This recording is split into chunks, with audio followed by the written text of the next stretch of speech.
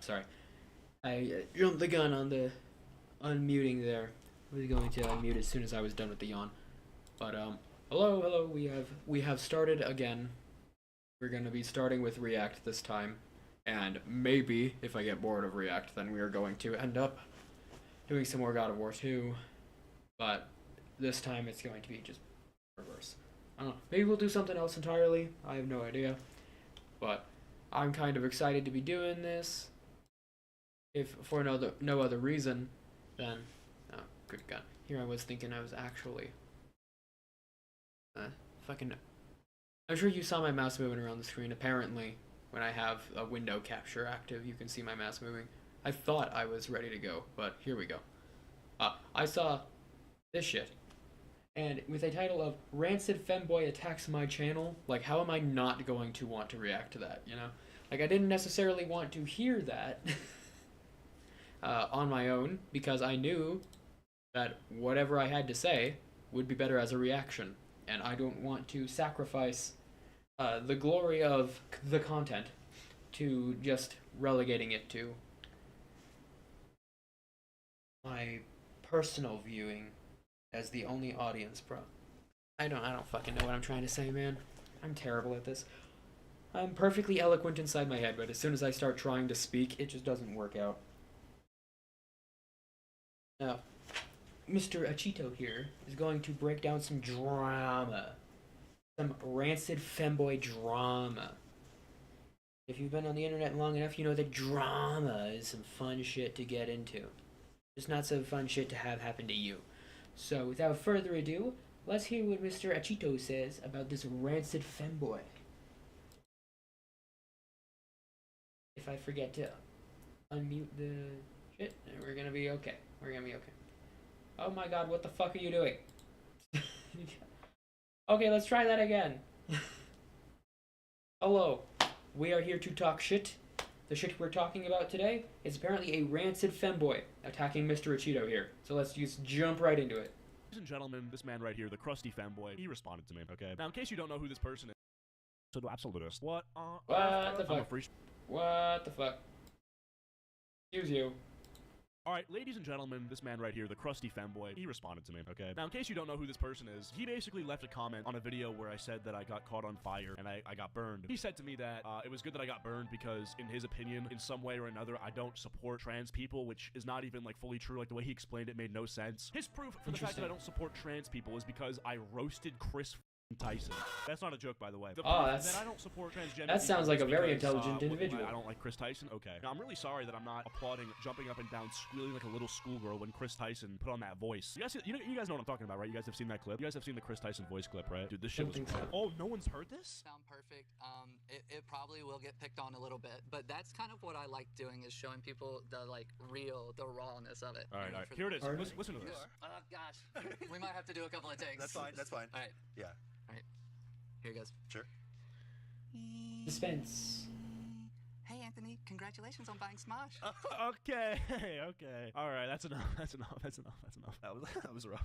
That was kind of no more out of cringe, here, I please. guess. Please, no more. Take a seat, sit down. You're done. So this motherfucker right here basically said that I'm transphobic because I roasted that person who deserved to be roasted. You know, I roasted a multi-millionaire. Oh no, I roasted a multi-millionaire who works for Mr. Beast, kind of can do whatever he wants whenever. And then I, some random guy on the internet, some random 19-year-old with a commentary channel, roasted him. So I deserve to die. And that's literally the argument, is that, you know, because I don't support Chris Tyson, or also that he also said that because I don't think people under the age of 18 should be able to have like their penis or vagina like surgically mutated or like removed or sliced off or only sliced the hottest of sliced takes down out the there. middle or cooked medium rare or some shit. Like, just because I don't think they should be able to do that, that I deserve to die. What the So, fuck very is with cool, the very rainbow awesome. shit Now on he this trumpet responded. here? He responded. So the crusty femboy responded to me because after he said that I should die, I made a video about this for the first time, basically saying like, okay, you're whack, right? Now that video blew up. It got like 140k views. W in the chat for that. And what he did was, instead of self-reflecting and thinking, I was just humiliated in front of 140,000 people because I told someone that they should die in a fire over nothing, over the fact that I roasted Chris Tyson. Maybe after that, I should look in the mirror and get a haircut, but also look in the mirror and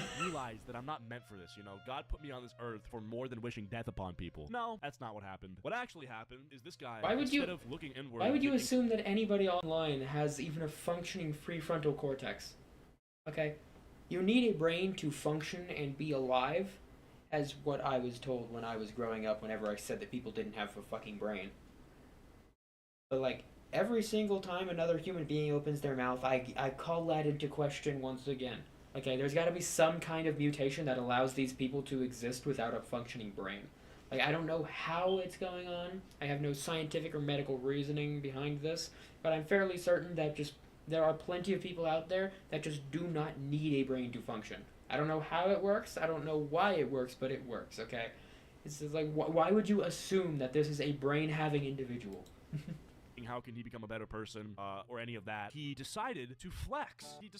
He basically said, yo, thanks, Cheeto, for the $2 of extra revenue. I'm gonna buy 2 bags of chips with this money. Shut your bitch ass up. So you can see here, this is the money that he made on one of his videos, and he was broke as hell for, like, his entire life, not even making 90 cents, which, like, if you're not even making 90 cents, like, even the Chinese sweatshop kids are gonna laugh at you. Like, they'll laugh at you, and then they'll get slapped and get, you know, told to get back to work, but they will laugh at you nonetheless. So he wasn't making any money, and then as you can see, around the time that I posted my video, his money skyrockets because everybody clicked on his video to see what he was doing. So he made $2.55.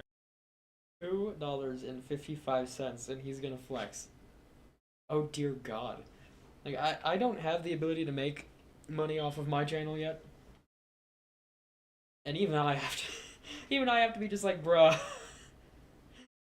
I may not be able to comment on it because I don't have the ability to make that $2.55.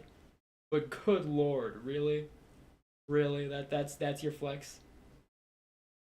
Which in his eyes is 2 bags of chips, so that's what he's posting about. But I honestly cannot believe that someone would post this as a W. You got humiliated, you got embarrassed, you got ridiculed and shit on, rightfully so, in front of like 140,000 people, and it was worth it for $2.55? What? Are you kidding me? You're telling me that losing. Alright. I'm gonna skip ahead a little bit, and we're going to see if this is something I can actually genuinely react to. Because I like drama, but this is stupid drama that I don't think I can provide adequate commentary for. My god.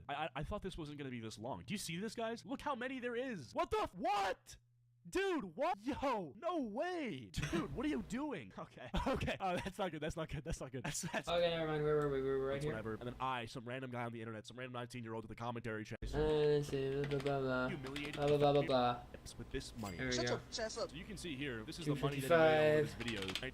My video. Okay, we have to get to that point. Okay, we have to get to that point. So he made $2.55, that was out of nowhere. Which in his eyes is 2 bags of chips. So we may not be able to but I honestly make content out of this video, but I'm watching this video, okay? You got humiliated, you got embarrassed, you got ridiculed and shit on, rightfully so, in front of like 140,000 people, and it was worth it for $2.55. What? Are you kidding me? You're telling me that losing all of the dignity that you may have had was worth it for $2.55? You just posted us that your value as a human, like your moral, like your the value of your character and what people view you as, is not worth any higher than $2.55. Are you serious? Is this a joke? Like, he tagged me. Tagged me. He said, thanks, Cheeto. He wanted me to see this. He wanted to be like, oh, this boy needs to see this. Like, he clearly don't know I made $2.50. Bro, I'm serious. Like, man to man right now, you shouldn't have posted this, okay? And I'll tell you why. I'm live right now. If you guys are watching the video of this, this is a live stream. And within the next 10 to 15 minutes, I guarantee you I will get a donation larger than that amount. And that's not to, you know, flex on you or anything. It's just to show you that wishing death upon people is probably not something that you should do unless you're making, like, at least $100. Not to say that you should do it ever, but this flex is like you're doing something bad, and it's still not worth it. It's still not worth it. You ain't getting shit, bro. You stupid.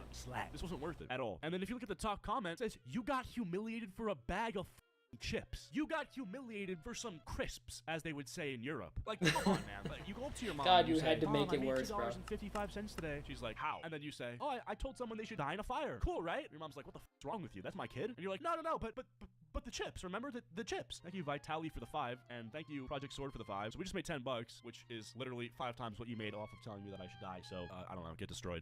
Yeah, man, just 2 bags of chips. Like, I'm gonna be fully honest with you, man. Like, I feel like I've given homeless people more money than $2.50 in my life. Like, if I had $2.50 in my pocket, I feel like it would be disrespectful to give that to a homeless person and say, hey, get yourself 2 bags of chips. Like, I'm at least getting that boy a hot dog or, you know, a burger or something. What am I gonna? Like, he's better off wiping his ass with the $2.50 than like eating chips. Like, come on, brother. So the other comments were we're funny. Keep making them seethe, sis. I'm seething because you made 250. Buddy, I think it's funny. I'm not envious of the 250. Keep your 250. Please keep your 250, okay? Invest it into crypto. Put it into a bank account. Buy government bonds. I am not mad.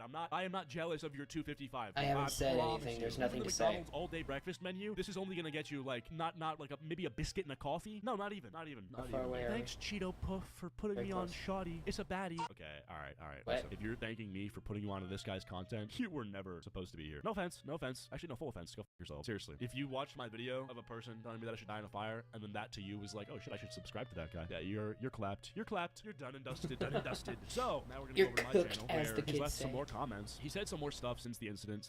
By the way, on this video, he's been responding to comments about him, which is pretty hilarious. So we're gonna go from the start, read some of the comments. That sounds like some cringe ass shit that I would do. We're gonna go to the more recent ones because he left another comment on a brand new video that's not even about him. Like, this guy hate watches me kind of religiously. It's a little frightening. And yeah, I guess we're just gonna word find his name, see how many times he's spelled. Alright. So we go down here. Dude, there's just so many. Oh my god. I thought this wasn't gonna be this long. Do you see this, guys? Look how many there is. What the what? Dude, what? Yo, no way. Dude, what are you doing? Okay. Oh, that's not good. That's bad. That's bad. That's not good. Oh my god. Oh no. Oh no. What the fuck? Oh no. Okay, alright, let's just keep going. Dude, this full context, it wasn't quite as interesting as I thought it would be. Okay, I mean, I guess you can say this one. When did you say that I'm against hate speech? I'm a free speech pseudo-absolutist. No, how do you pseudo-absolute something? Pseudo-absolutist. Yes, I did shit my pants today. That's okay, that makes pseudo-absolute. What on earth, bro? I'm a free speech pseudo-absolutist, bro. Yeah, you're also like...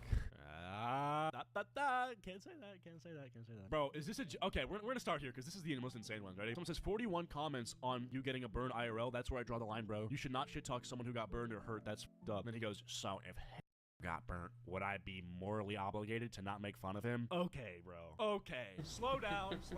Are you saying that is that what we're doing here? Is this the state of the dialogue that I'm like, come on, bro. If got burned, I could be mean to Look, I don't want to be that guy.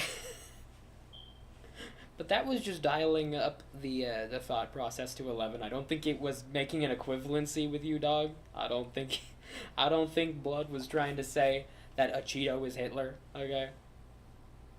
It's just fucking funny to hear somebody pull that out of their ass. It's just like, don't make fun of people when they get hurt. Well, if this bad person got hurt, would I not be able to make fun of them? It's fucking stupid on all fronts. Everybody involved in this is retarded. Good God. I love the people whose first fucking thought is about Hitler. I love that shit. It's like... You could have said, if a murderer, or if a blank bad person.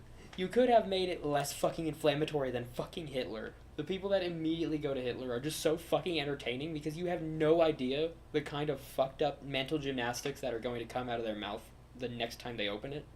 They are a loot box of random nonsensory, and eventually they will get you banned, but oh my god, it is so fun to fucking watch these dumbasses be stupid, bro. To him. Yeah, because, you know, he killed like millions of people. Oh my god. Oh my god. What the hell? Bruh. Unreal. No, make fun of obviously make fun of him. Go for it. Literally. I'm gonna have to see if I can DM a Cheeto. I don't know, my DMs are open, but I don't know, some people are cowards. You have to see if I can't get this motherfucker to be a soundboard, you know, just have this dude, since he's already making all of these meme sounds with his damn mouth, see if he wants to be my fucking meme soundboard. See if we can't get this shit going for a double baked meme, you know. If we're gonna do some stupid shit, let's do some stupider shit, you know. Let's bring it to the next level. See if that pops us off in the algorithm. Really go for it. Anyone can make fun of him. Like, I'm a YouTube commentary channel. I'm a 19-year-old male trying to make some money, trying to get my bread up, trying to be a good person. I've actually not killed anyone, unlike this guy. But what, you can make fun of me? That it's morally okay to make fun of me? Because why? I don't get that. You just compared me to someone who's actually evil. It doesn't make any sense. Oh shit, wait, Grammarly? No, Grammarly kind of clutch. Like, in case you didn't know who this was. Dictator between Germany, like, you know, W. Grammarly, I guess. Yo, TJ Gamer with the 10! What's it for the cringe people nowadays? Grammarly. I don't know, man. These cringe motherfuckers just be everywhere, bro. And that's what I'm here for. You gotta find them, you gotta roast them, you gotta put them in their goddamn place, you know? That's just what I'm here to do at the end of the day. And, you know, I'm just gonna keep spreading the good word, keep annihilating the cringe, keep on getting people right, keep on making the laughs, you know? That's just what I'm here for, brother. So, somebody else. What's the rest of this video? Really just reacting to this fucking Freakazoid's comments?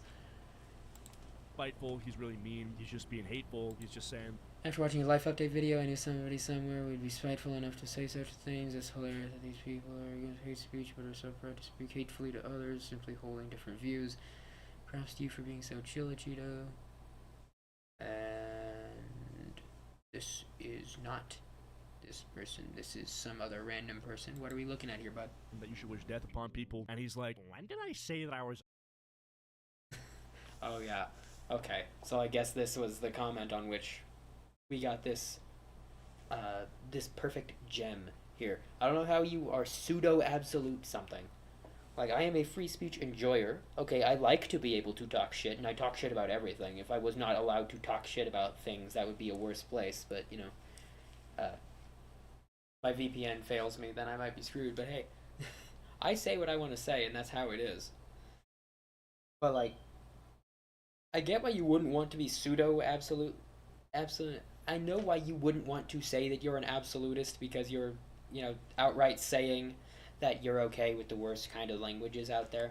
But I don't know how you think you're intelligent by putting pseudo in front of it.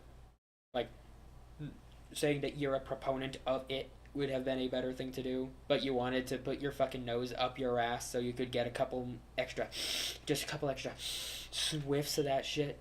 You know, you're just trying to make yourself look smart, but you're looking like a fucking moron. Against hate speech. Okay, bro. That's awesome. Good stuff, bro. Congrats, bro. You're pro free speech, bro. It's like you can't even be free speech normally. Like, you have to be a pseudo absolutist. Just say you're a free speecher. That's it. You don't have to add all these like, oh, I'm a free speecher, Marxist, revolutionary, progressively like fart pilled based maniac. Okay, dude. You support free speech. That's awesome. What did I say? I was against hate. I don't honestly care about this. I feel like hate speech is kind of like a made up thing. Like, I feel like there's hateful speech, but I feel like hate speech as like a thing. Like, is that even like real? I feel like that's like not really like a real thing. Like, I know legally like there's things that are hate speech and stuff, but I feel like it's like, who like decides this, you know? All right, going up here, it says Cheeto is gonna get featured on Femboy Haters 7 hype. No, that one's reserved for Leafy. You're gonna have to wait for part 8 to see a Cheeto featured. But let me see. Did I get featured on this one? Let me see. Oh, you got bumped back by the Crimson Chin himself. When was the last time I heard of Leafy having any relevance in somebody else's video? Jesus. That has to be kind of sharp, bro. That has to kind of give him a little pang in the side. It's probably why he's so gung-ho about looking for this fucking video. See real quick. No. Okay, well, he did Femboy Hater 7. Yeah, because I watched this. I wanted to see if he mentioned me. I don't think he did. Yeah, he roasted Leafy. Bro, can I just say, I don't want to, you know, like, roast this guy for everything he does. Excuse me. But, like, this is what you look like. Like, he photoshops the real-life equivalent of 40 pounds of makeup on his face. Like, you guys notice that? I don't even know how he's able to do this. Like, he even makes his eyeballs look, I don't even, like, what do you... I don't know. It's not like he took the picture from, you know, the one that you showed just a second ago. Like, I don't think he took this picture of him and made it this. He might have just put on 50 pounds of makeup. Like, he doesn't even have lipstick on here. He has it on here. I don't know. Maybe he just took a really good picture and then he photoshopped it like 300 times. You never know. Like, benefit of the doubt and shit. You know, everybody deserves it, even fucking retarded freaks like this, you know? I don't even know how to describe it. He makes himself look like a plastic, like, girl. It's kind of weird. Yeah, thank you, Shmoru, for the 5. He debated literal kids about you for over stream. I got the clips, too. Wait, send me those. He debated children about me? So let me guess, the kids went into the VC and were like, hey, Cheeto doesn't deserve to die. And he was like, yeah, well, you see, as a hate speech absolutist, I did fart today, and I'll have you know that, Cheeto, no, he's not too good. Send the clips. Put him in the Discord. I don't understand that, too. Like, this just bothers me. He makes him, like, pale white like a ghost. He has, like, glitter to his skin, and, like, he makes his eyeballs look like girl eyeballs, and I don't know, it just bothers me. So someone was talking about trans people because he clearly doesn't support it. He doesn't hate but he doesn't hate the concept of it. That's what I hate nowadays. Oh, you don't support LGBTQ? That means you're hating it. Yeah, true. That's a great point. He didn't even deny the fact that he thinks trans people are delusional. Okay, I don't like what. If I woke up tomorrow and said, "Hey, doc, can you slice my like a hot dog?" Would you say that I'm like a totally mentally well person? What? No, you'd say, "Oh, this guy's sick. This guy's fucked up. This guy's not." I think there's a very reductive way of looking at it, but when you boil it down to some stupid shit like that, of course it sounds fucking stupid. Right, you know? So, I mean, like, yeah, I'm not, like, denying anything. I think that shit is a delusion. I think it is, like, a mental illness. What else do we got here? He just looks like one of those edgy emo MFs from the early 2010s with that hairdo, and yes, I'm talking about Famios and not a Cheeto. The edgy emos from the early 2010s are based. In a way, they actually were based. I will give him that. Like, the edgy emos from the early 2010s, I guess he's right again. I guess W count too. What else do we got here? Yo, TJ Gamer with the 10. Why is it that people get so pressed when you talk about anybody nowadays? I don't know. know, man. I don't know. That's just how the cookie crumbles. That's just how it goes. This, my people, is the most accepting and most loving and most kindest group of people. This tribe is the pinnacle of humankind. Rejoice, for they have come to wish injustice upon their own brothers and sisters for differing thoughts. What other reward is there that is better than this, than having death wished upon us by the most accepting? What an honor than being cursed and sworn by the most loving. Damn, this was kind of like a beautiful thing to read. That was like a poem. That was like beautiful AF. That guy was like pretty Shakespeare. sure. That was a beautiful. I'm pretty sure I've heard the same sentiment reposted like 6 fucking times, but hey, it's hilarious to dunk on the accepting, the woke, and all of them peoples when they're being unaccepting.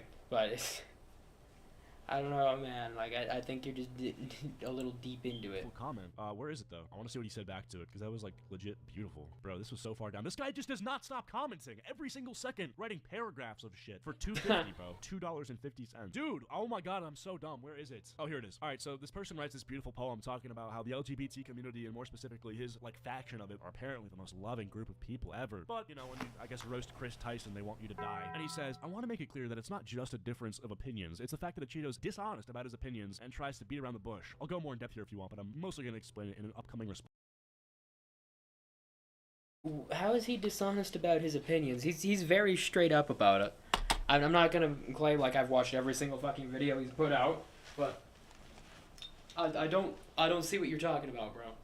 I just realized that I don't want to be showing fucking feet on stream, and I forgot to put on my goddamn slipper socks. So you get to experience this. It was just a coincidental timing, but like, bro, what the fuck are you talking about?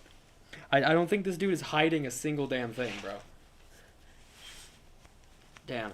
It kind of sucks that the first video is kind of a dud. I don't think I'm making content out of this one, but like, I am gonna finish it. I'm already over halfway. You know, sunk cost fallacy all you like, but like, I'm gonna finish this video, but like, damn, bro. Sometimes people just be stupid, bro.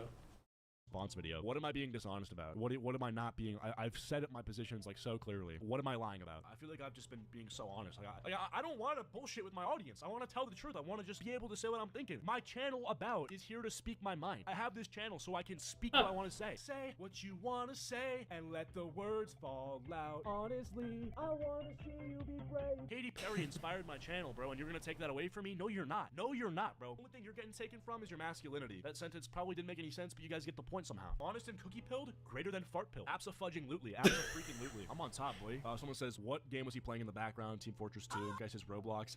This guy says, there's no Roblox in John. Yeah, there's no Roblox in hell. There's no Roblox in John. Yeah, thank you, Jojo, for the £5. I wonder where his father is. I'm gonna have to ask Dora the Explorer if he can go out and venture the seas, or if she can go out and venture the seas and find where this guy's dad is. His thumbnails disgust me. They're so boring and clearly manipulative. That's what I was saying. They're like manipulative. Like he's like painting himself. He's doing like blackface in his thumbnail, but like to make himself look like a woman. Like I don't even know what that is. It's like a weird thing. Bro has negative testosterone. Unironically true. I'm on estrogen now, so he's right. Like, I don't like what you're debating with people who you agree with. What is the state of this discourse? Let's see what else do we have here. He looks like Anthony Padilla when he was in his emo phase. Wait, unironically based? I remember being 8 years old having the biggest crush on Anthony. Bro, you're a victim. You're a victim. Your parents let you watch YouTube when you were 8. They let you watch Smosh when you were 8. You're 8 years old watching Smosh. 8. Come on, dude. Like you were I wasn't on the internet that much back then. But like, I wasn't allowed on the internet back then. Alright. Tell you what. I may remember a lot about the state of things that apparently everybody else seems to have forgotten. But like, let's not pretend for a moment that I was allowed to see the shit that I did. Okay, you just couldn't fucking stop me. Alright, there are very few people who could stop me, and they wouldn't try to stop me. Okay? Like, my folks wanted to keep me off the internet, but that just put me on the internet more. Okay? Straight up, I didn't want to watch YouTube until my parents said that YouTube was all kinds of porn and shit. Okay? That's what put me on the fucking YouTube, okay? Straight up. I don't know if this is a really good ad, but like, they're gonna find their way onto the internet eventually, man. Like, until they require ID to use the internet, they're going to get on there, okay?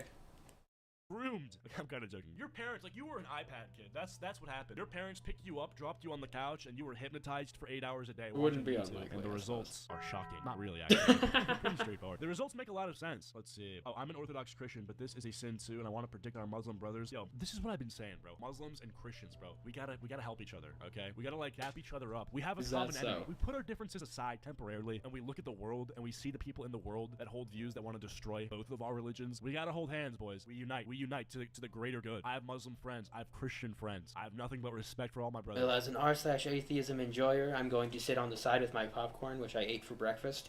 So you don't get to see me with my popcorn, but I'm just going to sit on the sidelines and let y'all go back to Holy War Part 3, you know. Get the transgenders out of me, you know. I don't know what the fuck you're on about here. But like enjoy your battle against people. Apparently they want you dead, so I'm not going to butt in at all. I'm going to let you do your thing, you know. But yeah, I'm just on the sidelines, just giving you one of these, man. All right, I'm just gonna make content out of it where I can, and apparently I can't here because there's nothing for me to say, really. Okay? Because that's the truth, bro. Just me being pedantic and like talking shit about individual points. Like, what am I adding here? Nothing. This isn't going to be a video on my channel. This is just going to be stuck in VOD hell. 2023, they hate us more than we hate each other. You know what I mean? That's a fact. That's a fact. Oh, yeah. I've never had an issue with a Muslim in my life. Never. Never has a Muslim made a hate video on me saying I should die. Never has a Muslim left a comment saying that I you know, whatever. Like, you know what I mean? And never has a Christian. They've only been nice to me. Only been merciful and kind to me. Meanwhile, this community, wink, you got their members saying that I should burn in a fire. You got them mass leaving hate comments, mass leaving dislikes, you know, shit talking me, etc. And on top of that, they're nihilists. They believe life has no meaning and that the purpose of life is just to spend whatever time you have on this earth to experience as much unlimited pleasure as possible and to be a narcissist. Hey, man. I am not a nihilist, okay? I am a realist, and that sounds very pretentious, I know. It's why I don't usually outright say that, but I'm a realist, okay? There is no evidence to support that it is anything else except for just the fact that it is, okay? There are natural processes that could explain how we got to this point, so why the hell would I believe in some fantastical nonsense? Like, why would I believe in fairy tales and moral stories over what I can see with my own eyes and what evidence can point to? Like, we have no answers. Why would I choose the answer that is just farcical and fantastical, okay? That's just my personal perspective on the matter. You can take it or leave it, I don't care. But, like, maybe it's just me, and I lived in the real world, and, like, there are, like, a total of, like, 5 comments on my channel, maybe, if even that. I don't have, like, the breadth of experience with all of these different groups and whether or not they wish death upon me and whatnot in my comment section, but I have made enemies in all groups of people, and I have made friends in all groups of people, okay? IRL, shit works differently, okay? Ain't nobody going to be calling Mr. Achido here out for fucking death threats, but when you receive death threats in real life, like, on a weekly basis, like somebody who is as insufferable as me, like, it doesn't really matter what people say online, you know? I may have lurked in some places on some alt accounts and whatnot. Like, I may or may not have had fucking death threats leveled at me online, but to be fair, it means nothing to me whatsoever what anybody says online. So if you're going to judge your barometer of people based off of the online world, I don't know, man. I may just not have the experience that you do. I may just not have the breadth of this experience that you're talking about. But, like, if you get people online, they are anonymous, so they'll tell you their true, they'll show you their true face. You give a man a mask and they'll show you their true face. But, like, bro, I just don't think that you're coming at this from that kind of perspective that you think you are, bro. I think I mixed up my words and I went too deep in the sauce and I lost my original point, but since I was still yapping, I just let myself yap because, you know, the more time that I spend yapping, the more of my content is me. So, yeah, that's kind of what I do sometimes. So, thank you for giving me a jumping off point to tell the audience a bit about me. But, like, let's just continue on the video so that we can move on to something I can actually make content out of. narcissist and to just fulfill your own desires. That's really what it is, bro. These people, all they do is like... Oh yeah, the nihilism and whatnot.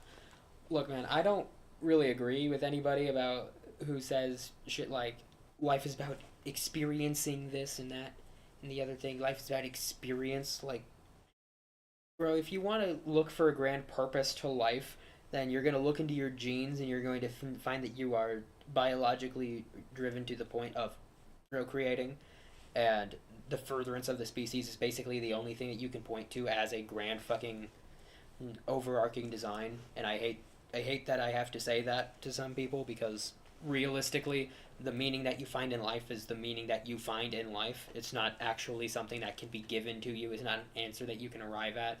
The meaning behind your life is whatever meaning you are able to find in your life. I suggest that you find said meaning, because living a life with no meaning is kind of ass. But let's be fair here. Your worldview and their worldview are not the problems here. And if you're attacking somebody's worldview, you need to come at it with evidence and shit. And if you're coming at it from a religious perspective, you're not coming at it with evidence. You're coming at it with more and more beliefs. Okay? Like, you can believe whatever the fuck you want to believe, so long as you ain't fucking hurting nobody. I don't give a fuck. Alright? And that's about as far as I'm going to get into that extremely controversial topic. But, like, I don't know, man. I think you're getting a little lost in the sauce here. Like, they wake up in the morning and they think, how can I make this about myself? Oh, let me think. I'm gonna be a narcissist. I'm gonna like wage war with societal norms for no reason. How am I gonna do this? I'm gonna put on a skirt, and when people look at me and they maybe look at me a bit different, I'm gonna make that more about myself, make myself a victim, make YouTube videos about how I'm a victim, talk about how all these other people suck, and you know, it's kind of this vicious cycle. Thank you, G Holland, for the 369. That's my point, bro, is like, you know, all us religious folk, bro, or not even religious folk, really like anyone who believes in something greater than like the material world. Like, if you're even like spiritual or something, you gotta look at religious people as your friends. Like, even if they're from different, if they believe in different gods and they have different traditions, like at the end of the History does not support this notion, by the way. Look, man, I am not a religion enjoyer. Okay, I have read all of the religious books. I have practiced, at least to some small degree, almost every single kind of religion out there, and I can say with a very high level of confidence that it's just not for me. Okay, I cannot delude myself, and I cannot make myself believe in things with no evidence for them. I'm sorry, and like, I don't know about this whole believing only in the material world and all this foo-foo nonsense shit. Like, I'm just a realist, man. Like, I don't believe in anything greater than us, but like, I don't believe that in this nihilistic, narcissistic point of view and shit. You know, I'm pretty reasonable, I think. I'm a pretty logical person. I just can't put my logical mind into a situation where I can believe in nonsense, okay? I can't smash my logical brain into a non-logical hole. I just can't do that. Like, if you want to put some stupid material world nonsense on me and shit, like, I'm down to talk about that. But like, it's not what I believe. You know, it's just not. You know, I've had this discussion many a times. I just don't believe. It doesn't mean I believe in something else. I just don't believe.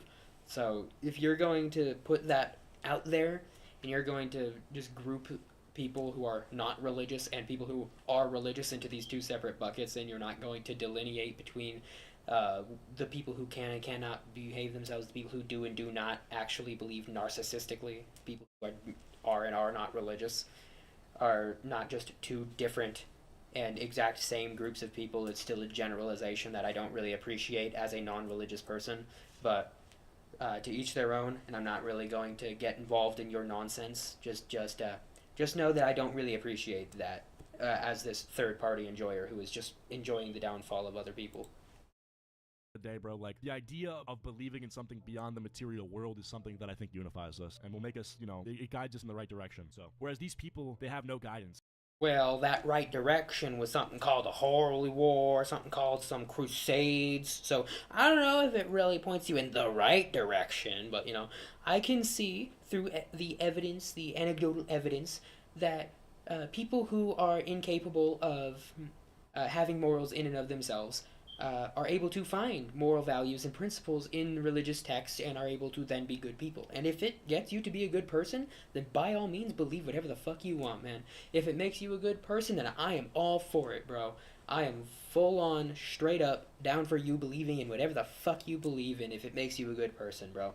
I don't need that shit. I'm just a good person myself, you know.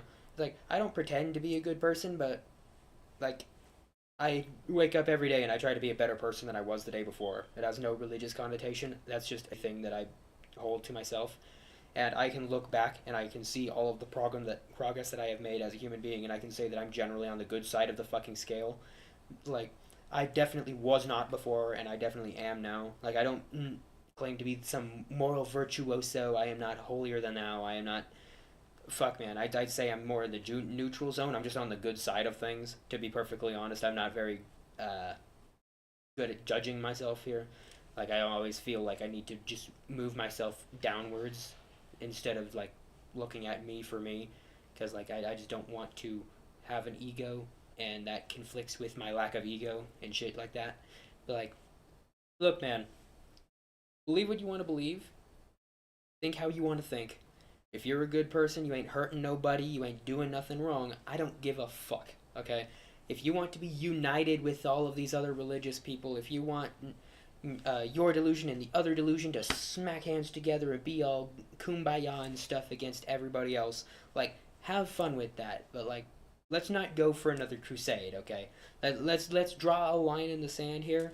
Like, your belief in a higher power and these beliefs that you've deluded yourself into are the exact same ones that allowed other people to kill people en masse. So let's not pretend like this is all just one grand fucking value system and, like, there's nothing wrong with it and never been misused and there's nothing wrong at all. Okay, you are not just the better person because you're religious. Let's not pretend like that's the case. But, like, again, whatever the fuck you want, bro. I don't care so long as you ain't hurting nobody. You know, they don't really know what they're doing. They're just kind of aimlessly wandering across the earth. So when you don't believe in anything else, when you don't believe in a god, when you don't believe in anything beyond the material world, you worship yourself. You worship yourself. You worship, like... Which I do not. Which I do not. I don't. I don't worship not a goddamn thing. Okay? You're putting something on this group of people that is just everybody but you. And since I'm somebody who is not you, and who does not believe in these things... I find it offensive that you are trying to pretend like you know what the hell I believe. You know, you don't worship higher power, so you worship yourself. No, I don't worship anything. I don't worship, period.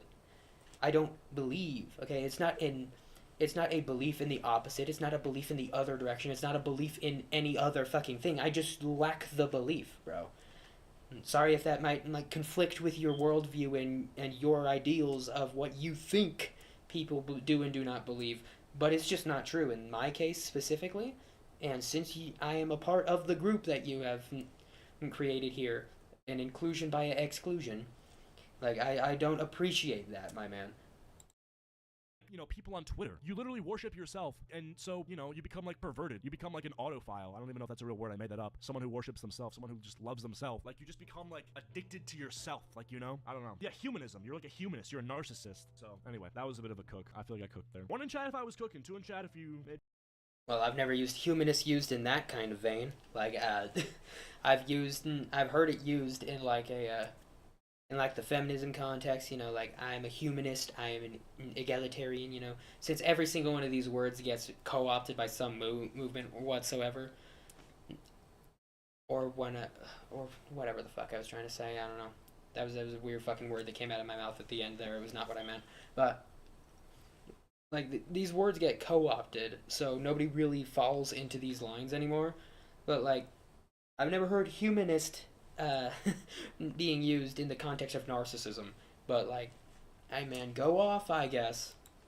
Maybe disagree with what I'm saying, or if I was going off. Alright, so next up he says, what else? Oh yeah, he just says the N-word here. Like, I don't really know what this is. I mean, I'm not, like, I don't know. Now, this was the same one. It's like, I don't really, I don't know. I mean, I feel like this is, like, the least of his problems, you know, to be honest. Obviously, you know, I'm not black, so I'm not gonna have the same reaction to that word as someone else would, but I don't know. I just see a broken person who's, like, you know, I don't know, man. What else do we got here? Oh, wow. Alright, some more trans stuff. No, don't mass report.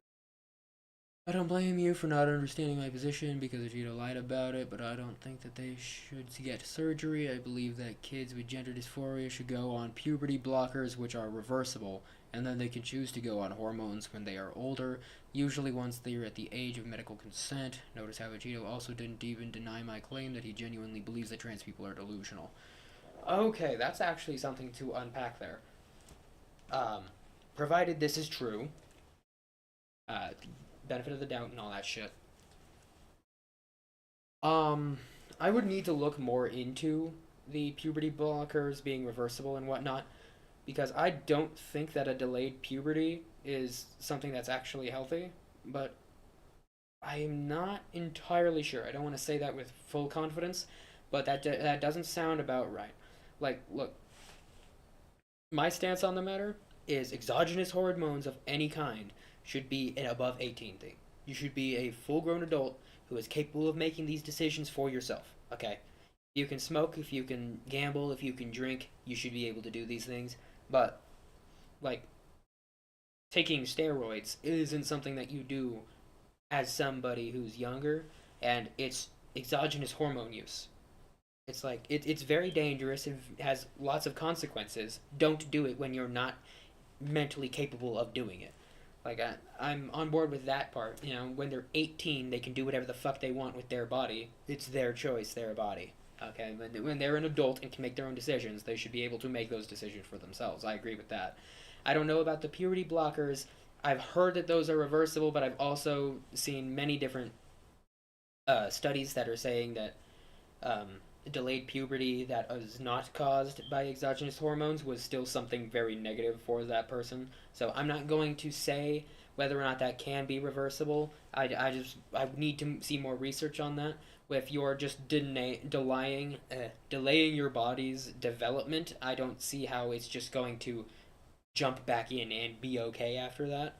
There are certain milestones and certain developmental factors, and like the fusing of plates, the bone growth, there's all kinds of shit that runs alongside your puberty that just aren't the direct puberty, like your balls dropping and your fucking hair growth and shit like that. It's not just a hormonal thing. There's a whole lot of other shit that happens during puberty that I don't think would be easily reversible if you were to block it, but I am not a medical professional. I don't know for sure. I would need to read more into the research to have a more informed opinion on that. But if your opinion is that they should not be doing something until they're an adult, then I'm on that same wavelength. You know, when you're an adult, do whatever you want, you know?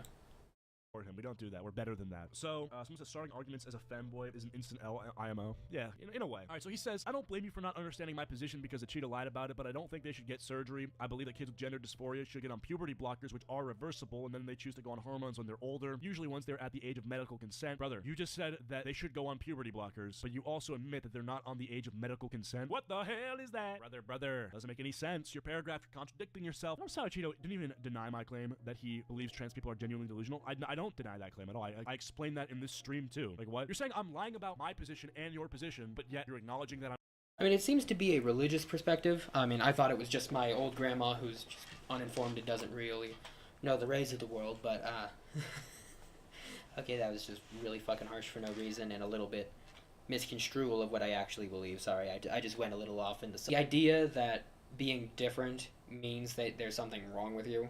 A difference of the mental faculties means that you are mentally ill, you know, like this kind of idea is not one that I can 100% get behind, but I can understand how a medically different functioning of the brain could be viewed as such, but I don't think that being different inherently makes you ill. I don't think that having ADHD is a mental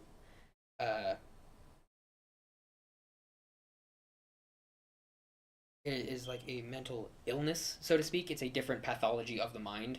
The mind functions differently. It's not an illness, so to speak. I mean, it's still under the broad category of mental dysfunction because it's not functioning the same way that it should be. It's not normal. Like, I don't think that it's something that makes you ill. And I don't think it's a problem, so to speak. You know, I think that these people tend to have problems, but I don't think that being trans is delusion or a problem when I have seen actual physical brain scans that say that this one actually behaves more like the one that's of the opposite gender. That's what kind of like got me into the believing of it. Like I didn't believe it. I didn't for the longest time. Then I saw the fucking brain scans, and that kind of proved it to me. From there, being proven that it exists, then you have to then go further, and you have to have the debate after that whether or not it's something that should be corrected, something that should be fixed, or if it's something that is just simply different. It is a different operation, and it didn't seem to me like the brain was fundamentally damaged in any way. It didn't seem to me like it wasn't functioning, period. It was just functioning in the way that it would have if they had been born as the opposite sex. So I'm not going to co-sign that. I can't co-sign that. It's just not supported by evidence, but I can understand how people can come to that conclusion, I suppose. So that's all I really had to say on that. And I probably expressed my opinion in a very stupid way and with way too many words, and I just ended up not saying what I wanted to. But like I don't really consider it a delusion. I consider it a different functioning of the brain. And like honestly, I can't wait for the future when we have different ways of dealing with this other than, surgery and hormones and other shit like that. Like when we can lab grow a clone of somebody, but it's the opposite sex and we can just put their fucking brain in the clone. When we have actual solutions like this, we won't have to have stupid discussions about whether or not it's okay or whether or not it's delusion.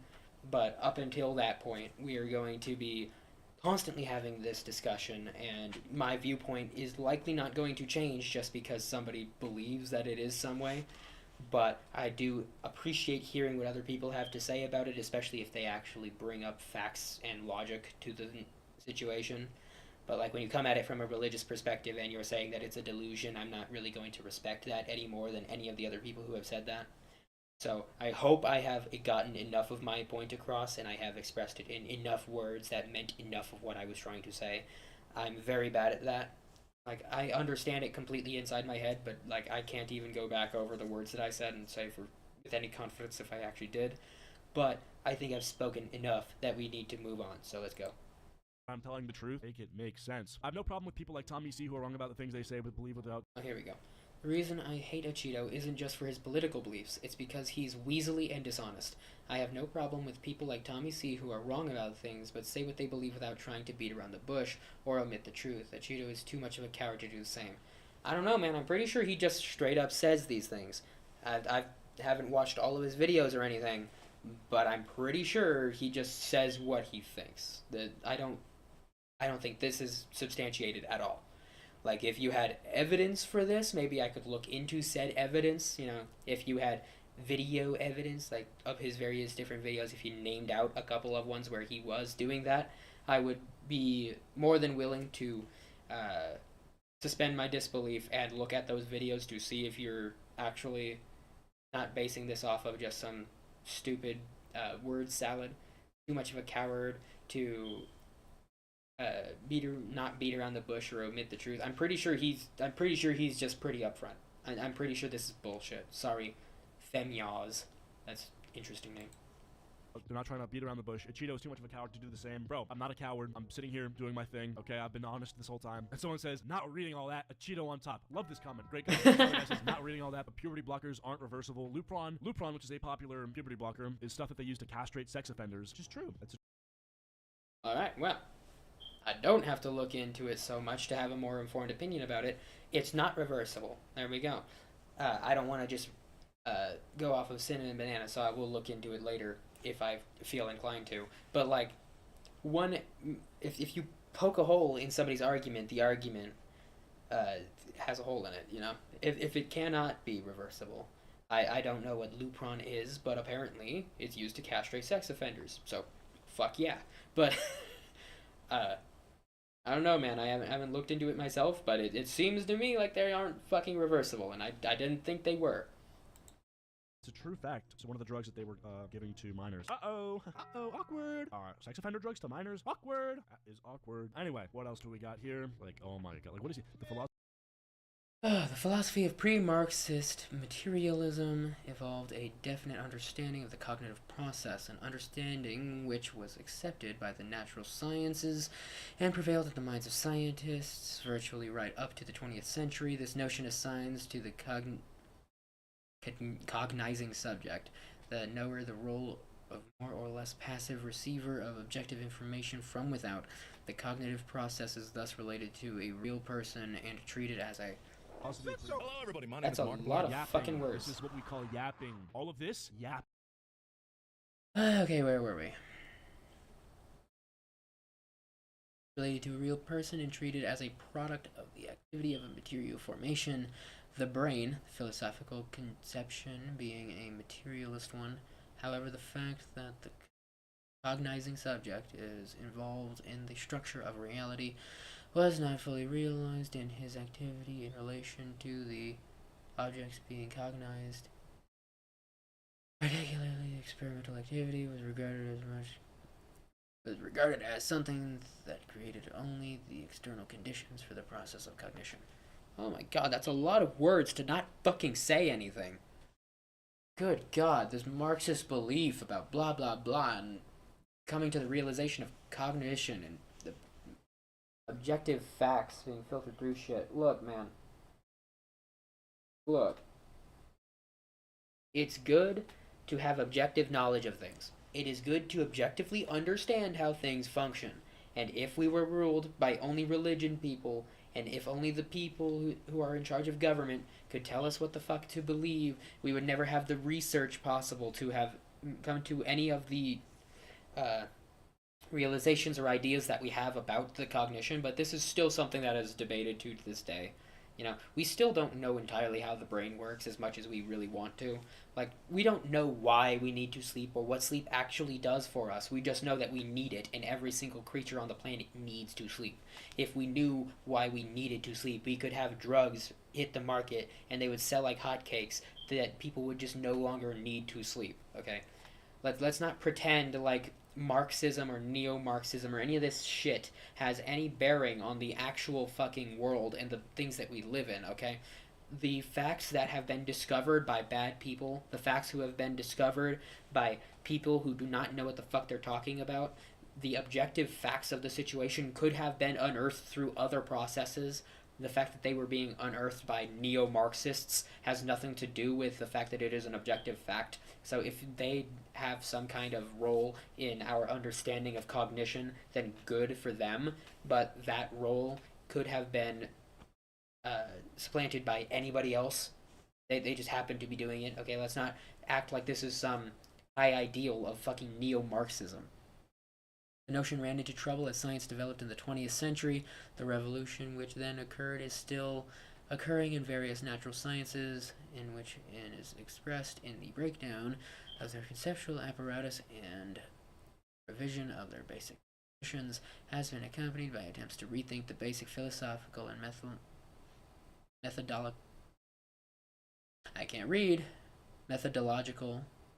premises of scientific activity. So they questioned things and rethinking basic philosophical methodological premises. Okay, that's what they do in science, Here we shall attempt to outline some of the basic problems of the methodology of modern science. Oh my god, this would be much better if you were actually saying this to me and I didn't have to read this shit. Modern science, a solution of which the understanding of the dialectic of subject and object evolved by Marxist philosophy is of particular importance. The problem has received increasing attention in recent Soviet philosophical literature. Fucking goddamn it. The fundamental feature of the Marxist approach to the analysis of cognition is recognition of the need to consider all forms of cognitive activity in the context of the real activity of social man, in the context of the practical transformation of natural and social reality. The self, the people, the stuff, the society, and whatnot. Jesus Christ. So, I'm going to assume this is a communist here. And I'm not going to let that color my opinion. I'm just going to read the rest of the word vomit. It's not in cognition, but in practice, i.e. the actual doing something with objective reality, that Marxism sees the starting point of man's relationship with the world. Okay. Not in cognition, but in practice. The actual doing something with objective reality, that Marxism sees the starting point of man's relationship with the world. It is when things go from in your head to outside of your head that the outside world that exists outside of your head has to deal with what you're... I don't think this is exclusion. This is exclusively a Marxist idea. I'm pretty sure that's just looking at things and calling them what they are, but okay. Practice as social man's changing of the natural and social environment as the creation of new forms of life actively, and hence changing the subject himself is a specific feature of man and sharply distinguishes him from the animal. The distinction of man from animal is the different parts of the brain that formed. There are different parts of the brain that we colloquially refer to as lizard brain and mammalian brain and monkey brain. And then we have our ability to conceptualize. Most animals don't have concepts in their head. Lots of animals just have baseline instincts and don't think very much about other things. They don't have the ability to do so, okay? Our brains have evolved past the state of every other fucking animal on the planet, so we're different from the animals, okay? The way that we act and behave does not distinguish us from the animals, okay? It's what we are that distinguishes us from the animals, okay? We are a hyper-evolved animal, okay? We evolved to this point through natural processes, okay? We have better and more advanced brains. We think differently, and our ability to think differently has an effect on our actions. It's not the actions themselves that distinguish us. You know, it's in a moral, philosophical, spiritual sense. What we do is better than animal because we do not give in to our instincts. We can rise above it. Like, that is something inherent to the human species that is not inherent to any other creature. The actions are not what distinguish man from animal. That is just the moral of the story in these spiritual stories that try to teach you things, okay? You're conflating things again. Man is not passive in the face of external nature. He treats it as the object of his activity, as something that should be changed in accordance with some aim of his own. Like, some people, yeah, there are other people who actively go out and live with nature and coexist with nature, don't want to change a thing about nature. He just carves out a piece of nature. Like, my great-grandfather lived in a fucking cabin in the woods, and what did he do? He just survived in a cabin in the woods. Like, he didn't try to shape the world around him in accordance with some aim of his own. He was very respectful of the natural world, okay? I learned a lot about my feelings and views on nature from the man. You know, it's not some stupid, we have some thing in our brain that we have to make the world about our shit, okay? This is fucking stupid. In actual practice, cognition of the object as it is in itself, and goal setting, the setting of the task of changing the object as directly you. Did you copy and paste a whole bunch of word vomit? What the fuck point are you trying to make here? Marxists had ideas on cognition, okay? This cognition was rethought in the Renaissance, and people are bringing it up when they're talking about Marxist philosophy. Fuck off. Fuck off. Straight up. Being waffling blood is just you're hiding behind this Marxism as if it's a religious philosophy, as if it's a religious viewpoint. Okay, you're just as fucking stupid and just as fucking ignorant of the actual functioning of the fucking brain as my grandma, who's just like, I don't believe in evolution. And she's not saying that in some snarky way. Like, I put that onus on what she said. You know, she said it with a smile on her face and with perfect fucking innocence and clarity behind her eyes. She's just like, well, I don't believe in evolution, so there's that. You know, it's like, you are coming at this from a external worldview and using that to justify your lack of knowledge. Like, what you're doing here is hiding behind some Marxist philosophy instead of some religious text in order to fucking say some stupid shit, man. Bro. Buddy, you're just speaking. You're just yapping, waffling. For This is a lot of fucking word you wrote salad. all this. $2.50 for $2. Word salad. Inexplicable word salad.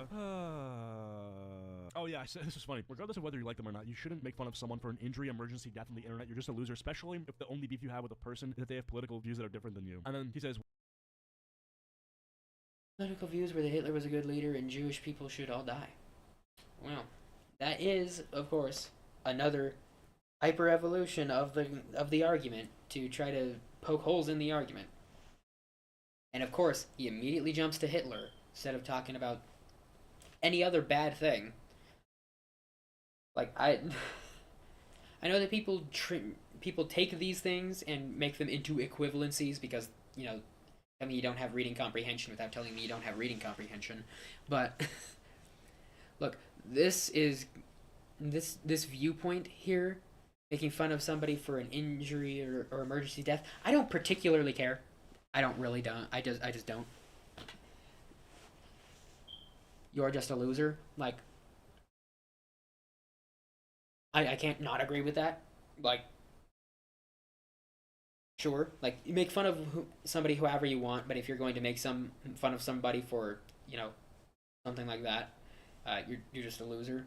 Like, yeah, like, name one time when that hasn't been true.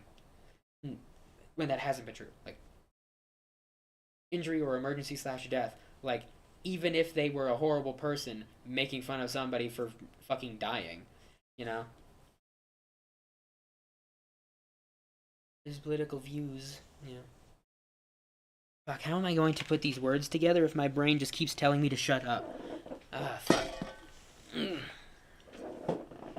Especially if the only beef you have with that person is that they have different political views than you. Look, dancing on the graves of your enemies is really fucking fun, but I don't think it makes you any less a loser if the person you're making fun of is a bad person. I really don't think so. Color me surprised that he would go straight to Hitler, but like, making fun of Hitler for dying isn't really funny. Making fun of Hitler for being a coward and a pussy and taking the weak-willed way out, like, that's something completely different entirely. Okay, it's not the death itself that you're making fun of. It's him being a pussy and not facing justice. He faces, you know, his own cowardice. You know, that's what I would make fun of him for. But like, to be honest, just making fun of somebody for getting hurt is very childish and immature. It makes you a loser. You know, that's what kids do. You know. See death on the internet, you're just a loser, especially if the only beef you have with a person is that they have political views that are different than you. And then he says, what if his political views were that he was a good leader and that Jewish people should all die? And someone goes, Jaden reference. You guys remember that? That's actually a belief that this guy's friend has. This guy's friends with Jaden, by the way. Yo, thank you, Octo, oh, for look the how surprised I am. Love that. But this is not, I don't believe he was a good leader and that Jewish people should all die, so you lost. MF the type of guy to say, Eureka, when bro writes. That's funny. Actually, it's spelled Eureka. The comment section is so funny, bro. How the f does some motherfucker with a dog collar on his neck have enough confidence to publicly roast someone online? Looks can be deceiving. What does that even mean? Like, are you not wearing a dog collar? I don't understand. Like, the look isn't deceiving. Like, you are wearing a dog collar on your neck. It's deceiving. I don't get that. Like, what? Looks can be deceiving. I saw a heart no choker, deceived. but like, you have a I don't dog care collar what on the your fuck neck. they're wearing around their neck. I don't know how many more of these we're gonna read. Like, there's so many of them. Like, there's genuinely hundreds at this point. Someone says, I'm Muslim, and my guess is the femboy has to go to hell. Your prophet Muhammad married a 7-year-old and had sex with her when she was only 9. Dude, you literally have a guy in your Discord server named Kid 1989. Is that a joke? Like, one of the members of your Discord server is named Kid. Like, that's not a joke, by the way. Like, go into a server. The people in a server, one of them is literally named Kid. Imagine so trying to talk. Yeah, Imagine trying to speak when that is a thing. Imagine trying to speak ever when that is something that somebody can clap back at you with. Imagine opening your mouth when somebody has that kind of ammo loaded in the fucking mag. Like, imagine speaking with that in your repertoire. Jesus Christ. He just keeps going. Anyways, though, I think that's enough of this guy. If you enjoyed watching... Leafly re-uploads. Ooh, boy. It's the femboy Achito talked about. Yeah, read the reply before responding to it next time. So you must be a big fan of Achito, right? Since you have 176 comments on this channel. You got a little crush on him? Damn. Damn, imagine being such a fucking loser. I'm sorry. watching this video, leave a like. If you didn't, leave a dislike. And I don't know. That's enough of this guy. If he responds, which he might, I'll probably make another video No, on I this guy. think this was an utter waste of my time. I couldn't even make It's like a great content meme out of for it. I that just being said, didn't want to hope you guys enjoyed stop this video. See watching you guys it next while we time. were like Peace. halfway through it, and I had to I see at least dislike half you, of it so that I though. could get to the nigger comment. But like, bro. Hello everyone, I have one question for you. How many Bloons games are there? It's a simple question, really. Well, that sounds, why the fuck is this in my watch later? I don't know. Stewie, get down before you hurt yourself. Shut up! You're not my mother! Good God, you alright? Brian definitely needs a doctor. I'm like actually curious. But Doctor evil says food supply- things. Oh, The doctor says things, guys. The doctor says things. That was in my watch later because I think it'll be fun to watch. So, that was not for us. They are lying to us. Okay, that sounds like something that I can at least pretend to be good with. I probably shouldn't have just said that, to be straight up. Like, I believe in treating words with respect. If it is such a serious word that you should never call somebody, like, it just seems childish to me to call it the N word. Okay, teacher, he said the F word. He said the S word. Like, I would never call somebody that, but I don't think that just anytime the word like is spoken out loud, you're just giving it too much fucking power. To be perfectly honest, I know because of the color of my skin, I shouldn't have that opinion, but like, straight up, I don't believe in ever calling anybody that for any fucking reason. But straight up, if you just can't stand hearing the words said, like, I can't convince you otherwise. But dear God, man, I think there are acceptable consequences. There are acceptable consensus. Contexts. Jesus fucking Christ. Words. Words. If you think that you're going to get proper verbiage from me, then you're obviously in the wrong place. Alright. Now. Welcome. More reacts, okay? This time it's They Are Lying to Us by Leaflet and Asari. Sweet. Now let's see who's lying to us, shall we? I don't like being lied to, do evil you? food supply? Ooh. What's My this? kind Is of this- videos. Alright, This here we on go. your screen is mine. Cow's milk is so bad for the environment. What kind of milk? I'm like actually curious. But evil I food guess that's a supply- part of the oh, video. What the fuck is this? Evil food supply? Ooh. My kind of videos. Is that editing out the chat so Cow's that they milk don't is get so banned? bad for the environment. What kind of milk should I drink instead? Move over, soy. There's a new trendy milk in town. Oat milk. This is oat milk. It's one of dozens of non-dairy milks to enter. I like the old school soy milk though. Like the old school like Asian soy milk. The one that you don't really use it as a replacement for milk. You just drink it because it's soy milk. I like that one. the dairy alternative scene of the They used to last have it at like I was born lactose intolerant actually, so I drank a lot of like Silk when I was younger because I was born lactose intolerant. Funny fact, fun little story, I guess. I was lactose intolerant until, as a child, I was caught in the refrigerator just eating on a 3-pound block of cheese. just eating the cheese. I liked cheese. I still like cheese, but I just liked cheese, and I was sick for 2 fucking weeks. I was like bedridden, horribly sick for like 2 weeks, and then ever since then I've been able to properly process dairy. Fun fact, fun little story and whatnot. But like, I liked Silk. Like, I have a passive like liking. You know, it's not really anywhere past like neutral, but like it's neutral positive. You know, it's like I'm not going to spend that much more for an alternative. You know, but I don't know. I haven't been up to date with everything. It could just be the same price now, as far as I'm aware. I don't really know what the fuck the pricing on it is anymore, but you know, I did have a passively positive experience with them because it was the only milk product that I could actually consume. Like, yeah, you fun go fact. like to the Asian market and it's just like there next to the I didn't go to the Asian market, so you know, there's that. tofu. I actually like that stuff. 20 years. Every time I've tried tofu, it has been utterly disgusting. So, you know, maybe tofu is good.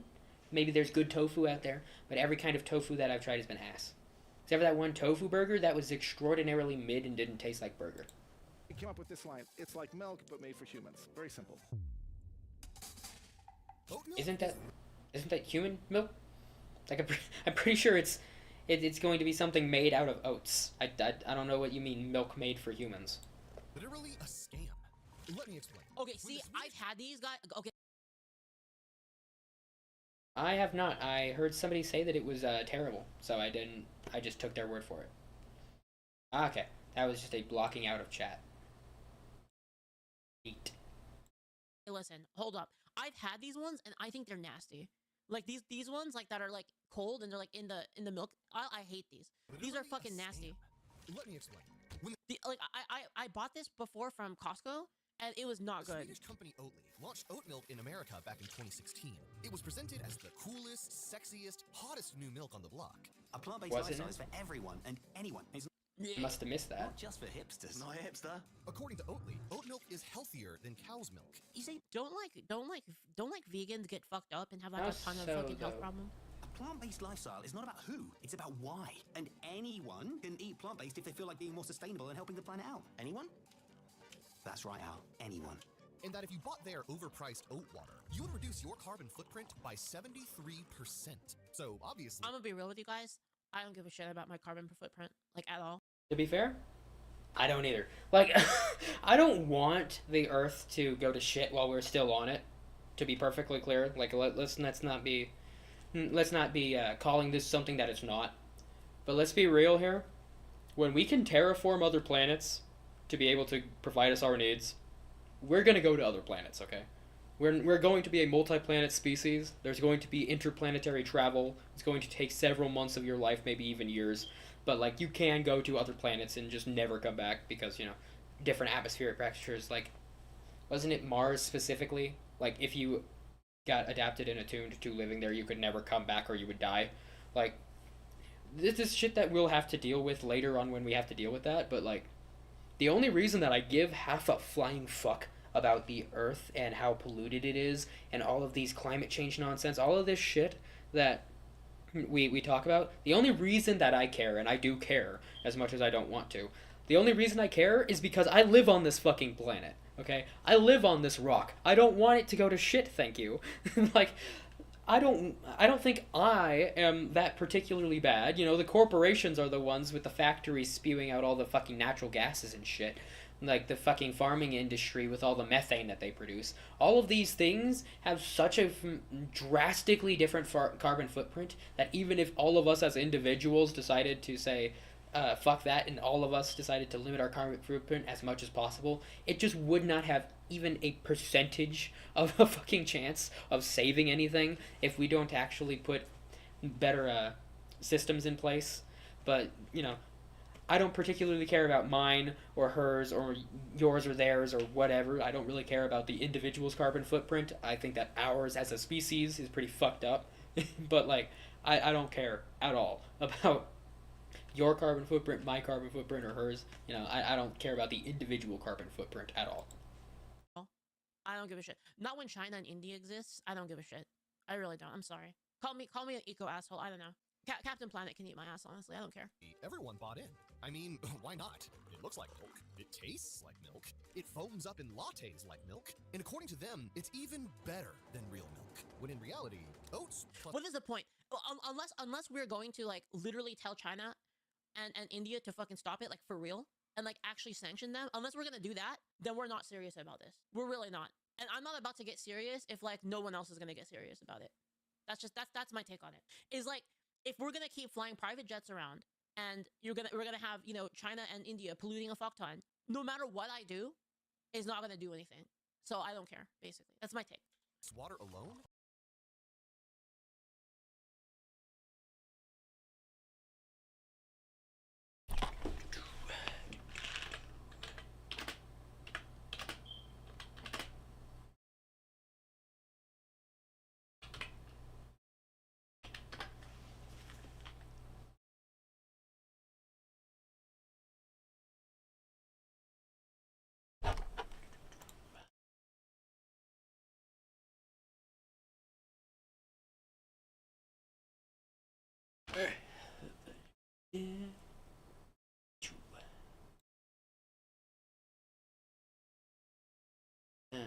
Don't mind me, guys. I'm just doing something. Fucking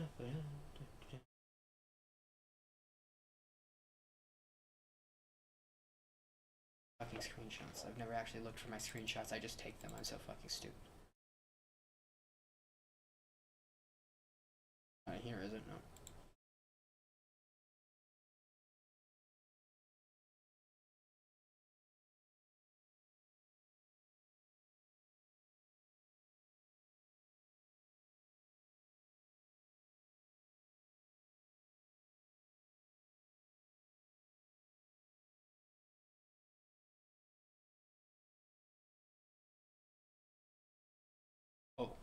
let's not open that on stream. Thank you. I don't know where to find my screenshots. Nice, what the hell?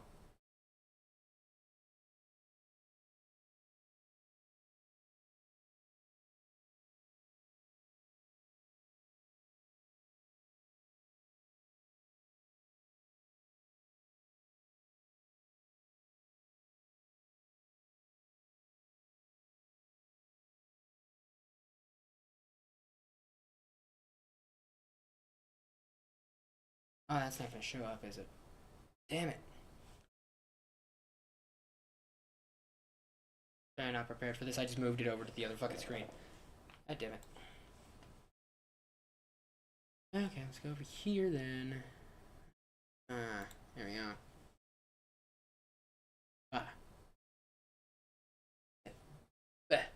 Okay.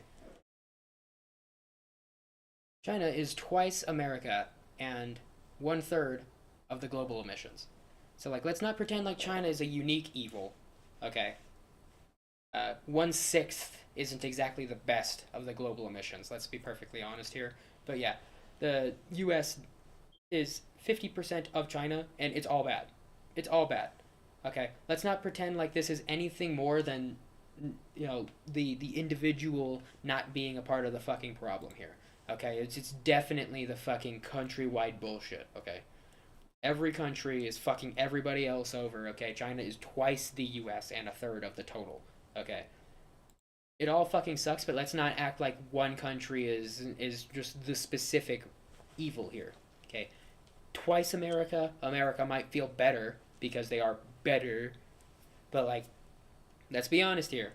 Let's not pretend like it's just China and India that are bad people who need to be chastened, okay?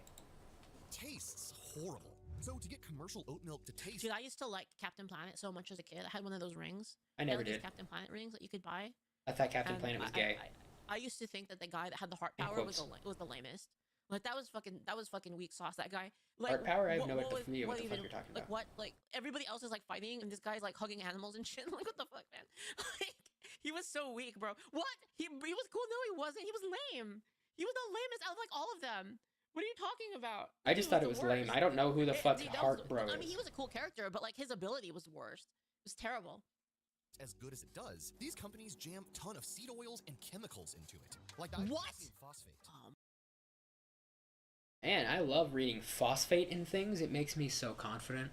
I know that that's I know that not everything with phosphate in the name is a bad thing, but like every time I read it, it just immediately triggers that ape brain response. Just like, ooh, that's a good thing to put inside me. But like, look at this. 1 cup is 160 calories. Okay. Let's just do this on another fucking tab. I do things on other tabs just in case, so don't get too concerned or whatnot. I just do things on other tabs. Look.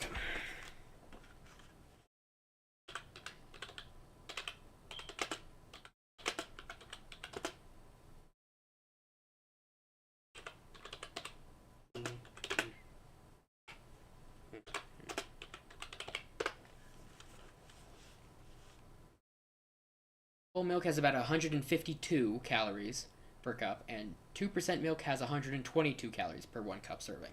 So even if we're just going off of calories, which isn't all about health and whatnot, you know, they're not making a good argument when they are more than whole milk and far above 2% milk in calories, okay? I may not be the brightest bulb on the block, but I'm not stupid enough to believe a company says something is good for you and then just believe that. Okay, I believe that they're all lying to you. Okay, when fucking Breasticles and the older of the Pauls was talking about their fucking Lunchable thing being healthier, I'm just like, okay, bro. Okay, sure, pal. But like, I know it's just calories, and that doesn't really account for what's good for you or not. But like, that's all I need to know that I'm not going to be drinking something worse, you know? Water and oats are the first thing there. So at least that's the first ingredient. Contains 2% or less of everything else, but like the first ingredient is something with phosphate in it. That makes me so confident. Fuck. Mommy, bring me the carton of oat milk. Mommy, can you bring me it? The carton of oat milk. I want to see if it has all this shit in it. Like the what do you call it? The shelf stable one, not the the one that I have. Okay, here we go. He's got a Fuck! mom. It does have a little bit of seed oil, a little bit. Shit. Organic. Okay, organic oat base. Organic oat base, filtered water, organic rolled oat flour, organic sunflower oil. I guess it's organic. Calcium carbonate, sea salt, sunflower lecithin, organic and natural flavors. Ergocalciferol.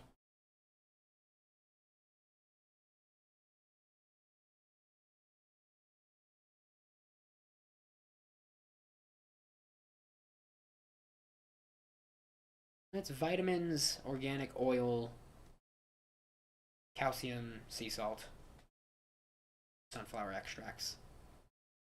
I don't know, it's probably not the worst thing for you, but like putting oils in your food is not really a good thing. And like there's oil right here on the screen here.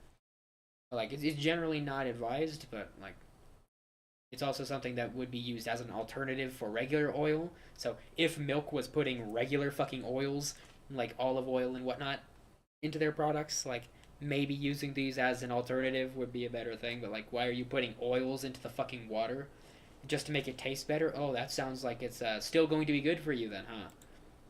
Filtered water, organic rolled oat flour, organic sunflower oil or canola oil, calcium carbonate, sea salt, sunflower lectin, organic flavors, ergocalciferol, vitamin palmate, riboflavin, and wait, cyanocobalamin? That sounds really bad. What is cyanocobalamin? Oh my god, these fucking bastards. Mommy, look at these guys. On this label, look, they just have riboflavin, vitamin A, vitamin D, vitamin B12. The Costco one tells you where it comes from. See, if you look at it right here, it says ergocalciferol, vitamin D2, vitamin A palmate, riboflavin, vitamin B2. Yeah, I prefer this kind of label right here that tells you what's going into it, even if your dumb dummy head doesn't actually know what the fuck that means, and it just breaks it down for you right here. The fact that they are telling you the specific type of the specific type of synthetic vitamin that they're actually using, instead of just pretending like they just pump vitamin A as if vitamin A is just a thing that gets pumped in. You know, you extract vitamin A from other things or like supplement it. And like even then I would have to read the back of a supplement label, but I'm pretty sure it's not just the vitamin as just the vitamin. Like I'm pretty sure it's the more bioavailable form as perpetrated by some other thing, but like I would have to check next time I look at a vitamin thing. Cyanocobalamin, vitamin B12. So this is the same shit. They're just hiding it. Mommy, they're hiding it. It's the same thing. But the one from Costco tells you what's in it. So sorry, these guys the are mommy. fucking lying. They're lying by omission. Mommy. Don't sue us, you Swedish bastards. To kidney disease, Oh, I gotta drink this. This is gonna go bad in July. Rapeseed oil, aka canola oil, which is a seed oil. And then there's maltose. Yeah, they're all fucking seed oils. I'm gonna finish drinking it though. I'm not gonna waste it. I just won't buy anymore after. A sugar whose glycemic load is double. I'm not gonna lie. I just like the flavor with matcha. Like it's like the perfect flavor for like oat milk is the perfect flavor with matcha. Like combined, it's like so good. Of white sugar. In fact, one serving of oat milk has the same blood sugar effect as a can of Coke. What? And gram for gram, oat milk has the same amount of seed oils as French fries. What the fuck? I could just have French fries. I'm a real though. Like if I'm gonna get French fries, if I'm gonna get French fries, I'm gonna get it from Buffalo Wild Wings or Popeyes, because Popeyes fries their French fries in tallow. Oil. Did you guys know that? That's why they're so fucking good. If you've never been to Popeyes, the fries are so good at Popeyes, and they're fried in tallow. Nice. Wow. Now that sounds healthy. See, these oat milk companies. Yeah, McDonald's used to too until all the freaking vegans got to them. Oat milk is a marketing ploy. A marketing ploy to make as much money as possible by selling you imitation milk that is way cheaper to. Dude, how much damage can these fucking hippies do? Am I? Dude, hippies Fuck fucked hippies, up everything. yeah. The hippies fucked everything up, man. They fucked everything up. The Especially hippies these started two this in whole particular, vegan huh? shit, and then they did the whole like sexual revolution shit, dude. They fucked everything up. These goddamn fucking hippies, man. It's goddamn hippies. I remember playing Earthbound as a kid, and you beat up on hippies. It taught me a lot as a child, you know? Good game. I'm sure it did. Than real milk, and all of us fell for it. Welcome to Evil Food Supply, and this is the Great Oat Milk Scam. It's a marketing ploy. It's cheaper to produce than milk. I'm sorry, like you just blew your load. You told me everything that I'm going to see in the video. Okay, time to move on.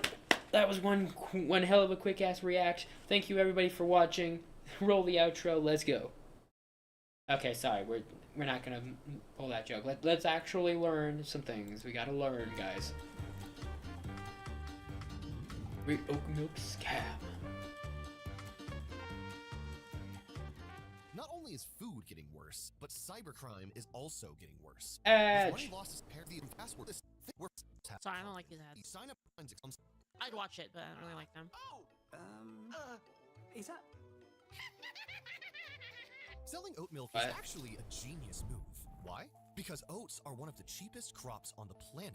Like, we've known this Only forever. costs you a mere 5 cents, and you can turn that 5-cent pound of oats into 15 liters of oat milk. Add in some water, and boom, you have a carton of milk-like liquid that costs you mere pennies to make. That you can sell. There we have it. There we have it. That's genius. That's genius. Let me go call my lawyer real quick. Let me go call my accountant. See if we can't diversify our investments in a specific area right now. Sell for insanely high margins at the grocery store. Now compare this business Here's the model follows. Thank with you. real milk. And Nervous All First these dairy and Blue Jay farmers have to and slave Lisa. Thank away you. day and night, feeding the cows, milking the cows, taking care of the cows, to the point where their milk costs $1.11 per liter to make, where they can only sell it for an average of $4.80 at the grocery store. While Oatly, the retail price of 1 liter of Oatly is an insane $5.30. What? While their ingredients are psychotically cheaper. They're pretty simple beans. Wait, doesn't dairy also get subsidies? Wait, oats must also get subsidies, actually. Corporations. So they're chasing growth and profit at all times. And this is a great way to generate growth and profit. Add new marketing lines. They're highly profitable because you charge more. It's well known that these vegan processed foods are more expensive than their counterparts in. Dude, I don't know. Dude, I used to buy like soy milk cheap as fuck from the Asian market. Right next to the... I never went to the Asian market, but the only reason that we spent as much as we did on milk alternatives was because I couldn't actually process it. So it was kind of just...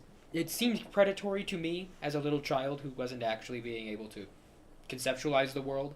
But as somebody who was lactose intolerant, it seemed pretty predatory that I had to pay more in order to enjoy a milk-like experience.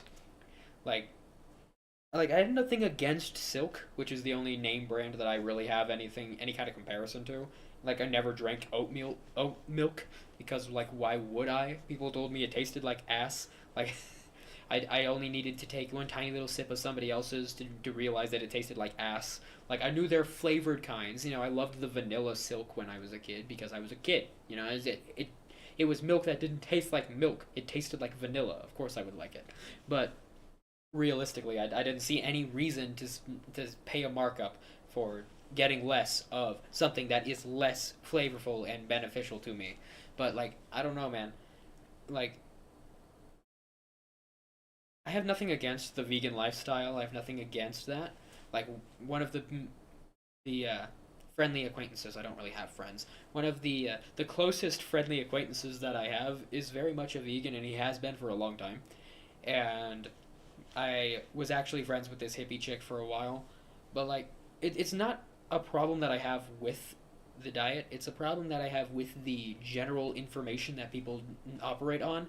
Like, this kind of scam is something that I wouldn't fall for, and it has nothing to do with the fact that it's a scam. Like, I look into things, like, just, I'm the specific kind of retard that just looks into everything. Like, if it piques my interest at all, I want to know about it. Like, I want to understand it. But, like, I wouldn't fall for this scam because it costs more. And the fact that it's vegan has nothing to do with it. Like, I have nothing against the vegan lifestyle, but, like, getting the proper nutrients that you need from a purely plant-based diet requires a lot more cognition and thinking and a lot more knowledge of the things that you're consuming than most people have, let alone just most vegans. You know, it's like, I understand that some of them are better at that than others, but very skinny, malnutritioned people and vegans. Ooh, we got a Venn diagram here, and, like, how close to a circle it is. I'm not gonna be the one to tell you. But, like, I'm just saying. But yeah, if you fall for this scam, rip bozo is what I'm saying here. I think that was what I was trying to get at, but, like, I went into I personalized it too much. So let's just keep going. Tofu. It wasn't that expensive. Dairy and vegetables. Sometimes oat milk is even double the price of regular milk. That's fucking But psycho. hold on, you can't just dump oats and water into a box and expect people to hand over their hard-earned money for it. Of course you can. Have you never seen a marketing department? Excuse me, sir. Have you never heard of the stupidity of the average person? Of course you can. You just have to tell them that it's either better, healthier, or well, yeah, that's about it. That's all you really got to do. They're dumb enough to believe it. They really are. They really are. Every single one of them is. Real homemade oat milk with no added sugar tastes like garbage juice. You need to make sure your product tastes immaculate. Wait, does it really? I want to make it now.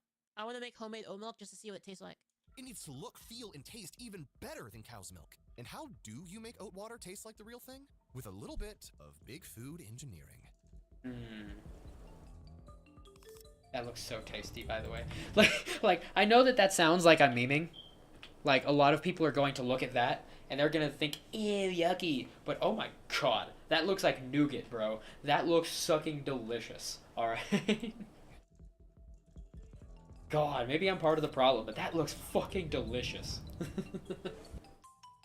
Worse sugar than a Coke, really. Hold on. We're at 10 minutes in. Hold on, where is that label? Okay, I just looked at the calories. Like, where's the sugar?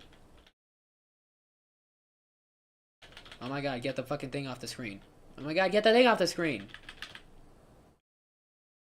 Okay, okay, I couldn't really measure that. Okay. Total grams of fat, 9. That's very healthy.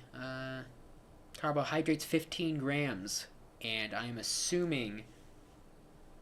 Wait, if it's only 15 grams, then it can't be higher than a Coke. Are you talking about, like, a small Coke? Like how are we quantifying this? 7, 8, 9, and...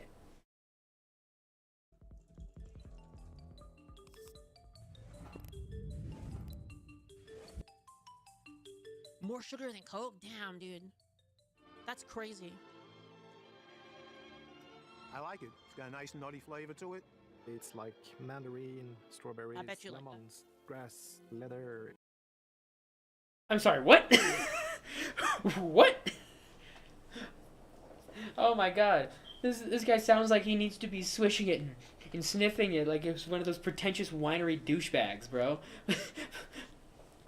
All of these fruity flavors and then grass and leather, bro?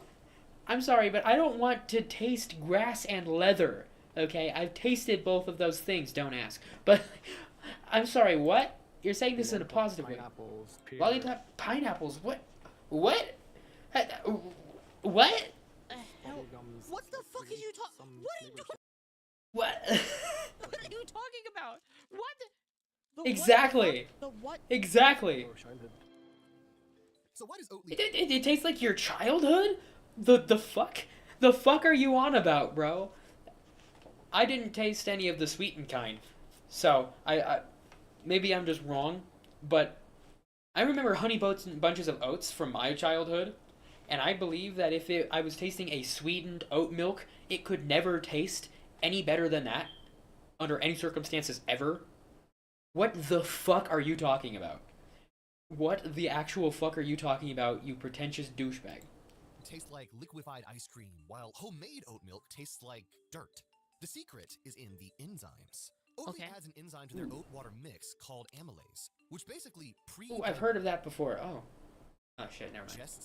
This I was is about to exactly start what talking happens about in it. your Never mouth mind. When your saliva breaks down starchy foods into simple sugars. And these enzymes seem pretty innocent. But breaking down oats like this causes a very specific type of sugar to form. Maltose. And maltose is sickeningly sweet, with a glycemic index of 105. For comparison, white sugar has a glycemic index of 65. Yikes. Lactose, the sugar in cow's milk, has an index of only 46. And as the CEO, Well, shit. you really don't want the public to find out that your oat That's milk probably worse than high fructose corn syrup. Holy crap. can blow their blood sugar to the stars.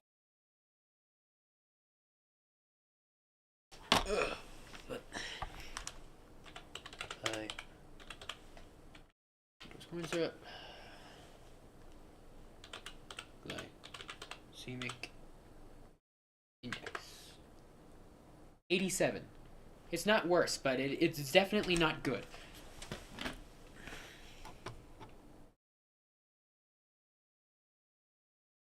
sugars. Lucky for you, the FDA doesn't require you to list sugars created during the manufacturing process in your ingredients. Oh my god. Oh my god, never mind what I was doing. I was looking at the total carbohydrates. Oh my god. Oh my god, what a dick move. What a dick move. Like, of course they can legally do that. Like, every manufacturer, not every manufacturer, every food product is going to lie to you about its calories. They can legally round down. Like, even if the fucked up thing about it is they round to the nearest 5 usually, but some of them can get away with rounding to the nearest 10, which is even worse. But it doesn't matter how far away it is. It's not rounding as in like when you're taught in math class how to mathematically round something. It's not wherever it's closest to. They immediately just round down. So even if it's like 0.9, it's still going to be 0. So, you know, be aware that these people will fucking lie to you. But like, damn, bro, that's fucked up. You leave maltose out. And just to make sure everyone gets the point, you'll write on your website Yo, dickheads, what the fuck? that Oatly is cane sugar free. Ah, yes, Oatly is cane sugar free, but it's not free of other sugars. But hey, no one needs to know that one serving of your oat milk has the same blood sugar effect as a can of Coke. As long I'd rather drink the Coke, dude, honestly. as your milk is sweet and delicious and it makes people feel good that they're not drinking cow's milk, the masses will keep chugging it down. Exactly. Now, all you need That's like my one thing is I do like having a Coke every now and then. Like I just feel so relaxing to me. Like there are 2 instances I drink a Coke. One very rarely, I just pop a mini Coke. Very rarely, like maybe like once every 4 months, I might pop a Coke, like a small one. The other case I do drink a Coke is like on an airplane. That's like when I'm on an airplane, I'm like fuck it, I'll have a Coke because I'm like. Some people are fucking weird. Some people are fucking weird with their food. Okay, I don't drink full sugar sodas, like except for in very rare circumstances. But like, I drink diet sodas all the time. I drink sugar-free stuff all the time. And it doesn't have 0 calories, even though it says 0 on the label because they can legally lie to you. It's more like 4, but like, I drink 0 sugar sodas all the time. I can't get the this mindset. Like, people are weird with their fucking food, man. Like, some people are so hyper...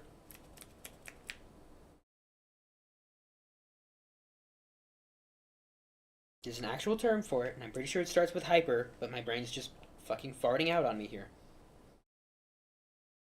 They are such hyper responders to caffeine that a can of soda is like a thing that they have to go out of their way and they treat it like a fucking energy drink.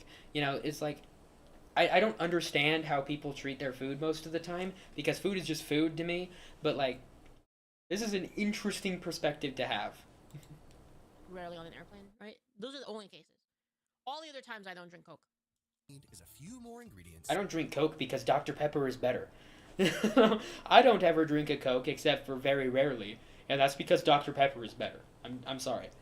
Like, I don't need this weird comfort feeling from something that I'm drinking. But I'm being facetious. I do have some comfort foods, but like it's mainly just a nostalgia effect. I don't know what this shit about drinking Coke on an airplane is, and like every great once in a while I have a mini Coke. Like this is far and away something that I just don't understand. But like, I don't drink Coke because Dr. Pepper is better, right? And your $1 million milk is ready to serve. Oh, Black Cat says I'm that way with root beer, dude. We have you had Sprecher root beer? We've got Sprecher root beer at home. That shit's so good. Holy shit, this stuff is I don't amazing. think I've ever heard of that. Sprecher? I can't trust the subtitles. I'm a connoisseur of some things, and root beer is one of them.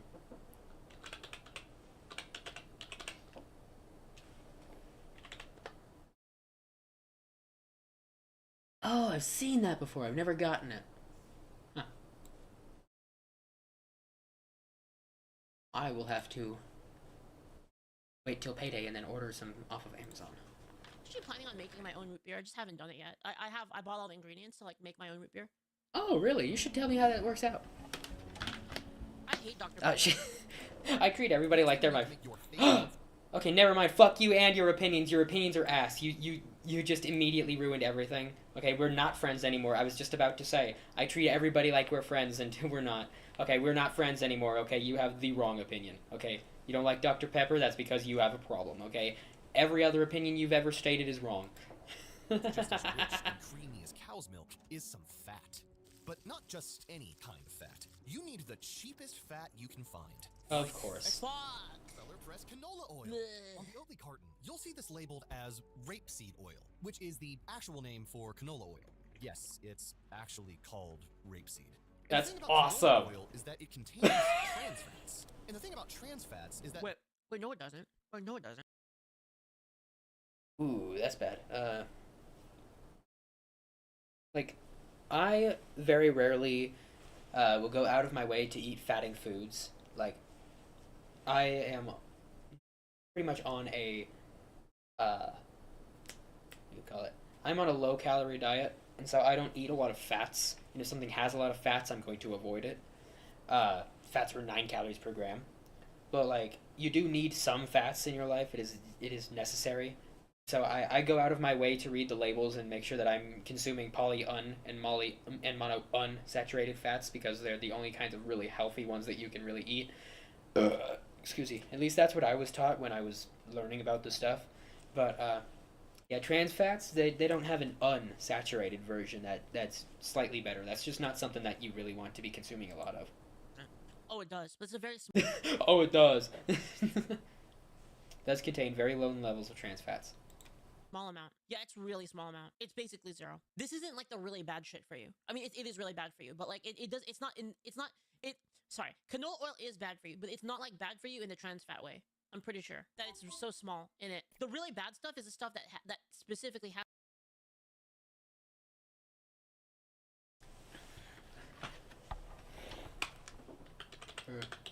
Percentage of trans fat in the oil. 1.9%. In sunflower, it's 1.1%. In canola, it's 1.9. In olive, it's 0.5. So, considering you're comparing it to sunflower oil, which is better, and olive oil, which is even better, I would say that it's more significant. Soybean oil is 43 to 50%, so it's not the worst. It's most certainly not the worst for you, but it is more significant than the sunflower or the olive oil. Actually, the sunflower and the olive oil amount could be combined together, and it would still not be the low end on the scale of the canola oil, which is 1.9 to 3.6%. Like, you can add this and this together, and it's not even going to be the low line. I mean, it's nowhere near as bad as the fucking soybean oil is. Like literally nowhere near. 43.6 instead of 1.9. You know, this is significantly worse. But considering it's better than, it's worse than sunflower and olive oil combined, I wouldn't say that that's not significant at all. When these are oils when at least this one is an oil that you are taught to avoid and substitute with other kinds of oils. It's a very minuscule amount. It's 1.9. It's like 2%, like 2 to 4%, give or take. It's not that much, but like, I don't know. It depends on the context that you're having the conversation in, I suppose. Has a lot of it, like shortening. Yeah. So the bad trans fat, the one that's really bad, is partially hydrogenated fats, like margarine and stuff. The hydrogenating oils. So it is true that canola oils have trans fats. It's not that much. It's never good to have trans fats, but the amount in canola oil is not like super crazy compared to like margarine. Things like margarine that used to have it is the hydrogenated oil. It's hydrogenated oils that are super bad. Fuck, guys, right here, look. These are the foods that contained a fuck ton of trans fats. Baked goods, so like Twinkies and stuff like that. Margarine, if you ate margarine before, frosting, if you ate a lot of cupcakes, coffee creamers, and snack foods had a lot of. Wow, that's so surprising. I remember eating some margarine when I was a kid, though. So surprised. Also, dude, margarine is fucking margarine, funny enough, since it's one molecule away from being plastic, we had an anti-margarine household growing up. So I did not consume any margarine until I was an adult. And the only reason that I did was because I hadn't found the vegan butter that I used that was even lower in calories than both regular butter and margarine. But like, we did not consume margarine because, and it might not even be true. It might just be a wives' tale. I learned a lot of wives' tales growing up that I had to research and learn. So let's just do this live. Margarine, 1 molecule from plastic. Claim that margarine is 1 molecule away from plastic is a myth. Okay, margarine and plastic are different substances with different chemical compositions. Okay, so that was a old wives' tale. But regardless if it was true or not, that was why we didn't eat it when I was growing up. The answer to the question is no, it is not. As for the health aspect, margarine is much better than butter. Butter is absolutely full of cholesterol. Okay, so, there's that. But as that old wives' tale was moving around, that's why we didn't consume it. That was what I was saying. I wasn't trying to make the claim. I was saying that claim was why we didn't eat it. I hope that didn't get misconstrued and whatnot. But, hey, debunked, live, and all that shit. Nasty. I remember thinking margarine was nasty as fuck. And people's like, dude, but it was what was there, They're not like real fats that are found in nature. No, trans fats are an artificial man-made fat that is created during the oil manufacturing process. But like to be honest though, I haven't really so many chords. I haven't cooked with seed oils in a long ass time. Well, I used a little bit of peanut oil, like rarely, but I haven't cooked with canola oil and vegetable oil in like forever. I basically stopped doing that. I want to say 15 years ago. I have the same bottle of olive oil next to my stove that I've had there since before I moved out of my parents' home. Like, I took the extra one with me because it's the one that I liked, and it's still right there, okay? I don't know how long it takes for those things to expire, but it's probably been expired for years, okay? Just telling you, I do not cook with oil. It was a long time ago that, like, I stopped doing this. I remember I told my mom one day, I said, yeah, we're not eating that shit anymore. And she didn't even, like, she was like, whatever. She didn't really care about it. She didn't really know about it. But I was already, like, kind of out of the seed oil thing before, like, all of this happened. I'm a very health-conscious individual, but it's more about the calories and the things that I explicitly know not to consume. I don't really care about, like, broad stretching things like seed oil, this oil, that oil, or the other fucking oil, I look at the fucking label and I make a decision based on what I read. Like, I'm pretty a health-conscious individual, but I'm not, like, the guy to go to for this kind of knowledge because I'm primarily focused on, just consuming the bare minimum of what is required of me and also just to have less calories in my life. That's basically how I come across the subject. So even though I know more about these things than I generally let on, and I know a lot about these things on an individualized basis, I don't know everything there is to know about all of these things, and I don't pretend to. I'm just saying, like, this is just where I'm coming from. Okay. Using like coconut oil and homemade tallow before. I told this story like many times, but like back in the day, like you could just get beef fat for free from the store. You just go to the store, you just ask the butcher like, hey, like your grass-fed beef, can I like have the fat that you throw away? And then they just give it to you, like a giant bag of it. Yeah, we sell that now. I'm no longer a butcher, but yeah, we sell that now. We leave the trimmings off to the side, and then we sell that. We package that and sell that for profit now. And I would just buy meat from them. I'd be like, hey, I'm gonna buy some food from you. I'm gonna buy some meat from you guys. Can you give me the trimmings for free, like all of the trimmings from like all the beef that you're cutting? And they would just hand it to me for free because they'd throw it away. And I would use that to make tallow. And needless to say, these artificial trans fats are an abomination for your health. Alzheimer's disease, heart disease, breast cancer, colon cancer, diabetes, you name it, trans fats play a role. And even though I'm glad I don't eat that banned by the FDA in 2015, they still allowed food companies to include 0.5 grams per serving, while still being able to put the label 0 grams of trans fats on the packaging. We have all these products that have up to 10% trans fat. Yeah, I watched this guy before. With this nasty stuff, and they still get to put a big fat 0 on the package. And guess what else is in canola oil? Because they can lie. A toxin found in oxidized seed oil that has been shown to raise cancer risk exponentially. And apparently, the canola oil you're using in your oat milk has been... Yeah, this is why getting fried foods is like not really good for you from like restaurants, because the problem is they cook with the same oil. Nobody doesn't know that that's bad for you. Fried food is bad for you. Everybody knows this. I don't want to be the guy that just claps back with stupid shit every now and then whenever somebody says something, but I have to criticize. Criticizing, even if I'm being pedantic, is what I do. I criticize. It's what I do. It's like, I don't want to boil down my content to one thing, but like if I have to, it's criticizing. I criticize things. For a long ass fucking time. Like they have it in the fryer and they change it maybe like once a week if you're lucky. Oh yeah, oh yeah. That shit is very common. If the FDA doesn't specifically crack down on a specific restaurant chain, like all of the restaurant chains are only going to do the bare minimum requirement. Some of them I do know, I'm not going to name lanes, but some of them I do know have to change out their oil once a week, and some of them actually have to change it out once a day, but they use different types of oil, so I don't know what specifically gives that distinction. All I know is that it was in response to a crackdown in both cases. You know, if they don't step in, they will do whatever the fuck they can to pinch another penny or to not do extra work. That's just how corporations work. I'm sorry. I know Popeyes generally changes their oil every day, from what I've looked into. That's typically Popeyes isn't the one that I know of, but I'm glad to hear it. If that's true. That they change it, which is crazy. But and it's also tallow, which is why I like Popeyes so much. I fucking eat there all the time. I don't. If I'm gonna get fast food, it's gonna be fucking Popeyes or Culver's. Therefore, oxidized. But you're gonna need more than just canola oil to bring your. It's been a long ass time since I've been to Culver's, but I remember it being less fast food. Like it was still the fast food items, but like when you got a burger there, it wasn't a fast food burger; it was a burger. If that makes sense to you. It probably doesn't make sense to you because I'm kind of retarded, but like, I don't know.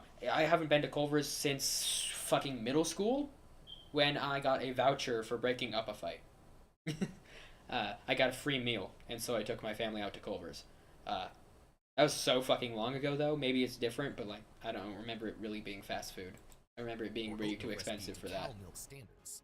You'll also need an emulsifier, like dipotassium phosphate. You should do it once per week at Buffalo Wings. Are what actually allow the water and seed oils in your concoction to mix. And dipotassium phosphate is an emulsifier that was originally derived from urine and animal bones. Awesome.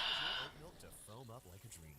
That way, baristas will become obsessed with it. Never mind that phosphate additives have been linked to chronic kidney disease, calcium deposits in the arteries, and higher rates of heart attacks in young men. And don't even worry that the Washington Post calls phosphate. Damn, it's even racist. I mean, sexist. Dude, the vegans made it perfect. Additives the next trend. Holy shit. None of that matters because now you have the perfect formula, the perfect chemical concoction to convince the world to give up cow's milk for good. There's just one ingredient left: a marketing campaign to. Patchouli says I'm also trans though. We're not talking about eating you though. You should just tell that, like, if you go to like one of those cannibal societies, you should just tell them that. You should just tell them that you're trans and that it's not gonna be good for them when they eat you. You know, maybe they'll let you go. Dupe the masses.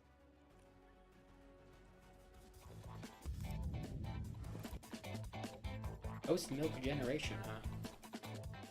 No matter how good your artificial milk tastes, if you don't have the right marketing, none of that is gonna matter. The food industry is competitive. Shelf space is competitive. So not only do you need to somehow convince the masses that drinking this chemical concoction is good for you, you also have to convince them that drinking oat milk is cool. So you need to find a way to create a cult following. And here's how you're gonna do it. Step 1. Hire a bunch of artists, writers, and marketing experts to help run Oatly's Department of Mind Control. Welcome, future Oat lover. I haven't heard somebody call it just straight up what it is before, but like, yeah, that's what you do. That's like all companies do that. Why do you think the fucking packaging on your product has changed 5 times in the last 5 years? Like, why do you think they keep redesigning their products? It's because it makes you more likely to buy it. Even if you are the one already buying it anyway, it's going to make more people into you. Okay, that is what they want.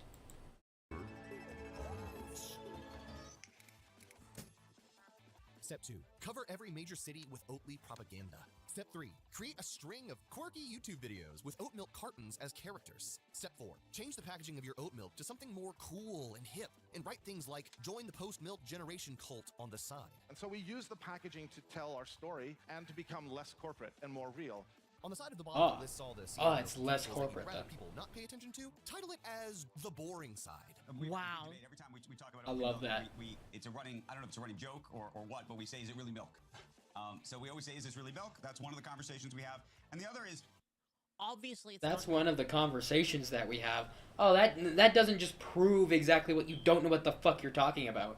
Like, oh, is this oat water concoction really milk? Is that a conversation we have every single time? No, it's not.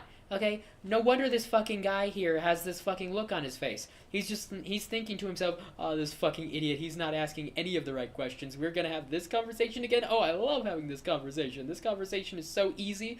They taught me the same 5 words to say the first day on the job. No, it's not milk. It's water and oats. It's oat water, not milk. They taught me how to have this conversation on the very first day of my employment. Like, look at this dude's face. He's just like, of course we're having this conversation again, because you're fucking retarded, you dumbass retard. Like, what are we talking about? What are we talking about? Really better for us. We're one of the very few companies with an official claim in Europe stating that if you drink 3 glasses of oat milk every day, you either maintain or lower your cholesterol. Now, that is scientifically proven and backed up, and that is... Is it now? Is it now? Well, let's just look that up then, shall we? That's a bold claim.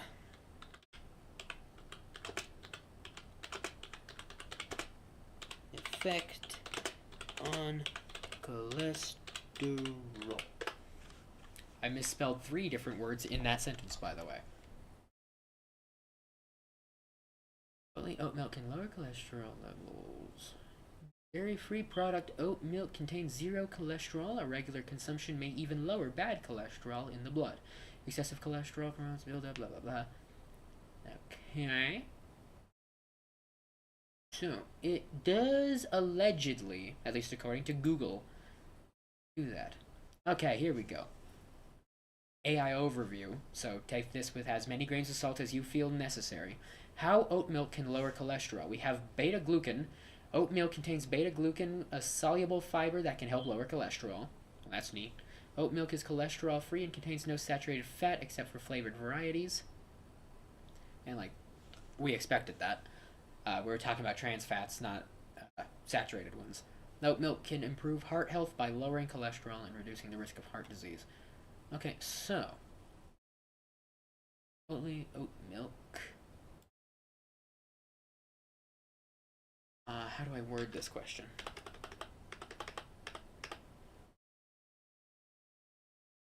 Actual measurement of effect on cholesterol. And I misspelled 3 more words. How you like that? National Institute of Health. That sounds somewhat unbiased. Let's see. Oat milk analog versus traditional milk. Comprehensive evaluation of scientific evidence for processing. Blah, blah, blah. Highlights. The properties, composition, and structure of oat milk and traditional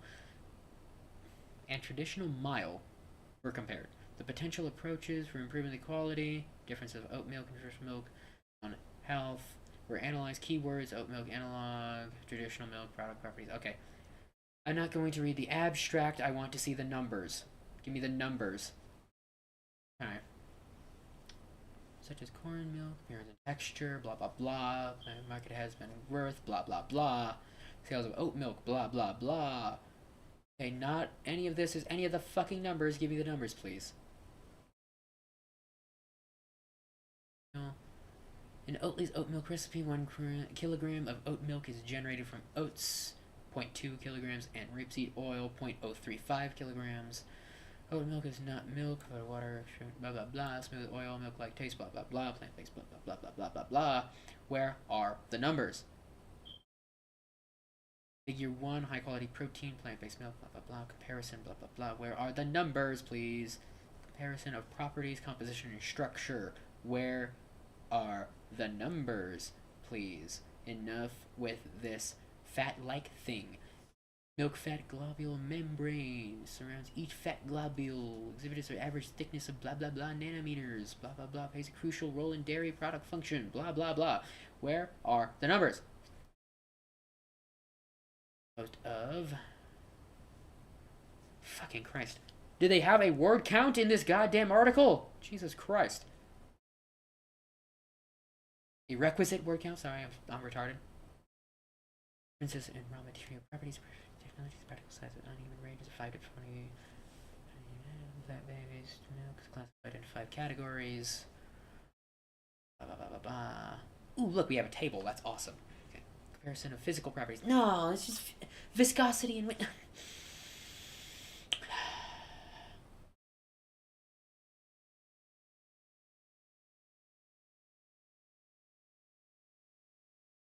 Fat globules distribution. Oh man. Fat globes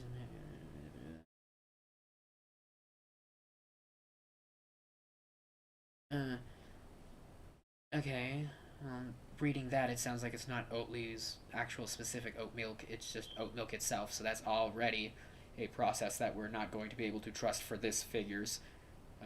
Sorry for all of this very dryness that nobody wants to hear me say, let alone look at, but let alone hear me say, sorry. Prospects, productions, quality improvement, enzymatic process. Ooh, here we go. Blah blah blah.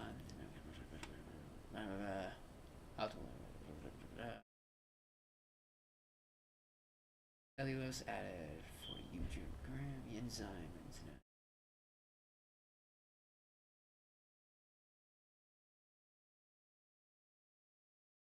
For mixing that, blah blah blah. We're still talking about the process, blah blah blah.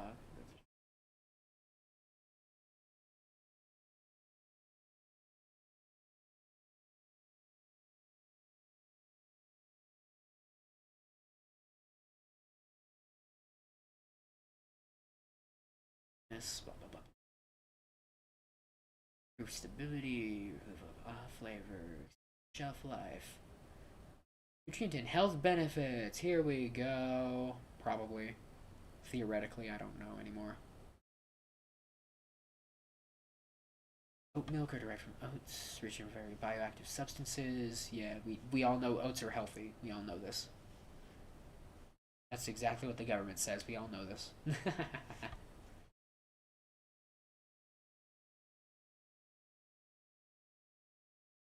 Comparison of cow's milk versus several commercially available oat milk. Oh yeah, that sounds like this is going to be great for our current purposes.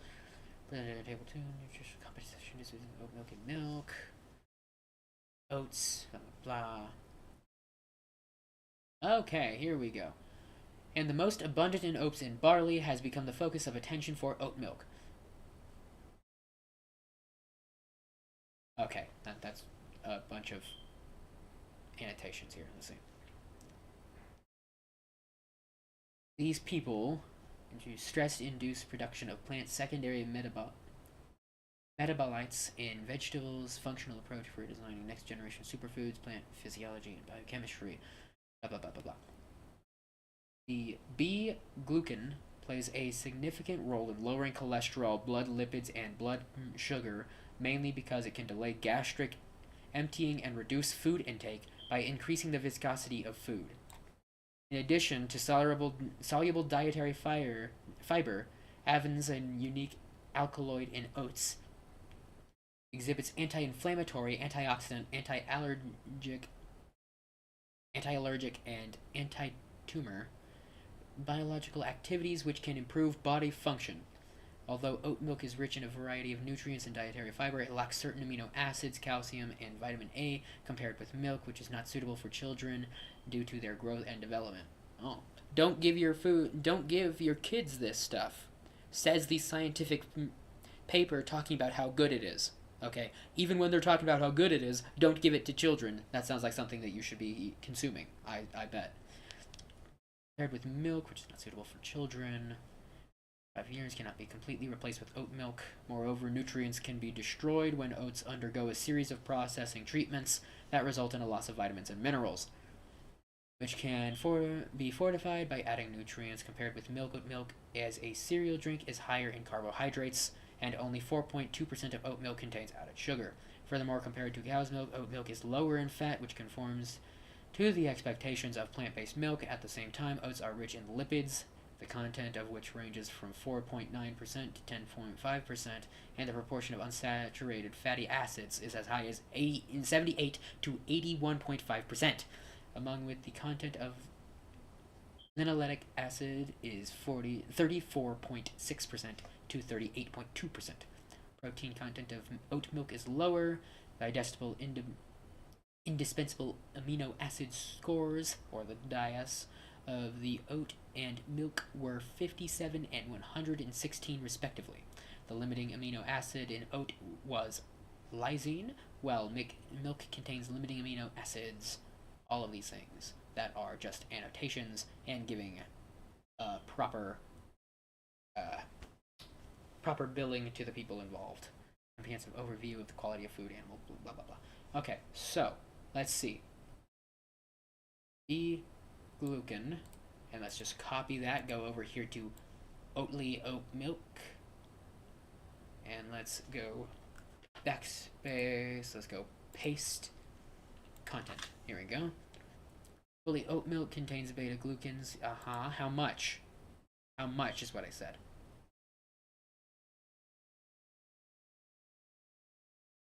How much beta glucans are in oat milk? A 250 milliliter glass of oat milk provides 1 gram of beta glucans. Wow. Okay, let's add a new page and go beta glucans. And minimum viable quantity.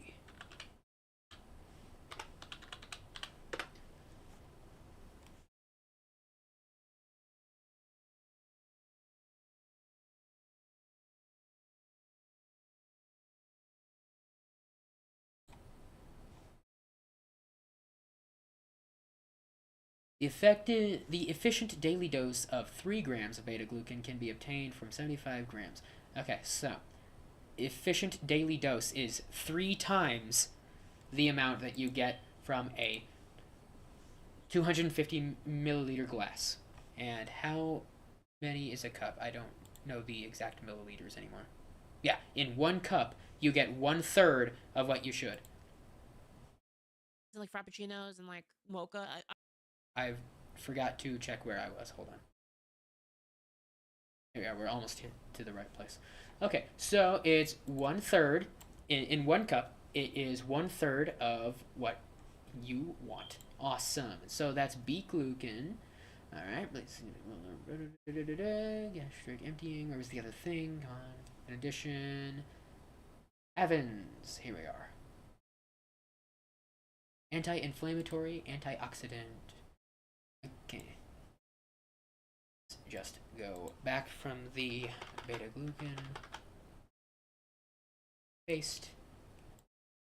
And then we enter. Enter. Thank you.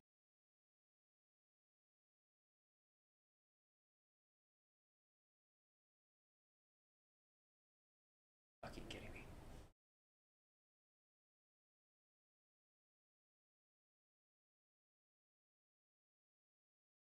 Alright, let's type. Oh, let's not type, let's paste the alkaloid.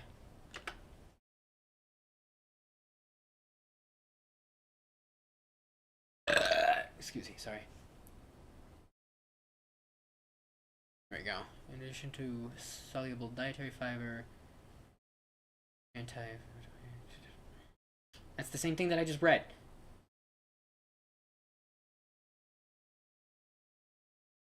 Okay, let's see. Since I can't actually get a number as far as the content in the oat milk, let's see if we can't do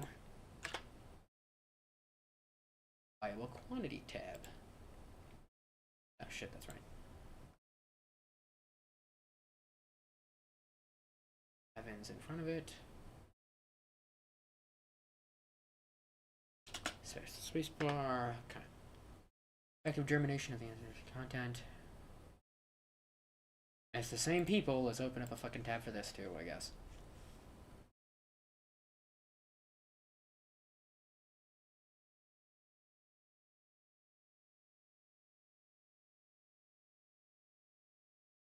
In the 5th day of germination, the inhibition rate reached 72%. Ranks respectively.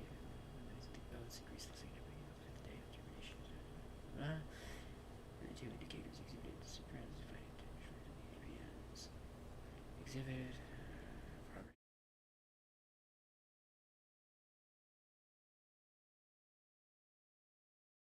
Okay, so I'm not getting a lot of answers, which sucks. It really does.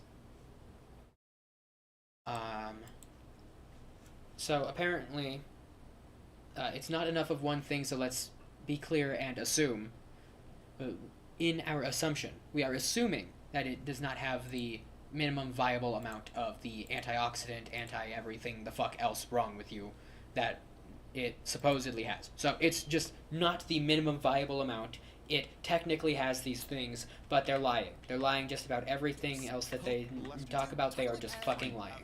And the other is Obviously, it's Because they're technically telling the truth, but they're lying. They're technically telling the truth. It does actually have these things in it, but they're lying. It does not have a viable amount of these things. It is not statistically significant. You are doing a third of the minimum viability amount of one of the things, and the other thing I can't get an actual number on, but with one point of data that supports the idea that this is not what it should be, and with another point of data that we cannot calculate, we are going to assume that it is just not reaching the minimum viability threshold. What are you yapping about? I'm yapping about oat milk, and how much shit in this oat milk is actually the good shit that they say that it is. I actually looked it up. What are we talking about? What are we talking about? We're one of the very few companies with an official claim in Europe stating that if you drink 3 glasses of oat milk every day, you either maintain or lower your cholesterol. See, the reason that it's 3 is because it has, in one serving of it, they have 1/3 of the amount that would be required for a efficient bare minimum dose of the beta glucan that is responsible for the cholesterol difference. It's really bad for you to be drinking 3 cups of this shit, because this is shit for you, and they use a bunch of bad oils and shit that they shouldn't be using. But because it is oats, they do have a gram of this healthy shit in there, and it's a minimum viability of 3 grams. And so if you drink 3 cups of it, it's going to help your cholesterol because of the thing in the oats. If you just put oats and water together, if you made actual oat milk and not this stupid bullshit, it would have the same or better results. They just got theirs certified in the UK for whatever reason. Cholesterol. Now that is scientifically proven and backed up, and that is official claim. It has been tested at the very least. It was a mention in the article that I was reading. It was mentioned multiple times, but it was talking about oat milk in general when we got to that point. That is related to Oatly only, you know? So is it a better milk for you? Yes, it is. And that's also part of why we're so successful. Step 5. Drop off samples to baristas and tell them it's the greatest thing since, well, cow's milk. And this final step will be your secret weapon.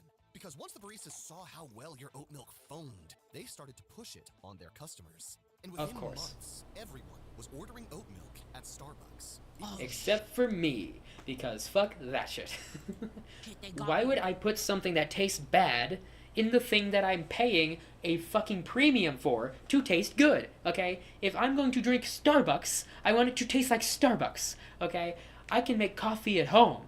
If I want Starbucks, I'm paying an exorbitant amount for something that's supposed to taste better than what I can make at home, okay? I'm not putting oat milk in my Starbucks, okay? I don't care what you millennial motherfuckers and your fucking top knots and your hipster nonsense are gonna try to tell me about this goddamn oat milk. I'm not putting it in my goddamn coffee.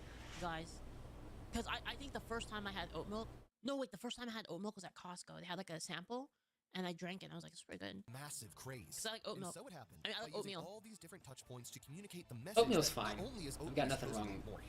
I've got nothing against oat milk. Oatmeal, sorry. I'm a very textured eater, so it depends on how it's prepared. I'm not good with some, and I'm good with others. But, yeah, just oatmeal's fine. I can get how you would think that oat milk would be a good thing if you like oatmeal. Like, I can get how you can kind of squint and look at the two things. But, you know, It's also cool and environmentally friendly for you to drink it. I don't care about any of that. A cult of people who I just like the flavor. Because they also want When I go to Starbucks, yeah, this female here, if you're if you're interested, has the worst opinions on this planet. This creature actually doesn't like Dr. Pepper. This creature drinks one Coke every 4 months, and it's like a comfort food deal. Like this creature has bad opinions, okay? And their opinion is that oat milk tastes good, and that is a wrong opinion, along with their other wrong opinions. This creature has wrong opinions. Just so you know. No, I used to, but I haven't gone to Starbucks. What's the last time I went to Starbucks? Actually, It's been literally years. I remember the last time I had Starbucks. The last time I had Starbucks was, anybody remember when I did the Deceive Inc? You guys remember the Deceive Inc stream? That was it was like 3 days long, 3 or 4 days long. That sounds epic. Inc stream. That was the last time I had Starbucks. 3 days of content.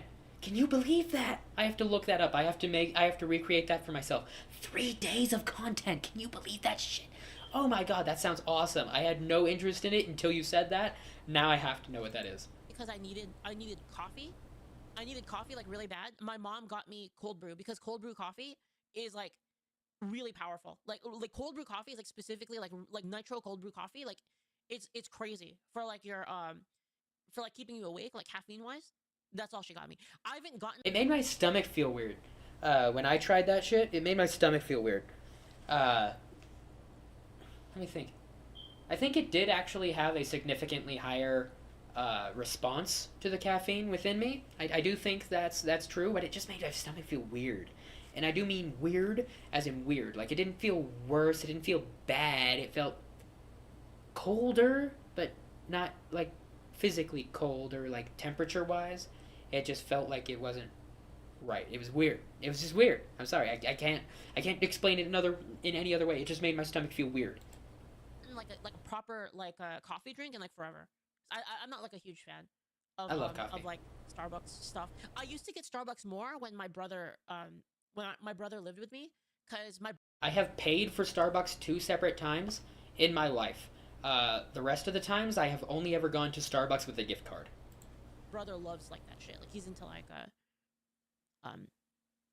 my brother's into like coffee, like, you know, like lattes and stuff like that. I'm not really into that stuff, so I'm more like I like my coffee more just like straight. I don't want any milk in it, I don't want any sugar in it, I don't want any of that shit. I just want straight up coffee.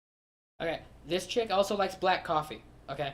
I'm fine with black coffee. I drank black coffee for a very long time just because it's zero or next to zero fucking calories, okay? I have nothing wrong with black coffee, but if you prefer it black, that's because you don't have good taste buds. Your taste buds are wrong. Coffee. That's more than 3 points on a graph. If you need more opinions, then if you need more points on the graph to label this creature's opinions as wrong, then I'm sorry, you're just a lost cause. You're just never going to make it. I'm okay with like a cappuccino, like a classic cappuccino that doesn't have anything. It's just like the foamed milk and the coffee, and that's it. I'm okay with that. But like I don't like the sugary coffee drinks. Does anything like frappuccinos and like mocha? I'm not really into that. Frappuccinos are the only thing that I ever got from Starbucks. like this chick has wrong opinions. I'm sorry. Show that they're hip, health conscious, and care about the environment, which is why in the year 2020, Oatly sales grew by 200%. Other plant-based milk brands, they only grew by 1 to 2%. But now, growing by 100% is doubling, by the way. That means that they tripled their fucking money. They tripled their sales, bro. That's insane. Someone has turned sour over your success.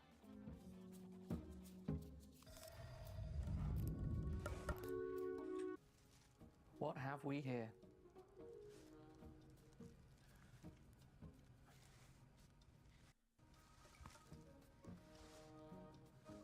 Cow's milk. Really? As the head of Oatly's Department of Mind Control, you made sure to take jabs at cow's milk at every chance you got. Well, of course. Why would you not take jabs at the competitor? Like, duh. Of course you're gonna do that. Wow, no cow. No, wow. That sounds dumb. Oh, dude.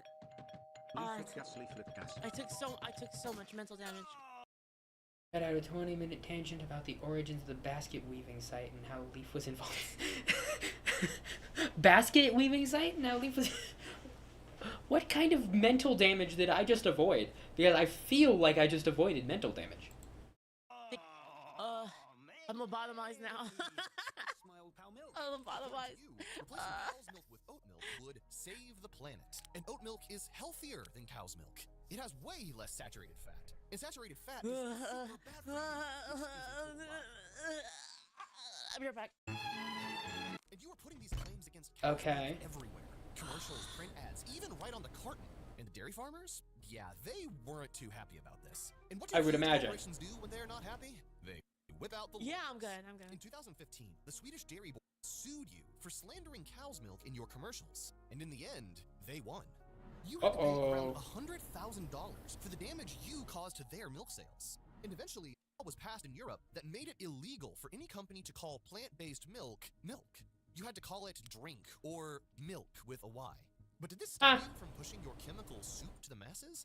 No, it actually just made you more determined. You published legal documents from your dairy board trial on your website, and you made commercials that framed the dairy board as a bully, and you, the poor, innocent victim.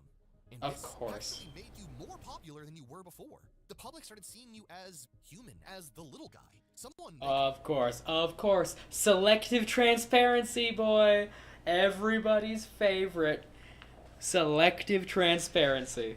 Ruh-roh Pescadios. It rears its ugly head once again. Like, I am a brutally honest person. I am very familiar with the tactic of of selective transparency. Okay? People do not like working with me because I was fully transparent. And the people who I needed to appease, I was selectively transparent with them. Okay? You gotta know when to hold them, and you gotta know when to fold them, and you gotta know when to honest, and you gotta know when to not be honest. But, like, not in a lying sort of way, you know? It's called being slimy and sleazy. It's not called being the wrong person, okay? You don't want to be the wrong guy when the legal stuff gets involved. You don't want to be the wrong. You want to be the almost right. could relate to. It was honestly a genius marketing strategy. Of course. So your sales continue to rise. But there was just one. Of course it was a genius marketing strategy. It's tried and true. It's tested throughout the years. One small problem. See, you went so hard with your marketing campaign that you forgot you were still making your oat milk from a small factory in Europe. And people were buying so much of it that there wasn't enough to go around. The grocery stores were running out. The coffee shops were crossing oat milk off their menus. You tried to open another factory in New Jersey, but just couldn't get things going fast enough. And pretty soon, companies like Chobani and Earth's Best started selling their own oat milk products to replace yours. Ruh-roh. The market is ruthless. But you still have one move left.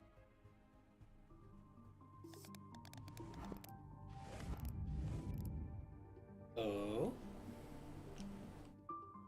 Cutting down the competitors again, are we? Mob at your doorstep and not a drop of milk to spare. And you could just sell your company and run. But then, all of that time and money you spent building your cult would have gone to waste. And let's be real, only an idiot would give up this great of a business. So, to dig yourself out of this pit, you call one of the largest investment firms in the world, the Blackstone Group. And you ask them if they would be interested in making an investment in your company. Lucky for you, Blackstone gave you $200 million in exchange for 10% million. of Oatly. And it was exactly what you needed to increase production. And this whole investment thing seemed like a good idea at the time. But optically, it wasn't the best move. That's because what you didn't realize is that the Blackstone Group supports a bunch of companies that straight up destroy the environment. Like Hydrogas do Brasil. Because they don't give a shit. A Brazilian company that was accused of deforestation in the Amazon. And once your cult members found out that they were unknowingly supporting these corrupt companies through your connection to Blackstone, they were furious. They started to post all over social media, threatening to boycott your brand. Because one of the main reasons why people bought Oatly in the first place was to reduce their carbon footprint. I forgot we were talking about Oatly, the brand. So when it said the cancellation of Oatly, I thought they were going after a different company. My bad. My bad. Or was that a lie too? Bigger things, more important things. This is a recent campaign that we just did where we said, like, how are people going to reduce the amount of carbon that they consume, the products that they consume, unless they know what's the carbon footprint of each product. In 2021, the UK's Advertising Standards Authority accused I just don't Oatly care. of making false claims about carbon emissions and discovered that they only consulted just one climate person to get their 73% figure. So, obviously. Why would they do that? Why would they not talk to their buddy who works in the field? Why would they not get the opinion of somebody who can give a rubber stamp to add to their fucking brand value. Why would they not do that? Bro, why would they go to a field of experts to get completely shut down when they can just talk to their one guy who they know in that department? You know? The stamp looks the same either way. Then the other way. And researchers like Jane Buxton found that dairy milk actually produces only 1/3 of the carbon emissions that oat milk does. Ruh-roh. So the whole idea that you're going to save the environment by drinking processed oat water is just a flat-out lie. But you can feel good about it.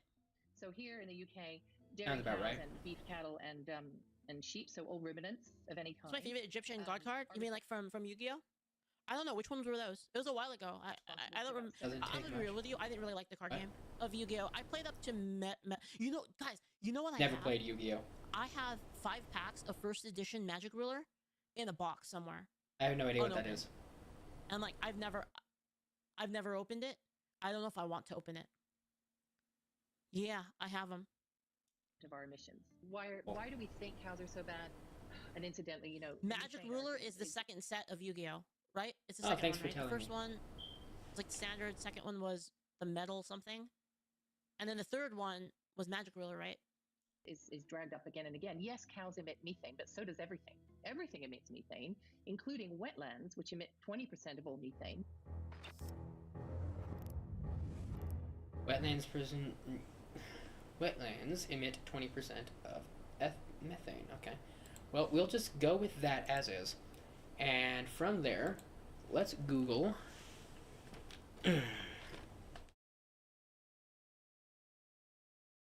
percentage of methane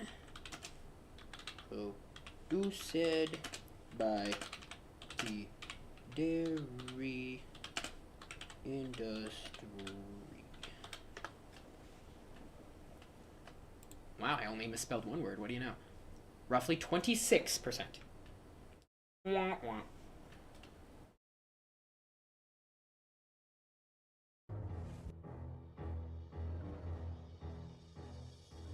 Now, you may be wondering, well, okay, Evil Food Supply, oat milk is obviously terrible, but the other nut milks can't be that bad now, can they? Like, what about almond milk? Well, sorry to say this, all these milk alternatives are pretty much the same. It's all Ooh. just water, the nut of your choice, and the same long list of toxic ingredients. Oh, shit. Emulsifiers, and lots of other food additives. And sometimes, there's barely even a Okay, calm down, bro. Calm down. these milk substitutes. There's basically no almonds in the almond milk in your fridge right now. So Why you no pause? Why you no pause? Yo, that's fucked up. That is utterly fucked up. Hold on. Oh, hello, Rockolinia? Okay. Hi, welcome to the stream. We're making React content. That's fucked up. Like, I talked about Silk earlier. Man, now I feel like I shouldn't have brought that up. so if there's no almonds in my almond milk, what's in there? Well, it's mostly water, emulsifiers, gums, and oil. If you pour an Oh, almond that sounds cup awesome. bro. there's about 5 almonds in that cup, and in this whole carton, it's only about 2% almonds. Oh my god. Wait, really? Oh my god, that's So insane. nut milks aren't any better. I'll just drink orange juice then. Like simply Oh, orange. no. It is just simply oranges, right? It even says not from concentrate. So it can't be that bad, right? Well, You have to be stupid to actually believe any of that. Like, where did we go on this tangent for fucking orange juice? Have you seen the back of the fucking label? There's so many sugars in that. Okay, even if you're not going off of it's not concentrate, if you think that simply orange is actually good for you, then you didn't read the label. think again. See, the Simply brand is owned by Coca-Cola, and they just got caught doing something that is going to make your blood boil. Coca-Cola, the parent company, just got sued because of high levels of toxic forever chemicals in their all-natural Simply Tropical Juice. Oh, I drank that well, stuff. what do you know? Question are called PFAS. But I haven't in a while though. I haven't in a while. Wait, PFAS? That's the Wait, isn't that the coding for like? Isn't PFAS the coding for like camping gear? PFAS are what make non-stick pans not stick, while also being linked to things like liver damage, low birth weight, birth defects, delayed development, and newborn deaths. But the best part about forever chemicals is that they stay. I mean, look.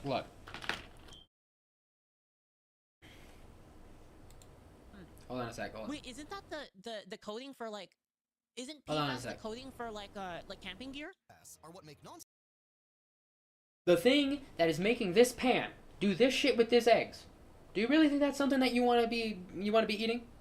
I keep forgetting that my camera's not with my other screen. Sorry.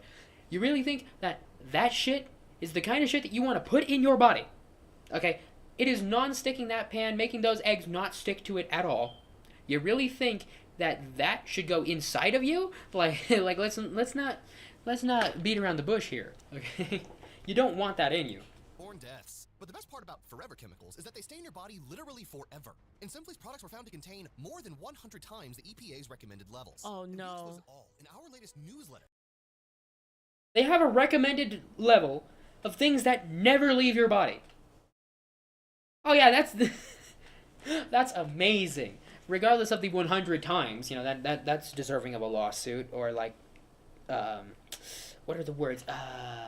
Legal damages that are not just punitive, you know? That's kind of a, oh my god, you are poisoning the world? That is bad? Shouldn't do that? Oh my god. That's just atrocious. That is unacceptable. That's why I only How do you do that? As minus 2 leaflet lol. I only drink like orange juice that's like the freshly squeezed ones at the store. It's the only one I buy now. Read for free. Because it's already I don't drink sugary, orange right? Like juice. orange juice is already bad for you, so I might as well get the good shit. That's how I feel about it. Right now by clicking the link below. Last time I drank orange juice, I got a no sugar added. I don't remember the brand. But it was just a single serve, no sugar added orange juice. Like, I don't drink orange juice.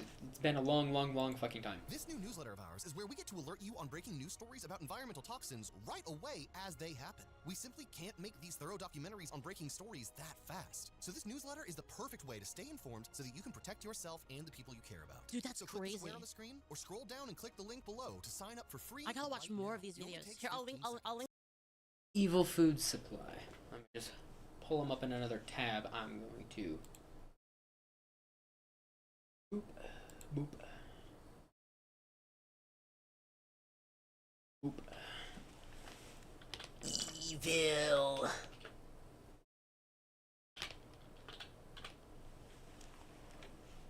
How do you know? It only took me 2 words to get them to show up. How do you like that? Alright. Ooh! The food pyramid! Oh, I'm gonna add that to my watch later list here. Click on here. Save to watch later. Now that it has been saved to the watch later, we're going to finish this video here. Link it to you guys. I gotta watch more of these. What the heck? Yo, thank you for the tip. Thank you, Promethean Mind. Thank you. Can actually remove forever chemicals by donating blood. Good karma wines again. Wait, but don't you donate that? Wait a minute. You can remove forever chemicals by donating blood, but then don't you give that forever chemicals to the next person? Passing the buck off. That's the true human way. That's not the American way. That's the true human way right there. All right, now we're going to reload the I'm, like, page, actually and curious, then we're but going Evil to Food pause Supply- this. oh. And now we have a new video in our watch later queue to do our next react. So, thank you for the content leaflet, and thank you all for showing up to watch this heavily edited video. I did a whole lot of side research in that one. I don't get the opportunity to do that very much. I don't know why it pleases my brain so much to know things, but I do.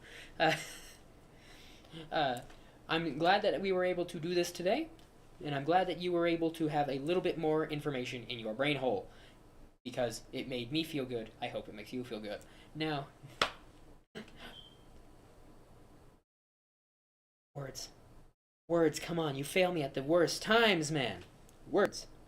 Now, completely sus thing said, completely aside. I hate myself so much. I need to... I'm gonna take a break in between videos to get a fucking coffee or something. Holy shit. Okay. Bye. Bye. Roll the outro. Shit. Oh man, that was terrible. Oh good god. Alright. History of... Blah, blah. But like... Oh, okay, here we go. Pull this all the way down here. Up. Up, asshole. Go up. Son of a bitch. I don't know where I put that. There it is. No, don't go down, go up. Go up. Motherfucker. There we go. Now it's next in queue, and going the wrong way with my mouse again. That was fun. That was fun, chat.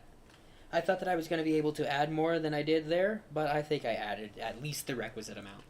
And, you know, that doesn't really make me feel better about it, but, you know, at least I don't have the grounds for a lawsuit. So, at least there's that. So, I'll be right back, and I will see you very momentarily, because I'm only going to go get a drink or something. I'll be right back.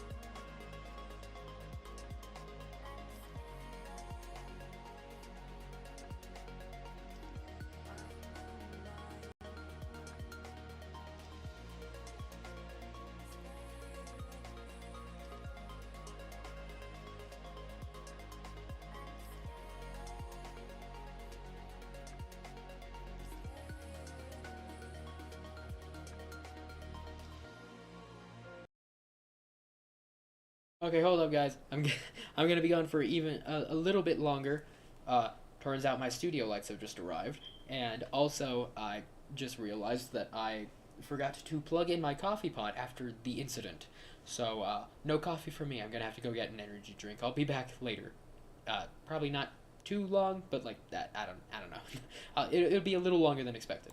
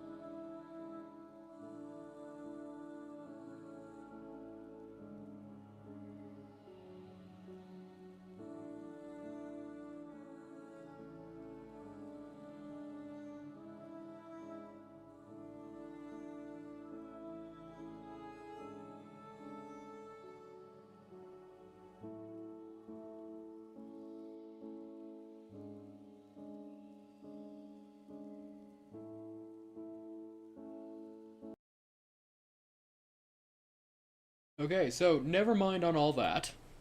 I did go and get the energy drink, so that did actually happen. But, unfortunately, for reasons I'm not going to get into, my studio lights are not available for a couple more hours. They are here, and yet they are not. If you're curious, just operate under the understanding that if it's going to be an inconvenience to me, it's going to happen. So, just buyer beware. When you're dealing with shit that involves me, if it's going to be inconvenient, it's probably going to happen. And I did go and get the energy drink. I don't give product placement for free. So, just know that it's one of the 0-calorie, 200 milligrams of caffeine types. Okay, that's all you need to know. Don't worry about it. Now,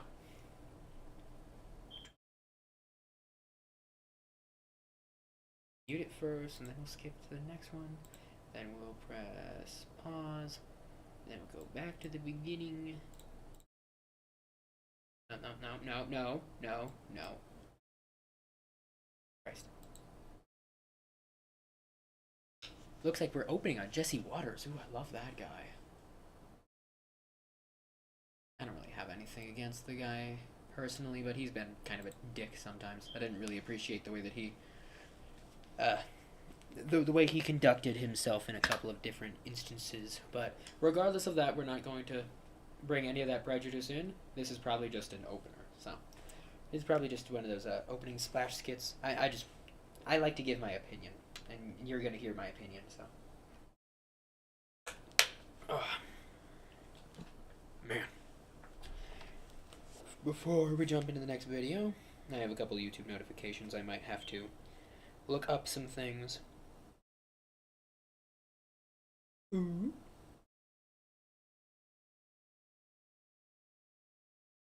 The Lyft driver. Everybody remembers the Lyft driver. Apparently, if you're too fat, your Lyft driver is gonna say "fuck you." And, unironically, I'm not gonna be the guy who's gonna complain about that. Just let's be honest here. Ooh, apparently there's some God of War 6 reveal news. Ooh. An interesting character design. Yeah, I'm sure that's what it's gonna be. What the fuck is that? Is that half a bow sticking out of his back? Where are his other weapons? What the hell am I looking at here? Oh god, I'm looking at the most AI image of all time for a thumbnail. That's amazing.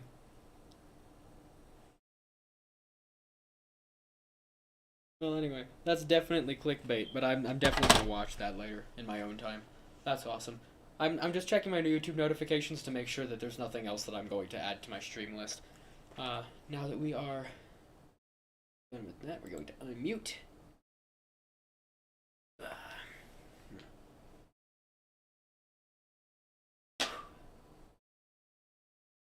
Welcome one, welcome all. We're back for some more React, because that's what I'm doing now. So there, Nana Boo Boo. And we just reacted to a reaction video to Evil Food Supply. And I saw that the top video, I don't know if it's the latest video or not, is the food pyramid is literally a scam. And I've known this for a long time, so this is probably going to be personally vindicating for me. But, like, I never bought into the food pyramid nonsense. Like, for reference, I grew up in America. I did most of my schooling in America. This food pyramid shit has been something that I have been personally questioning, for lack of a better, more politically correct way of saying, not buying into the bullshit of. But, Evil Food Supply seems to make good shit from the one video I've seen so far. And instead of just doing the 3-video test, I'm going to take you along, and we are going to see for ourselves if this is a good content supplier. This is a good content supplier. Here we go. We're onto something big here, and it affects all of you. It's the food pyramid, which turns out is a pyramid scheme. Ooh, is it now? Bro, starting out strong. Starting out strong. If the food pyramid was not a scam, why are all of these people looking at it like this now when they weren't before? And now carries 23 extra pounds. Heart disease and stroke will claim the lives of 460,000 American women. Prostate cancer is now the most common cancer in American men. Diabetes. Life-threatening diabetes. Since Diabetes. 1975, the percentage of The Americans... diabetes! It's the diabetes, Cletus! She came down with the diabetes! My mama got pre-diabetes. Diabetes is scary.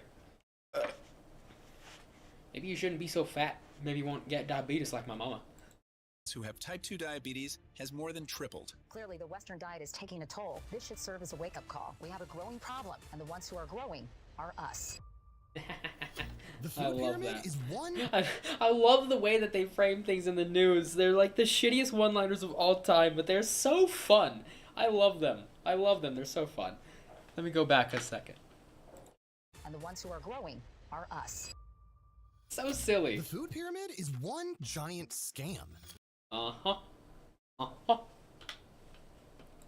Are us. Let me just pause while the pyramid is actually on the screen. Thank you. Fat naturally occurring.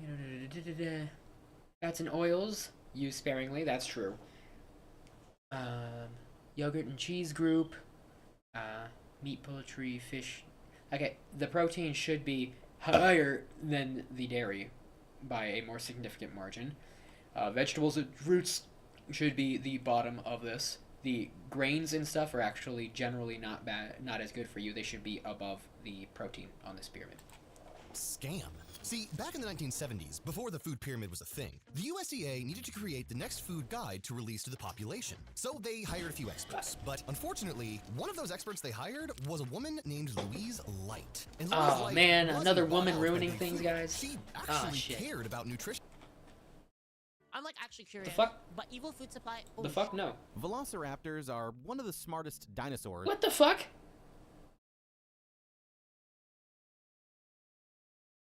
Excuse We're you. onto something big here, and it affects all. What of the you. fuck It's the just food happened? pyramid. Wake-up call. But unfortunately, one of those experts they hired was a woman named Louise Light. It's And always Louise a Light woman. wasn't bought out by big food. She actually cared about nutrition, and she Uh-oh. would soon pose a problem.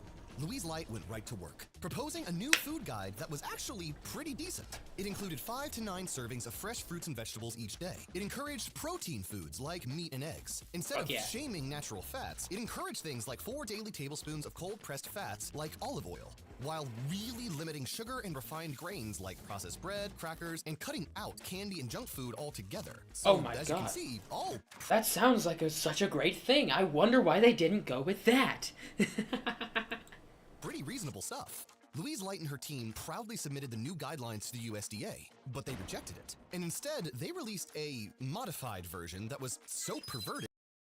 Alright, what was her name again? Let me just, It was splashed on the screen. Oh, shit. One of those experts they hired was a woman named Louise Light. Louise Light. Alright, let's look up this chick. Let's see what her food pyramid looked like.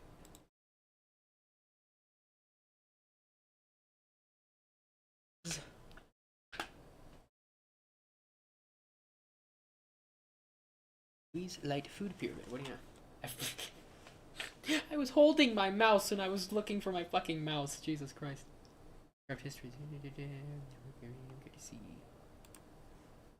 That one looks like it might actually show it to me. Thank you, Kelly Herring, for saying a lot of things.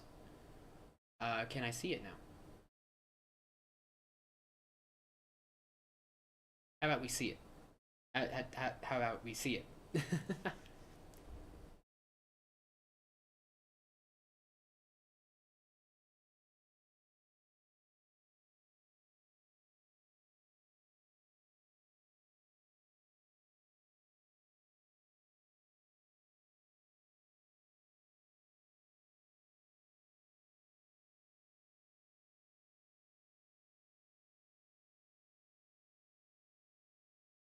Okay, I'm kind of liking the writing of this article. I'm going to actually go back up and read a little bit of it. Last week I received some welcome feedback from a reader about the articles I write in health and nutrition. Propaganda went so wrong. Regained our health. First, my say I appreciate him for words. career, help people, best health, blah blah blah. If that's true, I might follow you. Food has also the power to inflict great harm, of course. Foods, no shit. How did the US government's food pyramid go so wrong? Why is the wrong government? Blah blah blah. Probably does not surprise you to learn that big money and powerful corporate interests are behind these recommendations. What a surprise. But there's a good chance you don't know how it came to pass, the food pyramid you never got to see. And that's the story for today. Alright, well, I got the story of food. Okay, the section titled The Food Pyramid You Never Got to See. Since the government began promoting heart-healthy vegetable oils and the heavy consumption of refined starches, we have seen an explosion in the rates of heart disease, obesity, and type 2 diabetes. Are we surprised? I'm not. And guess where these misguided recommendations came from? The manufacturers of the products themselves. Who would be surprised? Turns out the original food pyramid really was designed for optimal health, but you never got to see it. In the early 1980s, nutrition expert Louise Light, Ed.D., awesome, was teaching at New York University when she was recruited by the Department of Agriculture to create a new food guide. Her job to replace the basic 4 food groups. As created by Light and her team, the original pyramid was designed to promote a diet based on vegetables, fruits, and meat, the only limited amounts of grain and starch. It was submitted to the authorities within the USDA for approval. When Light saw her pyramid in its final form, she was shocked. The Office of Secretary of Agriculture had made changes that had nothing to do with improving health and nutrition and everything to do with protecting the profits of the food industry. The team's recommendation of 2 to 4 servings of whole grain breads and cereals was nixed in favor of a whopping 6 to 11. No doubt pleasing the corn and wheat industries. Crackers, baked goods, and processed starches were taken from the top of the pyramid and moved to the base, where they were to make up the bulk of the American diet. Subtle changes were made to Light's wording to emphasize processed foods over whole foods and change the recommendations such as eat less to avoid too much. Over her strenuous objections, the food guide pyramid was finalized and approved. Afterward, Louise Light wrote, "The health consequences of encouraging the public to eat so much refined grain, which the body processes like sugar, was frightening." She made it clear to the USDA that their version of the food pyramid would lead to an epidemic of obesity and diabetes, and welcome to America in 2019 at the time of writing this article. Okay, so I don't actually get to see the pyramid in this. We just get to have the exact same breakdown. Okay.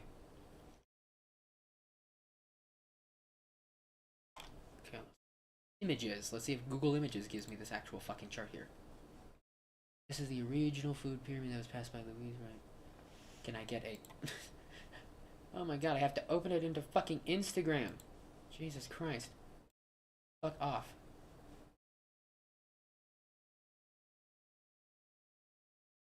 Zoom. This is on Instagram, and I don't really like Instagram. They banned me for no particular reason. But we've got clean water up here, above fats, which are above calcium foods, which are above whole grains, which are above protein, which are above fruits and vegetables. What do you know? What do you know? What did I fucking tell you? What did I fucking tell you? I was just ad-libbing that shit out my ass, and what did I fucking tell you? What did I fucking tell you? Do I know what I'm talking about, or do I know what I'm fucking talking about? Tell you what? Tell you what? Personal vindication. Yes. Yes. Clicking on things I don't need to be instead of actually clicking on my OBS. Open it back up. Alright, we can continue now. And Louise Light wasn't bought out by big Instead of shaming natural fats, it encouraged things like 4 daily tablespoons of cold-pressed fats like olive oil, while really limiting sugar and refined grains like processed bread, crackers, and cutting out candy and junk food altogether. So, as you can see, all pretty reasonable stuff. Louise Light and her team proudly submitted the new guidelines to the USDA, but they rejected it. Of course. Instead, they released a didn't make enough money. modified version that was so perverted, it was almost unrecognizable from the original. Of Instead course. of just 2 to 3 servings of grains a day, now it told Americans to eat 6 to 11 servings. That's up to 13 slices of bread a day, or almost an entire box of sugary cereal. And Jesus. yes, these recommended grains included incredibly healthy American sliced bread, crackers, and of course, we can't forget about the breakfast of champions, cereal. Food pyramid that we were taught in school about said the recommended amount for bread, cereals, and grains was 6 to 11 servings a day. 11 bowls of cereal a day. 11 slices of bread a day. While meat, fruit, and vegetables, those disgusting foods now only made up a tiny portion of the recommended diet, and the public just blindly followed along. This food pyramid was officially course introduced they to the do. masses in 1980. It was supposed to be Hold on. healthier, and yet I the want food that. pyramid was I want that on the officially screen. Hold introduced. on. The basic 7 eat this way every day. Oh boy. 1 says leafy green and yellow vegetables. 2 citrus fruit, tomatoes, raw cabbage. 3 potatoes and I fucking hate these people. Potatoes and other vegetables and fruits. Then we have milk, cheese, ice cream, meat, poultry, fish. Yeah, this should never be behind this. And bread, flour, cereals, whole grain or enriched. Butter and fortified margarine. Like, these are like in a step. In addition to these basic 7, eat any other foods you want. That's awesome. Don't waste food. I love that. But like none of these are actually like prioritized over each other. They're like in a like number sequential system. Like this is not like any kind of visual breakdown that stupid Americans could actually understand. So of course they would have to replace this with a pyramid. But like, no, this is interesting. To the masses in to say the least. 1980. It was supposed to be healthier, and yet obesity kept skyrocketing. Look Oh, what's happened I wonder since why. 1980. Rise in U.S. overweight obesity coincides with Corruption caused obesity. And so, of course, obese people are going to use that as an excuse to not stop being obese. the beginning of the diety guidelines. In following the food pyramid, a 15-year-old girl can eat a daily menu consisting of a bowl of Lucky Charms with low-fat milk and a glass of orange juice from concentrate for breakfast, cheese-flavored crackers for a morning snack, a cheeseburger on a whole grain bun with french fries and a Coke for lunch, chocolate pudding and grapes for an afternoon snack, and chicken nuggets with a biscuit and canned green beans for dinner, with low-fat ice cream for dessert. Why? Because the food pyramid was never about your health. No. According It to was Louise about Light, money. Money! It's always about money.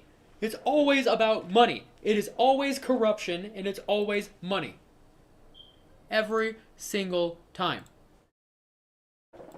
the pyramid was sold to the highest bidder, and that highest bidder was the grain industry. Our federal dietary guidelines, the official government advice for how we should all eat to stay healthy, tell us to limit saturated fat to just a couple of bites a day and make carbohydrates more than half our daily calories. The first dietary guidelines recommended 50 to 55% of your calories are supposed to come from carbohydrates, mostly grains. Since the 1960s. Yeah, and that's not bad for you at all. It's not like carbohydrates are usually broken down as sugars or alcohols into your fucking system. You know, it's not like that's a good thing. It's not like that's a bad thing or anything. Like, fuck, it was a pretty impactful story. Let's see,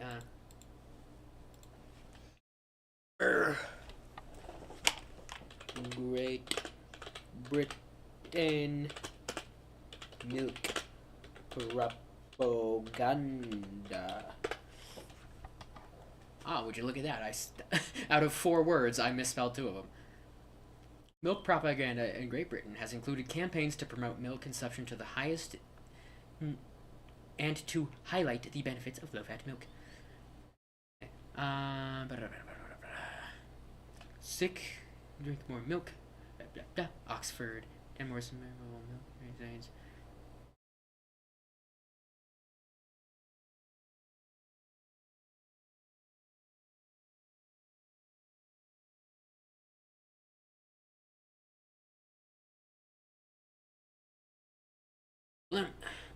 And like they had this shit going on a long ass time ago. Propaganda materials repeatedly highlighted the nutritional value of consuming milk as it contained calcium, vitamin D, and protein. Civilians were also encouraged to drink more milk, not only as a healthy food choice, but also to support the war effort.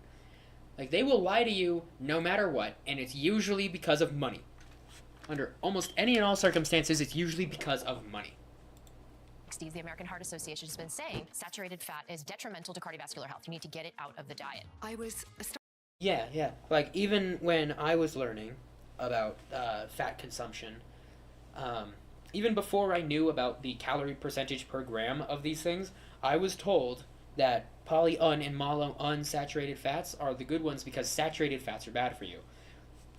Like, I'm sure there are a minimum requirement of these things for your general overall health.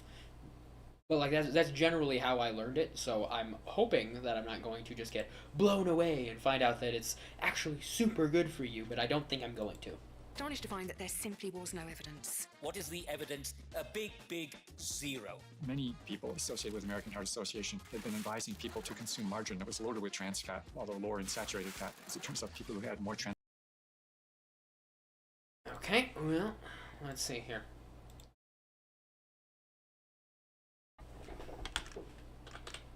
Health benefits of unsaturated fats versus saturated fats. Unsaturated fats are generally considered healthier than saturated fats because they can help lower bad cholesterol levels, reducing the risk of heart disease, while saturated fats tend to raise cholesterol while consumed in excess. Unsaturated fats are mainly found in plant-based foods like oils and nuts, while saturated fats are more prevalent in animal products that like meat and dairy. So, cholesterol. Saturated fats are bad for your cholesterol, and unsaturated fats help lower cholesterol. So, yeah. I was right, there is evidence, it's studies and stuff. But, you know, I wouldn't recommend eating a lot of fats, you know, because it's not likely that you should, considering they are over twice the amount of calories per gram as proteins and carbs. But, like, proteins, which you should be eating more of. Trans fat in their diet had higher rates of heart disease and diabetes. What we told people is to get off a possibly unhealthy fat called saturated fat and replace it with a fat that we subsequently learned actually does give you heart attacks. Every 5 years. Yes, because trans fats are bad. Trans fats are bad, okay? The unsaturated fats are better for you because they can help lower cholesterol. The saturated fats are bad for you. They raise your cholesterol. And trans fats do all kinds of bad shit to you. Okay, there was a very, very long list in the last video that we watched. Go back and watch that, you know. I didn't add a whole lot to that video, but I added enough to make it a video. So my editor will eventually cut that up, and it should go up on the channel before this one. So go ahead and click on that. I'll probably put it in the iCard if I can remember to do that. But go ahead and watch that if you want more of a breakdown on the trans fats, if they don't give a further one here. But trans fats are really bad for you. The government reformulates the dietary guidelines for Americans, and we looked at the panel that pulled it together. 11 people. 6 of the 11 had financial relationships with the food industry. Of course they did. Of course they did. Pulled it together. 11 people. 6 of the 11 had financial relationships with the food industry. 6 out of the 11. Over half. Yeehaw. Bit by little bit. Oh my god. Financial relationships with the food industry. Okay. Kraft, Dannon, Beef USA, Bristol Myers, AMI, Incredibly, National Dairy, whatever the fuck that is, Mead Johnson, Nestle. Of course Nestle's here. And Slim Fast. Everybody loves Slim Fast, except for the fact that it never sells. Don't ask somebody in retail to tell you how well Slim Fast is going to do if you want to keep your fucking sanity. Industry. When a kid is pulling his tray down the school lunch line, see federal policies in action. There are burgers topped with cheese, the milk is heavily subsidized, but the vegetables and fruits a little bit harder to find. And this is because the government contracts. Yeah. So, school lunches, for those of you who didn't go to school in America, they give you an entree, and then the vegetables are highly encouraged, but you get your own vegetables. Like, they do not heap the vegetables onto your plate. The vegetables are there for you. You know, if you only are allowed one entree, but you can get as many vegetables and fruits as you want to, but they leave it up to your discretion.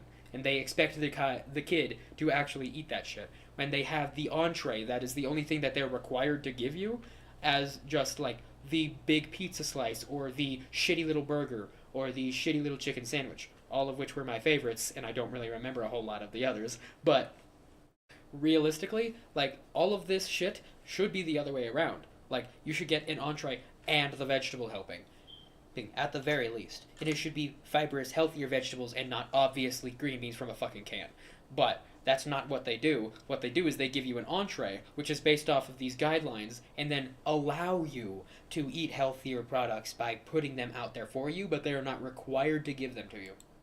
are going to particularly the meat producers and other producers as well. It has nothing to do with the health of the children. Like, they changed that somewhere along the line. I got a Jimmy Neutron brain blast. I remember as a child they would put corn on my plate because, wouldn't you know it, the food and grain industry grows a lot of fucking corn.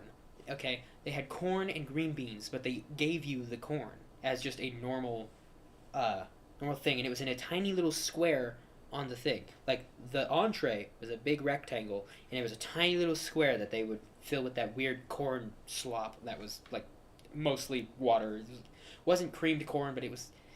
Oh my god, I can't believe they made us eat that shit. It has all to do with the financial health of the big agribusiness entities. Welcome to Evil Food Supply, and this is the giant scam that is the food pyramid.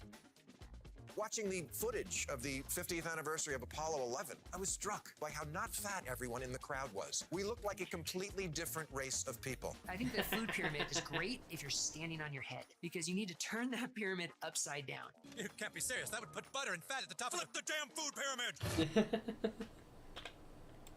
That pyramid upside down. You can't be serious. That would put butter and fat at the top. Flip the damn...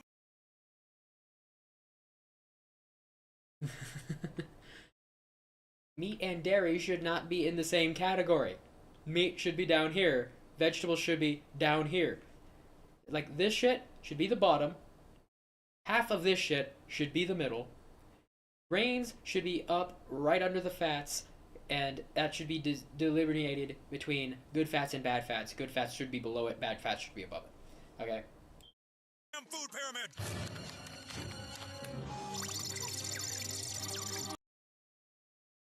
Fats and oils, meat and dairy. Like, you still don't want that. Nutrition is stabilizing. You don't want that much fats and oils, though. It might be better, maybe, but, like, over 50% of your food should not come from grains or fats. It should not do that, okay? It should be... The carbohydrates that should be making up the bottom are the fucking vegetables and shit. The fruits and veggies, you know? Oh my god.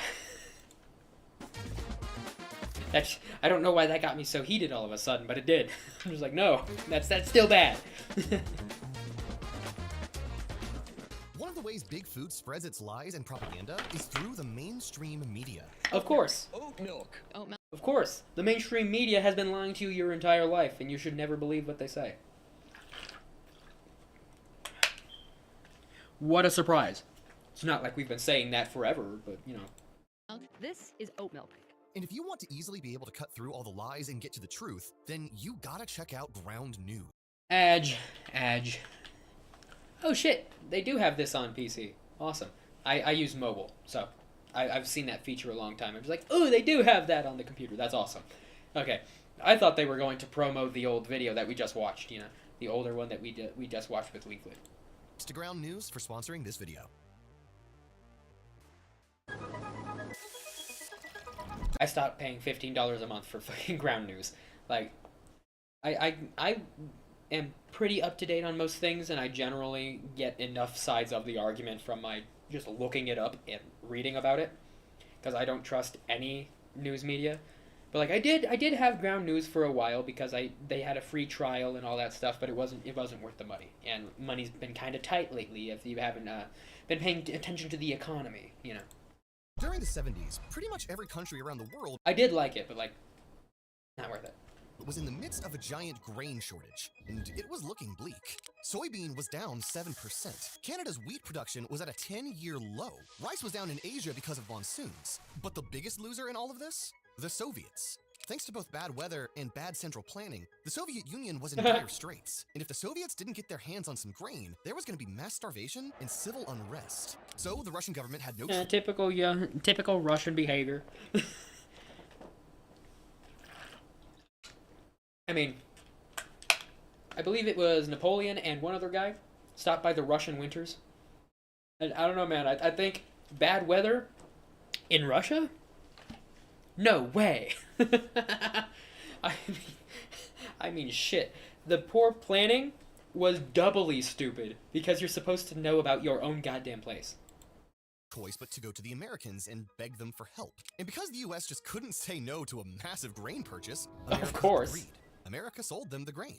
And because there was a worldwide shortage of grains during that time, grain prices were very high, which Of made course. this an insanely lucrative deal for America. Of In course. fact, it would go down as one of the biggest grain trades in history. And Money, this money, money, profitable money, ordeal money! got a man named Earl Rusty Butz thinking. Earl Butz is a very important man in this story. He was the Secretary of Agriculture at the time under President Richard Nixon. And at the time, Nixon was up for re-election. And when you're in a powerful position like the Secretary of Agriculture, you obviously want to stay in power. So Earl course. Butz needed to do everything in his power to guarantee Nixon won re-election.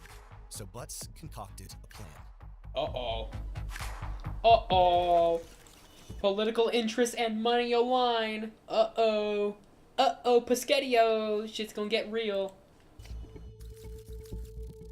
Oh, shit! We're straight up going to bribes. Fuck yeah. Right out the gate. I don't have to beat around the bush. I don't have to say anything without not saying shit with my chest so that I don't get sued. We're going straight out the gate with the bribes. Fuck yeah. One of the most powerful political bases you can get on your side as a politician are the nation's farmers, the people that grow the nation's wheat, soybeans, and corn.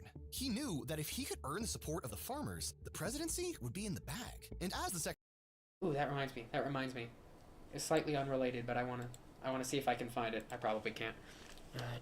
Ugh.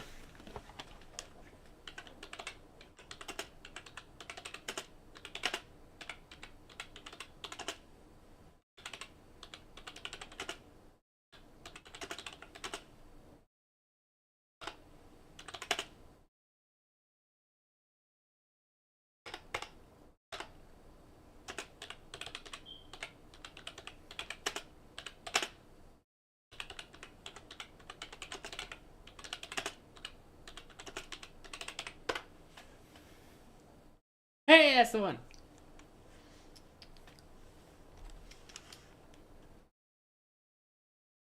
Going to autoplay. Fuck off. That made me think of this real quick, and so I'm gonna put it in here. Farmers aren't allowed to save and reuse their seeds for the crops that they grow. And as a farmer who grows these seeds, we don't appreciate you telling the whole world the truth. She's right. Large, powerful seed companies make your food more expensive by holding farmers hostage. If you don't already know, farmers don't own their seeds.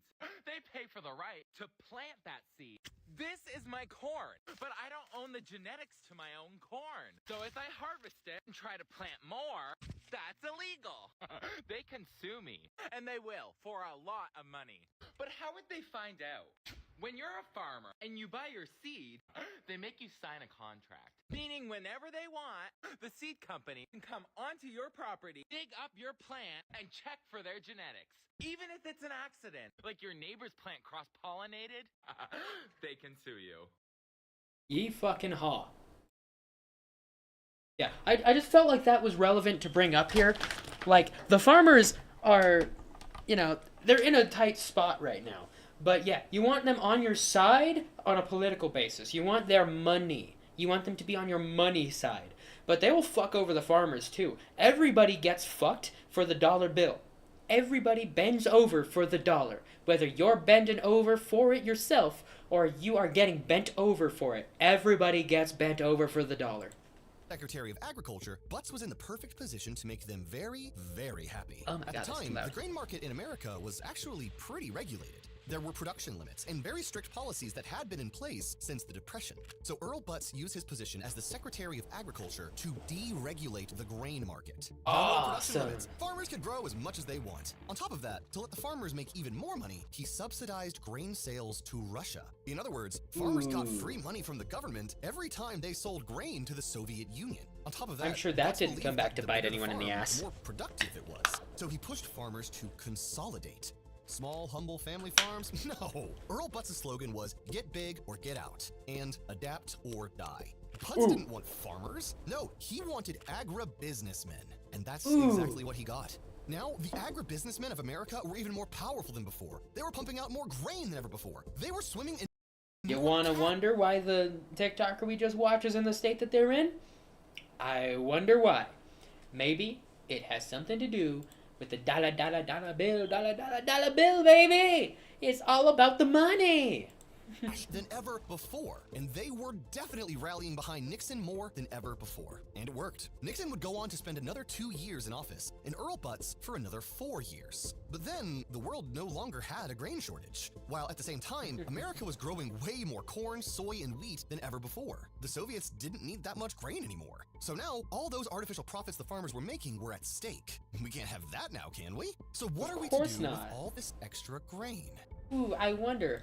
Maybe they're going to do what all the excess dairy was done with. Maybe they're going to lie to the people. Maybe they're going to emphasize things wrongly, and they're going to invest their money in the right places to make sure that all that excess shit ended up getting a profit. Okay? Because once you grow the business, it has to keep growing. Even when something is at a market saturation level, complete saturation, you're not getting any more people in that market. You're not getting any more people to shop at your store. I'm not being... I'm not thinking of anything in particular. Okay? I'm not. Still need to make record profits every year. Everything has to go up or else.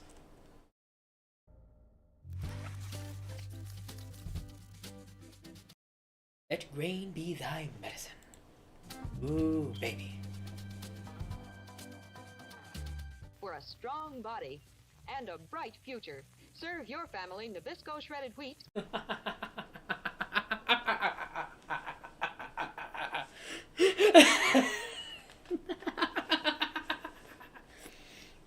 Oh, man.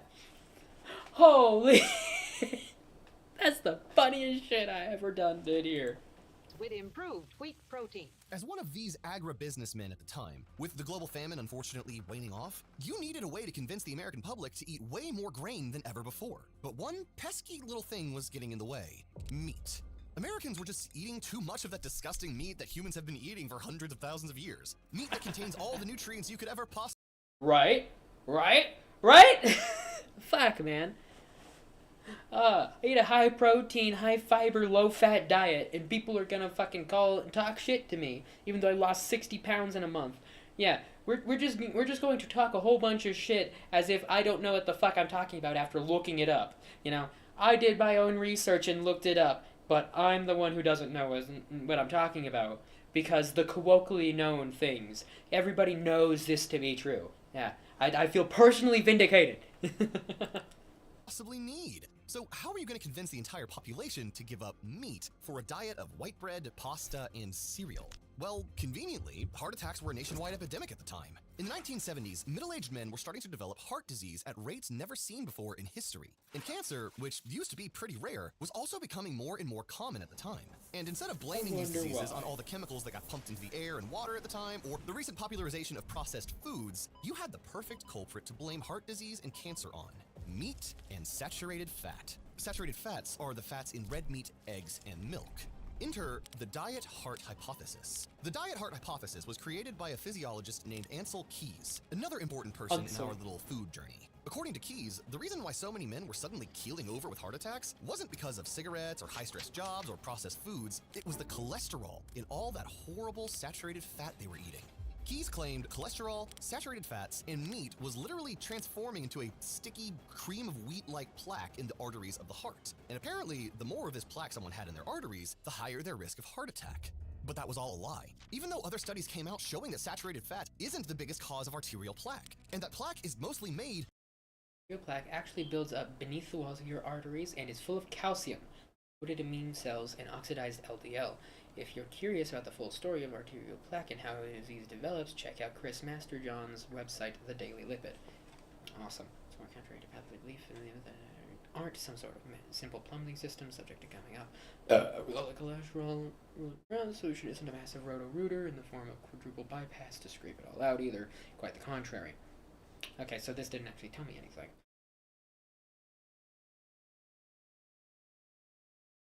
That I have thus far encountered.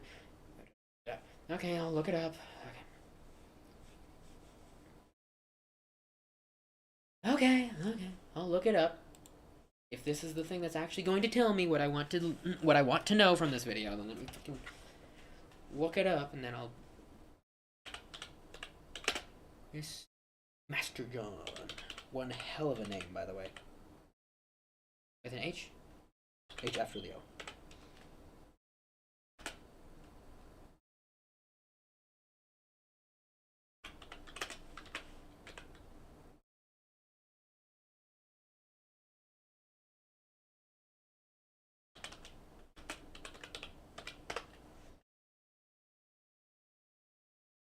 How did I misspell lipid? What the fuck? Daily lipid, blood topics, popular topics, fatty liver, glycogen. Oh, that's glycation, my bad. Heart disease. All topics, okay. Let's. Breast cancer, celiac, choline. Fat and cholesterol. Here we are. Okay, that's a lot of shit. That's a lot of shit to look through. Let's hope that they get into it. Of calcium, the people still went wild for the diet heart hypothesis. Seriously, everyone was falling for it. Now, everyone thought that animal fats were just as bad as smoking cigarettes, and the agribusinessmen loved it. Big government and big agriculture had successfully duped the public into thinking that meat that humans have been eating for hundreds of thousands of years was now all of a sudden gonna kill you. But seed oils and... Of course, because people are fucking stupid.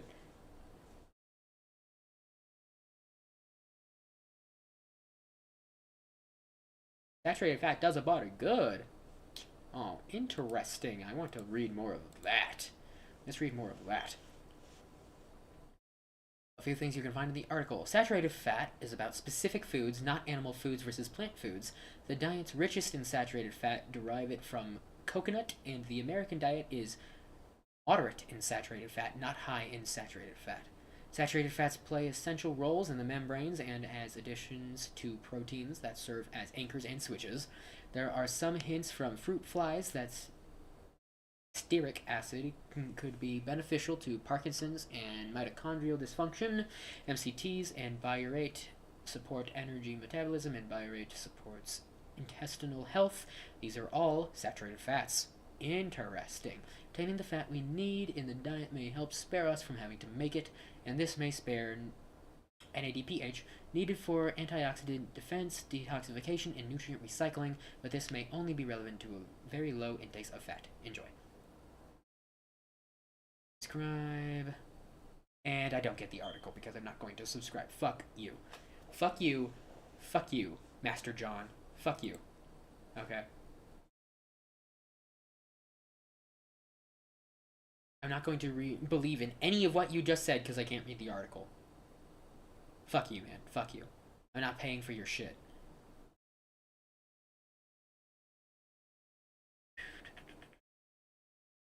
Video interviews and this, that, and the other thing. God damn it. Oh, this is gonna be something I have to deal with in my own fucking time. Oh, man.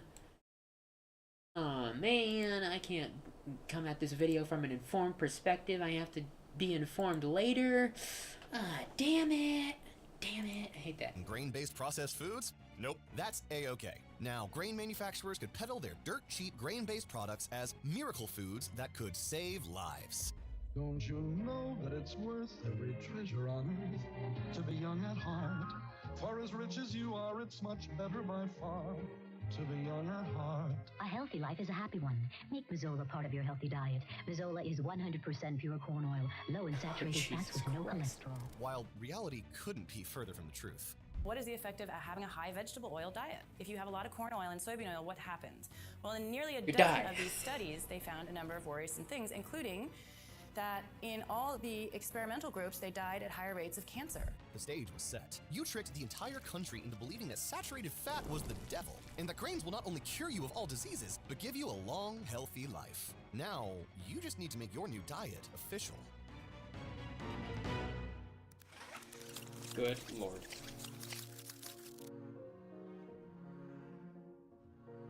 Money, money, money, money, money! Yeah, now food is fun, but it's more than treats. Hey, look at mama, I watch what I eat. Give me fat fruit. Give me green group for energy. Fruits and veggies for vitamins, please. Meat group for strong bodies. Milk good for bones and teeth. Eat the others on its rarity. Give me 5 fruit, give me 5. In 1980, you released an official. Then first in what's now a tradition, reports jointly released every 5 years by the USDA, Department of Health and Human Services.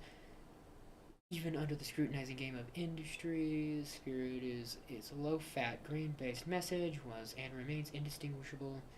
The export's most recent versions retain the dietary message from the late 1970s with only minor modifications. Book of nutrition guidelines called The Dietary Goals of the United States. These guidelines stated that Americans should substitute starches for fat, choose lean meats over fatty cuts, limit intake of butter and other added fats, and limit the use of eggs and organ meat.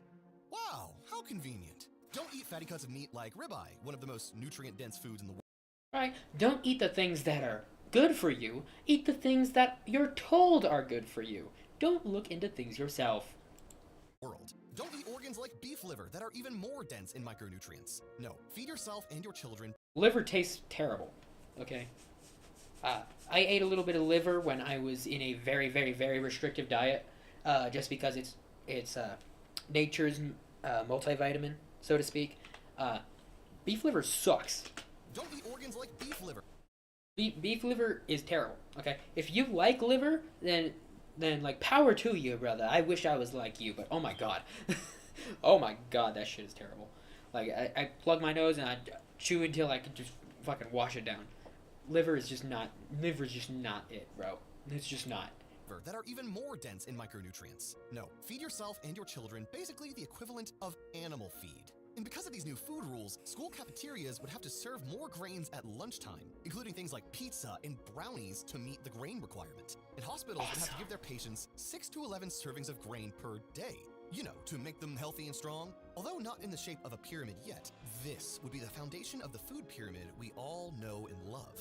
And Good yes, Lord. when you first released these new guidelines, people definitely complained. Health professionals said that the guidelines were pure pseudoscience. And the meat industry did everything they could to get meat back into the picture. When you released these guidelines in pyramid form, the meat industry forced you to change their section from red to purple because they were afraid that the color red would scare people away from eating meat. And you gave them what they wanted to a degree. They had a But point. you never shifted from grains and carbs being the bedrock of the American diet to this day. Plus, you couldn't take out grains even if you wanted to, because refined grain products like white flour, breakfast cereal, corn oil, and high fructose corn syrup are America's most lucrative foods. Take away Coca-Cola's precious corn syrup, or Nabisco's white flour, and these companies will lobby you into the ground until you turn the tables back in their favor. You'll never be able to remove grains from the pyramid. But Americans shifting to grains led to one bad after effect. I wonder what that could be. The big fat mistake.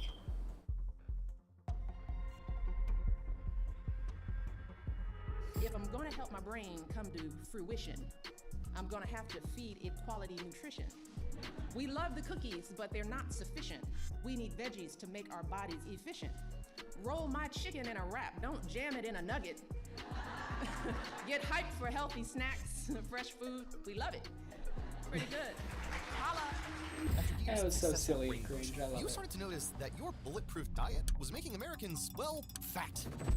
So why is it that Americans keep getting fatter in spite of government efforts ranging from calorie posting to new school lunch programs? Being overweight and obese is the second leading cause of preventable death in the US. And the public was starting to notice. The food pyramid was losing its edge. It needed a rebranding. So in 2011, you switched gears. Overweight, obesity rates are at dangerously high levels. The Obama administration has worked to support Americans who want to improve their health and nutrition. My plate is a departure in the food pyramid we're used to seeing. It's an And it's still wrong. What do you know?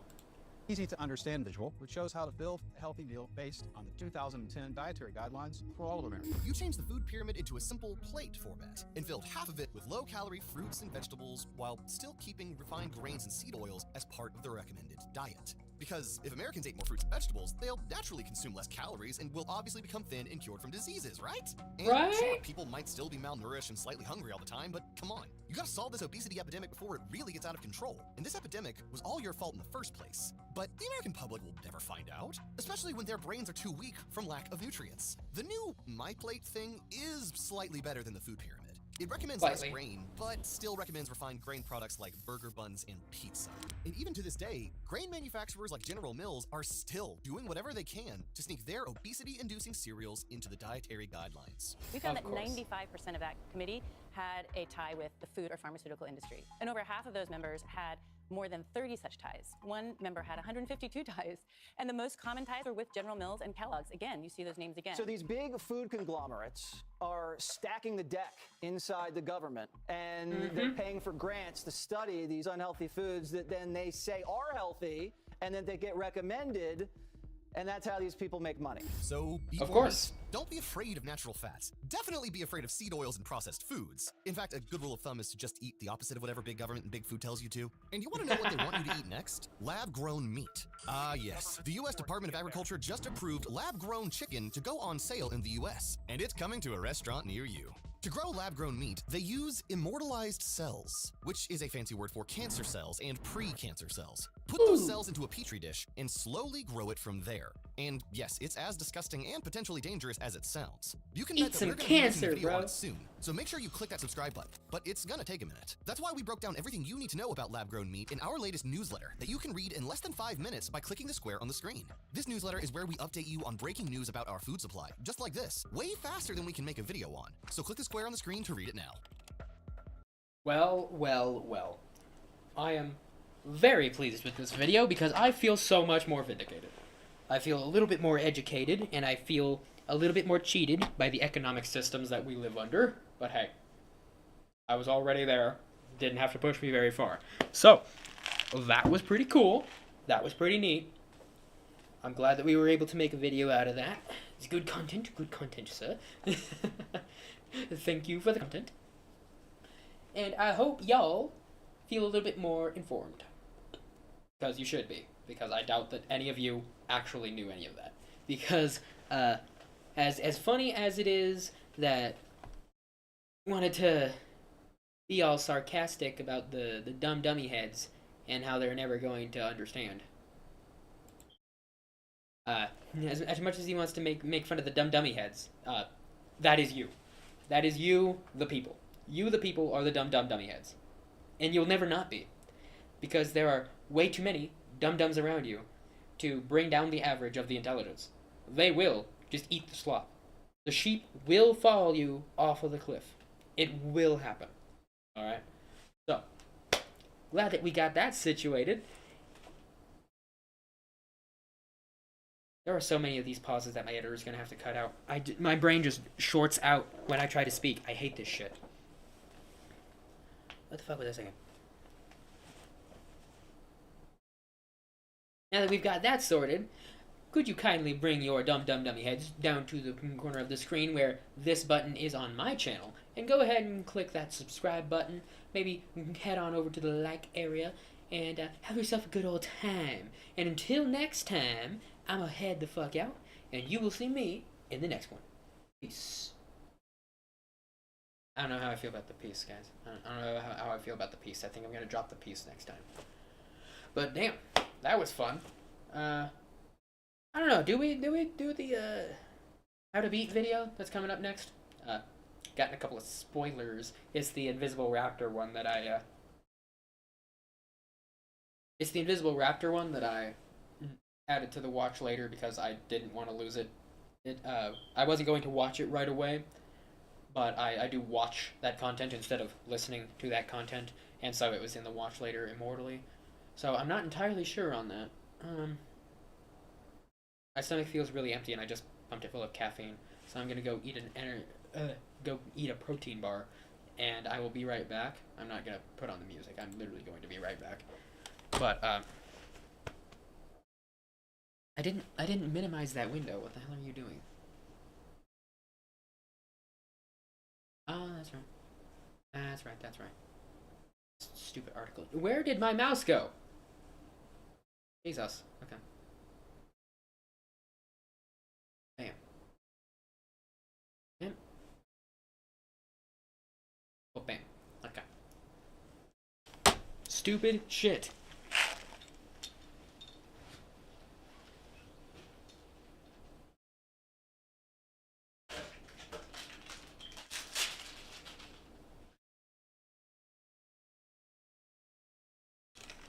Another awesome perk of my studio being literally right next to the fucking kitchen, you know? My studio is out here in the rest of the house. Yeah, I don't do product placement for free, so you just get to listen to me eat. I'm not a mukbanger. And that is the last of, excuse me, the energy drink. So I'm going to go get my other water bottle, which I had dumped my other drink into.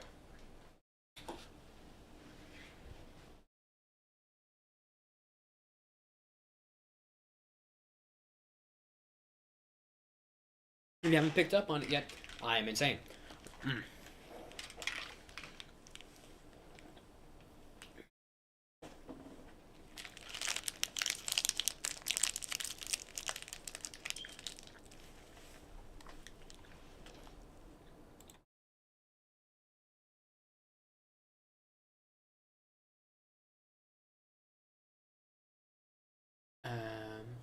Why are my things being stupid?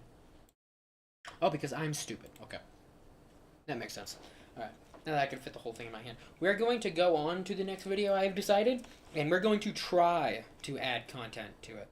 But I'm going to say straight up at the start, this is something that I fully plan on being a consume on my own time thing. And we're going to probably skip over it. But we'll try. We'll give it the good old college try. So let's mute, skip, pause. Wait for things to stop being stupid. Then we pause. Back to the start.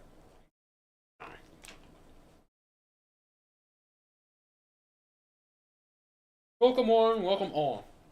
In the intermission, I have grabbed some food. And it is literally just this much left. And we are going to be reacting to how to beat the invisible dinosaur in the Invisible Raptor.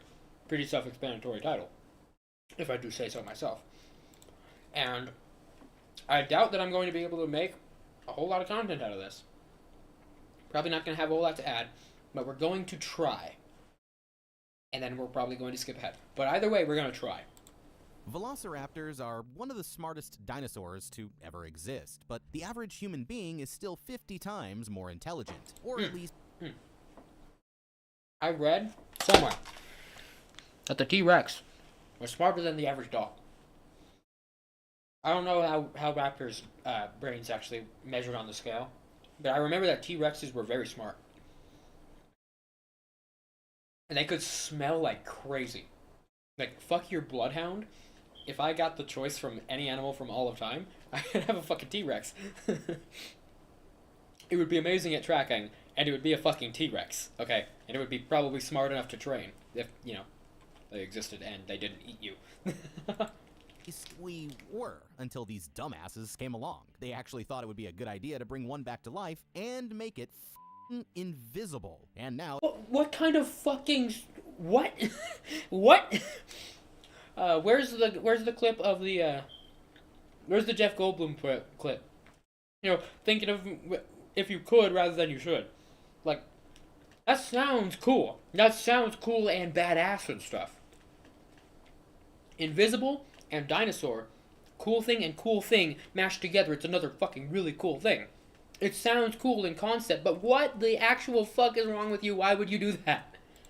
Oh, it's about to go on the most brutal and, quite honestly, hilarious rampage that this town has ever seen. You know what's really invisible? The amount of brain cells that I have left after watching this. But, you know, here we go anyway. We're about to break down the mistakes made, what you should do, and how to beat the Invisible Raptor in The Invisible Raptor. This neighborhood is about to turn into a hunting ground. At a top-secret lab hidden deep underground, these two moronic scientists are watching over the most dangerous experiment ever created. They're babysitting a carnivorous velociraptor that's been genetically engineered to be completely invisible, and as if that wasn't bad enough, they've even been teaching it how to unlock doors. That's because this dino was meant to be sold off to the highest bidder as a weapon, but these greedy geeks are never gonna get the chance. One of them has to leave early to get his kid a birthday present, but the minute that he's gone, the raptor holds up the keys that it stole right off his belt. Luring his partner over, it drops them just on the other side of the bars, and when he reaches in to grab them, the dino suddenly tears out one of of his eyeballs with its claw. Letting itself free, it What? props the man up in his seat, Weekend at Bernie's style, just as What?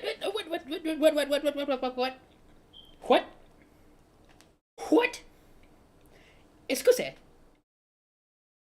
The raptor tricked motherfucker into reaching his hand in there. And he didn't eat his hand. He had the keys. He can use the keys to open the door. And he does not use the keys to open the door. He does not bite the motherfucker after he gets tricked to put his hand in the goddamn cage. He bites his eye out. Is he dead? Is he dead? Like, Weekend at Bernie's style and whatnot. claw. Letting itself free, it props the man Okay, up in it used its claws. Okay, it didn't use its teeth. My bad. Is he dead? Did he die from an eye gouging?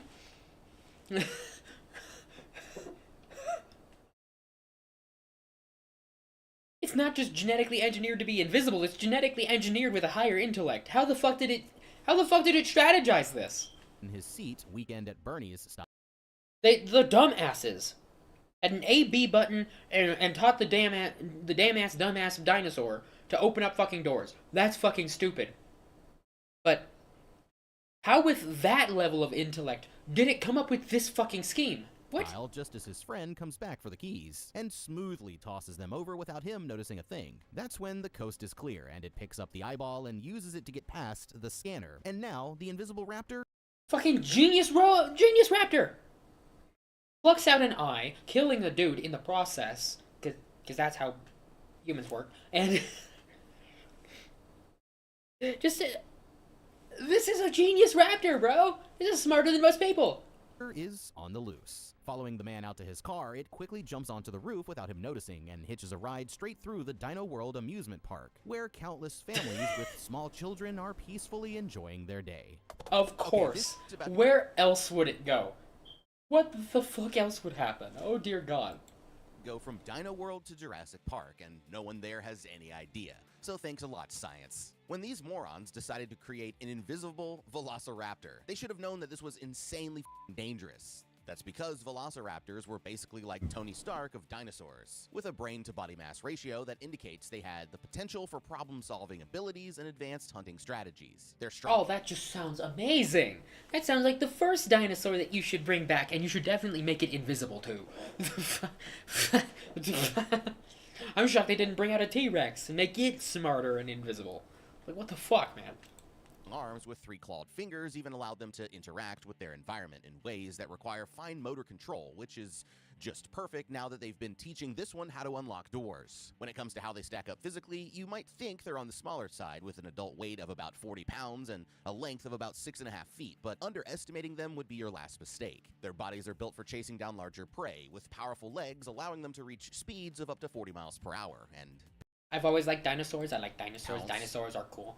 There are several different kinds of raptors and several different kinds of methodologies of these raptors to using and killing things with their claws. There was one with this gigantic fucking claw, and apparently it went through like several different variations because scientists just couldn't explain it. Like, it uses it to pierce its foe, it uses it to slash its foe, and then they eventually found that it uses it to pin its foe while it claws and scratches and bites and eats it alive. You know, raptors are fucking crazy. Raptors are sick. Like, dinosaurs are cool, bro. If you don't like dinosaurs, it's because you're a loser, okay? over large distances like modern-day big cats. Plus a long, flexible tail that acts as a counterbalance for making quick adjustments even at breakneck speeds. That slender build also helps them keep a low profile while stalking their prey through the dense vegetation of their natural environment. Like a giant ninja lizard just waiting for the perfect moment to attack. And when they do, they'll get you with those 2.5-inch long sickle-shaped claws on either foot. Perfect for slicing your guts out like the world's most demonic emu. If this thing manages to infiltrate Dino World, then all hell is going to break loose, and the And like that's them under the circumstances where they're not literally invisible. Okay, they're camouflaged. They're not literally invisible. This fucker has no reason to be stealthy. It is stealth. It can't be seen. absolute last place you want to lose your invisible apex predator is in a closed-off area full of nothing but hundreds of innocent families. But with that being said, at least you'll have plenty of meat shields to choose from, and that's going to make your chances of survival here a lot better as long as you know what to do. Now, because it's invisible, silent, and a tactical genius, you have no way of seeing this thing coming, which means that if you're the first target, then you're already screwed. But there's some good news. In the wild, predators always target the most vulnerable members of a group, so there's a strong chance that it'll be like a kid's meal I'm gonna make it. Once the screaming starts, your natural instinct should be to get the hell out of there by any means necessary, but My natural instinct is going to take on the threat, because I don't have a flight or flight response, I have a fight or fight response. Like, people think that I freeze sometimes, but it's not. It's my mind processing the best way to fight. Like straight up. If it's not a physical, violent confrontation, if it's a fight or flight instance and I can't fight it just like by fighting it, like my brain will stall out and just, instead of fleeing or freezing on the spot and just not moving, like actual freeze, like it will stop all functioning except for the processing required to determine the best way to fight things. I have a fight or fight response, okay? I am under no delusion that in any fucking horror scenario where the creature is more powerful than me, or I cannot easily kill the creature, that I am going to die. I am going to die in that situation, because I am going to take on the threat, and I'm going to die doing so. I am fully aware of this, and I am fully accepting of this. But like, yeah, your normal response to the situation is to get out of there, and that's the correct response, because that thing is going to kill you, okay? It's going to kill me, and then it's going to kill you.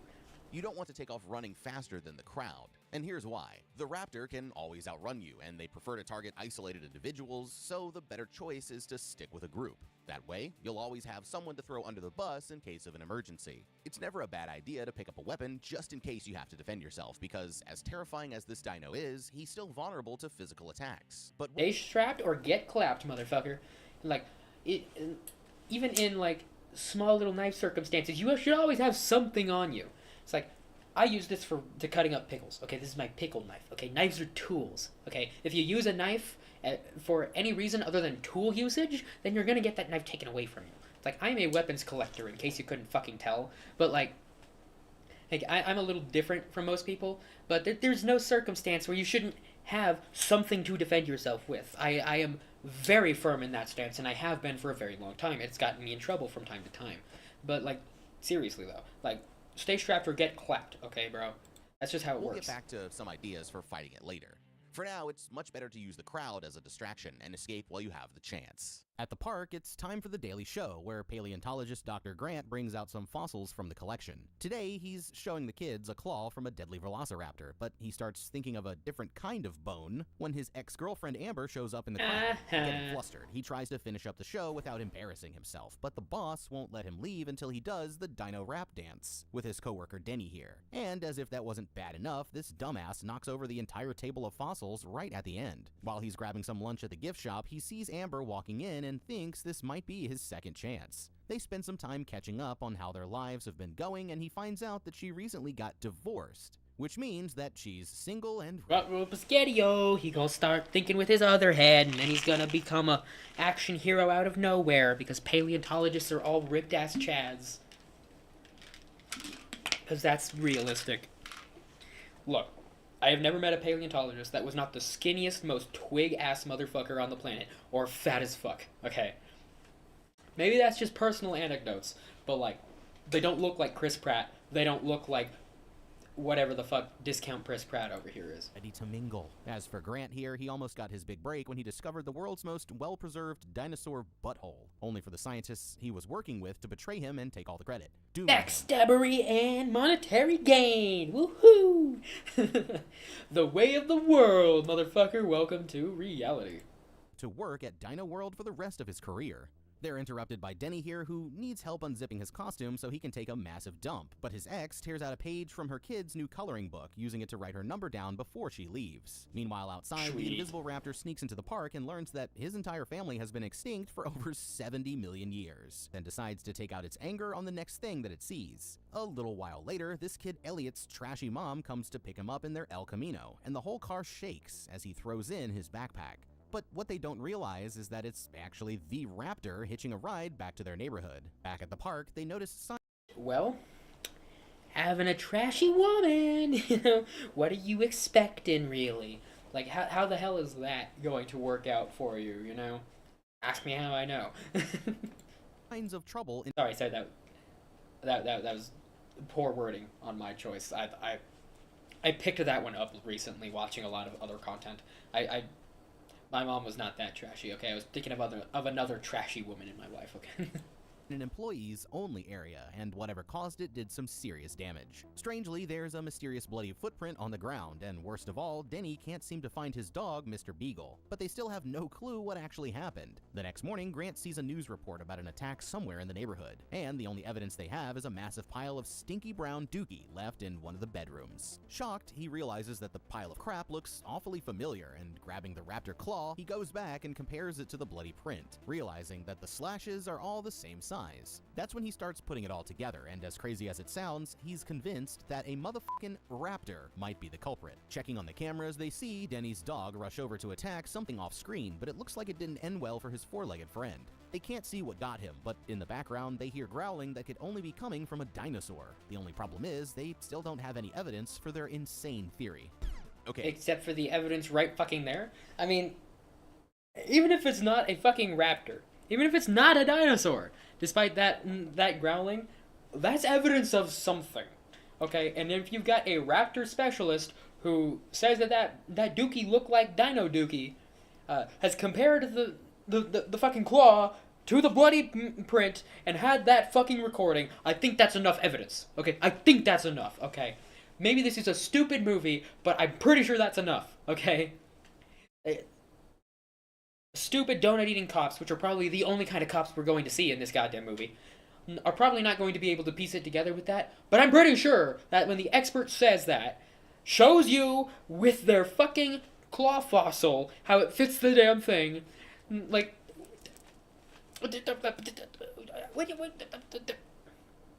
Yes, it's not 100% evidence, but it's enough evidence for somebody to go off of, you know? I mean, shit. Something about this stinks, and it isn't just our boy Denny over here. Now, Grant is absolutely convinced that there is a raptor rampaging through town, but he isn't sure what the hell to do about it, and I gotta say, I get it, man. That's a fucking problem. He can't handle it alone, so the best thing would be to get help from the local authorities. But if he goes in there and straight up tells them there's a dinosaur running around, then they're just going to think he's out of his damn mind. Well, the good news is he doesn't actually have to say that. You see, it's basic human psychology to trust people with a perceived sense of authority, just by dressing someone up in a... Yeah, he's an expert, dude. Look at him. He's dressed in the dino shit. He's got a fossil in his hand. Get a detective there. I don't care how. Get one there. Show him the fossil. Show him the footprint. Show him the video of the dog getting got. Connect it to the Dino Dookie that you, as an expert in the field, know about. Like,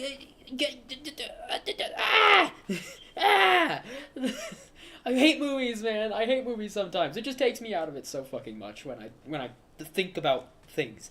There I go thinking again. Everything goes wrong whenever I start thinking.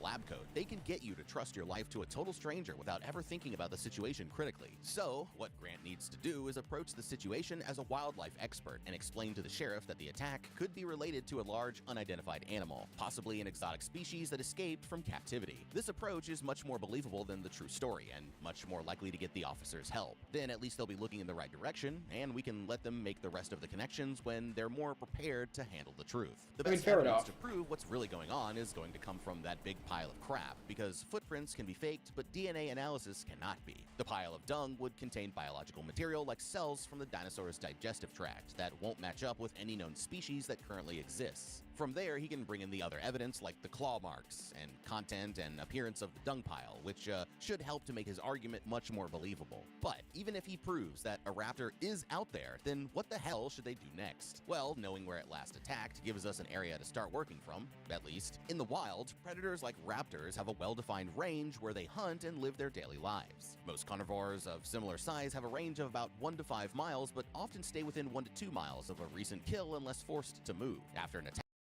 I mean, this is all great knowledge about stuff that I already know, but sorry, I don't mean to like be disrespectful about that. I just said it the way that it came to my mind. In this situation, it's kind of hard to judge that because like it's a it's a velociraptor. They had that, but like this one wasn't raised with other raptors. This one was raised in captivity after it was genetically modified. It's invisible, so it doesn't have to learn the camouflage techniques. It doesn't have to pack hunt, and it has gone from where it was born to a zoo where it ate its first victim to a residential area where it ate its next victim. Okay. You can't really make that judgment on this animal because it has shown the willingness and ability and the intelligence to get on a vehicle and go somewhere else. It does not seem to be establishing a territory yet. If it seems to establish a territory, if the next attacks are in a more localized environment within that range, then you can bring in this essentially pseudoscience at this point, because you're applying known science to another creature that is outside of that scientific order, which makes the real science pseudoscience because of the way that you're applying it. So, quick little science lesson for you. So, I'm not so on board with this yet, but maybe as the movie/video continues, I will. But honestly, you just can't put that into the mind of any of these people at this point, and that's what the How to Beat is. Like, it's preparing you for having to be in these retarded ass situations like there's no way you could be prepared for, because they wouldn't happen. But it's basically that, and I like the content, I do, but I think this one's a bit of a miss, because yeah, that's true, but but in this particular circumstance, it has gotten on a vehicle and gone somewhere else. There is no reason to assume that this one is going to be territorial or is going to have an effective range when this one has proven itself to be nomadic and highly nomadic, because it will get on human transportation. Like, once this thing gets on a fucking train, which it will eventually, you know, it's going to see that the train moves much faster, and it's going to find a train, and it's going to get on that train. Like, this thing has a potentially infinite range, and there's no way to track it unless you catch it. You know, it's like, it's not really... You can't go with regular raptor behavior, because it's not a regular raptor. It was grown in captivity, not raised with other raptors. It doesn't have the raptor abilities. It doesn't have the raptor socialization and stuff. It's hyper-intelligent and invisible due to the nature of its upbringing. And it has proven itself to be highly nomadic, with the ability of traveling very long distances between kills. Like, you can't put that on this animal, because it has proven itself to not behave that way. They often seek a place to rest and digest their meal, so it's more likely that this dino is still somewhere nearby. The raptor is probably using this downtime to recover and prepare for the next attack, and it would have picked a well-covered and secluded place to hide out. Knowing this, they can focus their search on any parks, wooded areas, or abandoned structures nearby, since they would all be good places for the raptor to hide while staying close to its food source. Like any animal, they also need water to survive, so we might find it near a local pond or a river. Now, if they do manage to find... I mean, the reasoning is solid, and that's probably a good next step. Like straight up, I wasn't on board with the predators and the raptors and the range and this and that. I wasn't really on board with that because it wasn't properly substantiated. However, the conclusion that he got from it is a good conclusion, and I agree. Find it, then their troubles are far from over, because it's going to be incredibly dangerous and difficult to track it down. Again, if the raptor gets away, the best strategy would be a well-placed shot with a high-dose tranquilizer dart, because that's guaranteed to temporarily incapacitate the raptor so that it's no longer a threat. Then as soon as it's down, they should mark the creature with a highly visible substance like paint or flour to counter its invisibility. The last thing you want to do is give it back to the company that lost it in the first place, but I don't think we can trust anyone else with it either, so to me, it seems like the best thing for everyone is to humanely put it down before it escapes again. The two of them head down to the sheriff's office to try and get some help, saying how it could be related to the incident back in the neighborhood. Grant swears that he can prove it if they'll just let him inspect the giant turd, but his story is so crazy that they just look at him and laugh him out of the office, refusing to get involved unless he can show them any kind of proof. Feeling he said he could. Go with him. Bear with him. Like, you said, bring evidence and we can. Bro, let him look at the poop. He's a dinosaur expert. He says that it might be a dinosaur. He says that the poop looks familiar. He says that the claw matches the mark. Come on, man. At least humor him enough to let him look at the shit, okay? It's just shit. What is he going to do to the shit, okay? Let him see the shit. Let him talk you through it. Come on now. Come on now. This is just terrible. This is just a bad idea. Defeated, Grant here is just about ready to give up, but his buddy still believes that they're on the right track. The only way for them to find out is by going to investigate the house, and he knows the address because he grabbed the police report while they weren't paying attention. At the house, Denny throws on a jacket that makes him look like a federal agent, hoping this will fool the mom into trusting them. Of course, he sounds like a total dumbass as soon as he opens his mouth, but the woman here is so hammered and desperate for help that she lets them right in without questioning it. Pulling out the fossilized dung, he confirms beyond a doubt that these two dookies match up. But while they're taking a sample, they find Mr. Beagle's collar buried inside, and Denny here gets so pissed that he starts stomping feces all over the room. After finally calming him down, they quickly rush out of the house to bring their sample back to the lab, leaving a long trail of brown footprints all the way to the floor. He isn't able to convince her and just ends up looking crazy. Just then, they happen to pass by the locally famous chicken farm, where it looks like there's been a... I think we skipped over something. Hold on. Okay. Dookie prints out the door. This woman whose child got. Okay. Leaving a long trail of brown footprints all the way to the floor. He isn't able to convince her and... Okay, so he cut out where he calls the lady, the love interest. And she doesn't buy it because people don't believe experts with evidence. I guess, in this movie universe. Let's just put ourselves in the brains of the dum-dums who don't believe experts with evidence. Put myself in the modern American shoes, I suppose. I'm so bad. I am so ready to be canceled. But yeah, I don't like that the context was cut out, okay? And just ends up looking crazy. Just then, they happen to pass by the locally famous chicken farm, where it looks like there's been a bit of trouble. Pulling in, they find the potty-mouthed farmer, Old Lady McCluskey, out in the yard sweeping up some kind of egg-related massacre, and the boys decide to have a look around. Sure enough, they find identical claw marks on the giant chicken mascot, but what's even more horrifying is that there's a hole in the back that's absolutely covered with invisible raptor baby batter. It's a sure sign that their dino must be nearby, but the farmer here never saw a thing, so they'll need a map to figure out where it might be going.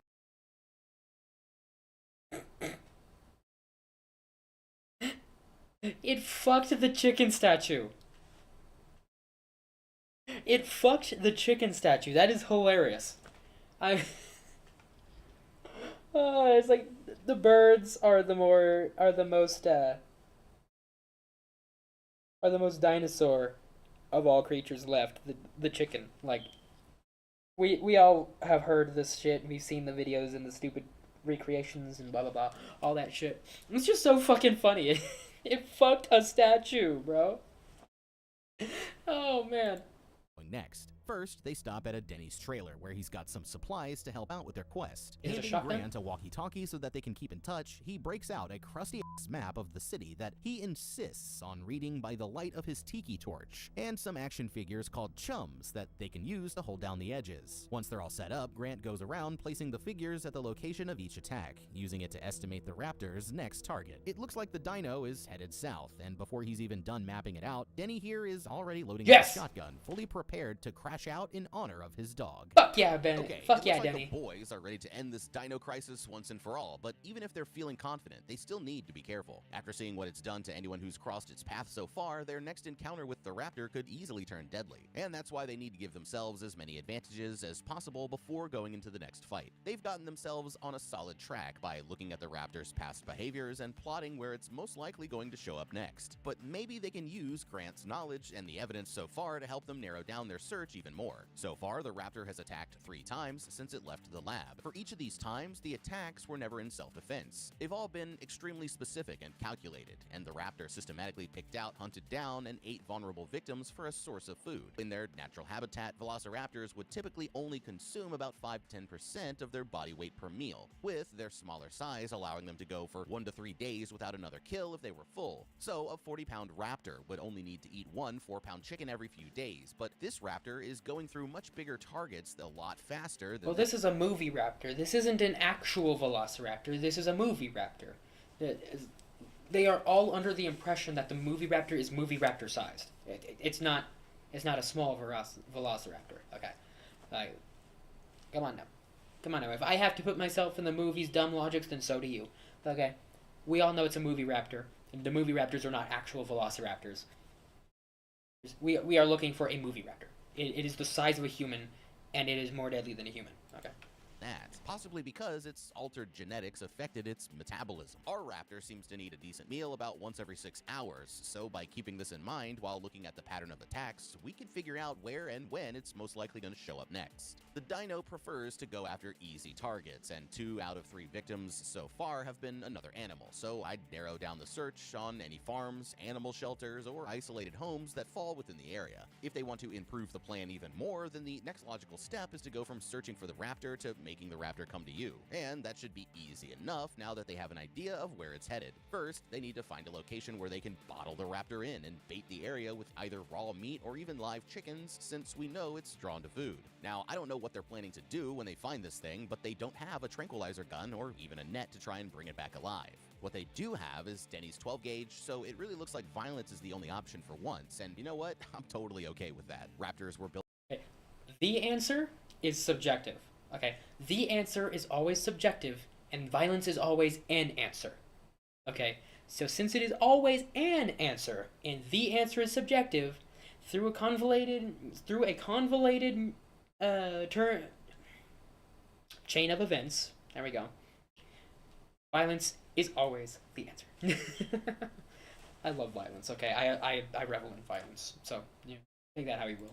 Built for speed and quick kills, not taking damage, so one well-placed shot should be enough to make it extinct once again. Because, like we said before, you don't want to risk it getting away. Somewhere else in town, this random old lady is just minding her own business while getting ready to feed her cats, but she has no idea that they're all about to be on the menu. Every time that she turns around, the cats keep disappearing one after another until finally all 3 of them are gone. And before she even knows what's happening, the raptor lifts her into the air and starts eating the woman alive. On their way to the next possible spot, Denny explains the whole backstory of how he got pantsed during the school talent show and has been traumatized ever since. So it's been hard for him to make any friends besides Dr. Grant here. He's definitely gonna die. Driving by just as a massive ball of disgusting crap comes rolling out from the old lady's house. And when they get closer to investigate, they realize that it's a giant hairball made up of the woman and her cats. Disgusted, Denny here wonders how much worse of a victim it could possibly choose next. But they won't have to wait too long to find out, because seconds later, a headless body in a wheelchair comes rolling down the street. Grant here tries calling the station again, but shocker, they still don't believe him, so it looks like the boys have to take matters into their own hands. Meanwhile, Amber here is just settling in for a bath when the invisible raptor comes strolling along and lets himself right in through the front door. Hearing a noise, she yells out thinking that it must be the kid, but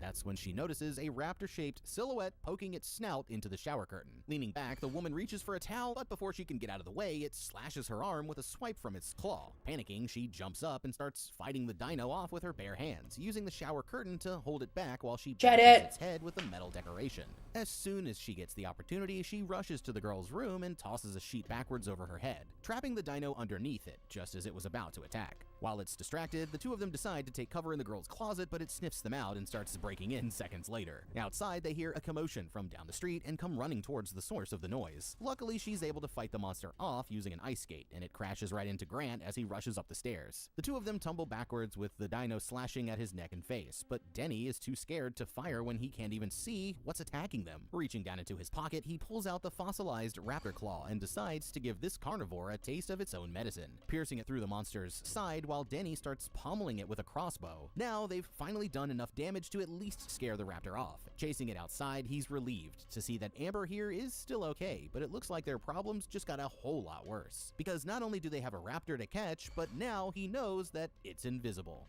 Okay. And it also has a hankering for you. Now you has pissed it off against you. Oh, that is a great place to be, I bet. Hey, these idiots are lucky to be alive after coming face to face with Dino Houdini, but now that they've actually encountered the raptor live and in person, they finally know about its biggest parlor trick. As overpowered as it is, you know, thinking about it, closing the door would be a really good or a really bad idea, regardless of the fact that it can open the door. Do you want it to be able to escape? Or do you want to be able to escape from it? Like, that's an interesting conundrum that I would have had to have thought of for at least a couple of seconds when I entered the building. Is they have a much better chance at successfully turning it back into a fossil. They'll just need to account for its invisibility during the next phase of their plan. Now, after just losing their strongest weapon and almost losing their lives, going straight back after the dino right away would be a huge mistake. The good news is that it's also injured from the fight and most likely found someplace nearby to recover, so they'll be safe from any more attacks while it's hiding out, giving them some more time to come They lost their best weapon, so I'm assuming the shotgun got destroyed, and we just... either I didn't catch that part or it got glossed over again, but like that sucks.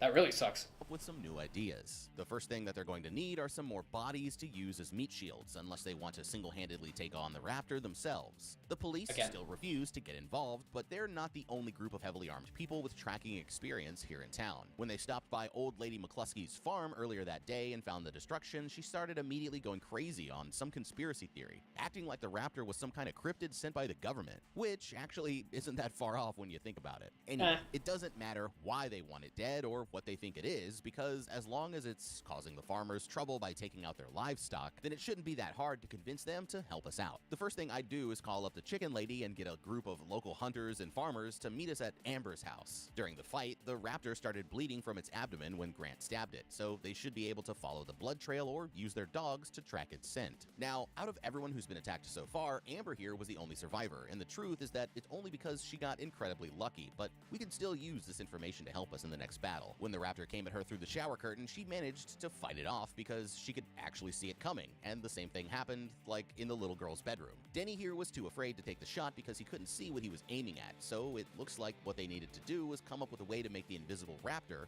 visible, and the only way to do that is to find out where it's hiding and then cover the raptor in a brightly colored substance like paint or flour. Getting too close is a good way to get killed, so ideally they'd want to use a drone. And of course you would want to have infrared of some kind, because regardless of the fact that it's invisible, it probably gives off a heat signature. You know, it bled, okay? It has a heat signature. You know, even as a reptile, it's still going to show up, you know? A crop duster, or even some RC planes to dump paint from a safe distance. Honestly, even hitting it with a bunch of paintball guns could get the job done as long as we bring plenty of meat shields for the raptor to attack first. Then, once they can see it, they can use their more powerful weapons to take it down for good. Before they leave, Grant tells his lady that she needs to get out of town and stay safe, but she insists on staying with him. Confused, he asks who's going to take care of the kid, but she explains that Hannah here is actually her ex-husband's from another marriage, so they call the girl an Uber and send her on her merry way. It's an incredibly romantic moment for sure, but they're rudely— Is it? Is it now? Because that seems fucked up. That seems like a fucked up thing to do right in front of a kid. Holy shit. I mean, it's very get pee-pee wet kind of scene. But I don't think that's romantic. Okay, that's the kind of thing that removes her from the wifey material list. If you are a connoisseur of my content and know what I'm talking about. Why the fuck are you going off? Why is that alarm going off? I don't know. I'm stupid. Interrupted when Danny here notices a guy who's decked out in spy gear watching them from behind a tree. This dude takes off running towards an unmarked van, but Denny absolutely lays him out, saying how he knows this guy must be involved with their invisible dinosaur. Begging them to keep it down, he tells them all to get in the van, where he reveals that he's actually the scientist from back at the lab. He explains that they created the dino using the same methods as the movie Jurassic Park, and it turned it invisible the same way as the Invisible Man, planning to turn the dino into a military-grade weapon. But his bosses still don't know that it's missing yet, so he's been trying to catch it before he gets fired. Denny here eventually gets tired of this guy playing the victim, so he jabs a crossbow bolt straight through his leg to get him talking. And now that he's finally getting the point, he agrees to help them track down the raptor using his futuristic equipment. Back outside, he turns on a pair of thermal vision goggles, only for him to realize that the raptor has been 20 feet away this entire time. He tries the Chris Pratt approach as the dino slowly closes in, but just when he thinks that it's actually working, the raptor lunges forward, instantly tearing off his head in the blink of an eye. Horrified, the others stand there in shock as the dino knocks them all over, but it starts choking on the guy's helmet before it can escape. Thinking quickly, Denny grabs his crossbow and ties a birthday balloon to the bolt, firing it into the dino as a way to mark it just before it runs out of sight. the raptor eventually makes its way to a bumping house party in another part of the neighborhood. Across the street, this lady Karen notices that someone else might be having fun and decides that she needs to bring in the sheriff. Going outside to snoop around, she sees the birthday balloon headed her way and tries to pop it out of pure spite, when all of a sudden the raptor cuts her completely in half with one slice. Still alive, she crawls back into the house and reaches for her phone, but by then it's already too late and the dino eats her alive on her kitchen floor. The sheriff and his deputy pull across the street from the house, but for now they're waiting to shut down the party until it's after 10 p.m. The whole time they're so busy goofing off that they don't even notice the invisible raptor walking right outside their car, but that's when the deputy hears a mysterious noise. He sees the balloon coming and smiles, thinking it's for him, only to immediately get his head sliced clean off. Terrified, the sheriff tries to start the whip, but it tears off his noggin too before he can get out of there. And without skipping a beat, the raptor sets its sights on the party across the road. Okay, ain't no party like an invisible raptor party. Am I right, fellas? This place is about to be a bloodbath. Terrible, The basics for survival here are actually still the same as they were back at Dino World. Hopefully they aren't so hammered that they can't still run for their lives. And as long as you aren't the first person to go down, then you can just flee the scene by using the other people as meat shields. But I think we all know. I'm glad that you don't have to hear that, but I do, so give me a...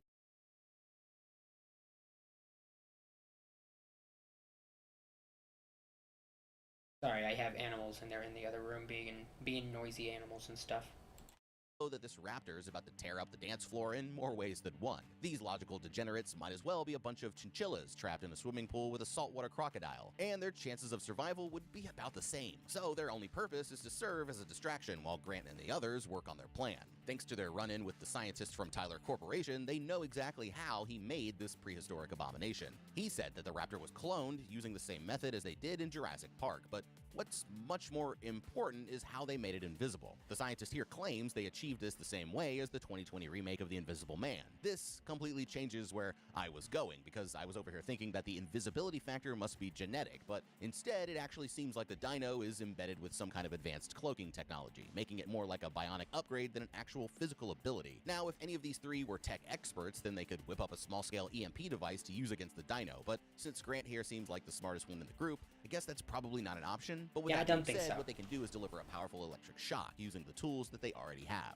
Before the next. I like that idea. Also, dude's night vision goggle helmet might have been completely destroyed as the dinosaur was choking on it. But night vision goggles aren't that hard to get. Don't ask me how I know. But yeah, man, like, why are we not talking about infrared? I don't know if that's going to be harder to acquire, but I'm pretty sure there's some way that you can acquire that relatively easily. They should try to arm up with some tasers, stun guns, or even paddle prods that they could get from the local farmers, which would be perfect for keeping your distance while getting through the raptor's thick skin. Besides stunning the raptor itself, the sudden and powerful jolt of electricity might hopefully overload the cloaking system, causing it to either temporarily malfunction or maybe shut down entirely. Fighting an invisible raptor is you never know. But once you get rid of the invisible part, then it's having elemental damage. You know, if video games have taught you anything, having elemental damage on your side and not, you know, playing against you is generally a good thing. Like, let's be honest. If you're running in there with just pew pew sticks, you're gonna be doing better than if you were running in with old trusty. But like, zappy boys are a good choice too. And like, if you can't see the fucking thing, and you're not trying to fire off shots in an enclosed location where you might hurt somebody, of course the zappy boy is going to be a good place to go. Like, even without this cloaking technology thing, like, it's just a good route to go down. Like, I think even a simpleton would have come up with that one. Just a regular raptor, which is still horrifying, but at least you're making progress. Before they leave, I'd also quickly go through the scientist's van to see what other little goodies he might have on him. I mean, this dude was loaded up with thermal equipment, trackers, and high-powered weapons that would make a huge difference for Grant and his friends. And since he won't be needing them anymore, I see no reason to let all that high-tech raptor hunting gear go to waste. Agreed. In the driveway, it grabs the garage door opener from the car and lets itself inside. The stoner dudes who are hanging out there are all too blasted to even react when the mysterious balloon comes floating in. But within seconds, the raptor starts absolutely tearing them all limb from limb, ripping off arms, legs, heads, and faces until the garage looks like Art the Clown's refrigerator. Outside, the others come across the sheriff's patrol car and are absolutely disgusted by what they see. Oh my god, they're both making a ruckus. Sorry, everybody. We're gonna have to cut this part out of the video, but I'm gonna have to go deal with whatever the fuck is going on in there.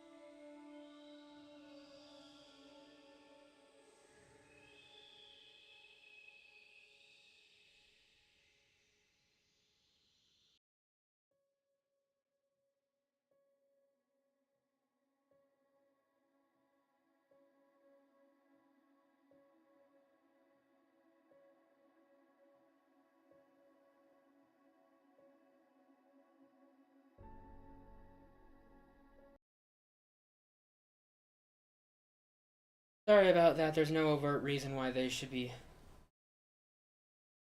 doing what they're doing, but they hear my voice in the other room, so they think that I am going to need to respond to their loneliness in the other room.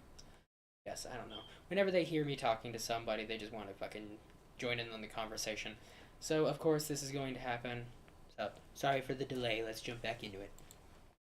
Just then, the raptor makes its way onto the dance floor and starts by tearing off the DJ's right hand in front of the whole crowd. The lights come on as everyone starts to panic, but they still have no idea what's attacking them. And going into the next room, it knocks this beer pong player's eyeball straight into the winning cup. The other partiers start to run for their lives, but not all of them manage to make it out in time. As the crowd clears, Grant and the others head inside, where they find one girl still struggling to get away. Realizing that the raptor has her, Danny lines up his crossbow and takes a shot, but he aims too high and accidentally takes out the balloon.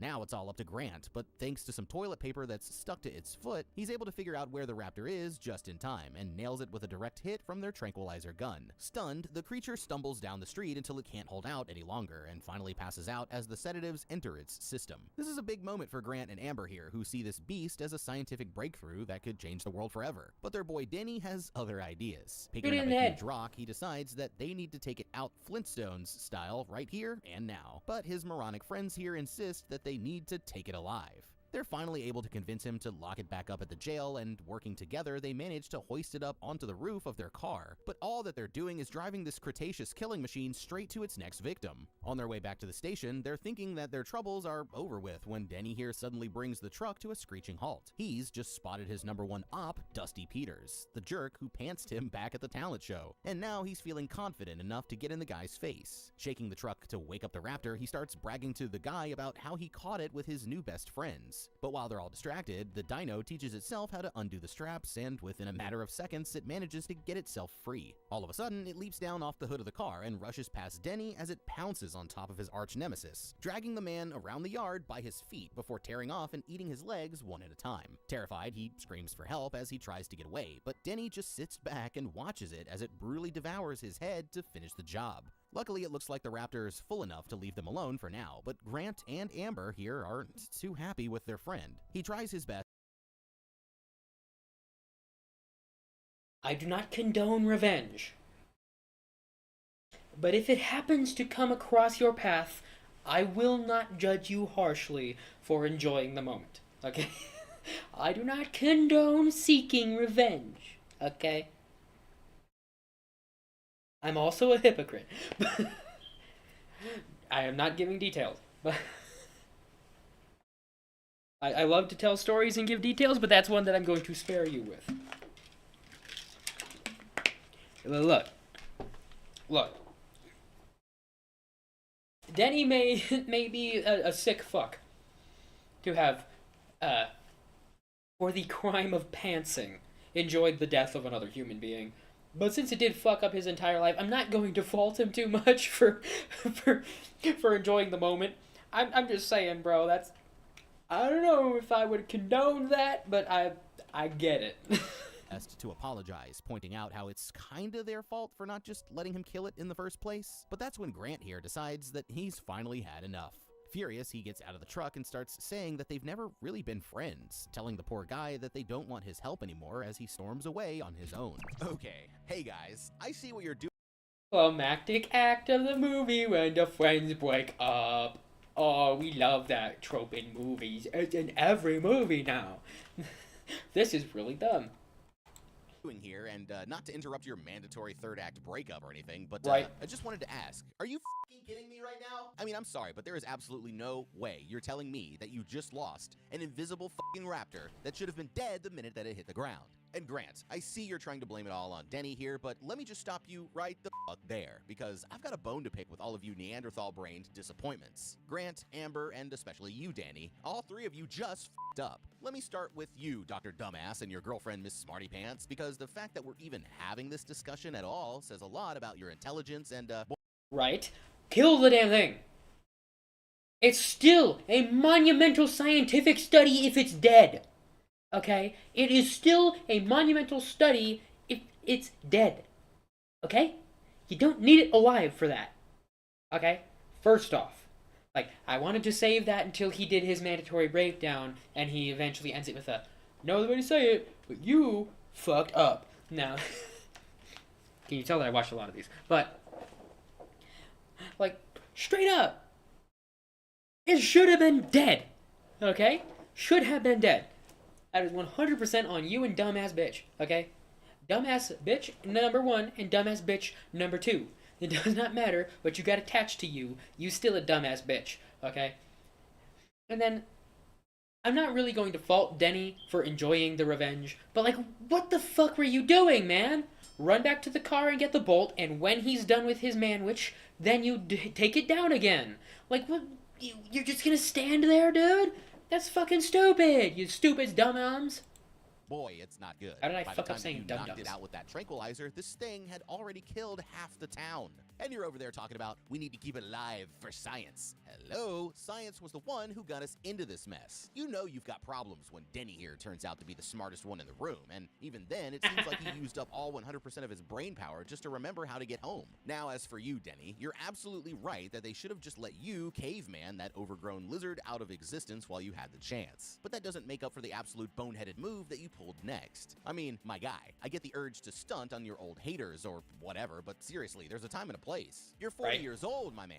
It's time to start getting your priorities straight. You can't just go. Right? If it was a dead thing, then you could brag to that guy about taking down the dead raptor. Like, there was a better way to go about this situation.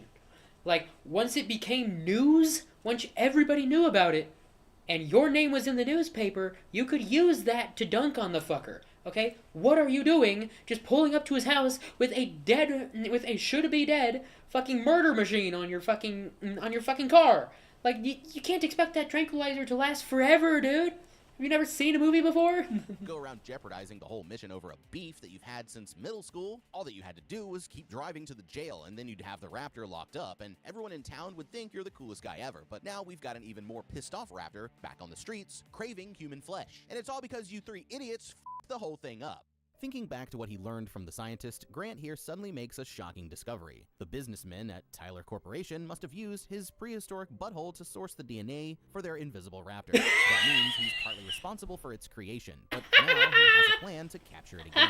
He just needs to get back to Dino World first. Rushing back to the locker room, he tells Amber to grab the dino costume and the CD for his corny rap. He used sounds that mimic raptor mating calls for the background of the track, so his plan is to put on a show that their dino cannot resist and spring their trap once it takes the bait. They need a safe place to set up that's far from any innocent bystanders, and that's when they remember the chicken farm on the outskirts of town. But there's just one problem. They need someone to wear the dino suit, and his buddy Denny is the only guy for the job, so they'll have to make up if it's going to work. Calling him on the walkie-talkie, Grant genuinely apologizes for acting like such a jerk and tells him to bring some fishing gear for the next part of their plan. While he's gearing up, Denny makes himself a secret weapon, a crossbow bolt with an explosive tip. As soon as they're back together, they head straight over to the old lady McCluskey's house. And after Denny breaks it down for her in conspiracy theory terms that she can actually understand, she immediately agrees to help them out. Their plan is to use the loudspeakers on the woman's truck to play the mating call as loud as possible, while Denny acts as live bait to lure it in.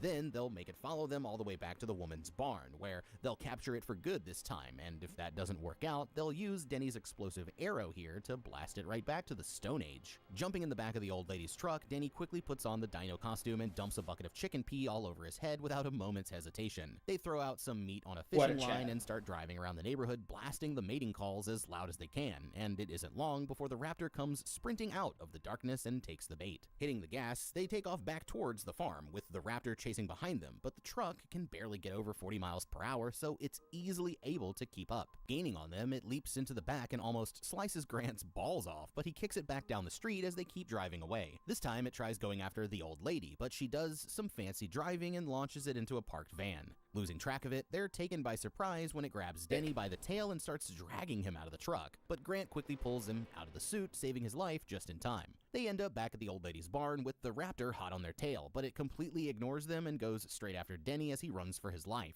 Panicking, he belly flops into a pile of mud, thinking that it will shield him from the raptor's senses, but it's no use, and the beast starts pulling down his tighty-whities right in front of everyone, exposing his little Denny for the whole world to see. All of a sudden, Denny here starts spraying the raptor down out of pure fear, and as it gets covered in the liquid, they're finally able to see its outline in the air. Now Grant has the chance that he was waiting for, but that's when some old lady here comes walking out in a big chicken suit and decides that she wants some action for herself. Putting on a mating dance, she tricks the raptor into clapping those chicken cheeks long enough for the doctor to get a clear shot, and he fires the arrow directly into the raptor's chest, blowing the entire creature up in a huge fireball that sends blood and guts flying all over the place. That is a dope-ass look. Relieved to see that Denny here is still alive, and they've finally become the true best friends that he always dreamed of.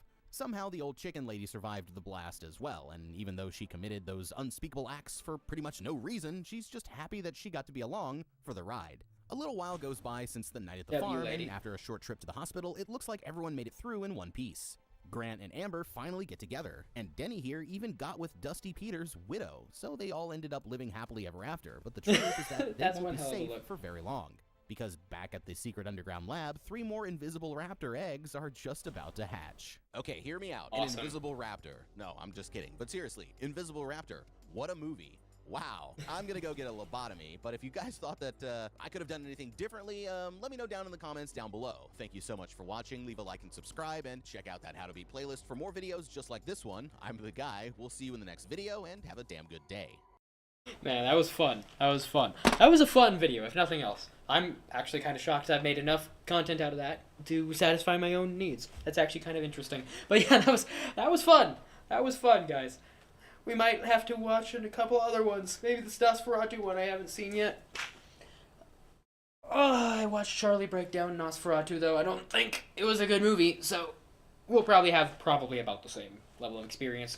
Just a whole bunch of clowning on dumbasses. But yeah, it also seemed like a boring movie, though. So I'm not sure if we can make content out of that. It's a 39-minute video, so it'll probably be at least an hour if I try to do that. So, I don't know. Let me know in the comments if you want me to do that. But other than that, leave anything else in the comments too. I'll read that. I read my comments. It's pretty easy to do that when there's like 5. But anyway, until next time, you will see me, and I'm going to not do anything. I'm going to do more videos. But like, the video's over. Bye. Leave. Fuck off. Man, I fucked up that outro in one hell of a way, but hey, it kind of works. Kind of works, I guess. Let's see, what's next? Man Who Broke God of War in Half. Ooh, I like God of War.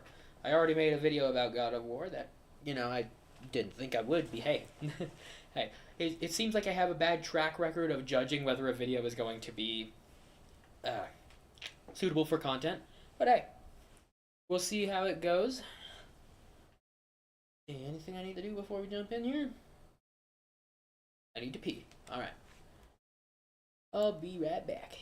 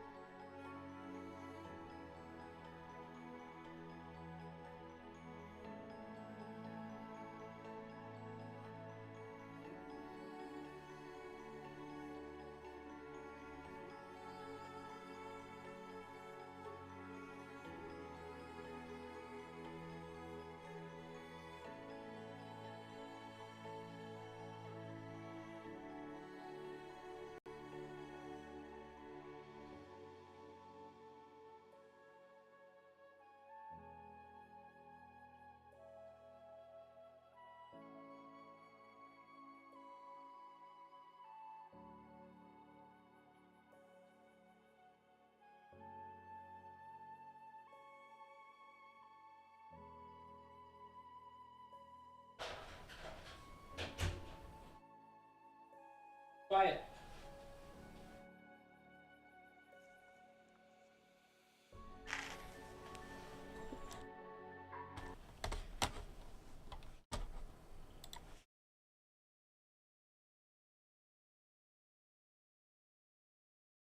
Surprise guest appearance from shithead number 2.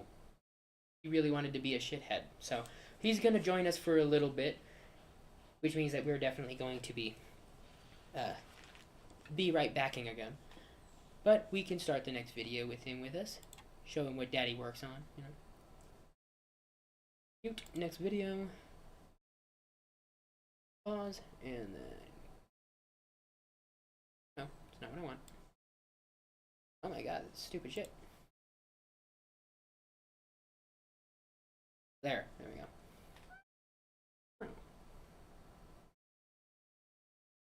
Hello there, everybody. We're doing another react here in a bit. The man who broke God of War in half. And the thumbnail had Kratos with God mode across his eyes. That was pretty cool. But little shithead here decided he wanted to be a little shithead. So he's going to be joining us for a little while. And we'll probably have to put him back in the room. Because he's a little shithead. But for now, we got a guest appearance from my co-star here. So everybody say hi to Bowser real quick. Yeah. Say hi to Bowser in the comments. I'll make sure he knows that it was from you. When God of War was released in March 2005 for the PS2, people had interest in speedrunning the game almost immediately. Only a week after the game came out, a thread would be created on the speedrun-focused website Speed Demos Archive. Multiple users on the forum showed interest in creating a full segmented speedrun of the game. God of War, however, posed a severe challenge to anyone wanting to speedrun it. The game can be extremely challenging, and tactics for getting through the game easier were not exactly developed. And a part of that challenge wasn't really the hardness of the game, which, of course, is a factor. You know, the highest difficulty, God mode of the game, is really fucking hard, and it's because they removed a lot of safeguards and didn't stop the game from bullshitting you. Like, I'm not mad at video games when they're hard and they're difficult for me to do. I'm mad at video games when they are bullshit. When they take away my success and victory just for the sake of it, just because it's some bullshit, because something that shouldn't have hit me, or some hitbox issue, or some platforming issue because it just wouldn't register, or I needed to jump back up on the platform and it just didn't register my button press, or some stupid shit like that. Like, when games pull bullshit on me, that is when shit gets, that is when shit's fucked up. You know, I don't appreciate that. And these games have a lot of that on top of the, you know, actually higher difficulty. Right from the game's inception in 2005, a small handful of players took on the challenge of speedrunning this brutal game. Runs would be performed that showcased impressive strategies, glitches, and shortcuts that beat the game faster than ever before. In the early years of God of War speedrunning, one run stood out. That came from a player that stood out. A person who had such a profound impact on the way the game would be played for many years to come. Welcome to episode 3 of this series. Today, we're going to take a look at the man who broke God of War in half. But first, a word from our sponsor. Okay, sponsor. Man, how'd I end up in this? Easy for you to say. I'm stuck down. Never mind. Why don't it's a good sponsor segment. It's a neat thing. We'll watch the ad. Welcome to episode 3 of this series. Today, we're going to take a look at the man who broke God of War in half. But first, a word from our sponsor. Man, how'd I end up in this rotten sewer? This place stinks. Hey Slim, why don't you just change your location? Easy for you to say. I'm stuck down here. Is there a VPN well, sponsor? It's easy. Just use NordVPN. NordVPN, yeah.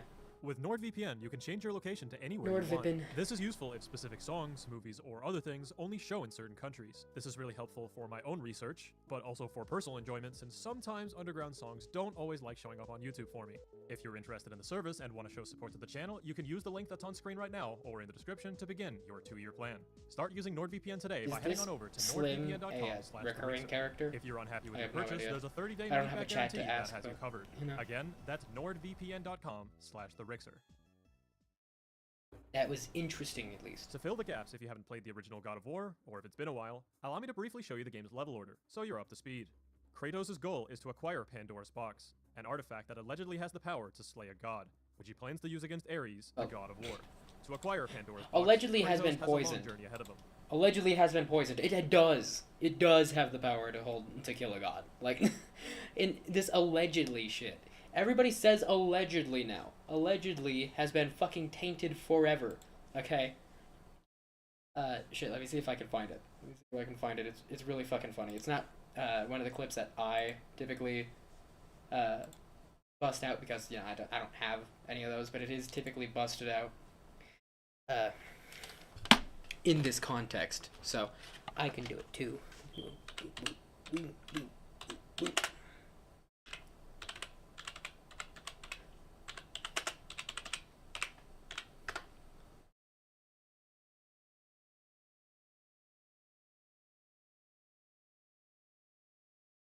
Okay, that... Fucking Christ. Internet drama fucking ruining my ability to look things up with stupid terms.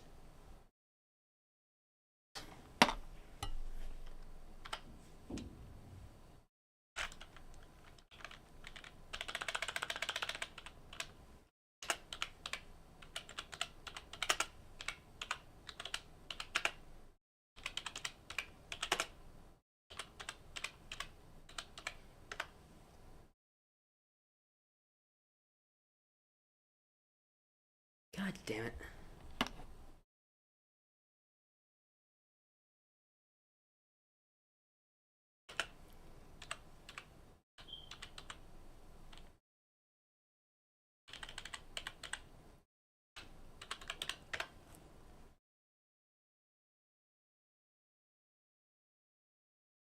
But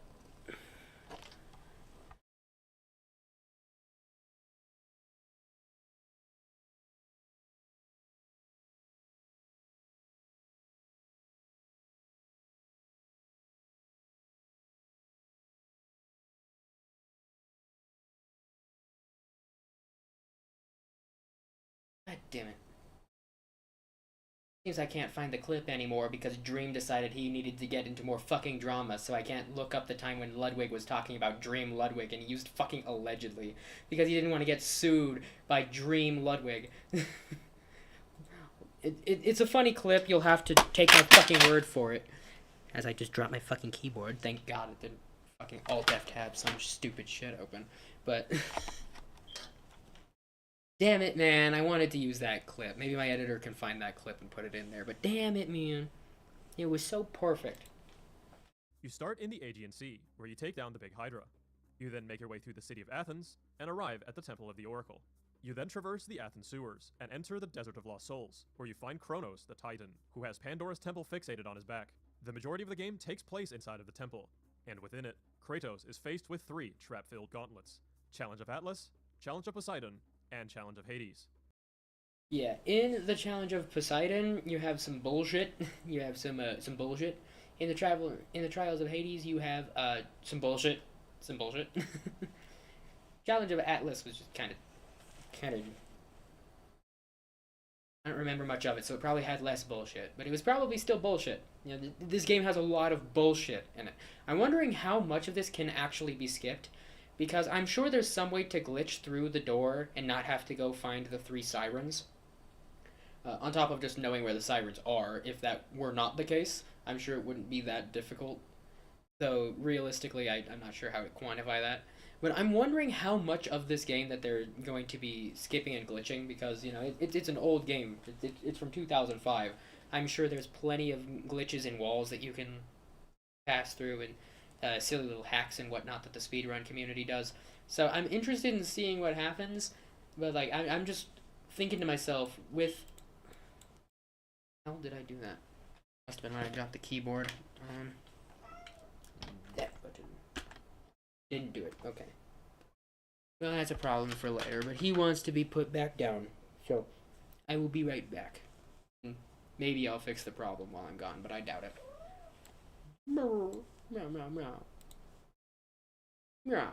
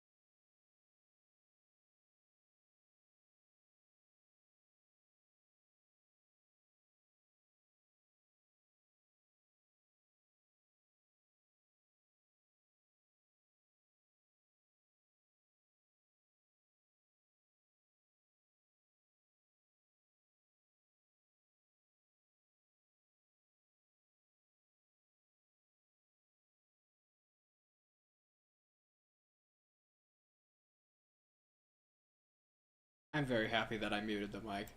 I was kind of worried there for a second that I was fucking stupid, which I am. But anyway, our fuzzy little co-star decided that he didn't want to be held no more. He's very finicky about that shit.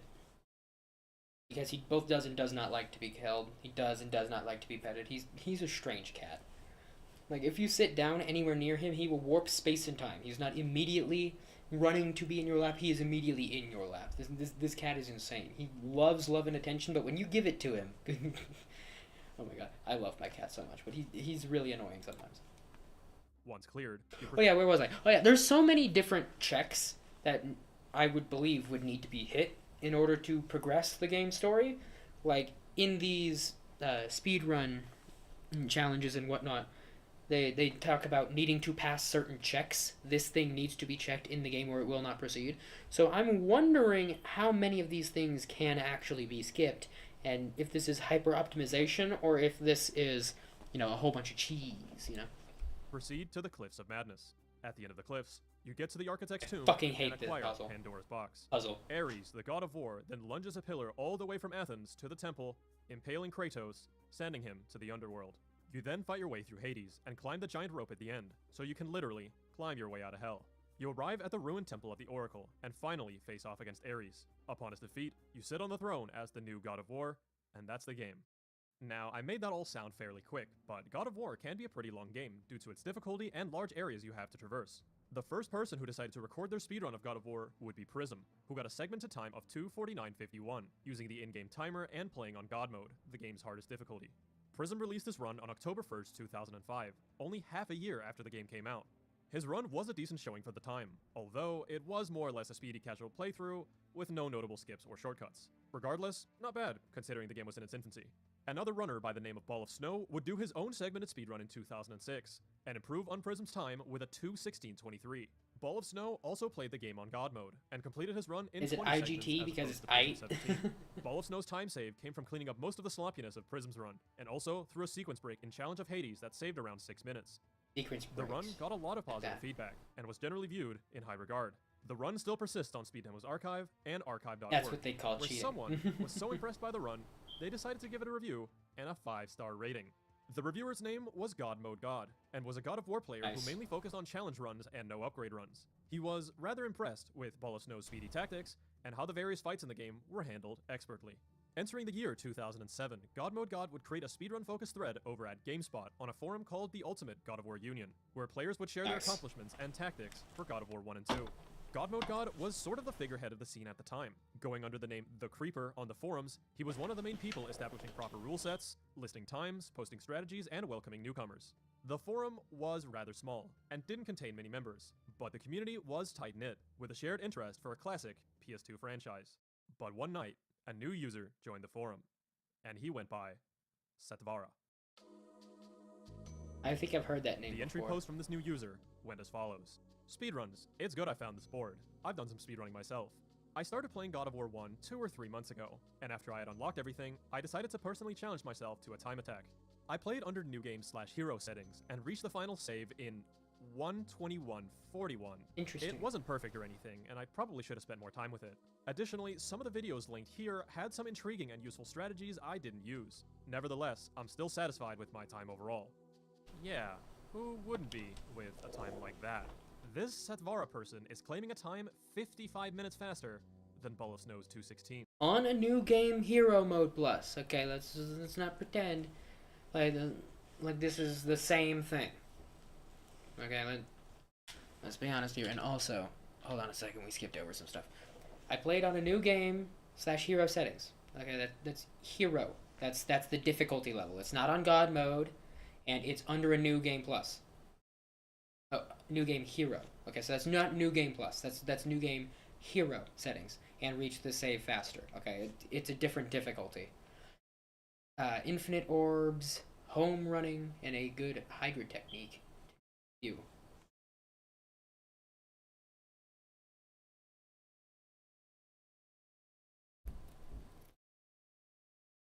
I don't remember what the Infinite Orbs hack was, but I do remember doing that once. Fuck, it was so long ago. It was one of those classic internet forum things that I just had to try out, and I was like pog facing, old school pog facing, because it actually worked. With my time overall. Yeah, who wouldn't be with a time like that? It's on a difficult. This Satvara It's on person a is different claiming a time difficulty setting. 55 minutes faster than Ball of Snow's 216. Now, of course, there was no video to go along with this claim, so forum users were perhaps a bit skeptical. After all, Satvara was new to the forums and had no credibility. God Mode God welcomed Satvara to the forum, and upon seeing his supposed time of 121, his reaction was not bad, not really knowing what to say to such a suspicious claim. Right. On the internet, anybody can technically claim whatever they want. At this point, speedrunners are all too familiar with various YouTube comments of people claiming outlandish times. It was hard to tell whether Satvara was legit or just some random troll looking to cause a stir. Satvara also said in his initial post that his run was missing a couple of strategies he didn't know about. God Mode God and another user, Mystery Man, then started guessing time estimates of how low the time could go had he used those strategies he said he was missing. Now, keep in mind, these two users didn't even know what strategies would have taken place for a 121, let alone even lower than that. This, of course, annoyed Satvara, and tensions would begin to rise on the forum. Allow me. Look, man, I don't know why people are so hard up about the whole proof or it didn't happen thing, because, like, once I, like, aged out of middle school, I was able to just not care about that. Like, I'm a storyteller, I like to tell stories, I went out and did crazy shit just to have the story to tell the next day. That's a lot of my worldly knowledge was just stupid shit I did just so that I could tell a story about stupid shit. I've been through a lot and I've done a lot of things, and it's usually just so that I could brag about it later. But, like, my guy, bro, you showed no proof. You really think that they're just gonna take you at your word, bro? Like, I knew his name somehow, some way. It probably had something else to do with speedrunning, I would wager. It's like, I've seen that name before, I know I did. But, like, bro, what do you mean? Why are you so pissy, bro? You know, just show a fucking video recording. And, like, of course he said, like, he was just doing a more casual speed run. He didn't use any of these tricks and whatnot. He was on a different difficulty than the other difficulties. Like, I can understand why he would be a little peeved that people just wouldn't accept that that was possible when, given those things, taking those things into account.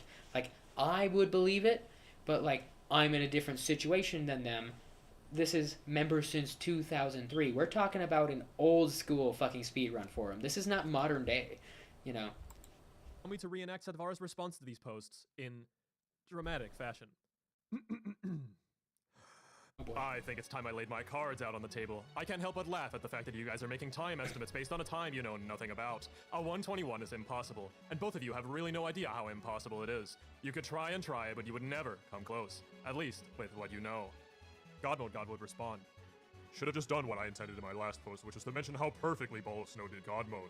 It doesn't matter how good you aren't doing much better even on Hero. I try not to immediately shoot down newcomers anymore, as I often would if they made such claims. I even let you buy without asking for proof and the like, which is unlike me.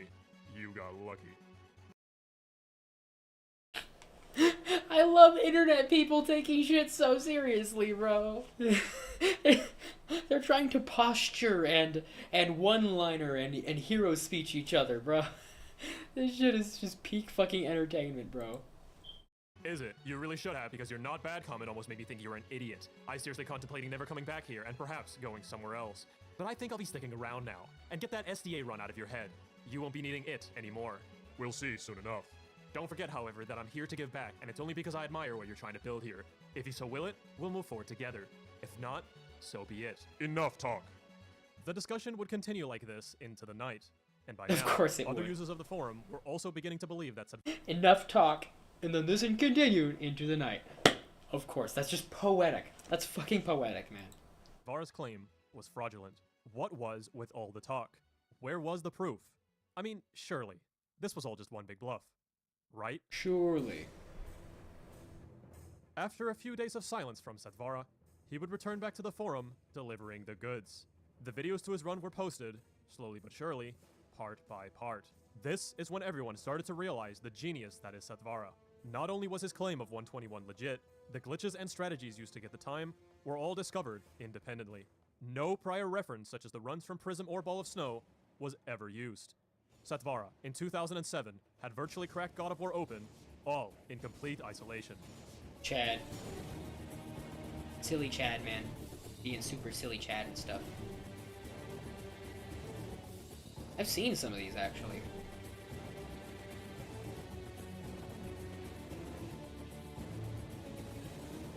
Interesting that he's side-rolling and not back-rolling.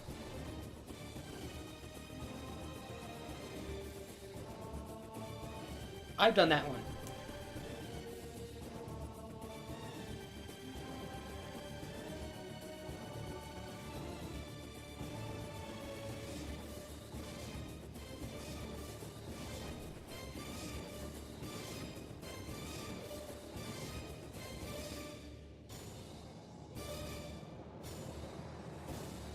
Sick nasty, The bro. run was absolutely astounding. Satvara had completely flipped the game on its head, all by himself, and several forum users went from skeptical to extremely impressed very quickly. I'm already But impressed. What was it that Satvara was doing over runners prior that put his time in a league of his own? Let's take a deeper look at Satvara's 121 to see where he managed to save so much time. Oh yeah, bro. Most runners in the early days of God of War speedrunning insisted on playing on God mode, since it was viewed as the most skillful way to play through the game. But difficulty practically didn't hardest matter mode. after Satvara's run, as he found one of, if not, the most impactful glitch in the entire game, the infinite regenerating magic glitch. Not too long after you arrive in Athens, you have to engage in a tutorial fight against... I heard of that one! I heard of that one! You have to, in this room, when I played it for my Path to Ragnarok playthrough, I just used this as the infinite training for orbs. I just grinded for orbs here for a while, because after you kill the Medusa, you're supposed to use the Medusa's head to kill a bunch of Minotaurs. And you can instead use the lightning magic to roll forward or back, and then roll the other direction one time each, and then you immediately recharge, and you've recharged the magic enough, because it is infinite magic. It's just, you know, it reduces and refills. You roll, you activate it. You roll, you activate it, and your combo hopefully never gets interrupted or anything, and you just keep on getting orbs and orbs and orbs. You get a high-ass orb combo, and it's giving you the bonus orbs, and you're also getting the orbs from killing the Minotaurs. But I know of the infinite magic glitch because we saw him earlier using the magic to get up on top of that thing. You go through the wall, and you end up past the gate, and you never have to trigger that one. And it just gives you infinite magic for the rest of the game. Upon defeating it, you acquire Medusa's Gaze, a magic spell you can cast to stone enemies. The game wants you to try the spell out on some Minotaur enemies, but for the purpose of the tutorial, you are granted infinitely regenerating magic to try the spell out as much as you'd like. Instead of defeating the enemies, Satvara makes his way to a spot where he can clip out of bounds, and after some crafty seam-walking and tricky jumps, Satvara escapes the tutorial room. The game still assumes Kratos to be in the tutorial fight, and thus, you now have infinitely regenerating magic for the rest of the game. It didn't matter much whether Satvara was on hero or god mode, otherwise difficult fights became trivial. Magic took care of everything. There was also no need to gather Phoenix Feathers to increase your magic meter, something that both Prism and Ball of Snow had to do all over the game. This is by far one of the most groundbreaking glitches in the history of the game, saving time virtually everywhere in the run. Satvara had discovered two big movement techniques that he used throughout his run to reach higher and further places. A standard high jump was already a known discovery in 2006, but Satvara had found an improved version using Poseidon's Rage in the air to reach higher places in multiple spots. One of the places where this saved the most amount of time was in Cliffs of Madness. Fuck yeah. Normally, you need to acquire 2 necklaces to extend a bridge fully to make it across. Satvara, however, only got 1 necklace to extend the bridge to its midway point. He then used a Poseidon's Rage high jump to make it to the upper area, jumped across, and used another Poseidon's Rage high jump to make it to the other side. Fuck getting yeah. a second necklace, and saving over 8 minutes in total. That's the sick. other movement technique Satvara had discovered was a way to extend Kratos' jump to gain further distance by swinging the Blades of Chaos in midair. At Athens Town Square, Satvara used this technique to reach the bridge in the middle of the plaza early. This jump might not look like much, until you realize that this entirely skips the level Rooftops of Athens, and it also skips the collection of the magic Zeus's Fury, saving over 11 minutes.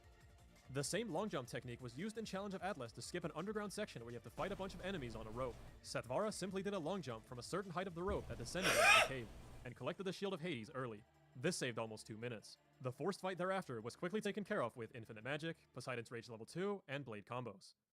Oh my god. In order to proceed, That's fucking awesome. a second shield is needed for further progression, and Satvara had found a big shortcut for this one too. Of course he Poseidon's did. Rage high jump was sufficient in reaching the ledge where the second shield is located, saving another minute and a half over the game's intended path. Fuck yeah! Right after obtaining the infinite magic, you are required to climb a set of walls infested with enemies until you reach a statue you need to push over. Satvara was able to skip the walls I've done entirely that. with some crafty double jumps to reach the statue before intended. A quick 20-second save. When you first set foot in Challenge of Hades, you have to fight a bunch of centaurs to open a door to a maze. You then enter the maze, where you're required to defeat all of the enemies to open the final door to progress. This is effectively what Prism did in his run, but the previously mentioned sequence break that Ball of Snow had used was a way of clipping through the top of the maze due to some dodgy collision, saving over 6 minutes on Prism. Satvara, Sick. however, had found an even better way all on his own, that skipped both fighting the centaurs and entering the maze. A standard high jump was enough to ledge grab the platform where the button at the end of the maze was located. Easy money. Oh for an my additional god. 3 minutes. That's awesome. To top it all off, Satvara managed to skip a ton of forced fights by finding clever ways of getting around the fight triggers. The introductory fight against the satyrs in Cliffs of Madness was skipped with a Poseidon's Rage high jump. Nice. Also in Cliffs of Madness, the fight inside of a cave was bypassed with a long jump. The infamous conveyor belt fight against the Harpies in the Architect's Tomb was skipped by hugging the corner of the room and avoiding the fight trigger. This skip was actually already found by someone else in 2006. I did but that Satvara had accidentally also one found it time. by himself. Finally, a big clash against some Cyclops and Minotaurs in the ruined Temple of the Oracle was avoided by just barely jumping over the fight trigger. All of these aforementioned fights Yo. would otherwise take a minute or two each, so Satvara gained some hefty time throughout the run from avoiding them. As Satvara rolled his way through Mount Olympus, he had finished I his love that. segmented run. The time at the final save point was truthful to his original post. 1:21:41, done in August 2007. If there was any doubts as to whether or not Satvara's run Sick was actually fucking done in nasty, isolation, bro. there are a very That few is select insane. instances where Ball of Snow's run actually has superior strategies. Strategies Satvara could have utilized had he chosen to look up the run. The two notable points where Satvara's run is worse is in the Aegean Sea when fighting the Hydra, and using Rage of the Gods against a group of archers in Cliffs of Madness when Army of Hades was the better choice. Despite these tiny flaws, the run completely shattered expectations. People on the Ultimate God of War Union forum were floored as to how Satvara was able to dismantle the game in so many different ways, all on his own. God Mode God still did not approve of Satvara's behavior coming into the forum, but decided to give credit where credit is due. His run was a marvel. Satvara's reasoning behind showing the run to the Ultimate God of War Union rather than Speed Demo's archive was a matter of acceptance. Satvara notably did not submit his run to SDA for a couple of reasons. SDA did not allow out-of-bounds glitches back in 2007, and while Of Kratos course. technically never leaves the intended game area in his 121, Satvara envisioned a long and drawn-out discussion about what was and wasn't out of bounds. Satvara sensed that the moderation team over at SDA simply did not know God of War to the extent he did, so he didn't bother submitting. The I can infinite get behind regenerating that. magic glitch was also seen as an exploit so huge a separate category was in the discussion on the forums if a submission was to happen. Satvara felt that SDA's rule set was hindering the game from its potential. He felt that glitches and sequence breaks were both valid in beating the game as quickly as possible, a foreshadowing to the way we view speedrunning today, with glitches being one of the main draws for the culture as a whole.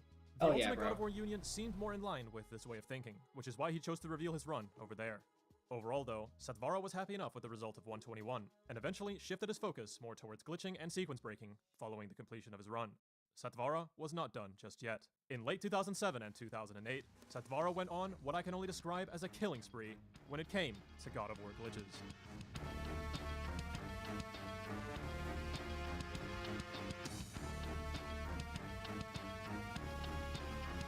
Oh hell yeah! That's the circle route. No, not the After his circle route, circle groundbreaking block. performance, Satvara still felt that the game had more room for breakthroughs. I apologize for the upcoming 2008 video quality, but it wouldn't be an authentic speedrun documentary without it, if you ask me. Well, he just One of glitched his through the first wall. major discoveries was a way to skip the desert sirens in the Desert of Lost Souls. Athena demands that you hunt down the 3 sirens that are roaming the desert in order to proceed through a small ruined temple. Satvara had figured out a way to get into the temple early by using the move Hermes Rush in the air to clip through some collision on a wall, completely Whoa! skipping killing the desert sirens, saving around 2 minutes. Satvara's Gates of Athens skip was now further extended with a crazy looking out of bounds to save even more time. More Oh. minutes were gained here due to skipping knocking over the statue and a handful of fights that followed straight afterwards. When you first reach That's Pandora's insane! temple, you must speak with a gatekeeper that can open the entrance for Kratos. You then fight some big Cyclops enemies and proceed into the temple. Satvara was able to discover a way to skip both of these requirements by using a grounded Hermes Rush to wedge himself between a chest and a wall. He then double jumped behind the gate to reach the stairs early, saving nearly 3 Yo, that's minutes. tight. That's this one tight. seems to have garnered some attention within the mighty YouTube algorithm. Not bad for an old skip from 2008. One of I fell Satvara's asleep, biggest damn it. contributions to the game around this time was a huge sequence break discovered in the very first level, the AGNC. I love how they call it sequence breaks. I love how they call it sequence breaks, man. It's just like, we fucked with the game's collision. We went out of bounds and we skipped a part of the game. But no, that's sequence breaks, okay? We're doing it out of sequence. We're doing it in the wrong order. Okay, we're not breaking it. We're not going out of bounds. We're not glitching. We're not taking advantage of the glitchy technology. No. We're sequence breaking. I've always loved that. That's my favorite fucking thing that they say. In a casual playthrough, after you climb the ship's mast, you're intended to make your way over to a second ship by sliding along a rope. On this other ship is where you obtain Poseidon's Rage, fight the big Hydra, and get a key for your troubles. You're meant to use this key on a door to reach the end of the level, but Satvara had found a pretty ridiculous jump to skip the large detour. Watch and observe.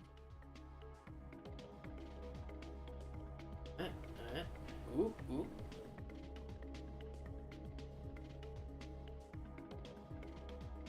my god, I can't even tell where we are. Oh, he jumps over A the... massive leap from the ship's mast down to a very thin ledge below. If you're just too far left, you fall and die. And if you're just too far right, you'll clip back in bounds. Precision is the name of the game. Satvara then jumps along the out-of-bounds seam and jumps over the locked door. While this skip does save over 4 minutes, it wasn't utilized in speedruns for the sole reason that Poseidon's Rage was a necessary component in making skips later in the game possible. But I did mention this one for a reason. More on it later. After breaking Poseidon's trident free from its crystallized cage, Kratos must traverse a section underwater. An out-of-bounds through a small roof was discovered at some point in 2006, but the potential wasn't fully realized until Satvara gave it another look in February 2008. In a 3-minute-long YouTube video, Satvara completed the entirety of this underwater section from out of bounds by figuring out where all the loading triggers are located. This discovery must have been both difficult and annoying to solve, mainly due to you having to keep Kratos out of bounds the whole time while constantly fighting the uncooperative camera. All in all, a bit over a minute and a half was gained here. In the Temple of the Oracle, Kratos must save the Oracle from falling off a rope she's desperately clinging onto for dear life. In brutal God of War fashion, we can leave her hanging by clipping through the door to the next section. Satvara once again used the aerial Hermes Rush move in a very specific spot to get through to the other side, skipping the act of saving the Oracle and the 2-minute cutscene that follows. Valuable time save, but extremely difficult to pull off. The 2 shields that Satvara had to acquire in his run to open a door in Challenge of Atlas could now be skipped, and saved a huge amount of time. It was figured out that the Blade of Artemis could be used as a form of high jump, which proved useful in many spots. Satvara jumps onto a chest and holds triangle to perform an ascension. He then swings the Blade of Artemis and uses Poseidon's Rage in combination for more height. He's able to clip out of bounds and jump around the door that requires the 2 shields, saving nearly 5 minutes over his old run. Fuck, yeah. As if that wasn't enough, Satvara found a better version of this skip a few months later that skipped to the very final door in Challenge of Atlas. Inside the infamous spike corridor in Pandora's Temple, you can clip out of bounds by hanging onto the side of one of the crushers. This requires a well-timed Poseidon's Rage high jump so that Kratos is able to grab the ledge of the crusher when it's visible. After clipping out of bounds, you have to navigate Kratos blindly on a thin stretch of floor, constantly in danger of falling down or accidentally clipping back in bounds. This is followed by another Poseidon's Rage high jump right through the floor of the exit tunnel of Challenge of Atlas. This way, you can go through Challenge of Atlas backwards to acquire the Architect's son's head, without doing anything else in the level. That's so fucking cool! That is so fucking cool! Skipping an entire third of the fucking temple, bro. That's fucking awesome. Like, I've glitched around in games a couple of times, and I've done challenge runs of trying to get good speeds in games, but I don't really fuck with most speedrunning tech. Like, I don't want to miss out on parts of the game in order to complete it faster, but I like to challenge myself to get speedruns, and like, typically when a game has a speedrun trophy, I typically get that trophy. It's not that hard for me to do. I'm generally pretty good at that. But like, I've always passively had an interest in these types of glitches in games, because like, even with the infinite magic glitch being able to skip that room and you have infinite magic for the rest of the game, like, I would still do that, but I would also just use that for the rest of the game, just because it would be more fun for me. Just straight up, like, cheating in games it actually helps with my immersion, you know. I've gone through it several times before, and I'll probably go through it several times later. I'm not really feeling like getting into that right now, but like, I've always had a passive interest in this kind of thing. So like, seeing an entire third of the temple fucking completely skipped even if it is some bullshit way that I would never actually try to attempt, let alone actually do. But like that's fucking cool, man. That's absolutely insane.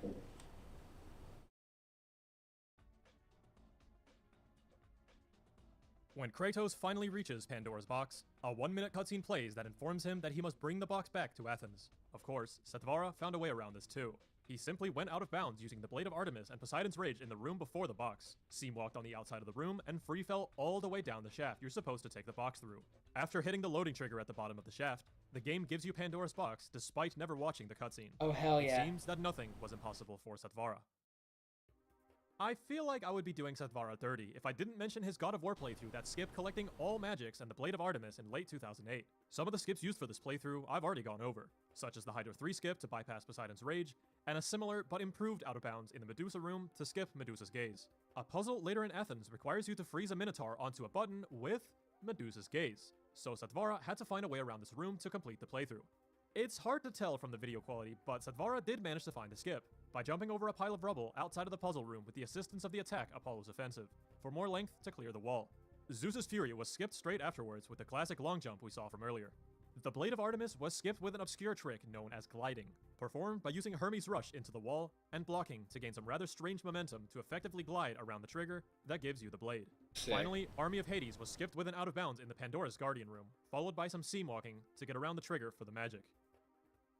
The end of the video shows Kratos in Olympus with no magics or sub-weapons collected. A huge flex, yet seemingly another day in the office for Setvara. One final discovery I'll talk about. I don't know why you would is one I want to do cannot that, but believe that was is found pretty in fucking 2008. cool. The difficulty on this skip is above anything I've mentioned prior.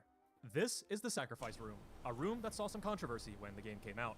Kratos must bring a caged soldier to the room, then burn and sacrifice him to proceed. A skip for this room didn't really seem feasible, but as we know by now, nothing stands in the way of Setvara. He uses the Blade of Artemis and Poseidon's Rage to first get out of bounds, to stand on a tiny seam outside of the level. Sick. More Blade of Artemis high jumps are used to land further along the level. And then finally, one long string of high jumps to get under the sacrifice door, where Setvara barely makes it with his last jump before running out of magic.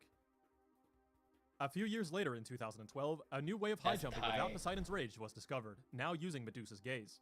This finally makes Setvara's old Hydra skip from years prior viable in single-segment speedruns. With Poseidon's Rage completely out of the route, this would increase the difficulty of a few of the known sequence breaks, most notably Sacrifice Skip, a skip no one dared to use in single-segment runs until 2020, a whole 12 years after Setvara first discovered it. Sweet.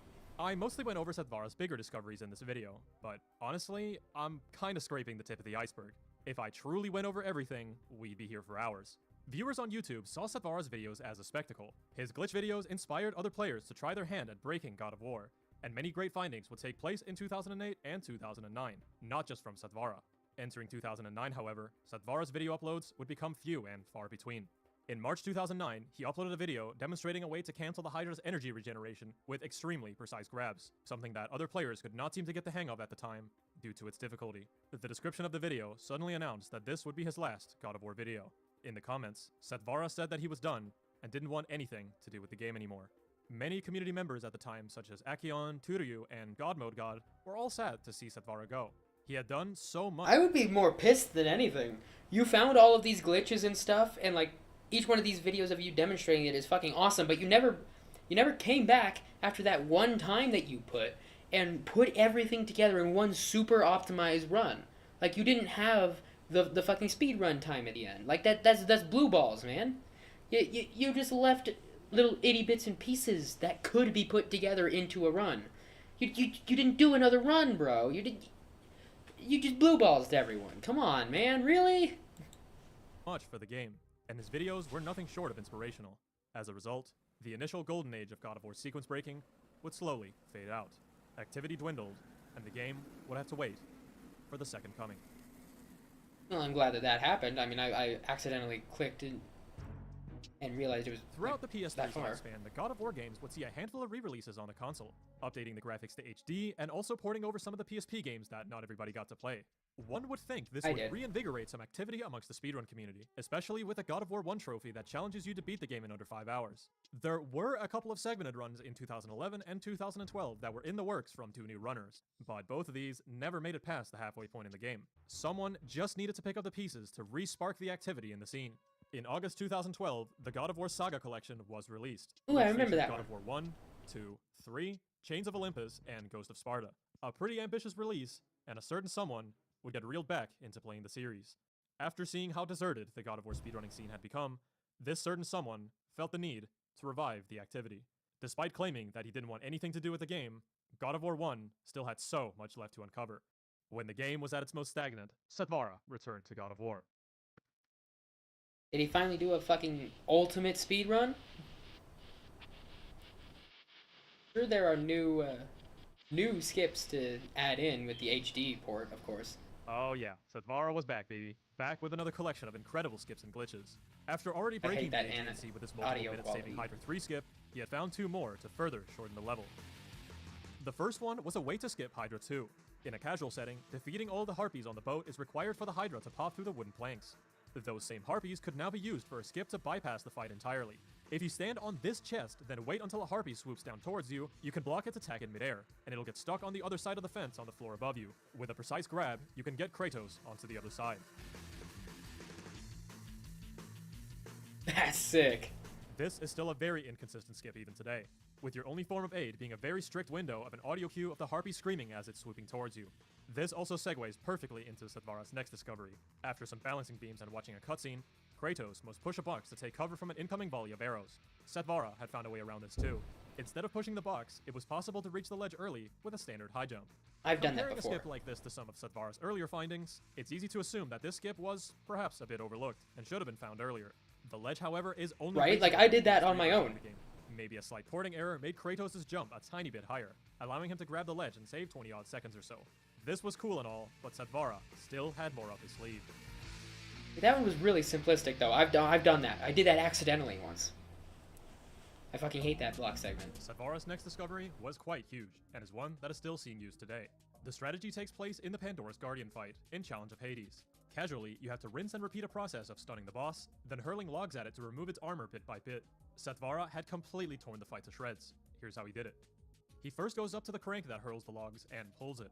The first log will always miss, but what he uncovered was, if you pull the crank again at a very precise time in the cutscene, you can in fact hit the boss without doing the necessary stun locks. He does this a total of 3 times to remove all of the boss's armor. Skipping ahead to the second phase in an instant. My old man found this Pandora's one, Guardian is actually. still wearing I watched my old man play video games before I was able to play video games, and I wasn't allowed to play this game because of the nudie scenes and stuff. But, like, yeah, my old man found that, actually. And I grew up knowing this one because this is a bullshit fight. wearing its chest piece, but this is merely a visual bug. Even 10 years later, this is still the fastest way of doing the fight. A small skip that saved around 15 seconds from skipping the fight in the Pandora's Temple lobby was discovered by Setvara as well around this time. This skip nearly rivals the aforementioned sacrifice skip in terms of difficulty. The skip involves ledge grabbing a sword on the upper part of the door with a precise Poseidon's Rage high jump, then making your way around the lobby from above with whatever movement techniques you have available to you. The Blade of Artemis is not yet obtained by this point in the game, so Setvara opts to use Apollo's fucking offensive wild. for further distance. This technique is commonly called Apollo's long jump. Not an easy skip by any means. Yet another discovery that, I feel, was ahead of its time.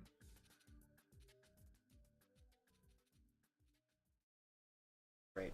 My headphone wasn't charging. that Setvara's whole ability time. to find That's new amazing. sequence breaks made it seem like he was a machine, spitting them out one by one. But you have to remember that, at the end of the day, Setvara is a human being, just like the rest of us. And an unfortunate event would strike a family member of his at the very end of 2012. Setvara's mother had suffered an unexpected life-altering stroke. Oh, that Setvara sucks. slowly but surely lost interest in God of War as a result, and focused more on what was actually important, helping his mother recover. He never intended to leave the game so unexpectedly, but it's understandable that his motivation was simply not there anymore. Before disappearing from the scene, however, Setvara did drop one final bomb of a discovery, a finding that would fundamentally change the entire early game of God of War. This is the Port of Athens swimming glitch. In God of War, Kratos can swim on water surfaces from the beginning of the game, but diving underwater is only possible after you grab Poseidon's trident, roughly halfway through the game. Both Satvara and Acheon had experimented with skipping large sections of the game using what's known as the swimming glitch. In some cases, if you can manage to get Kratos pushed beneath the water surface using certain collision, entering free diving mode is possible before grabbing the trident. This was known to be possible in Challenge of Atlas, Challenge of Hades, and Cliffs of Madness, but weren't useful or faster by any means. However, on January 1st, 2013, Satvara would once again revolutionize the speedrunning route by finding a swimming glitch in the port of Athens that saved, well, a fuck ton. Let's just put it that way. Upon reaching Athens for the first time, there's a short cutscene followed by the game creating a new checkpoint. If you're fast enough, you can grab the ledge next to the ladder leading back down into the ship's cabin as you become checkpointed. If you retry from the last checkpoint, the game lets Kratos freefall during the loading time. Since Kratos cannot activate any triggers while the game is loading, he will fall down past the loading zone all the way down to the ocean floor instead of ending up back inside the ship. Satvara is freely able to move around as if he was on solid ground, and makes his way out of bounds to a small bridge where he can get pushed downwards to activate the free diving mode. By going through the ladder at the ship, Kratos is able to elegantly swim through the air freely, to go wherever he pleases. That's fucking wild. Now, sorry to everybody, but my fucking headphone decided that it didn't want to charge and my other one is dying. So, I'm going to have to go grab a different pair of fucking headphones because these ones are apparently going to be a pain in my goddamn ass. Like I said, man, if it's going to be an inconvenience, it's going to happen to me. I'm not going to disconnect quite yet. It might disconnect while I'm gone. But we will solve this shortly.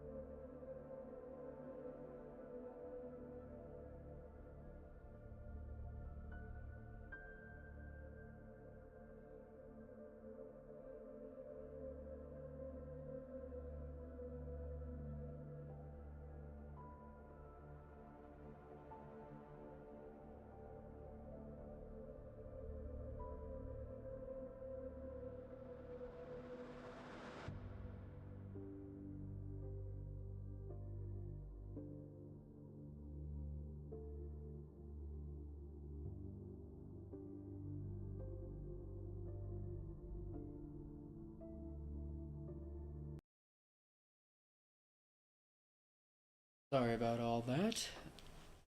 Unfortunately, my computer is fucking retarded. More than me, believe it or not. So, my inability to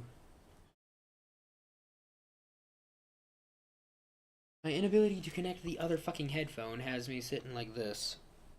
All fucking discombobulated and kerfuffled and whatnot.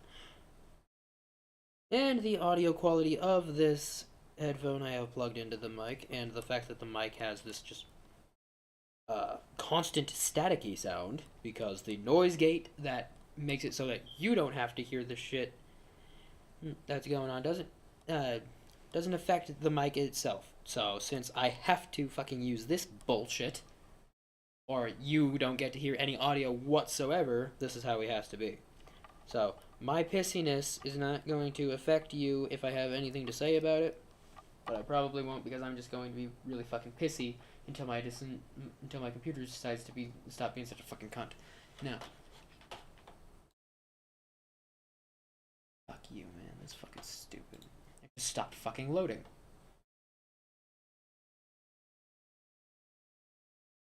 Turn it off and on again. Let's see if that fucking works. It probably won't. Well, while that doesn't work, let's continue the video. Here on out, you can just touch the necessary loading triggers to advance the game to the next part. Port of Athens, Gates of Athens, Athens Town Square, and the Temple of the Oracle were The all business skipped suit, by of swimming course. past them. The swimming glitch can only be cancelled under certain conditions, most commonly being to touch a pool of water somewhere else in the game, which the sewers before the Desert of Lost Souls conveniently have. The Port of Athens swimming glitch is still one of the most major discoveries in the game, and is a testament to Setvara's ability to think outside of the box, even. That's pretty insane. I'm sure that they use the zoom, or I hope that they would, but they might not be able to use the hold the trigger and shoot forward move, but like, is swimming really that much faster though? Like, I'm sure you can go from point to point to point, but like, I don't think it's going to be faster than moving around directly, so this is basically just an out-of-bounds glitch that allows you to move on the vertical plane. So I'm sure that it does skip everything and give you a quicker time. I'm sure that it does, but like, honestly, that has to be mind-numbingly boring. Just swimming through level triggers and shit. Like, that has to just not be fun. I mean, I'm sure the process is rewarding, because you're, skipping huge portions of the game, which is the main goal. But like, oh my god, that has to feel like it's taking forever, even if it's not, That's fucking wild. After all these years. 2013 was the last time we saw any new discoveries in God of War from Setvara. While God of War 1 is certainly Setvara's greatest body of work when it comes to sequence breaking, he has also found plenty of notable discoveries in Prince of Persia: The Sands of Time, Castlevania: Lords of Shadow, I love that another game. Metroid 2 remake, and Fast RMX, just to name a few. I spoke with Setvara while researching for this video, and nice. he wanted me to be very clear about something. His 121 run from August 2007 was, as his YouTube description says, an experiment. He wanted to see what strategies he could discover in complete isolation, and he wanted to see what time he was able to achieve with the limited knowledge of his own discoveries. It just so happens that the knowledge he possessed was greater than any other player. In his own words, when I was doing the run in isolation, I didn't necessarily think I was breaking new ground, even with regen magic or the rooftop skip. I thought there could have already been something way under an hour or something, like how the game would look in 2008. That was a distinct possibility all throughout the run. I would think God of War is a popular game, selling millions of copies. Surely, there's a real speedrun community out there. And yeah, despite a logical train of thought, one of the only speedrun communities out there for God of War was the Ultimate God of War Union forum. Setvara's entrance was definitely explosive, but he felt it was necessary to hype up the run a little bit. I mean, after all, the forum users had no idea what was coming. I asked Setvara if there was still tension between himself and God Mode God after all these years. It seems to me that Setvara admires God Mode God's dedication as a leader to the God of War community and holds no grudges against the man, but does not speak to him, as the two don't share much in common outside of the game, and they're both fair. Understandable. Setvara also thinks God Mode God is a troll, so there's that. Setvara did suggest that I reach out to God Mode God to get his side of the story and to see if he felt the same way. I messaged him on Game FAQs and was greeted with some pretty lengthy messages detailing his thoughts on the whole situation back then. From what I gathered, God Mode God does not discredit the work Setvara put into God of War 1, but on a more personal level, he claims there's no bad blood, as he, quote, doubt Setvara ever really cared. But God Mode God still seems to hold a grudge, and says that Setvara should not be let off the hook just because time has passed. His entry into the forum was rude, and he has no respect for Setvara. Understandable. And that's where that stands as of now. I mean, I'm pretty big on disrespect. If you disrespected me, I probably would feel the same way after you, you know? You could be a cool dude, you could do cool things, you could further community and all that, but if you're a dick, you're a dick. I get it, I do. I fully understand. Why the fuck is my PC being such a piece of shit? Oh my god.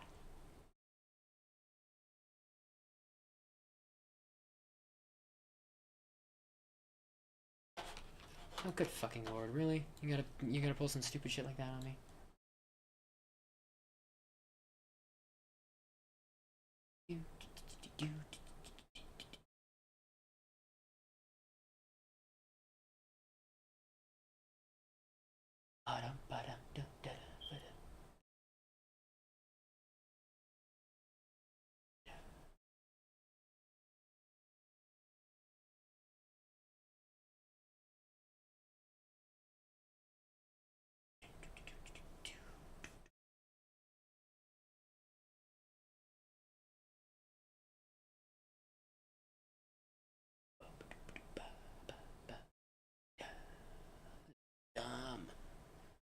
Ah, this is so dumb. Well, that runs in the background. Let's do We have this. God of War speedrunning and Setvara.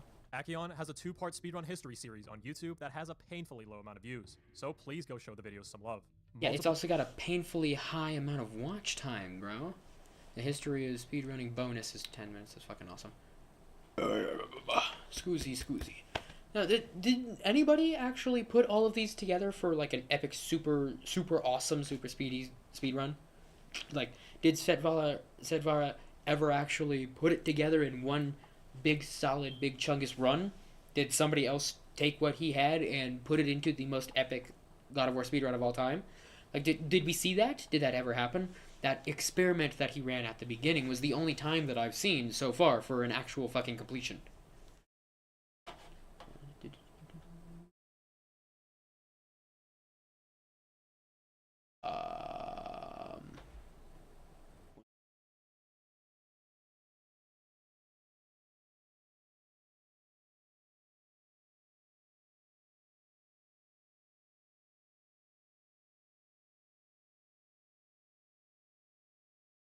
Apparently, I'm having a Windows issue.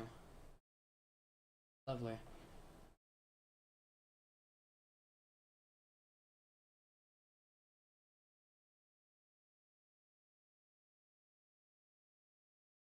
Jesus Christ, man. Full segments in this video were inspired thanks to his amazing coverage. Akion is also a glitch hunter and runner who I really want to shed a bit of light on as well. Awesome. He has broken so many different games, it's not even funny. But just like Setvara, his greatest body of work I is saw God of War. Horizon and Witcher He's in even there. written a glitch FAQ for the game that's currently over 103 pages. If Setvara didn't Holy exist, fuck, structured the like runner-up that? for most Oh my influential god. God of War 1 glitch hunter is without a doubt this guy. Akion and Setvara were the glitch hunting dynamic duo back in the early days. Together, they collaborated and bounced ideas between That's each so other funny. to discover new strategies so fun. and techniques, usually through the YouTube comment section. Akion was also invaluable in helping me learn the speedrun for God of War 1 in 2017, and provided additional help in the research for this video. Thank you for that. All this coverage would also not have been possible without the man himself. It's truly an honor to be able to cover such a rich story like his on my channel. When I asked Setvara what skips he's the most proud of, he had this to say. There are no particular skips that I'm more proud of over others, as each was found by engaging in and trusting the process. I learned to take whatever the game gave back to me, whether I liked it or not. Sequence breaking doesn't actually break the game. It merely uncovers the truth of what was always there. Looking back, as an individual player, I think I could have done better. Still, what's I get that perspective, I really do. And here, sorry. Give me a second. Okay. Like, what you're doing is you're finding the skeleton of the game. What you're doing is you're looking past everything in the game that is actually the game, and learning out the requirements and the specific bones on which everything is built upon. And when you know the bones, when you know the skeleton, you know exactly what needs to be done in order to reach the end point. And when you know the bare minimum of what needs to be done, then you can cut out the fluff somehow. Sequence breaking isn't breaking the game. That's debatable.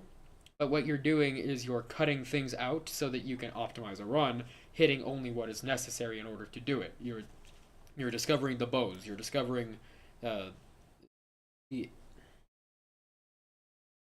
discovering the bare bones so to speak, of what is necessary. You're technically not breaking the game because you're still following the requirements of the game, but you're not playing the game.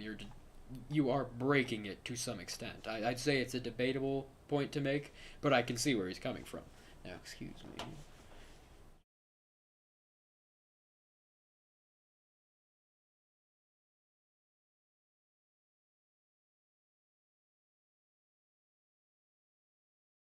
Oh, let's do that again. And that's going to go in the What's background most important is that I learned a great deal about speedrunning and sequence breaking through God of War, as well as from my interactions with the community, especially Akion, who is one of the most skilled glitchers I've had the privilege of working with. In the end, all I can do is contribute what I can, when I can, and hope I inspire others to do even better. That's Satvara cool set and a all. standard for what was possible in the was world there of glitching and sequence was breaking. there a run? But he believes better is always possible. All it takes is the right player with the right mindset to elevate the game to the next level. But as it stands right now, Satvara's work in God of War 1 is definitely the most prolific. The magnitude of his impact extends all the way up until our modern year of 2022. If we closely analyze the current single-segment world record by Traj, one can find that 25 out of a total 41 skips were initially found and weaponized by Satvara. You can safely say that 60% of the run is Glitchy directly Chad. influenced by a single individual, who all found the skips 10 or more years ago. 60% is already crazy enough, but had Satvara kept playing, who knows where that statistic would lie. A game that took almost 3 hours to complete in a speedy setting is now down to a third of that, and who knows how much further it could be pushed with its seemingly 108. infinite potential. That's wild. Satvara really exploited this game through and through, at a time when breaking games to this level of advancement there a sub-hour was run? not very present online. His goal all along was to fundamentally change the way speedrunners ran and how sequence breakers broke, and I hope this video will spread awareness to that exact goal. He was a man dead set on playing outside of the parameters of the game, all to showcase the beauty that is God of War. It just so happens that in the process, he broke the game in half. Holy shit, I didn't actually... I Thanks for didn't... watching. If you I like didn't the misspell content, any of please that. consider- I didn't misspell any of that. That's fucking awesome. Okay, that's a 5-hour speed run. 4-hour speed runs. 126. Focusing on the main objectives. Okay, that's... that's not the right God of War game.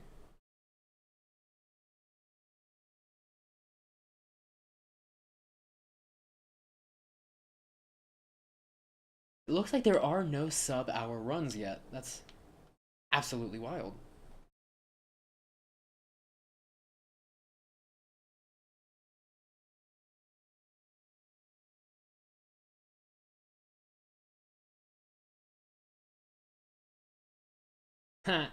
Who is Satvara came up in the look. It looks like there's no sub-hour run.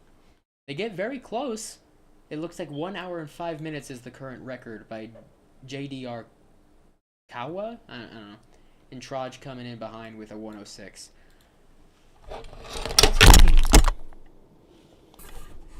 It's fucking wild that with all of those things that came together and that entire community and all those glitches that he was able to put together himself, it's actually fucking wild to me that they never actually beat a... Oh, hey. Sup, chat. I actually had a window open on top of the chat screen. I'm sorry about that. I'm having issues with my PC. I actually did not see the chat. I'm sorry. I hope you're still there. But, yeah, I'm here. Stream's going okay.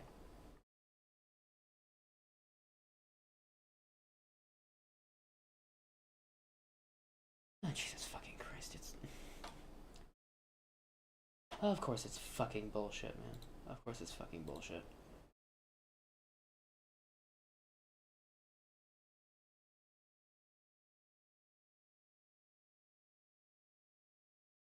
That's fucking lovely. That's fucking wonderful. I fucking love that. Okay. As everything else falls the fuck off and everything gets all fucking fucking bobulated and kerfuffled and shit. So much for that, I suppose. Bullshit will plague me everywhere I go. Looks like we're doing this now.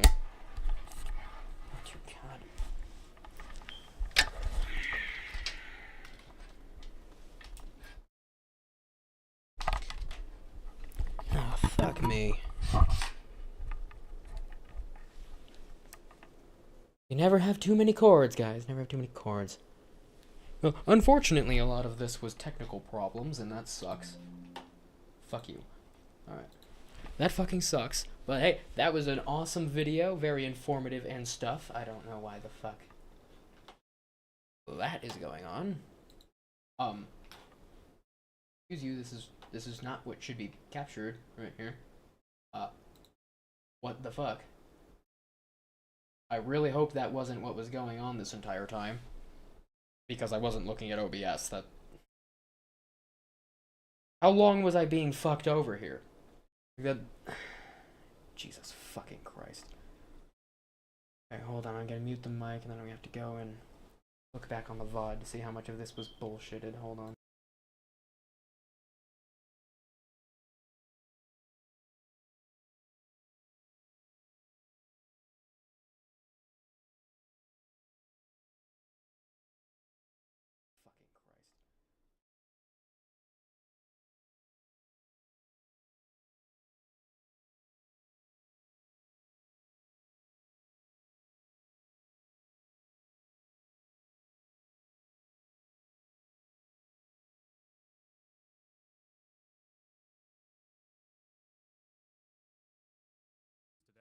The strategy takes place in the Pandora's Guardian fight. In challenge, armor goes up to the if you necessary stun loss in an instant. My old man found this one to play video, like,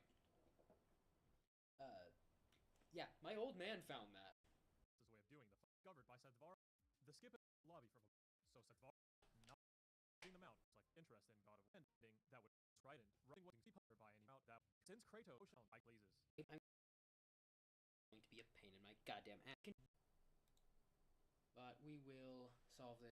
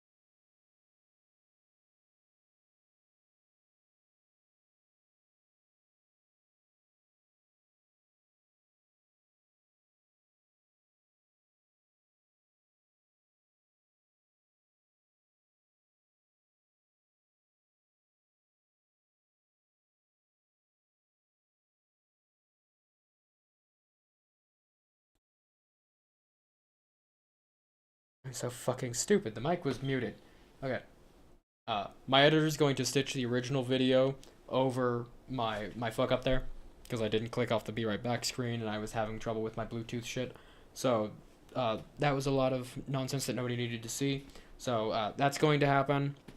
Sorry to everybody who was deprived of my gorgeous looks there for a while I had to give baseline commentary on a 43-minute video. So I hope that wasn't too jarring for anybody. I'm sure there will be an editor's note saying what's going on when I just suddenly disappear from the screen.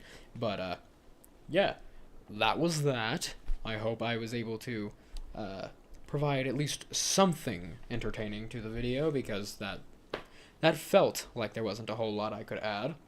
But, you know, it is one of my favorite games of all time, and I feel like I added some decent commentary in there. So hopefully you enjoyed. Whether or not you did, tell me in the comment section below, and you will see me in the next one. Alright, Jesus Christ, man. That was fucking bullshit. How did I fuck that up so bad? Oh, God. Alright. Well, I have a notepad to remind myself to tell my editor to unfuck that shit.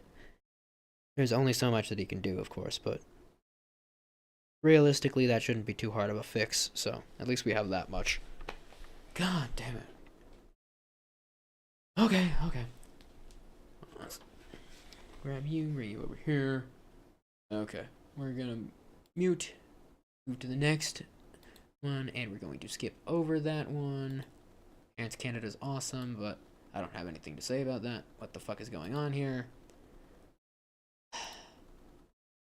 Ah, yes, that was just a continuation of his playthrough. I had seen that. Didn't want to go over it.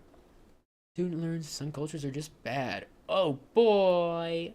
We're baiting our cancellation at the start of our career. Hell yeah. Can't wait to get into this shit. This is going to be one hell of a react one way or another.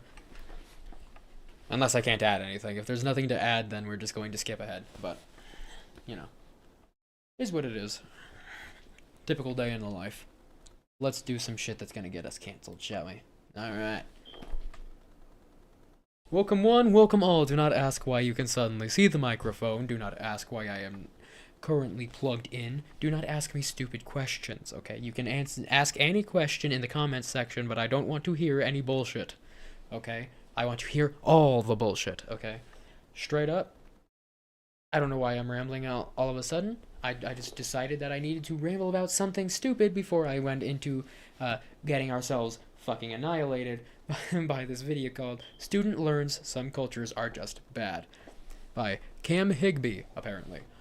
I don't know what we're going to get out of this, whether it be a cancellation or some profound, deep conversation, but it looks like we've got to change our mind table here, and we're going to hear some street interviews of some debates that might be a little spicy, and I may or may not have something to say, so we'll see whether or not this makes it into a video of its own, but either way, we are going to begin. Alright guys, we're at the University of Washington. We have a spicy topic today. We are debating that not all cultures are equal and that some are superior. Make sure to like, subscribe, and comment what you thought down below. Let's get into it. So what's your question? Well, I was curious about the poster you had that said I think every culture is not equal. There are superior ones. Yeah, so I have a big issue with the sort of modern push to sort of say that all cultures are equal and take away any ability to discredit certain cultures or bad things that certain cultures. I mean, like, the Western ideals of equality are not shared throughout all cultures, okay? Women are still property in other places, okay? Women are not allowed outside without a male guardian. There are cultures that will still stone gays and throw them off of rooftops, okay? Not stone whores and throw gays off of rooftops. Like, I'm not going to be that guy who just goes off the beaten path, but I'm pretty sure we can safely say that there are some cultures that are just not equal in its treatment of its people, and depending on how you value that is going to depend on whether or not you're going to find that to be an inferior or superior culture. Just do it. Seems like if a culture has a bad, like blanketly immoral practice, you know, it kind of just becomes one of those things, oh, it's just their culture. It's like, for me, no, I mean, it's their culture, but it's not a good thing that they're doing, right? So some examples of these are like especially things that neglect or ignore the consent of women and children. I would say like bride prices. It's hard monetary not to women agree with that. slavery, Nazis breast ironing in Cameroon and West Africa, human sacrifice, female virginity testing in Africa and Asia, basically super invasive testing to sort of prove that a woman is a virgin before she's married off, which is another one, marrying off women and effectively selling them as if they're a commodity to be bought and sold. I mean, these are a couple of things that, you know, you just have to bring up when having this conversation. I didn't want to go that far if he wasn't going to go there, because, like, I don't want to get myself canceled by talking about objective facts, which would likely happen. But realistically, this has to come up, because women do not have the same rights that they do in the Western world, regardless of what the modern feminists would have you believe. There are no legal rights that men have that women do not in the United States, but there are a laundry list of rights that women do not have explicitly in many other cultures around the world at this current moment.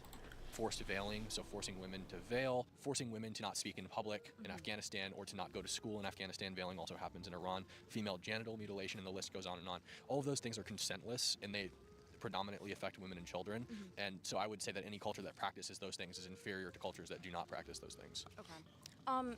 I mean, I think that the first issue I have is just like calling one culture superior to another. I also think another thing that might be important to note is like the impact of technology. I mean, I know that that's not exclusive to all countries, but I think it definitely does have something like to play in. So how are you distinguishing like between what is something that's cultural versus what is something that's like circumstantial to like the technology available and the information available? It seems like if something is a practice that is common throughout a specific culture and is generally unique to it or another branch culture, it seems like that would be something that would be a cultural thing. Like, for example, neck banding of children in certain tribes in Thailand and Myanmar. So basically what they do is they'll put a band or a ring around a child's neck, usually women, to meet beauty standards.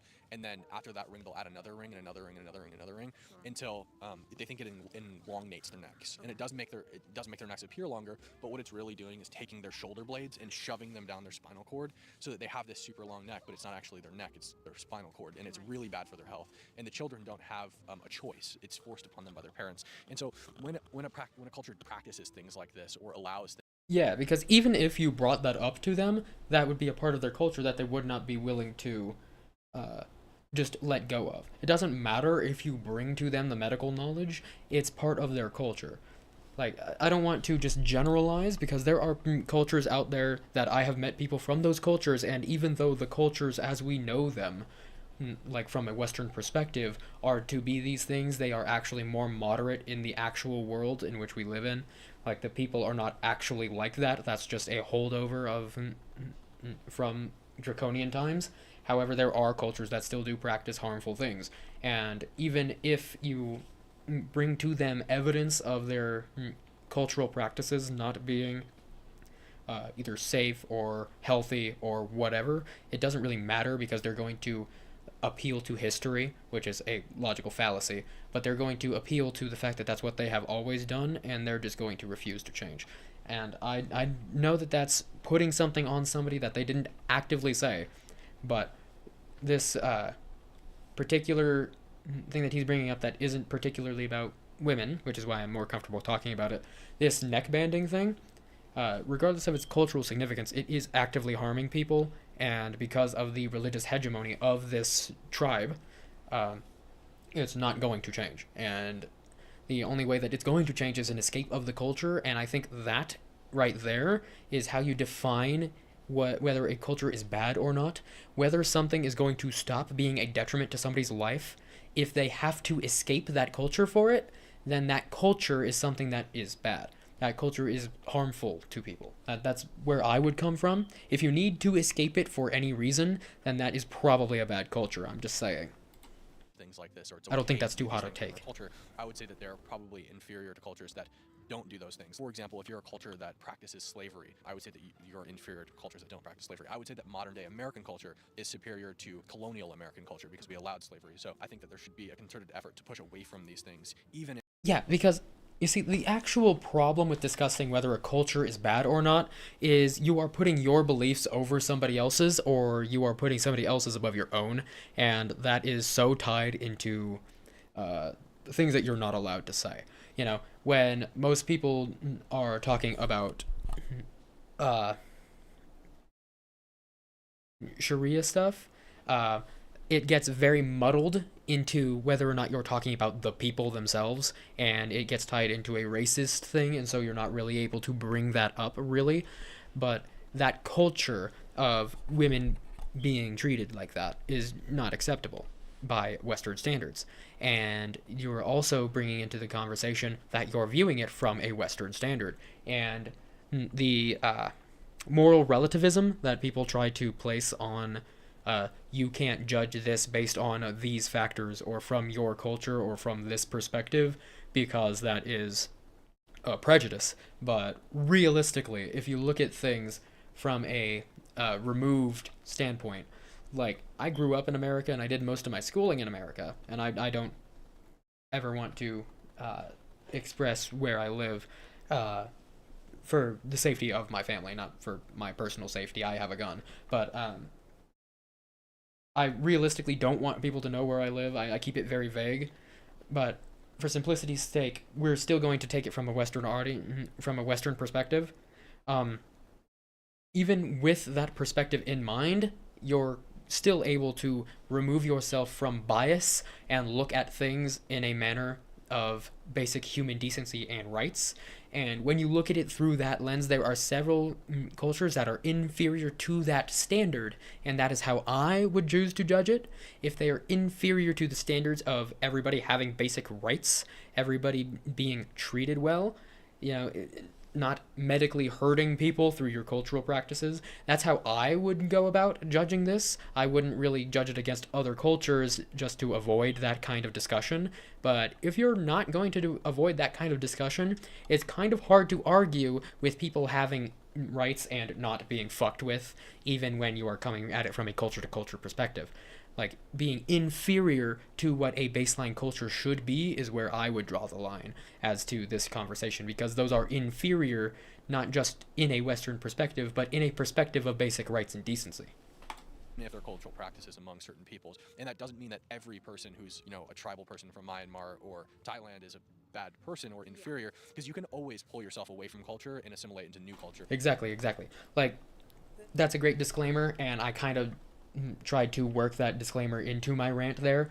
That disclaimer that you're not talking about the individual people and their personal beliefs and the admittedly moderate views that a lot of the modern people are taking. Like, I was pretty close friends with my neighbor who was from over there, and he and his family had nothing to do with any of those things. Like, they were very moderate. They lived in a very nice location that was very moderate with its rules on such things.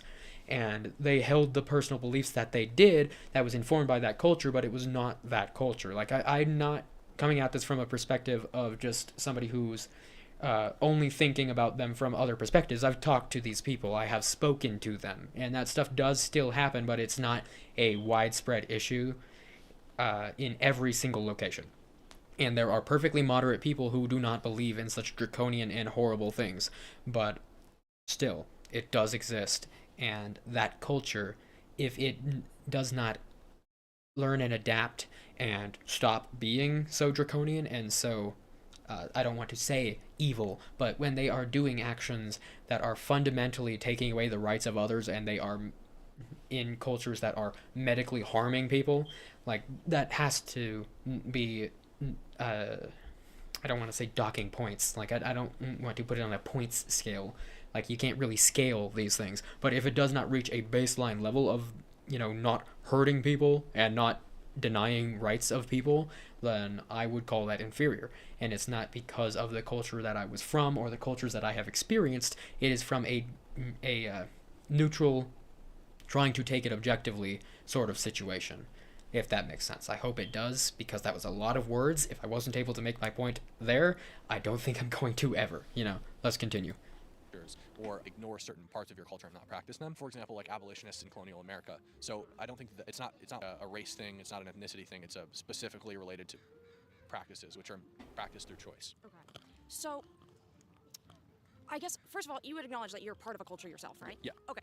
So, I would say that the danger I see is not like in identifying the wrongdoings or things that might like be harmful in. Right, it's the idea of not wanting to place yourself above others and then looking down on other people from another perspective, because that has only worked out negatively. That has only had bad connotations throughout history. Like, of course we don't want to be doing that, and of course that's where the more modern-minded individual is going to want to bring the conversation, because it's seen as, you know, inferior race sort of issues. But the religious practices are not racial, and they are practices that are separated from church and state, separated of church and state in the Western world. So these things, if you are trying to imply that you are judging an individual or a group of people because of their beliefs, you are doing that from a disingenuous perspective, in my opinion, because these things are already separated and accepted within your own home. Like, everybody is entitled to their religious beliefs in America. Everybody is entitled to their religious beliefs, and they are separate and private. You are able to practice them. You are, separation of church and state. To immediately bring it to that kind of discussion only really highlights your bias and your inability to view the world around you in an actual logical and reasonable lens. A given culture. The issue I really have is calling one superior to another. I think, we are really aware of, like, the neck binding, for example. One thing that's really apparent in our culture is strong healthcare and medical knowledge. So I think that makes us very aware of the negative impacts and implications of something like neck binding.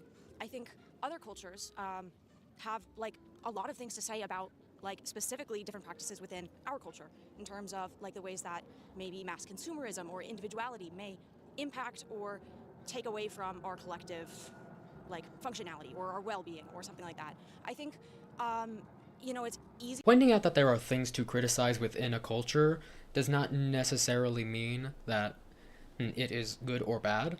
I mean, if we're going to talk about superior and inferior, we're talking about a unit of measurement. And if you're measuring something against basic rights and not hurting people, you can very easily measure something as inferior or superior, because it is either inferior or superior to meeting that baseline. And if you do not set a baseline, then you have no objective standard, I'm a big fan of baselines. I'm a big fan of going further from there, but we all agree on one thing, and that may be a privileged take, but honestly, I don't think it is. I honestly think that if you do not have a standard, then people will set their own standard, and that standard is whatever they believe that standard should be. And when we're talking about beliefs and cultures, that standard is wherever they fucking say it is, and if they are in what would be inferior if it had a standard, their standard is going to be whatever allows them to conform to their beliefs and their systems. Most of these cultural beliefs and systems were created for the purpose of controlling the populace in a way that was favorable to the ruling class. And after you view history through this lens, it's kind of hard to defend an individual's cultural tribalism and their sheep mentality and just completely ignore the basic human rights of other human beings. I don't think that that's acceptable, and I do believe that that is inferior. It is not inferior to Western culture, it is inferior to any culture that meets the baseline. Easy for us to look out and see those negative things very apparently, but it has to be from a culture. It can't be a perspective that's just omniscient or able to hold them all equally. I think, yeah. Well, I mean, it would be my subjective opinion that some are superior and some are inferior, and I acknowledge that there are bad things about every culture, including ours. So, for example, I think one really bad thing that strikes me about American culture is the really unhealthiness of it, the exorbitant eating, the overweightness, the failure to preserve your own health. But that's, I mean, right, and that has gotten better. Okay, that has gotten better over time. after the documentary of Super Size Me, it was no longer an American ideal to strive for, to be the fat, dumb American. Freedom, fat, guns, burgers, all that fucking shit. Red, white, and blue eagles. Shitting eagles and pissing gun bullets and shit. You know, all of that shit got a little toned down after we realized exactly what we were doing to ourselves. And living a short, hedonistic, fat fucking life is not really good for you. And we decided to transition to a more healthy lifestyle. But generally, our Western view on culture is going to be unhealthy. There are a lot of unhealthy things in American culture now that are just not really going to change anytime soon, because there are enough proponents of it that it's going to keep happening. And there's so much lobbying and corporate greed in these industries that provide these hyper-processed foods that are making them fat. It's not going to go away anytime soon unless there are serious government crackdowns and regulations, which there will not be because of all of the lobbying and corruption. But I don't think eating yourself into morbid obesity and dying an early death is anywhere near being an inferior culture to one that does not give women basic rights and does medical damage to its individuals for cultural reasons. I don't think that would make it inferior at all. Like, there are bad things in every culture. However, I'm pretty sure when you are doing as I am and measuring against a baseline level of things, it's not going to reach below that baseline. Okay, it can still be superior to the baseline while still having individualized issues and whatnot. You know what I mean? I hope I used enough of those many words to be able to convey my point properly. It's more, that's something I think is bad, but it's like you choose to do that to yourself, so it's not like an immoral thing. But like, so maybe right, choice is a factor. Open autonomy to my perspective. I have one that might be good, like spousal rape in the Middle East. Like, that's not a thing where we don't understand the health implications. That's just a bad thing to do. You can't rape your spouse. So, but they do that in the Middle East, and it's legal in a lot of Middle Eastern countries. And another thing is not allowing women to educate themselves, or like Suti, which was a Hindu tradition where they would expect women. It doesn't happen very often anymore, but they would expect Hindu women whose husbands died to self-immolate to prove how loyal they were. Self-immolating is like lighting yourself on fire. So these are all things that I think are super bad, regardless of how you look at them or what level of information you have. Raping your spouse is not a good thing ever. If your wife tells you no, you should not have sex with her, and you also shouldn't restrict women from literally being parts of society at all. So, all right. Do you believe that all cultures are equal? No. You don't? Okay, cool. Why don't you think that all cultures are equal? There's like a lot of so I guess I'll start off by saying I'm very conservative, I guess you could say. Okay. Not really conservative, but like, you know, in between. Sure. I have a very strong opinion about how I think that all cultures are not equal, and there's a very big gap and like fight between them, due to the fact that there's a lot of, I guess, in a way, positive movements that are being taken in very south direction, being you know, formerly like the BLM movements, and you also got like a lot of other, I guess, like culture movements. I'm Hispanic. My parents are from Mexico. I've grown up in a Hispanic household. My small town is here in Washington. It's full of Hispanic people there. So it's been a very, I wouldn't say, I haven't had a culture shock because I did grow up. Before I moved here, I used to live in another small town. Insulated? Where it was predominantly white. I got to meet a lot of people from different races and stuff, and it's really nice. But one big thing that I always notice in my small town, for people who always grew up in there or just like limited there, is that they all have very closed-minded when it comes to other races, and usually it's them like basically kind of like ganging up on and ruining the other cultures. And I heavily disagree with it. What cultures did you see like ganging up on people? Usually white people. It's like you rarely hear about it, but like they gang up on white people, or white people gang up on them? It's white people. No, I mean them ganging on white people, or like not necessarily ganging up on them or like being them physically, but it's more or less like kind of like disapproving of their ideals, like or belittling, kind of. Yeah, like it's what they think is happening to them, but in reality they're doing it to them, and that's where I'm like, that's not cool, because it's like you're arguing here that, you know, you have all these things that we're like inferior, yet still this small town. I know it's like one town compared to the whole entire like.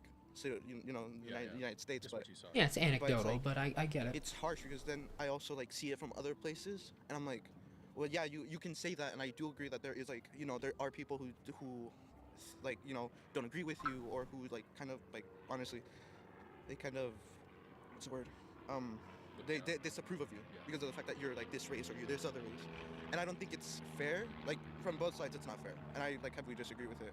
But to say that I side with someone is like I don't. I really don't. When people say, "Oh, but you're Mexican. You should be proud of like being Mexican and like acknowledging you're a minority. You're like this big culture, and you can make such a big improvement in the U.S." I'm like, yes, I do see it, but the way that you put it and the way that you demonstrate to the world, I disagree with, because I don't think that by putting someone to shame, you're making your culture better. You're just making yourself look like your asshole. Okay, so Okay, there wasn't a whole lot that I really think I can impact with that. Like, I feel for the guy. Like, I can, like, empathize the anxiety that was clearly spiking inside of him. Like, I have social anxiety. I'm not very good at confrontation. I power through it and get through it anyway, because I am an adult, and I have to adult. I am in a position of authority. I must power through these things. Regardless of the individual points of this race being negative towards another race, I'm going to put myself back in the American shoes, and I'm going to tell you what it's like in America. Alright? From my American perspective here, alright, if you are in America and you are participating in the American ideals and the American freedoms, and you are respecting your neighbor and all that shit, I don't give a fuck. Alright? And that's not a very controversial opinion in the circles that I'm from. But I have seen many, many circles. I have been many, many places. And generally speaking, these people don't know what they're talking about when they are being prejudiced against other people's. These are individualized, self-contained circumstances. Dealing with individual Mexican people will have them feeling bad about Mexican people. Individual black people will have them feeling bad about black people. And then there's the cultural raising of people who had problems with individuals and then just decided that that entire race of people was like that. But I have learned throughout my many years that no matter what kind of group you're dealing with, there are good people, there are bad people, there are moderate, and there are hyper fucking insane people. Like, you cannot judge any one culture based on an individual of that culture, and you need to remove yourself from your individual biases that you would not form on your own in order to properly view the situation. Alright? Getting down off my ex-American, and my wherever the hell I is American. Okay, like, I don't know what I'm trying to say. Moving on past that, I'm gonna jump off my soapbox here and start talking a little bit about treating people differently. You really shouldn't. Like, period. Like, I know that's also not very controversial to say, but regardless of if their culture is inferior and their beliefs are inferior, if they're not hurting anybody, if they're not actively practicing the negative and harmful parts of that culture, then everybody should be entitled to the exact same rights and treatments as everybody else. Okay, I know, again, only spitting the most hot of takes, I know. But realistically, you can't take another side and not be an asshole. At the very least. At the very, very least. It's a very slippery slope to be taking an objective look at somebody's culture and what it does and does not do in order to quantify whether or not it is inferior or superior to anything, regardless of if you're comparing cultures to cultures or if you're comparing it to a baseline, like I am. It doesn't really matter how you go about it. When you pass the line is when you go out of your way to impact somebody else's life. And that's where it gets real fucking hairy, because what are you supposed to do if a culture does not give people basic rights? Should you step in? Should there be something that should be done about that? Because you're infringing on somebody's cultural beliefs, you know? It's a very sticky subject, and that's why it's so controversial to bring up in any kind of setting. But, like he's doing now, these are conversations that should be had because people just will willfully ignorize their way through life and just not care what other people believe, or just will, in their pursuit of looking good, not ever actually do any good and never actually acknowledge the bad in the world around them. And I appreciate that this video exists, even if it's going to get me in hot water, because I use way too many words and none of them actually explain what I'm trying to say. But I hope I can get most of my point across, if nothing else. You brought this for me? Oh my god, thank you. What is it? Hot cocoa? Oh my God, that's so nice. We've been sitting out here all day, and it's cold. So. I appreciate that. That's very nice. Did you bring me the coffee because you agree with a lot of my prompts, or did you just bring it because it was just to be nice? No, I actually disagree with like basically most of what you said, but Really? I believe that we should strive for understanding, and even if we disagree, we should still treat each other with respect. I love that. It's very nice. I love the gesture. Because I agree with you. That's why I do this. I And appreciate think the that we gesture, need to too. Respect each other and have respectful, informed conversations. And I like to make people think, and I like to show other people, specifically like young, influential men, that you don't have to be assholes to people who you disagree with. Because I feel like there's a tendency to be rude or disrespectful or think less of people who you don't agree with. And I think that that's probably not the approach that we should go with. Like, I don't appreciate, like, saying that it's all men, you know? I've seen plenty of women who are like that. But I get the general sentiment, and I do generally appreciate and agree. There we go. I don't know why my brain wasn't serving that word up to me. Agree is a pretty simple word, but my brain just wouldn't do that. But I also agree with the sentiment of treating other people with dignity and respect. You know, then I hope I got that across in my long-winded rant earlier, but that dignity and respect, do you then continue with such dignity and respect should you find somebody of that culture who is participating in such terrible things? Like, that is where the line gets a little fuzzy. That's where it gets to be a more controversial and difficult conversation to have. However, I think we should continue on with the video so I have an actual point and an actual idea to base off of. All I have is that her, without actually engaging with him yet, after sitting down with him, I'm hoping we can get some expounding on these topics, and we will actually have something to say. So, do you think that all cultures are equal? I'm not really sure what it means by the question. Like, what do you mean, are all cultures equal? Like, how are we defining it in this case? So basically, in my view, I think that there's a concerted effort to sort of, basically if you say that something about a culture or some practice is bad or wrong, I feel like there's a concerted effort to like shut people down and say, no, it's just their culture, respect all cultures, whatever. And I think that that's wrong because I think that there are bad things that certain cultures do, things that are immoral, especially when it comes to like the consent of women and children. And I think that we should be able and allowed to call those things out as we see them. I agree with that, but I don't. Okay, so by superior, I think that's like a wrong way to put it if you say that some cultures are superior. It's a loaded term, and people are going to have a knee-jerk reaction to the implication that you are putting something above another thing. If you are putting yourself by any merit, anything less than merit, above another human being, it is viewed as a negative thing, and I can totally get behind that. Because in most circumstances, that is just completely irrational and absolutely a terrible thing to do. Whether you're talking about race, gender, sex, whatever the hell you want to talk about.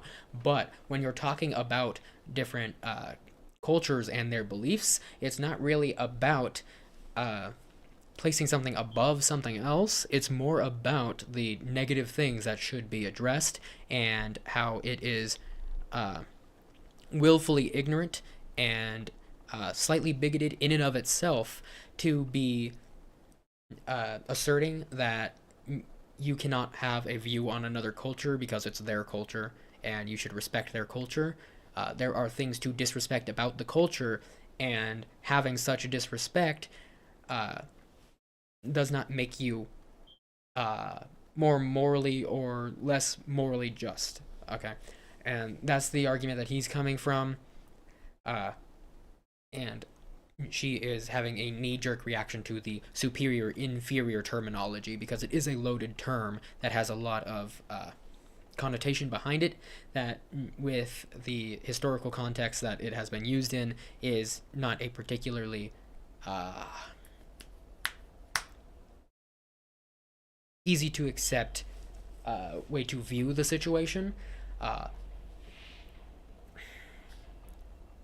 If he were coming at it from the perspective of these cultures have things about them that are inferior to other cultures, it would be viewed as differently than saying that the culture itself is inferior or superior, because what you're doing is you're generalizing and you're also using the superior-inferior dichotomy, and that is a loaded situation. I don't disagree with the way he's tackling this, and I don't disagree with what he is saying, the content of his argument, but I can see why this argument is tripping people up so much.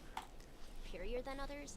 There might be some more morally questionable things in modern day, but I'm not sure if you want to call it superior.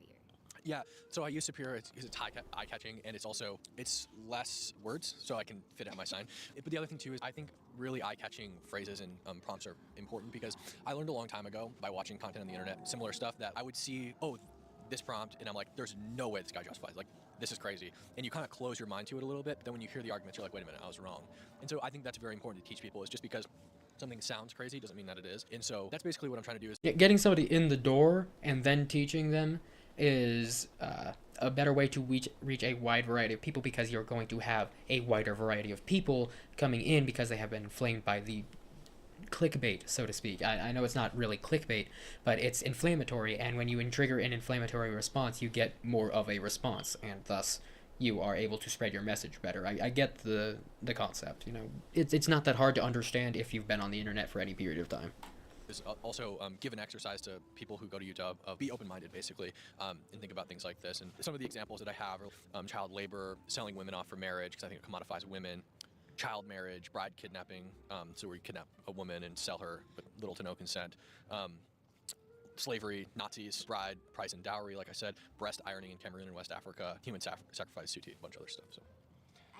I'm not sure if anyone will disagree with you that those things are bad Yeah, necessarily. This one is just to get people to think. This one is people feel less strong about it than like abortion or Israel that I've done in the past. So this is just basically an exercise, like a thought experiment, make people think, stuff like that. So. Oh, okay. I guess we agree. Yeah, I don't like. I'm Korean, and like, there's definitely some aspects. Did you poison me? But yeah, I mean, there's definitely some aspects of like every culture that I think you could definitely say are like, oh, it's culture, but also we can agree that like not it can be still problematic. Yeah. I basically just want to push people to acknowledge that there are bad things about pretty much every culture, and we should do our best to eliminate those bad things and try to replace them with good things. Like, for example, if you compare America to its previous state, like slavery, women can't vote, women are basically viewed as invaluable completely. They can't vote. People are slaves or viewed as property, or Jim Crow, segregation, stuff like that. I think that American culture today is far superior than like colonial American culture or American culture of the 50s or whatever. So because we just generally treat people better, prioritize rights, stuff like that. Yeah. I think like in the same way that there are problems and people that commit atrocities in the United States, there are things in other countries that are and I would also like push back and say that like, I mean, especially on social media, there's a lot of discussion about, especially like modern day Middle Eastern practices. Like, it's not as if this is like something that's embedded completely into culture. In the same way that there are like. Right, like I said earlier, I've met moderate people from these places who do not practice this, and even in their hometowns and whatnot, it was not a practice there. It is still a problem with the culture overall, but there are moderate communities within the culture who do not believe in such draconian things. That is true. However, his discussion is about whether or not we should be able to call these things out, and that is, he's doing it in an inflammatory way, and he's doing it intentionally in an inflammatory way, but the actual conversation is about the negative parts of different cultures, and he's making it unilateral, and whether or not you are judging it on a scale, and what scale you judge it on, is where you should be leaning as far as inferior or superior. Like, as he says, the current American culture is more superior than the former American culture. And when you look at it as a scale on, rather than a direct comparison of culture to culture, when you're actually just talking about the parts of the culture that are good and bad, and saying that the elimination of bad things makes it a superior culture to where it was, that is and should be something that puts it into better perspective for you and makes it easier to digest and understand where he's coming from. I hope that is. I hope I did a good job explaining that. I think I did. Older, less modern practices among older generations that, even within the United States, we might deem as like immoral or unimaginable today. Like, I think it's the same way within other countries where there's things that are phasing out, but perhaps they'll have a grasp on, especially like older populations. Well, the reason I chose this topic is I have a big problem because I'm very active on social media, as you probably could have guessed. And when I talk out about things like child soldiers in Gaza, women not being allowed to leave their houses without the permission of a male guardian, women's testimony being worth half that of a man's in Gaza, or other just like generally sort of Islamic-inspired cultural traditions, I get called Islamophobic. And I'm not Islamophobic, but I do think that there are a lot of cultures within Islam and specifically in Middle Eastern countries that have a lot of really bad cultural practices that lead to a lot of really bad outcomes for people, especially women and children, and I don't like that. And I think there shouldn't be a shutdown of the conversation about those things because we should always be trying to move towards a better situation for everyone. And when you ignore those things and just say it's just their culture, like it's not. Sorry, your water's here. Oh, thanks. It's not. It is their culture, but we can't pretend that it's not a bad part of their culture. Yeah. Just the same way that we sort of had cultural reform in the United States, we got rid of slavery, we got rid of like codified human rights violations against black people. Those were all deeply embedded parts of our culture in the United States, but we had to eventually acknowledge that those were not good things that we were doing and get rid of them. Right. Mass support for the KKK, stuff like that. Like all of the things that you mentioned, especially within the United States, they changed because of internal revolution, right? Like people started to form different perspectives. So I guess the thing I would really push back on then is like, why are you focused so intently? Like I agree completely that we should be. Okay, now we're going to try to be avoiding the white savior shit, all the swooping in and changing other people's cultures. We're going to have to discuss whether or not a culture should be left to its own devices in this sort of situation and whether or not they should be able to do this thing. But when you are in a less free environment, because they do not have the same kind of rights, it becomes much more difficult to have that kind of revolution and not be stopped. And now that we have more modern militaries and more modern means of enforcement of the law, when the laws are draconian and restricting of people's rights, it is significantly harder for them to revolutionize the way that Americans did back then. And so we are leading to a completely different discussion that we seem to be having the same one, but it is not. And I don't believe that pointing out the problems of a culture from an outside perspective is any less valid than doing it from within that perspective. And I disagree with the kind of argumentation that she's most likely going to be getting into. Of course, I stopped before she finished her point, which I generally criticize in other people's doing. But I just wanted to get my thoughts out there because I think that this is a false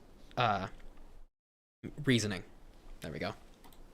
Acknowledging, especially injustices to women and children across the world, but like, as someone that isn't within those countries, like, do you have the right to tell another person what they can do and cannot believe? That is where we are sitting right now, and it's hard to argue for or against such reasoning. However, that is not the perspective that he is having. What he is having is the ability to have judgment on these things, the ability to say and speak about these things, and not to just leave it be. Like this forced coddling around other people's beliefs is just flat out naive. If nothing else, it is outright naive, and it is putting yourself in an idealized version of reality that simply does not exist. There are negative parts of everybody's culture, and everybody should be free to point out those parts. Like, other countries are constantly talking shit about America. America is no longer as cool as it used to be in the public zeitgeist.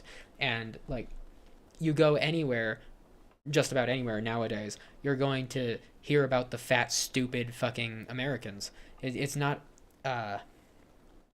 it's not different to the extent that people want to make it out to be, because what they're doing is they're talking about a negative part of the American culture, and what he's proposing is talking about the negative parts of all cultures, regardless of what that culture is and why those things are perceived as bad.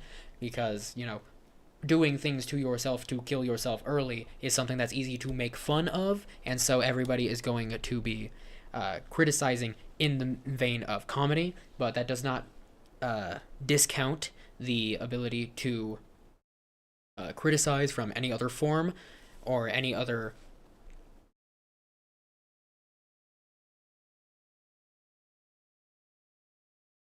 levels of severity, I think is what I was trying to get at. I think that it is a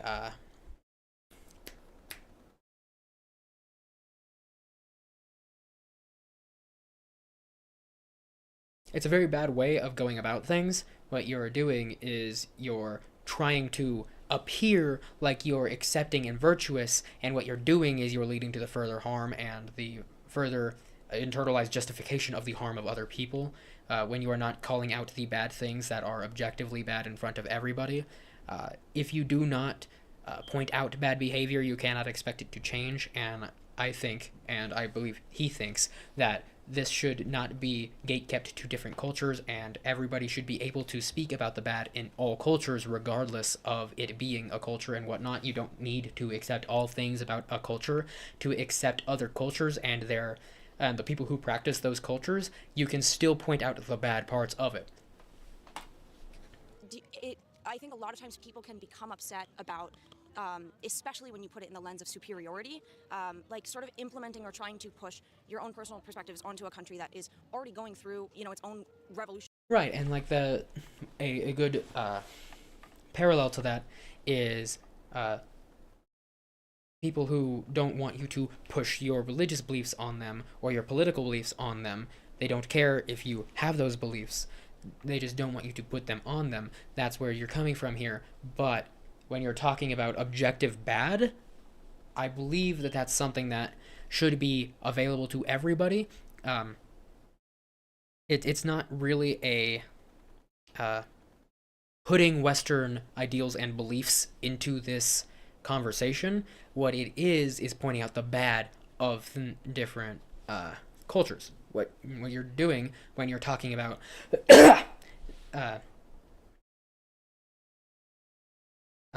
pointing out the lack of women's rights and the medical damage that is being done to people for cultural reasons, that's not imposing another viewpoint onto the situation. What it is doing, it is saying that those things are bad, and it is trying to take an objective standpoint. Even if you are in a subjective situation, you can decide whether this thing is good or bad, and I can't see how you could take the perspective that human rights being given to all humans is a bad thing, and I don't think you can justify it in any other way that is not an appeal to culture or belief. I don't think there are any factual ways that you can argue yourself out of that corner, and I think that if you are in that kind of situation, then it is an objectively wrong thing. If the only way out is a subjective belief, if you cannot logic and reason your way out with actual logic and proper reasoning, then that is objectively a problem. And I think that there is a fundamental misunderstanding of what the conversation you're having actually is because of the terminology that is being used to get you in the door.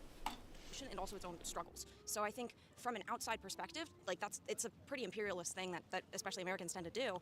And I think it can be sort of it is like not really the right place for us to focus our energy. I completely agree. Like, we shouldn't shut down the conversation. It should be talked about. I also think that, it isn't necessarily our role as another culture to then implement those changes in a part of the world that we're not in. We should be focusing on the community around us. Sure.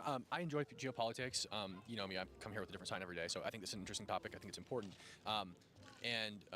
Shit, what did you say? Furthermore, as far as like internal revolution goes, I really, especially in like Middle Eastern countries and African countries, I really don't think there's a lot of internal revolution happening. You might hear some people talking about in Iran, or people from Iran talking about how they don't like veiling laws or whatever, but any internal revolution that's happening is usually happening from Islamic fundamentalist groups. Like, look at Afghanistan, for example. They're the country that probably is the most restrictive on women, allows spousal rape, doesn't let women leave their houses without a male guardian, enforces veiling laws, can't educate women, etc., etc. They just had an internal revolution, and the people who do those things are the ones that won. They were the revolutionaries, and now the Taliban are in charge. So they also happen to have millions of dollars worth of equipment directly from the United States military. So I just see that as a problem, and I think that people should talk about it. And the point of these prompts is really, I care about these issues to varying degrees depending on what it is. I care about Israel a lot. I care about abortion a lot. This I feel kind of meh. I think that it's important to challenge popular thought, though. And a lot of people walk by and say, "Oh, that's Nazi shit," and it's not. I think it is true. Superior just means better. And I think that there are some cultures that are better than other cultures, and I more specifically think that there are aspects of certain cultures that are better than aspects of other cultures, specifically when you value consent and child rights. So do you believe that all cultures are equal? I like the way that he put that, and I'm wondering what she immediately responded with, but it was probably really fucking stupid.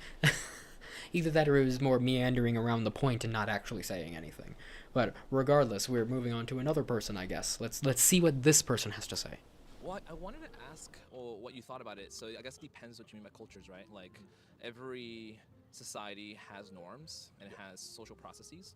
I'm actually doing a master's program in developmental psychology here at the University of Washington, and something we're learning a lot is that humans organize in many different ways, and there's historical reasons for that. There are political reasons for that, economic, and culture is a force within itself. So I guess do I think that all cultures are the same? I guess it really depends on what priorities the culture has, right? Like I don't think there's good or bad. I guess it depends on who's doing the judging in that regard, right? Because for example, I'm Ecuadorian. I'm from South America. I'm quite proud of that, I think. I understand that there are problems within my society, like the society where I come from, right? But then there are things that I think I value a lot that are part of my Hispanic heritage that I don't find in culture in America, right? Like, the way that we're going about this conversation is kind of slanted in the part where we are calling it superior and inferior, and we are labeling the entire culture as one thing, rather than saying some parts of some cultures are inferior. It's not as catchy, and so it's getting these people hung up on it. It's not an actual conversation about what we are supposed to be having a conversation about. It is a conversation about the verbiage, and I think he understands that, and that's why he ends up explaining that to people multiple times. The situation that we're getting into here is you're lumping an entire culture based off of these individual aspects of the culture which are bad, and when people are going to look into what you're saying, if you're going to be saying it in such an inflammatory way, saying that an entire culture is inferior or superior, you are going to end up with people who have a knee-jerk reaction to that. And so I believe that is where this young man is coming from. Like when I moved to the States, I realized one of the big things I noticed as a child was how individualistic society here was, and I'd really missed a more communal, family-oriented. It's just a different dynamic, right? And so there's definitely things that culturally, I guess it depends what you define as culture, that maybe some groups do better than others, but again, it depends on the priorities. But I think the root of the question kind of is hard when you try to take an objective stab at it, I guess, because then it can come from a place of an objective truth of this is good in all cases, historically, politically, in that regard. And so I mean, I guess to answer your question, I don't even think it's an answerable question. I think the answer that you come up with is really dependent on the angle or the views or the priorities that you have, depending on the society that you come from, right? Sure. I think I just don't. I guess my real. There's a lot of stuttering here, and I'm not going to fault him for that. I stutter all the damn time, and I can hardly get my words to get together, and I'm not being confronted. I'm just talking to a camera. But he's going to make me lose my point if I don't stop this now. The idea that from this culture's perspective, or this culture's perspective, thus you should judge. Oh my god, my stupid fucking whatever.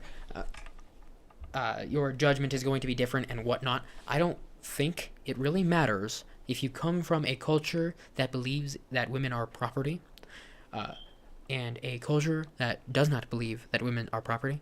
When you look at it from the status of giving humans the same equal human rights, I don't think that looking at it from an objective standpoint of humans being treated equally and fairly and given basic human rights and decency and treated with basic decency is going to be something that is not seen as an objectively good thing.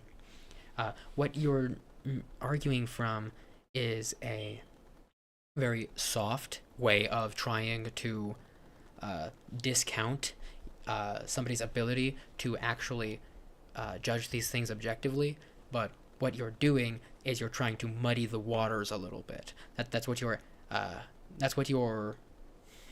That is the end result of what you're trying to do, despite it not being your intended goal. That's what you're really doing when you try to make those delineations, because child marriage and spousal rape and these neck binding things. All of these things are objectively bad, and that's not a cultural thing. That's and if you are from those cultures, it depends on the level of indoctrination you're in. But I would imagine that people who are not fully indoctrinated into such a horrible fucking belief, I don't think even they would agree with those things. But that doesn't really change the fact that those things are bad, and that you should be able to call out bad things when they are objectively bad. The real problem with the question is how useful it is, and I guess I read the little thing you have there, where I mean it kind of seemed to me that you're a little like right-leaning, if that's a true, right? And by the way, I consider myself a pretty centrist person. I try to look at really both sides of things, and I think I've often seen that question not used in the best way possible by the right, particularly. I mean, the left can also not be the best at using the answer to that question, right? And so that's why I was more here, kind of curious to get your perspective on it, because I actually deal a lot within my community as a leader in South Florida, and I've seen a lot of instances where I've actually seen the positive things that can come with when you engage with your community culturally and you try to empower them to achieve or do better in a system like the one we have here, right? But I think it really takes a humble and an inclusive approach, which is the reason why I'm also a little iffy about the right, to bring in those people and help them be the best that they can. So I don't really view those kinds of things as a left versus right sort of situation. I was taught to be a very open-minded person, and I latched onto that. I am a very free-thinking individual, at least to my perspective and how I see other people. I do my best to not think closed-mindedly on anything. There are very few things that I am just immovable on, and most of those come down to principled things, like my principled stance against racism. Like, I know it's I only spit the fattest of most hot takes, okay? I just drop the most fattest, drippiest, searingest. I'm thinking of food right now. I'm sorry. I'm thinking of steak metaphors for how hot my takes are. But my principled stance against racism was developed very young, and in a community that was mostly Hispanic, and very non-white, so to speak. I also grew up a stone's throw from the ghetto. I grew up in a very multicultural situation. However, it was very slanted against white people as far as the sheer numbers were. And during my time growing up, when we were learning about slurs and why we did not use them and how bad they were, when slurs against white people were brought up, it was told by the teachers, by the authority figures, that it was not a big deal, that it was acceptable. Not that it was acceptable, but that it wasn't as unacceptable. And wouldn't you know it, you hear those slurs as a white person in that environment. If you tell somebody that it's okay to use a slur against somebody, they will use that slur against somebody. Like, I come from a very unique perspective, I believe. However, when I developed this principled stance, I was in a situation where that was not as prevalent in the environment I grew up in.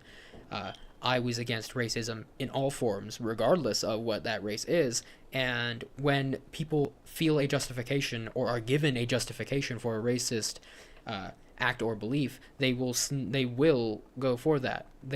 Everybody, it is basic human nature to want to be superior to another person, and if you're given the ability to do that and act upon it, they will do that. And especially if it's somebody that they already have a negative opinion of.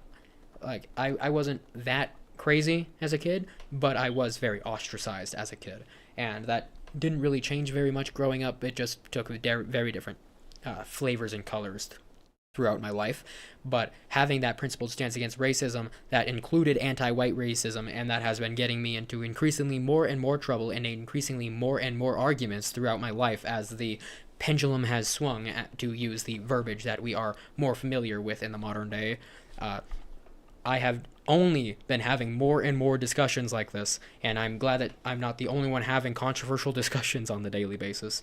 But I don't appreciate being put in a situation where I have to have these discussions because of my principled stance against something that I believe to be an objectively wrong thing. But I digress. What was I? Open-mindedness.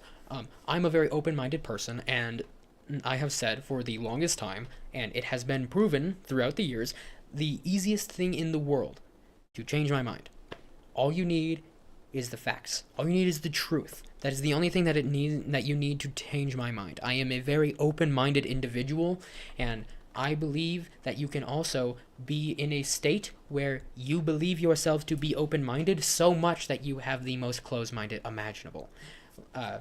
And I believe that that is a lot of the modern feminist issue. These hyper-left individuals who are perverting what used to be a movement for rights and equality. I believe that these people are ignorant, just as the ignorant right-leaning conservative people who made my life hell in my younger years before the pendulum swung. I am older than the God of War video the God of War game that we spoke of before. I am still Gen Z, but I grew up very millennial. I am young, but not that young. I am old, but not that old. I am in a situation where I was able to see both sides of this situation, and I have been under the thumb of, and the recipient of these negative things that can be criticized of all of these different aspects of culture. And so I come at this from a perspective of anti-right, anti-left, anti-whatever the fuck. It's not really about the individual beliefs of these people. It's not about left versus right. It's about ignorance and open-mindedness. Because you can call it closed-minded all you want, but that's just the PR way of saying it. That's just the way to say it to not hurt somebody's feelings. It is ignorance and it is open-mindedness. And I hate ignorance. And willful ignorance is one of my least favorite things on this planet. And so that is where I am coming from, and that is why I can't really just co-sign this open-minded frou-frou stuff that is being preached about lifting up communities in this hyper-individual and this and that and the other thing. There are aspects of cultures that are positive and negative, and pointing out the objectively bad parts of culture should not be something that can be discounted because of these viewpoints that you have about the culture. You are acting in a closed-minded way, and you're doing it from an open-minded perspective. And it is very hard to wrap your head around that if you have not experienced it the way I have. But I have experienced many different cultures, and I have done many religious practices throughout my life. I went on a search for God, inspired by my old man's search for God, when I was very young. I have read a majority of, if not the entirety of, most religious texts, and I have done actual practice in order to try to find this spiritual enlightenment and feeling that other people are able to. I have experienced many cultures from in a very open-minded perspective, and I have formed very, very, very positive experiences and beliefs about many of these cultures that we're talking about today. However, that does not discount the objectively wrong things in them. And I believe that when you are trying to downplay the negativity of cultures by emphasizing the positivity of them, you are willfully ignorant to the problems rather than actually being as open-minded and supportive of you as you are actually trying to be. So my view is basically, I think that there are a lot of bad things that happen in the world. I think there are a lot of bad cultural practices.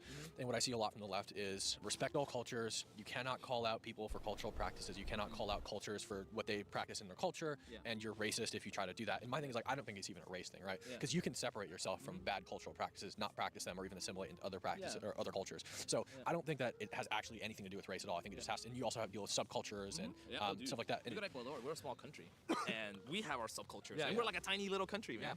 And so, like, some things that the real big things that I would look at when like determining if a culture is like good or bad or has good or bad practices. And I do think that all cultures have good and bad things about them, but I think that some cultures, for example, on like a minor level, I think that one really good thing China does is like actually Asia largely has a very strong emphasis on education and on bringing honor to their families and stuff. I think that's something that the United States does as well, but not nearly as good as they do. So that's like something that could be like minutely bad about like American culture. Or another minutely bad thing about American culture is like I think that we tend to eat in an overabundance and become obese, and like we have a very unhealthy culture. culture. But that's not something that I would say like makes you a bad culture. The things I would say like make you a bad culture is particularly honing in like the violation of consent and the rights of women and children. Forced veiling in Afghanistan and Iran, not allowing women to educate past a certain age in Afghanistan. Also in Afghanistan, not allowing women to speak in public. Forced marriages, bridal purchase, so like buying women because I think it commodifies them, reduces them to property.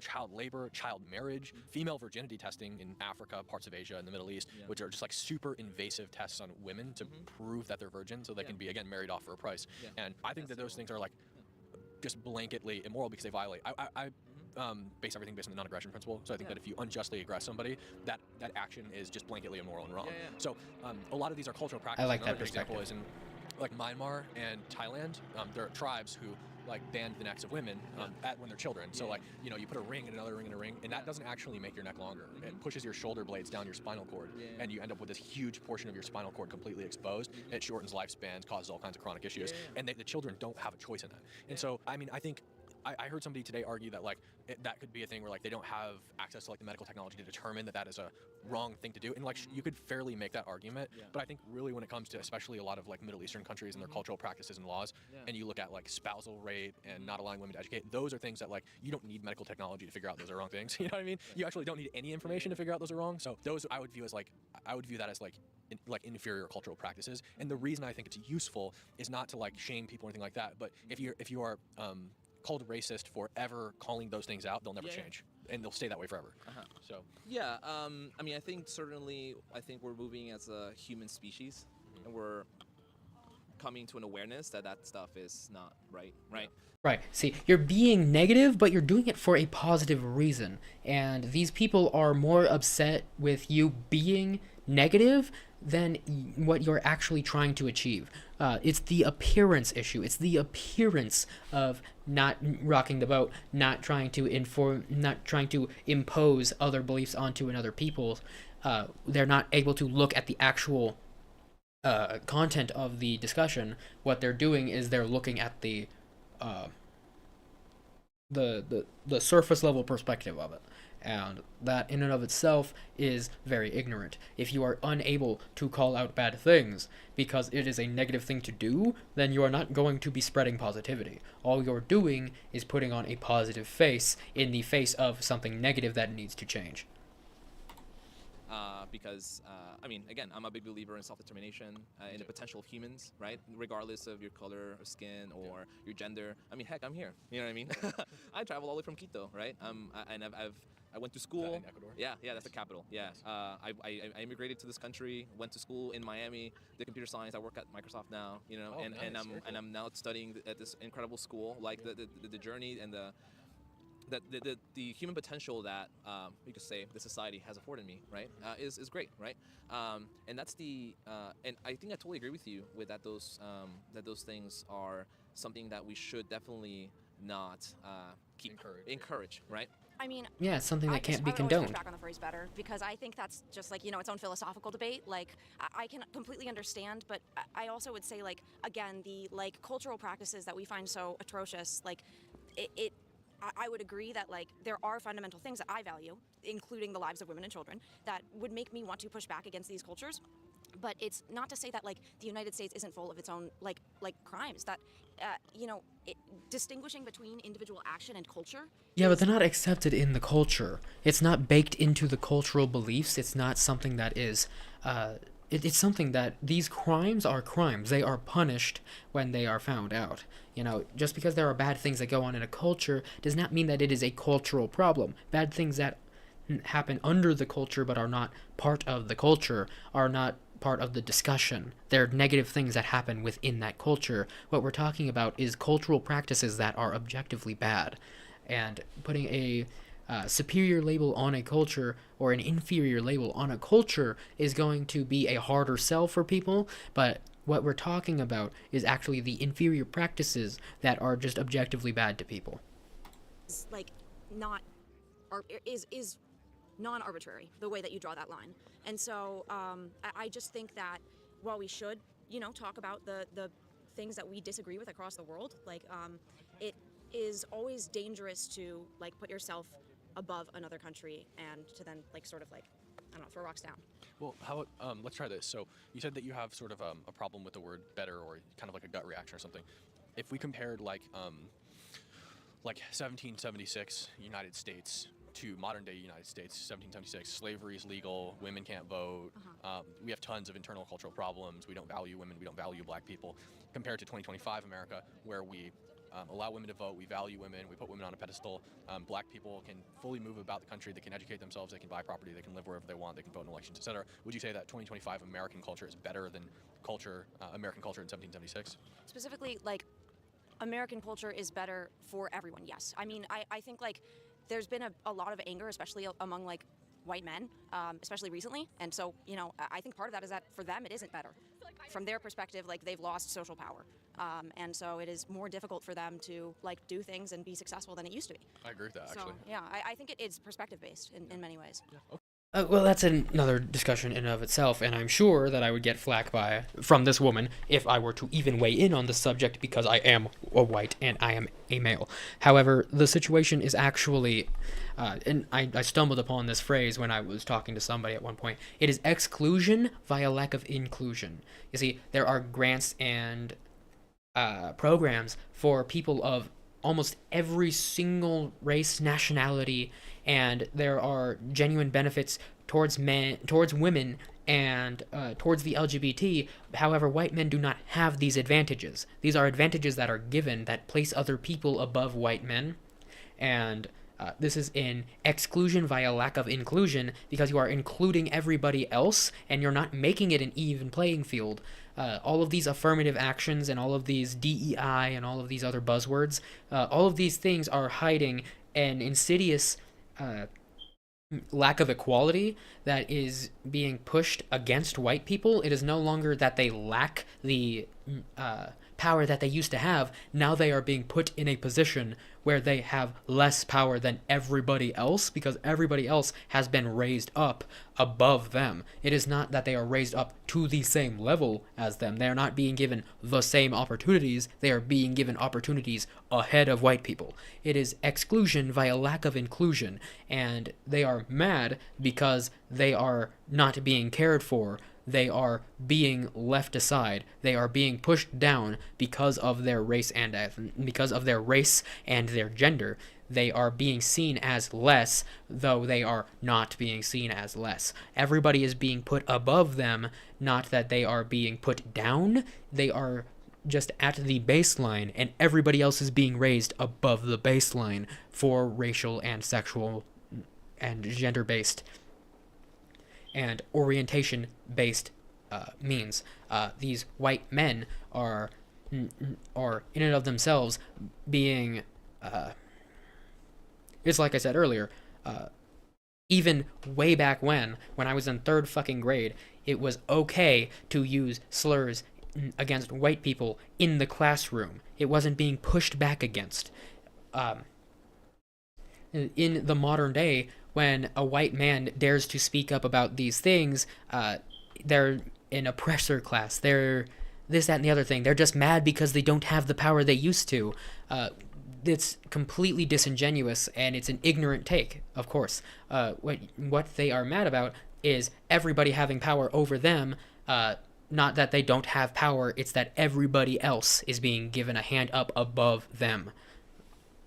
Okay, well, I hope that gave a little insight in, like, my perspective when I use the word, like, better or superior. Like, it's just about improvement and sort of I guess evaluating something or giving it a rubric or a scorecard based on what it values. And I think the most important things to value are consent and rights. So I guess my last question, because I have to run to class soon. Like, if this is such an important thing to be talking about, what is the U.S. role in, like, addressing these types of atrocities? Because, go for it. I don't think there really is a U.S. role. Like, I don't think that we're not going to, like, go to war with countries that force veiling. I think you could probably sanction countries that force veiling or don't allow women to have rights or whatever else. We're not the policemen of the world, but it's like he's talking about having the discussion and not having the discussion shut down for some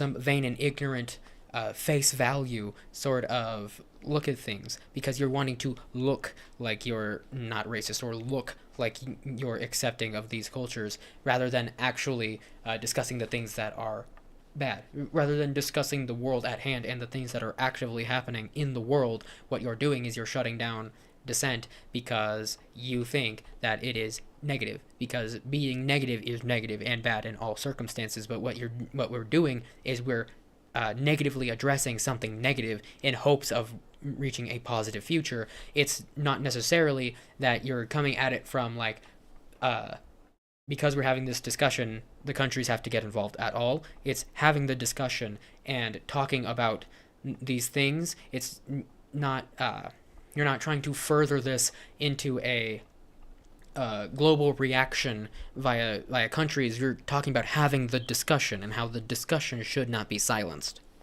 About when we have these conversations about cultures online or whatever, and you call something out, I feel like there's a concerted effort to like, you can't do that. All cultures are equal. You need to respect everyone's culture. That's what they do. And for me, it's like a lot of times these things are just blanketly immoral, and you can't just, that's their culture. No, it's wrong. What they're doing is wrong. Right. Like child labor, wrong. You can't do it. Or you shouldn't be allowed to do it. Not that I believe in like international law or one world government or anything like that. I don't think there should be any single apparatus enforcing these laws, but I think there should be a concerted effort to make the world a better place. Okay. So then I guess my response to that, my version of what you're saying, I think that when people have political discourse online, something that's really important to maintain is sort of like an openness. Like you need to sort of be inviting someone to have a discussion with you and to see your perspective. I think that that is like an obligation that we have, because a lot of times political discussions online go south. Like they become something just so much more like, it's about proving a point. I think when you use a phrase like superior, you're not inviting someone to have a discussion about like these things that usually get overlooked. It's sort of like terminology that really puts people on edge and makes them want to be combative. Whereas if you're to sort of say like, hey, these are the things that you care about and they're going on in other places and you're making excuses for them, I think that can be more opening and sort of like less. Yeah, the only problem I run into is I just don't have enough space on the paper. That's gonna be a lot of words to put down. No outro? That's just it? It just ends like there? Okay, well. Yeah, that's a great way to end off that video. Yeah, it's inflammatory to get people in the door so that they can have that discussion. Yeah, it's going to lead to people being combative, like as every single person in this video has, but I think that he was relatively able to discuss his point well enough, and I hope that I have made enough of my point well known. And let's hope that we don't get canceled, you know? Thank you, Cam Higby. That was an interesting and insightful video that I probably made into at least an hour. Hopefully, that content does not get completely nuked, and I look forward to hopefully having some discourse in the comment section of my video.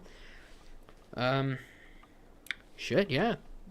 It just ended so abruptly, it kind of shorted my mind out. I'm so used to everything having an end card and all of these outros and musics and whatnot. I kind of just lost my fucking train of thought there. But yeah, I do believe in open-mindedness, and I do believe in open discussion in the ways that she was outlining.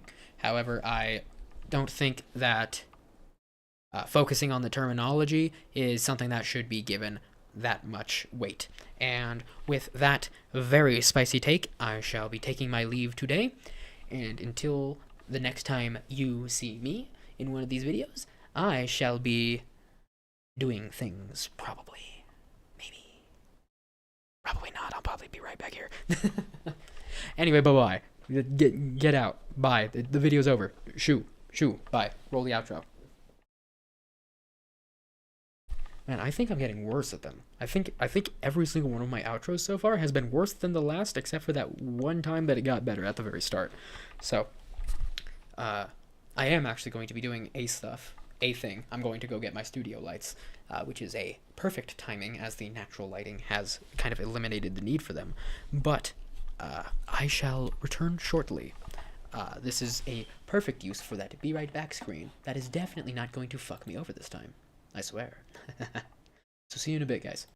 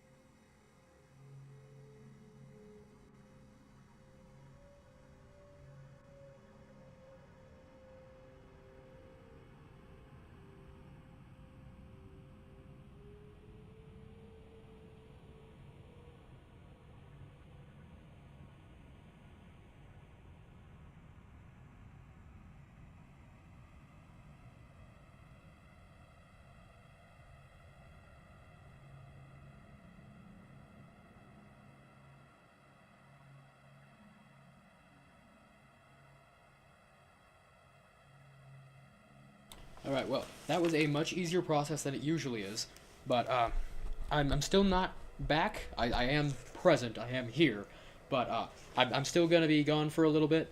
I'm going to set up these lights and take a few phone calls. I will be back as soon as I can.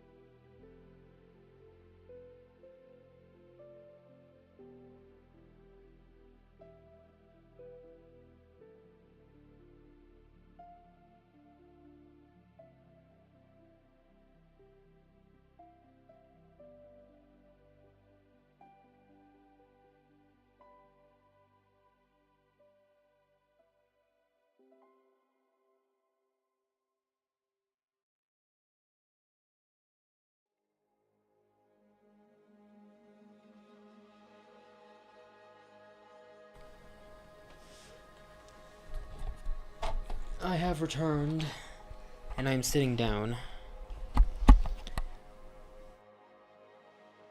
I'm somewhat pseudo. Sorry, quick video callback there. I am pseudo expecting a call, possibly, maybe, somewhat. I don't fucking know.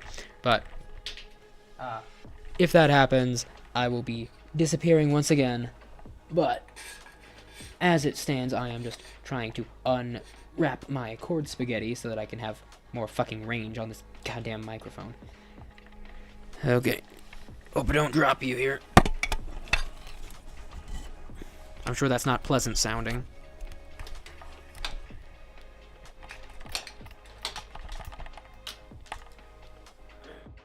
That part done. Alright. Ah, this one's going to be even better, I bet.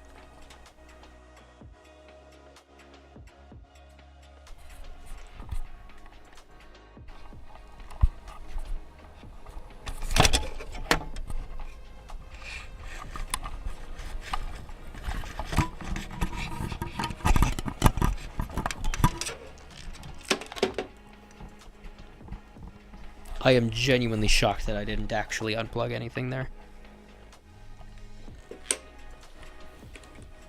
Well, I'm sure that wasn't pleasant for y'all, but, you know, we did get us mostly untangled, and we're pretty much good to go. Fuck. I don't know where my train of thought keeps going, but, like, apparently I have a lot going on in my mind. It's just not something that I'm privy to. Unfortunately. Seems every way that I'm going to miss out is going to be... Fuck, I don't even know what the fuck I'm trying to say anymore. Seems there is no way that I will not escape my inevitable missing out of things. So, let's just get us set up for our next react here. What have we got? Webtoon's worst female lead. Interesting. Ooh, a 30-minute video about a webtoon. Interesting.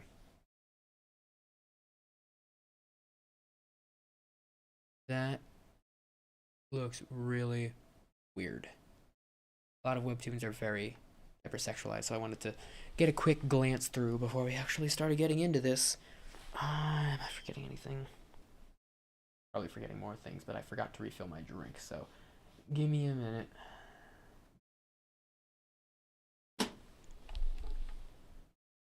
My camera's following me again, and I don't want to fuck it up. That's why I put you on the BRB screen.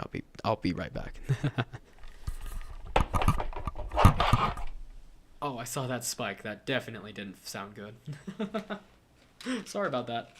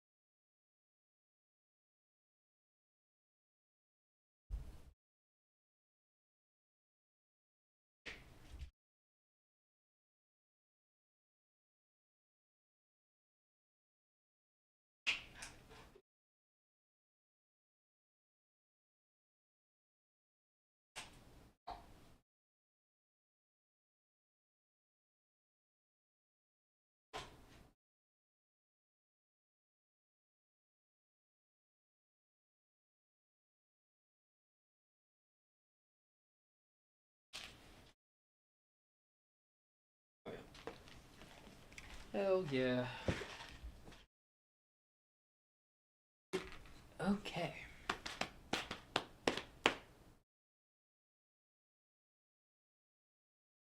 I'm not going to let my stomach issues get in the way of the fire content. So,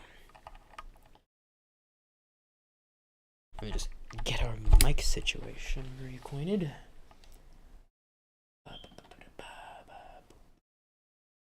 Alrighty.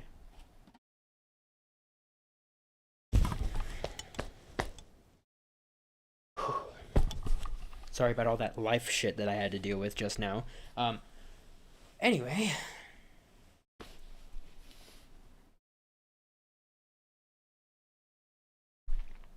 Welcome one, welcome all. If you see reflection of light, that is because I cannot currently test my new studio lights, so I'm hoping that the studio is well illuminated, but I can't tell for sure. What I can tell for sure is that we, as the React connoisseurs as we are not above reacting to anything. And apparently today, we're going to learn about the worst female lead in Webtoons. Now, I don't have a whole lot of experience with Webtoons, except for the ones that I have, through totally legal means, experienced for the express purposes of their erotic sensibilities.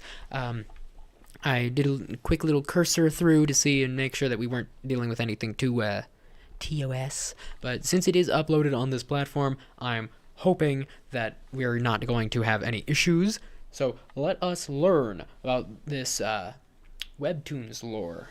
I'm sure this is going to be enthralling. I hope this is going to actually be a video, because if I can turn a 36-minute video into content, that means that it's going to be a lot of content for me, baby. So let's jump right into it. This video is sponsored by Unveil.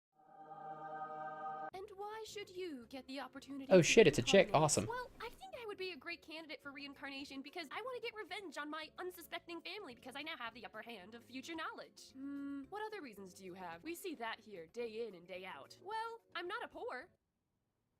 Great, we'll send you back immediately. Oh my god. Is that really the plot? Oh my god. That's amazing. Oh, that's awesome. I hope we didn't blow the load all at the start. But that sounds fucking stupid.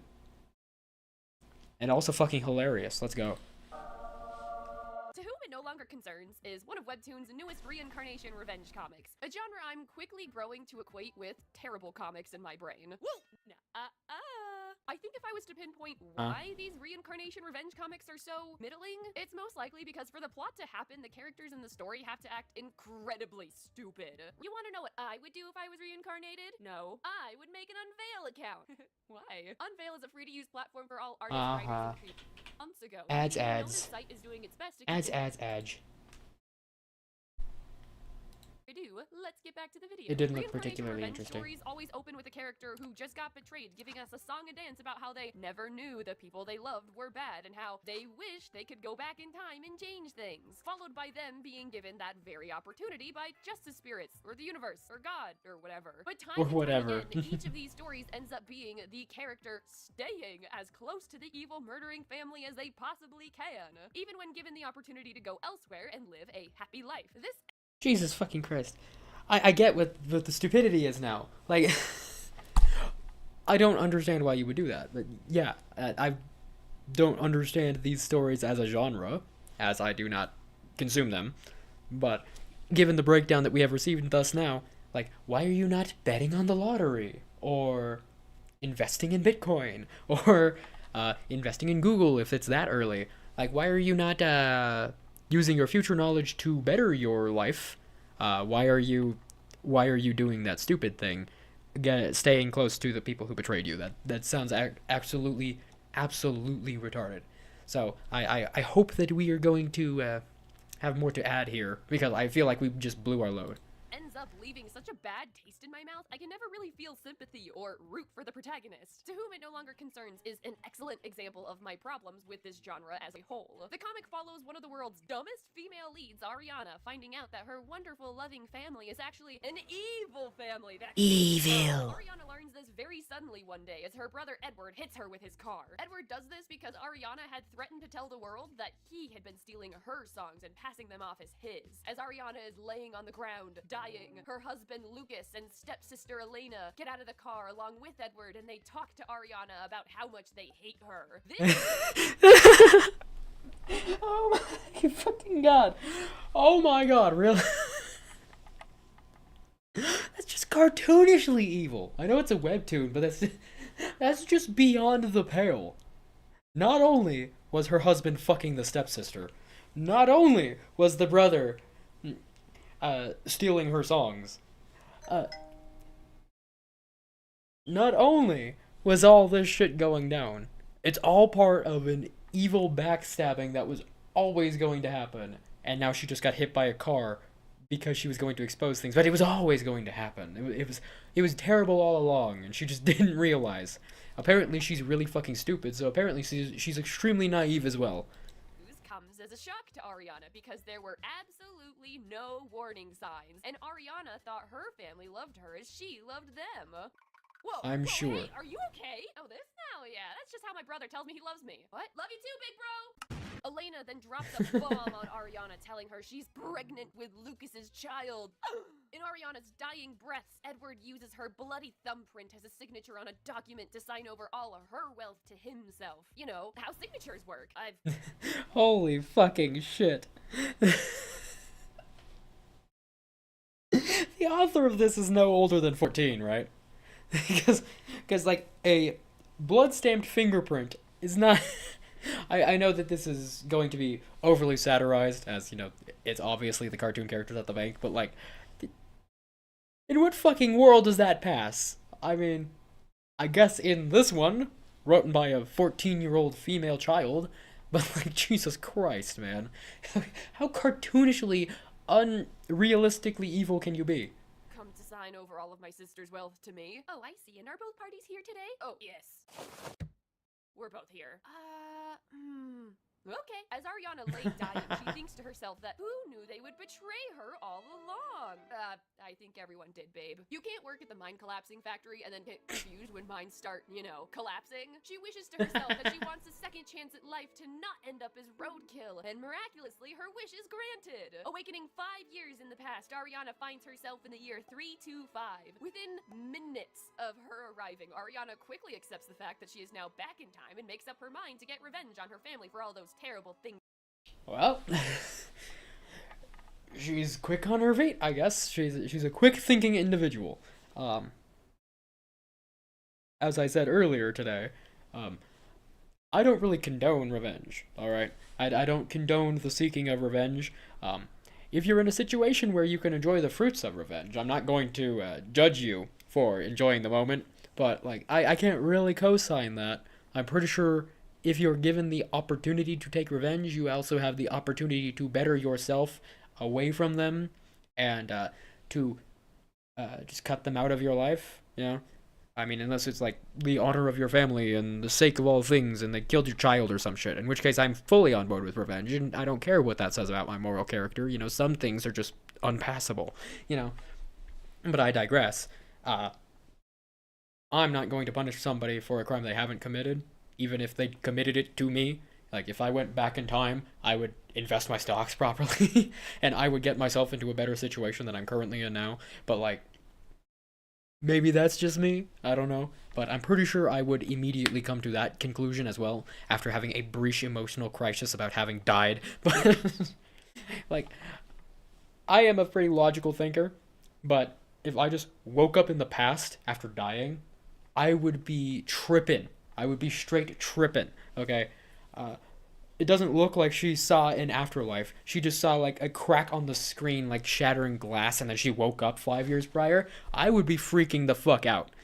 Personally, I would have no closure, no answers, and my end would not be my end. I would have a second chance. I would be straight tripping, okay? I would need at least 5 minutes in front of a mirror, sighing and breathing extremely deeply before I was able to move on.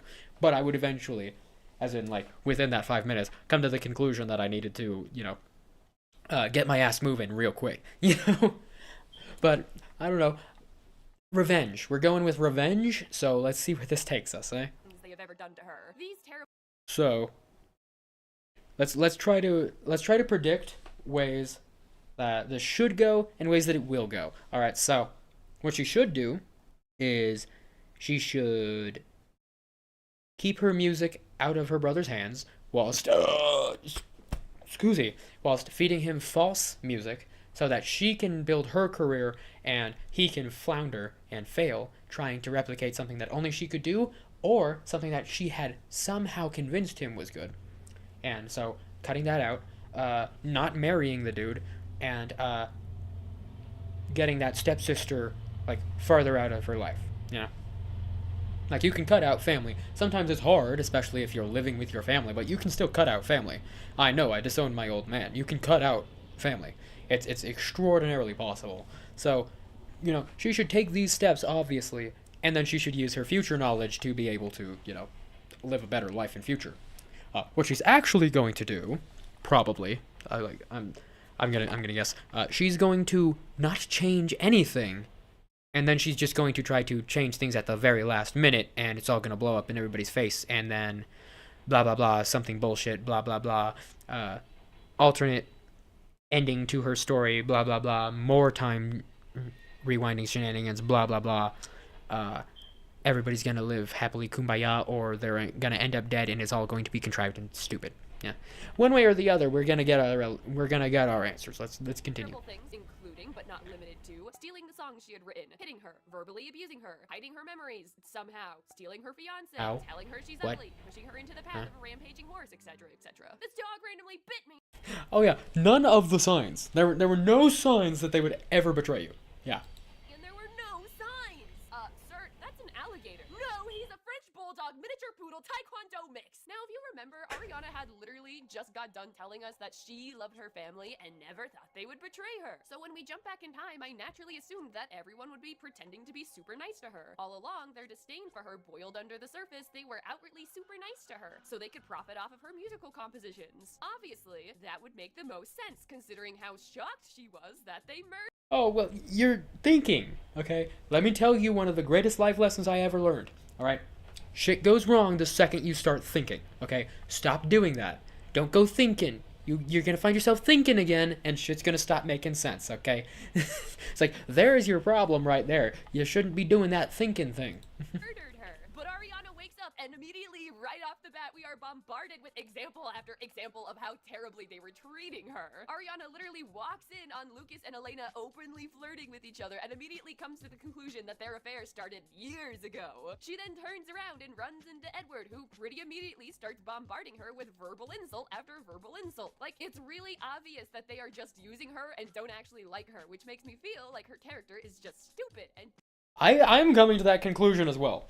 I honestly, I could not concur more if I actively tried to do so. That is just, it is beyond me that anybody could look past these things. I mean, I'm sure victims of abuse and trauma who had no idea what the fuck was going on and didn't know anything else could probably have, at some point before their frontal lobe developed, understood these things in a separate light, but in what way do you see these all obviously toxic traits and behaviors and just not realize them for well over 5 years? Because, you know, these people seem to be adults, or at least anime teenagers at this point, and we're 5 years in the past, okay? Like, you have had plenty of time to come to the realization that you are not loved here, okay? I think you're just really, really stupid and dense.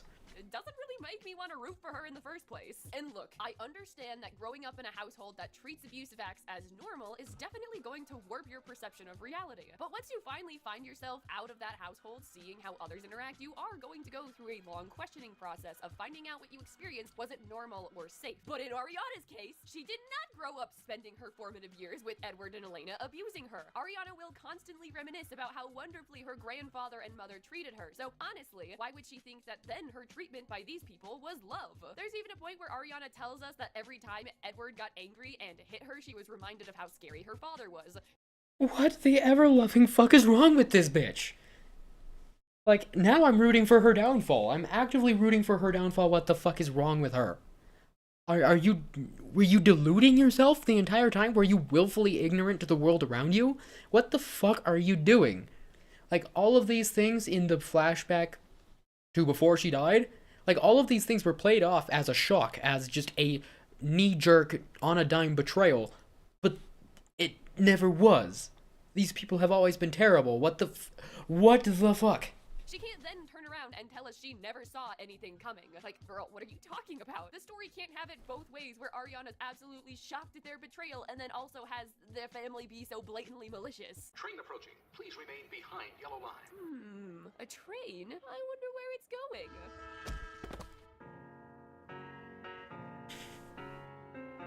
Sounds about right. So now Ariana has to escape her upcoming marriage to Lucas, but first she still wants to get revenge on her family for all of the awful things they had done to her. So within the first chapter, Ariana writes a new song called The Adulteress's Aria and tells Edward she can write an entire opera for Alina to sing, since Alina is an adulterer. She then plans to leave Lucas at the altar, steal an entire orchestra from Edward, steal back her songs, and marry a guy named Dante Heisenberg. Now, having read all of the chapters up on Webtoon, I wouldn't have been able to guess what Ariana was planning on in this first chapter. Not because she's so unpredictable, but because everyone insists that she is boring, naive, and stupid. I was given no reason to disbelieve the evil characters telling me this because she is those things. If Ariana herself couldn't tell they were planning on killing her, why should I trust and root for her when she is proven to be all those things in the first place? Ariana isn't a smart planner or overthinker. She just does things that end up working out because she's the female lead with plot armor. For example, when Ariana offers Edward's orchestra to come and work for her, they all immediately accept the job without asking any questions. None of these members asks Ariana to prove she was the original composer of the songs she had been playing. None of them even ask when or where they will start working for her if they go along working with her. Do you trust me? Do you have a 401k plan? So Ariana asks Dante Heisenberg for his hand in marriage. She does this by playing him a song on the kalimba. Dante is so impressed that he then offers her 5 billion Canada dollars for it. Cadena dollars, I'm sorry. Cadena. It's auto-correcting to Canada, so it's just gonna be Canada dollars. I just want to play you a song. Ooh, yeah. Oh, wow. Whoa. I'll give you 5 billion Canada dollars for that song. Money? No one gets in this business for money. They get in it for love. Mwah. Mwah. Mwah. Mwah. But instead, Ariana just wants to marry Dante because unmarried women in their kingdom aren't allowed to have personal wealth. So she sees Dante as a great way to have her wealth and escape her engagement to Lucas. Ariana says she just needs to marry him for 1 year until she can figure out a way to protect herself from the law that would give Ariana's wealth and music copyrights to Edward. In return, Ariana promises to write music exclusively for Dante's music house. On the subject of Ariana writing music for this comic, it's pretty clear that the author has no idea what music is. Awesome. Even the basic background. The premise is faulty. Why would the background of the story not be faulty? I mean, we've mentioned this Dante guy a couple of times. Is this like an established love interest? Is this like a childhood friend? Is this just some hero figure that she's going to turn out to be evil in cahoots with everybody? Like, what is this guy? How does he enter into this story except for being just the hot guy who owns a opera house, which she just so happens to need access to? And she's just going to marry him and it's all gonna be okay? He's just a Prince Charming analog with creepy fucking looks and shit. Like, I don't know about you, but like, that can look a couple certain ways. Alright, I'm just saying. Like, I'm being put off by this guy, but I can't judge this comic based on any other means. Like, based on logic and reasoning and basic storytelling and stuff like that. I can't do that, so like, who is this fucker? Are we gonna get into this? Like, what's going on here? Ariana writing music for this comic, it's pretty clear that the author has no idea what music is. I understand the author wanted something to set their story apart from other reincarnation stories by giving Ariana this natural-born music ability, but they had no idea what actually goes into composing music. I also have no idea what actually goes into composing music, but I know people that do. So, take it away, Bob. Tell us about the music. Da-da-da-da. It's Bob. Hi, my name is Bob Gabbitas. I'm a composer, conductor, and clarinetist. I graduated with a degree in music performance in 2024, and I consider myself someone who knows some stuff about music. Nice. In the music world, composing just means writing music. You can think of a composer as the artist that paints a picture, the sculptor that sculpts a statue, or the writer that writes a book. That's who the composer is for music. So they're the one that is creating the song, they're the one that's writing it down or recording it to be reproduced later by a computer or by real musicians. In this context, it looks like the composer here is living in a time before recording devices, so she's writing for actual musicians. And so in that context, a composer is responsible for knowing a lot of things about all the different instruments. So if she's writing for violins and flutes and trombones, it's important that she knows the limitations of those instruments, how many instruments she's going to have, and just creating a piece of music that they'll enjoy playing and that will sound nice to the audience. There's a lot of different approaches to writing music. There's not necessarily like a strict set of instructions or rules. And so that's kind of a fun thing, because with so many possibilities, you get all these different kinds of music. And I think that's kind of an awesome thing about music in general. That it's just so diverse and you can make it in so many different ways.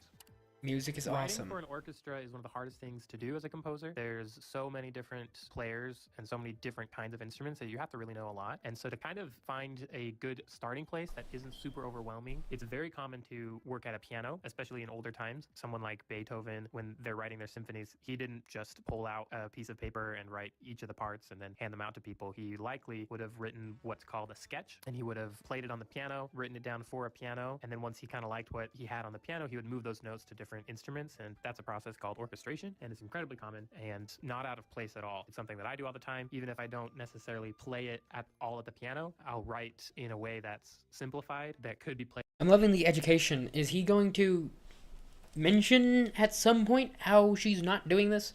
Because I get it. He's a guy who knows things about music and he's breaking down the terms for us, but like, can we relate it to the subject, please? I'm here for the subject. I'm here for the video and the content. I like knowing things. I like understanding things. This is all not at all new to me. I already knew this, but regardless, like this is fine and dandy and whatnot. Are we actually relating this to the topic? Played by the piano or maybe two people. Like we for a briefly piano, mentioned him, but but like, back, and then later I'll move all that to the full orchestra. It's just a good way to simplify things, because you have so many moving parts. You need a simple version of your song before you can make it that complex.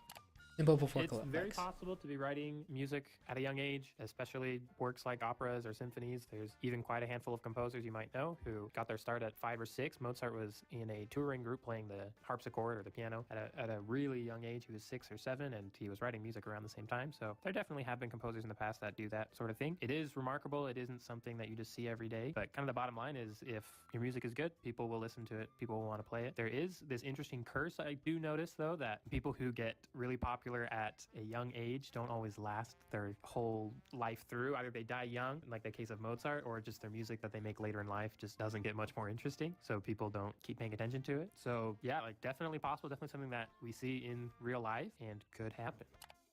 There's really no such thing as natural born talent when it comes to music. I think that's true with just about any skill, but even in music, you get good when you're exposed to music and you practice it. Some people are lucky enough to be born into families where they really value music, and so they expose it to you at a young age, and others just don't have that opportunity. And it doesn't always mean that you're going to have a fantastic career in music or that you're destined to be popular, successful. Two people that come to mind that I think are incredibly talented are Jacob Collier and Charlie Puth. And while I personally enjoyed their music, it's not everyone's cup of tea. Like, they don't get this widespread, everyone loves them, or the best, just because they were super talented at a young age. You could certainly argue that to a degree, the more time you spend on your artistic skill, the less time you're spending in the real world, and so it makes your music just less meaningful. I know that a lot of people in school struggle with making music that just feels emotional because they're spending so much time in school around music that they forget to live life. And I've just kind of found that to be true with people who are naturally talented, especially people who were, big at a young age. Sometimes they just forget that music is an art form and music is meant to express emotions and feelings. And so if you don't spend time identifying those feelings and living life and, having chances to feel upset or to feel happy, your music doesn't always come across as meaningful or all that emotional or interesting. So yeah, to me, I'm not necessarily anti-talent, but there is definitely a lot of hard work and a lot of experience that you have to have, regardless if you're talented or not, if you want to be a successful musician and if you want to create music that is interesting and is worthwhile. To add on to that, the author constantly tries to tell us that Ariana is just musically talented. There are countless scenes where people tell Ariana she is musically gifted. That is all fine and good. But, as many of you know, just being gifted or naturally talented will only get you so far. But continuously, we are told that Ariana was just born perfect and that Edward can never be as talented as she is no matter how hard he tries. But because of this, I just see Ariana as a flawless Mary Sue who never had to work for anything. As someone who knows how it feels to have spent time learning how to play an instrument, I can't begin to count the nights I've spent playing and practicing. Ariana's natural born talent just makes her feel less like a person and more like a perfect little angel descended from heaven. Which are the best kind of characters out there. I'm glad we're talking about the story again. Prodigy, they've actually set up Edward as the more interesting character, as he's had to work, even if it's through nefarious means, to accomplish anything in his life. You might be wondering what some of Ariana's music sounds like. Well, Bob was kind enough to put the written music to audio for us. Here is what the Adulteress's aria sounds like.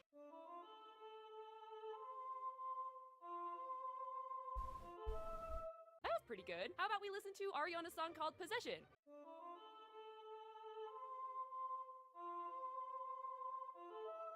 Huh, that sounds pretty similar to the Adulteress's aria. No matter, let's take a look at this song Alina is singing. Is that the same song? That's weird. Honestly, I can't even be mad. These music notes just seem to be an asset, and Bob pointed out that it's actually really rare for drawn music to be legible for a musician in the first place, so good job, comic! We were also lucky enough to find sheet music that sounds pretty cute, too. In chapter 29, we finally get an entire page of sheet music. Let's take a listen.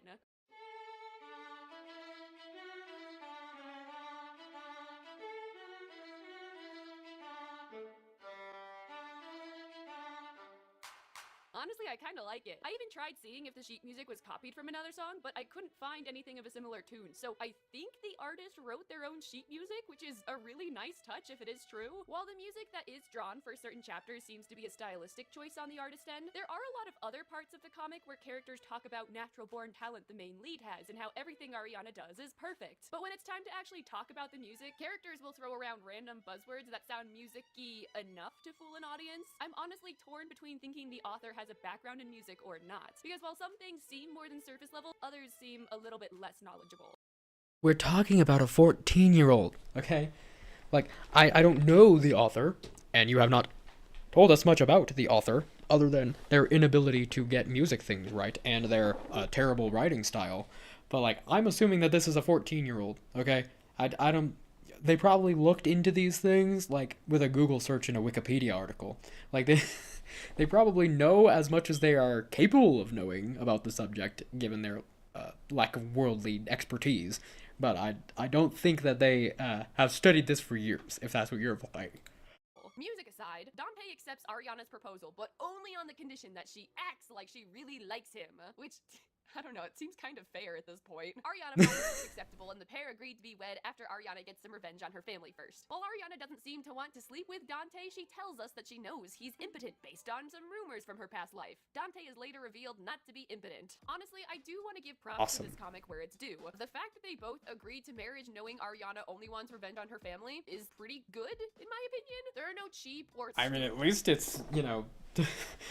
at least his characters being forthright with each other. You know, there's no one good betrayal earns another. You know, there's no contrivances in that regard.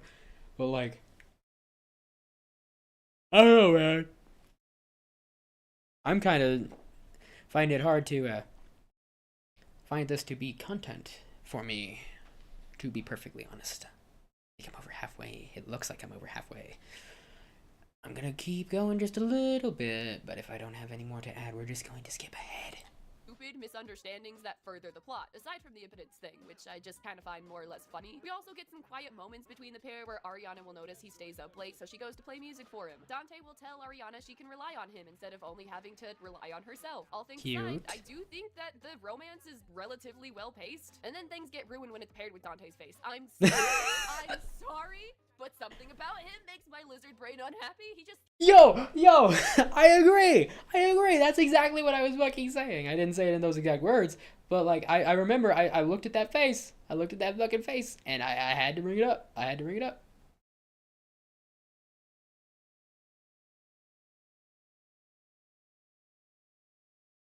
Where the fuck was it? Fuck that, you can go back in the video. I'm not going all the way through that again. But yeah, I agree. 100%. He looks I'm glad I'm not alone. weird. Maybe it's because he vaguely looks like a jerk I used to date. Well, maybe it's just because you're ugly. It's on site with him in the room. I don't know about that. I'm just a superficial lady. He looks like the evil vampire prince from every other webtoon, okay? Like, I don't think it needs to be that deep. I don't know about exes. He doesn't look like an ex that I had. Damn, if I had an ex that looked like that. But anyway, no, dude just looks like he has the aura of something that shouldn't be there. You know, he looks pretty enough. He looks like a pretty enough anime boy, but he's got the vibe of the bad guy that you're not supposed to trust. You know, the deceptive pretty boy. You know, I don't know how he stacks like this, but looks like more slender in other views, but I guess he's buff too, I guess. As Ariana goes about her plans, the story pretty desperately wants us to think of her as a powerful boss babe that can overcome any obstacle with her natural beauty, talent, and brains. How the fuck is he on the other side of a gate? What was he doing that was illegal? What? Genuinely, the only time I have ever seen Ariana do anything that won't directly benefit her is when she went to play one song for Dante. From everything I've seen of Ariana, she's basically just shown to use those around her for her own personal gain. For example, Ariana wants to find a voice that is better than Elena's to sing her songs. She immediately stumbles upon a girl named Rosalind. Rosalind is crying because her piano accompanist suddenly disappeared, leaving her with no one to play the piano while she sings for her. How coincidental. It seems like this plot disease that is rolling through everybody seems to have infected even the innocent civilians, just so long as it can benefit the main character. I don't think that's plot armor, I think that's plot dick sucking. I think that's what that is. I don't know what she did to make that screen crack and go back 5 years, and maybe she doesn't remember it, but I think that she just sucked the plot's dick, and now the plot serves her and everything, single one of her fucking needs. Because, good lord, how fortuitous. Her first performance. Ariana then tells Rosalind she'll play the piano for Rosalind's first singing performance. On its face, this is seemingly a kind act. While I understand it does benefit Rosalind, Ariana only offered to help knowing she could gain something from this interaction. I plan to utterly ruin both the Lopez opera and my family to the extent that they won't be able to dream of reclaiming their former glory. The music I create will be my weapon for accomplishing that, but no matter how good the music is, it can't be appreciated if it only remains on paper. In that aspect, Elena was an excellent soprano. In 5 years, she would grow to be the best soprano in the entire empire. Even now, she has no rivals, except one. Had Rosalind not been a good enough soprano, Ariana would have never agreed to help her. But, you know, it's a comic, it's a webtoon, so with Rosalind by her side, Ariana now has a singer who can outperform Elena. In another instance, we are told that Princess Katerina has wanted to marry Dante for quite some time, but upon finding out Dante has fallen in love with Ariana, she goes to confront Ariana. Here, Ariana lays on the flattery in order to take Katerina off her guard and no longer be angry at Ariana for stealing her man. Katerina is an artist and designs patterns as well as exhibits paintings in galleries. Ariana tells us she knows Katerina appreciates flattery and uses it in her favor. While she turns Manipulation! She went from a dumbass ditz who could not realize that the way people were treating her was negative and that they were maybe warning signs for betrayal. She went from that to being a hyper manipulative bitch. Like, fucking... Can't remember the name of the fucking anime anymore. Never watched it. Like the main fucker from Code Geass. She's just manipulating everybody. It's like she can see into everybody's souls and she suddenly understands people and is able to manipulate them and pull their strings. And she's using like these future knowledge of these people and like rumors that she heard. But she's basically just plot-godding her way through this bullshit. This is absolutely fucking stupid. This is terrible writing in every regard. around and tells us she actually likes Katerina's art, she still specifically said these things to benefit herself. And again, I wouldn't mind her doing these things if we weren't then told that Ariana I love the is a Undertale pure music in and the background, by the way. person. I promise. Great choice. I promise people will still like a story, even if the main character is a little questionable. Please, please, Webtoon, give me a questionable lead, please. Now, only 35 chapters out, we do get glimpses of an overarching theme of the comic that revenge is bad. Dante tells Ariana that revenge can eat you alive, and Ariana will occasionally think to us about how she wonders what fulfilling revenge will feel like. It's not by any means the most complex thought, but opening a story with a character out for revenge and then giving a reason to question whether or not they should actually go through with that is a great opportunity for a character arc. But then It sounds like the most obvious choice for a character arc, if you ask me. This is one hell of a frame. are never shown any examples of revenge being in any way negative for Ariana, or it having any effect on her. You shouldn't introduce a theme and then throw it out when it goes against what you want your characters to be doing. Usually, a revenge-themed story will go one of two ways. A, showing us revenge is good, or B, showing us that revenge is bad. Let's use Breaking Bad and Better Call Saul, for example. Spoilers for the next few minutes. I will put a time skip for you to jump to, if that's what you like. I don't care about spoilers. I never watched them and I'm never going to. Goes to get revenge on Jack Welker and his gang of Nazis for stealing his his money, enslaving Jesse, and, countless other acts. This is framed in a pretty positive light because, well, the people he killed are Nazis. While Walter and the Nazis are both pretty horrible and irredeemable people throughout the entirety of the show, the Nazis are actively torturing Jesse and have murdered countless people, including a literal child. Walt is overwhelmingly outnumbered and has no idea if his plan will actually work in achieving his goal of revenge. So when his plan succeeds, it feels like a victory. The underdog. It's an underdog against a worse threat. Even if the main character is not a likable protagonist, if you put them up against an unlikable enough antagonist, they're going to be the hero.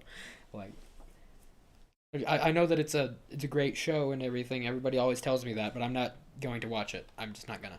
And yeah, it seems like if you're going off after Nazi torturing gangsters who killed a child, canonically, like, it's kind of hard to not be the good guy in that case. I mean, you might be a bad guy in general and in other cases, but in this specific case, it's kind of hard to not be the good guy in that situation. Overcoming impossible odds to save the day. You're not supposed to look at it as another one of the horrible acts of Walter White. You're, at least in my opinion, supposed to look at it as a mostly positive act on Walt's part. In Breaking Bad's prequel series, Better Call Saul, the latter half of the show is focused on Jimmy and Kim getting revenge on their former boss, Howard Hamlin, and it's pretty clear that the show is full-on condemning their actions. So, what is the difference between revenge on Howard Hamlin versus revenge on the Nazis? Well, for one thing, Howard Hamlin is not a Nazi. While he does some pretty asshole-ish things throughout the show to screw Kim and Jimmy over, he wasn't torturing and killing people. Secondly, Kim and Jimmy have complete 100% control over the situation with Howard. Walt showing up to kill Jack Welker and his gang is seen as good and impressive because he was largely outnumbered by him, so it feels like a win. And also, they were worse people. I mean, like, I don't know the full story of Better Call Saul, but a couple of slimy people who aren't very good people in general versus a guy who's an asshole and screwed them over isn't really the kind of revenge that the Walter situation was, because the Walter situation was a questionable morals, not so good guy going up against evil Nazi slavers who were torturing somebody and killed a child. Okay? It's a completely different breadths. It's not just about the outnumbering and the unachievable odds.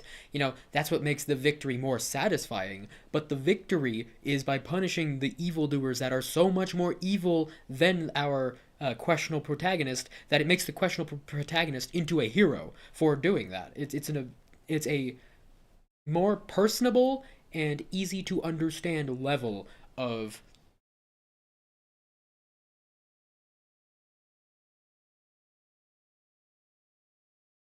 punishing the evil.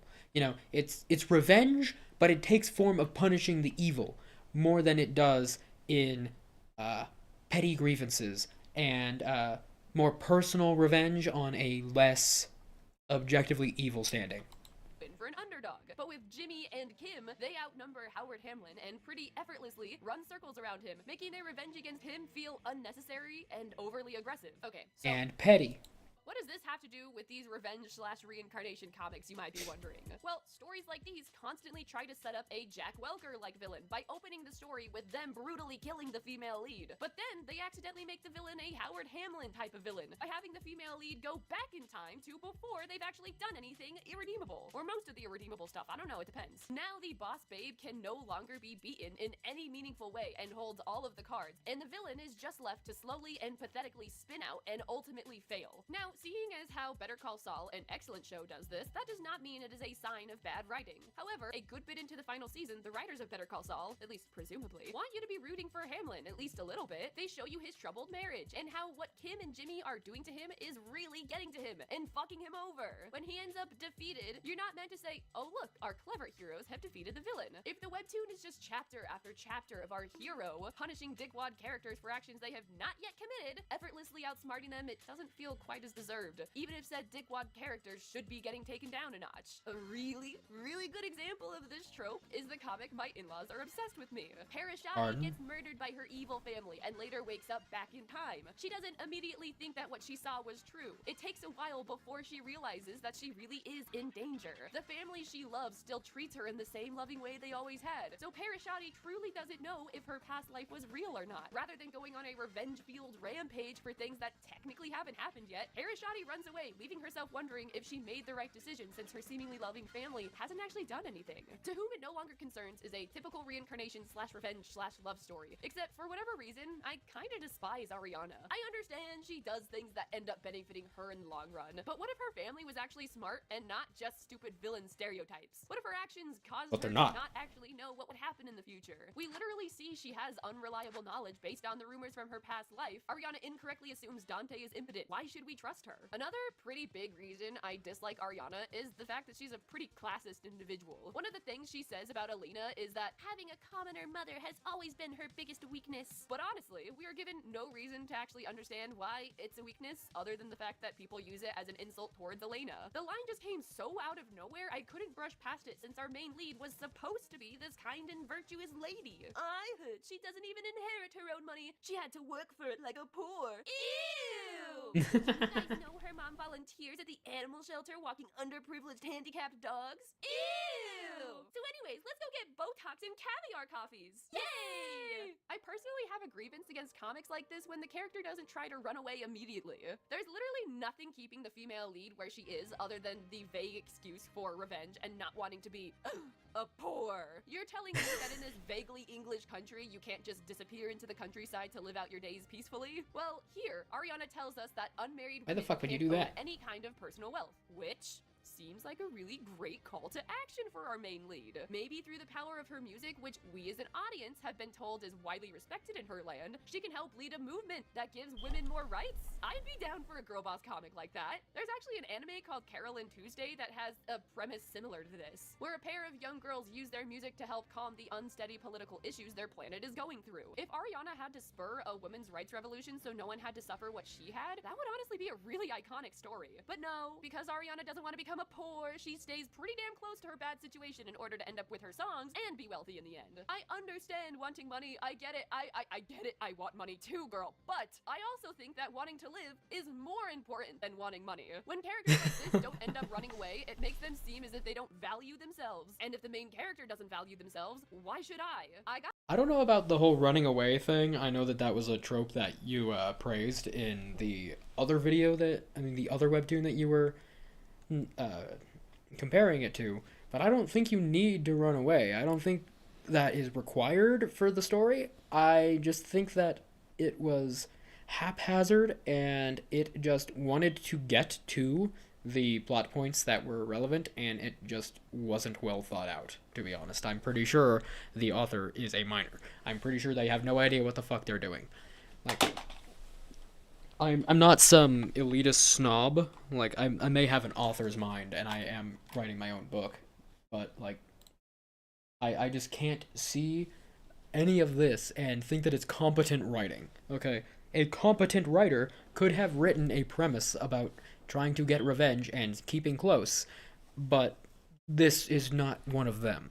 And a competent writer could have written, in fact, that this Dante character was a hero idol type character that she had always passively loved from afar, and she used her music to get into his graces, and that was what began the conversation, and then they had a romance plot that would conflict with her ideas about how she was going to get revenge in the first place, having decided to either go through the wedding or to string him along in a certain regard in order to further her goals of revenge she would have initially planned on this, but then this romance plot comes in as a sort of narrative interjection that could cause her to seek better priorities than her revenge. He could just be a genuine great guy, or he could be a secret evil person, regardless of which way you want to go across the various different trope rabbit holes, because I don't think anybody who's writing this type of story is not going to fall into these trope rabbit holes. But these are going to be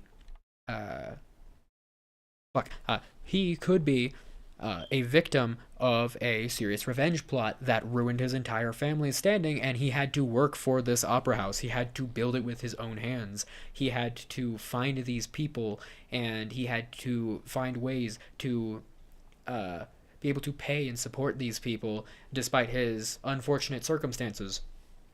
And it could very well cause her to rethink her revenge and then move away from the situation, and then you could go forward with whether or not she actually gets her revenge and whether or not the revenge is bad and justified and whatever. You can have that stupid moral debate if you want to, but you could still go down this exact same route, but a more competent writer could have written it much more competently.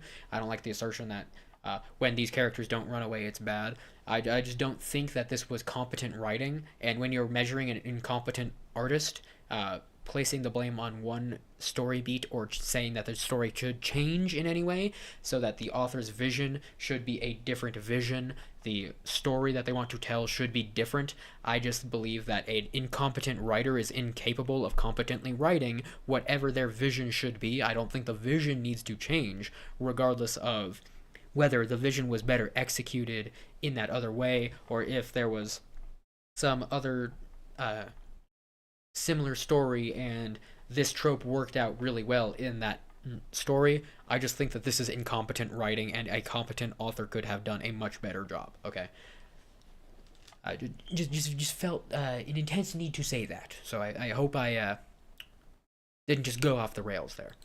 Comment a while ago that I was being too harsh on characters because in their times, women aren't allowed to have rights. I will say this comic was interesting to me because I don't think I have read a single webtoon like this that takes place in a real time or place. So with the made-up rules of these places that are pretty similar to moments in human history, why not make a women's suffrage story? Wouldn't it be so much more impactful to read about a character that grows in power as the comic goes on and actually uses that power for good? As a reader, I have absolutely no use for these stupid made-up political rules that in the end don't actually matter to the main character. I feel Yeah, when they don't matter to the main character, when it's just set dressing in order to cover up for a plot contrivance or to be a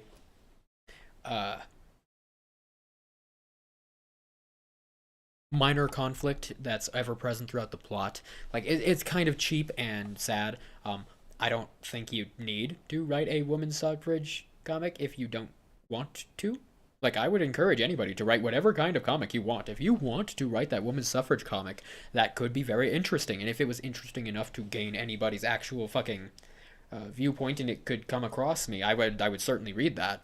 Like, if it was actually well written, I would read that. You know, it's a different vision, though. Like, it's a vision that you decided that would be good in this context. This is set dressing for the time, era, and political situation that they wanted to base their story in. This is incompetent writing. I'm sure that there could be much better use of these minor conflicts that are ever present. I believe that even if you don't appreciate this time period and these political discourses that don't affect the story, but if they did affect the story, I believe that they could work just fine. It's set dressing. It's part of the world that they live in, and if you care about your world building and you're a competent author, then these things can be very interesting, and they can be very plot driving if you approach it the correct way. Again, that's a different vision. This suffragette using her power and her newly found voice and all of this fame and fortune that's coming her way to better herself and prove herself better, embarrassing her brother publicly and showing that he was just using her and she is the actual talent and she is the one who has all this merit after everybody gave all of these compliments and praise to him because she allowed him to put himself in a situation where he utterly embarrasses himself and proves herself to be the one who is actually competent. Then they have to eat those words, or they have to accept that she is more competent, that she is all of those things that they were labeling on this man. And then that might have to spur into a speech or a beautiful piece or something else,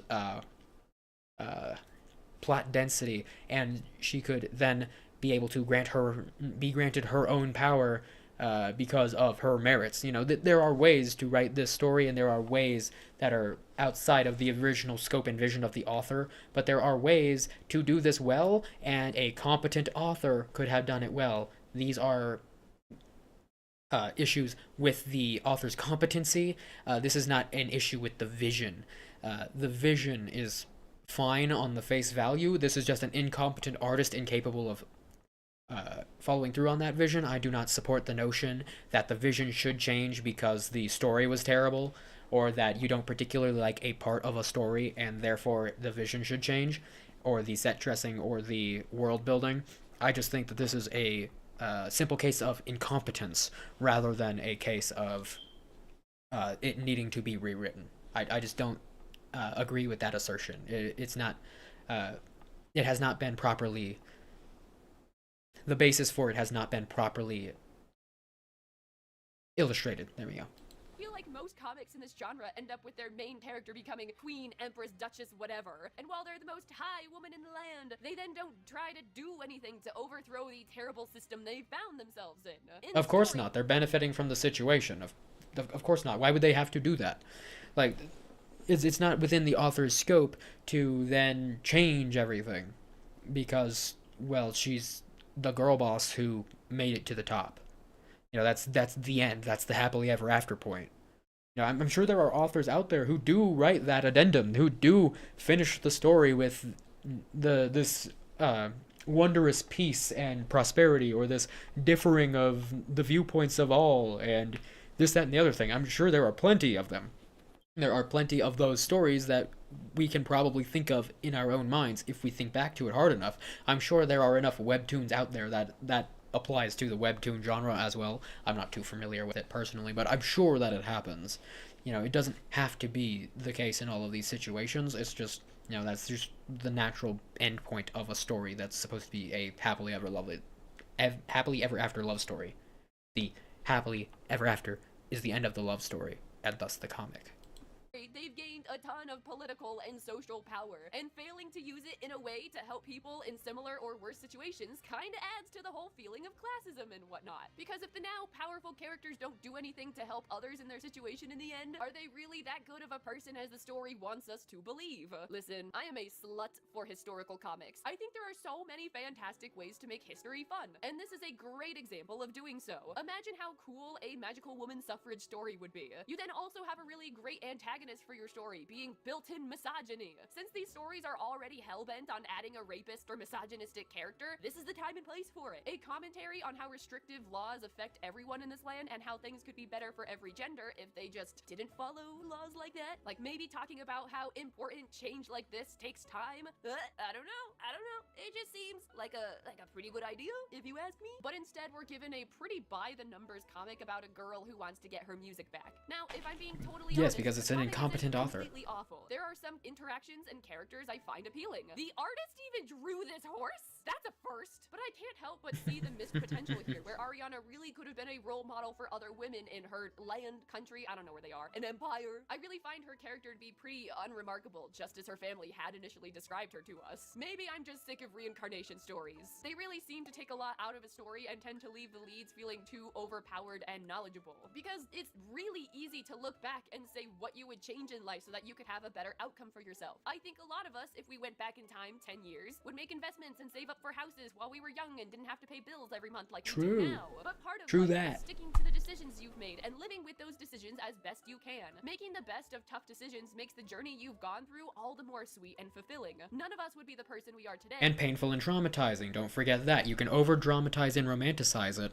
but all of the horrible situations that I had to make horrible choices in did not exactly lead me to a better outcome, and it does not leave me with things to reminisce on. It leaves me with no beauty, no romanticized notion of these terrible choices that you have to make and the choices that you have to stick with and all that. It just left me with permanent trauma and the inability to socialize in a normal setting. Had we just press the reset button every time we failed. Webtoon reincarnations are like that part of the movie Groundhog Day where Phil keeps going back in time to go on the same date with Rita over and over again trying to get it perfect, which is ultimately shown to be like a weird manipulative bad thing. But instead of being one part of a movie about a character learning to be a good person, it was a whole comic where they just kind of let Phil win the date. I think in the end that's part of the reason I despise Ariana's character so much. Ariana isn't a person like you or me. She never really had to work through her problems. She just had prior knowledge of what was going to happen for the next 5 years. Ariana didn't have to look through countless men in order to find Dante. She just got lucky enough to marry the right guy who wants to treat her nicely. She didn't have to spend years. Well, she also just so happened to find a fucking orphan singer who was just the best in the land. You know, it's plot contrivances based on a bad fucking writing, which was caused by an incompetent author. And years perfecting her musical talents. She was just born with it. And most importantly, Ariana never had to work for her money. She just wasn't born a commoner.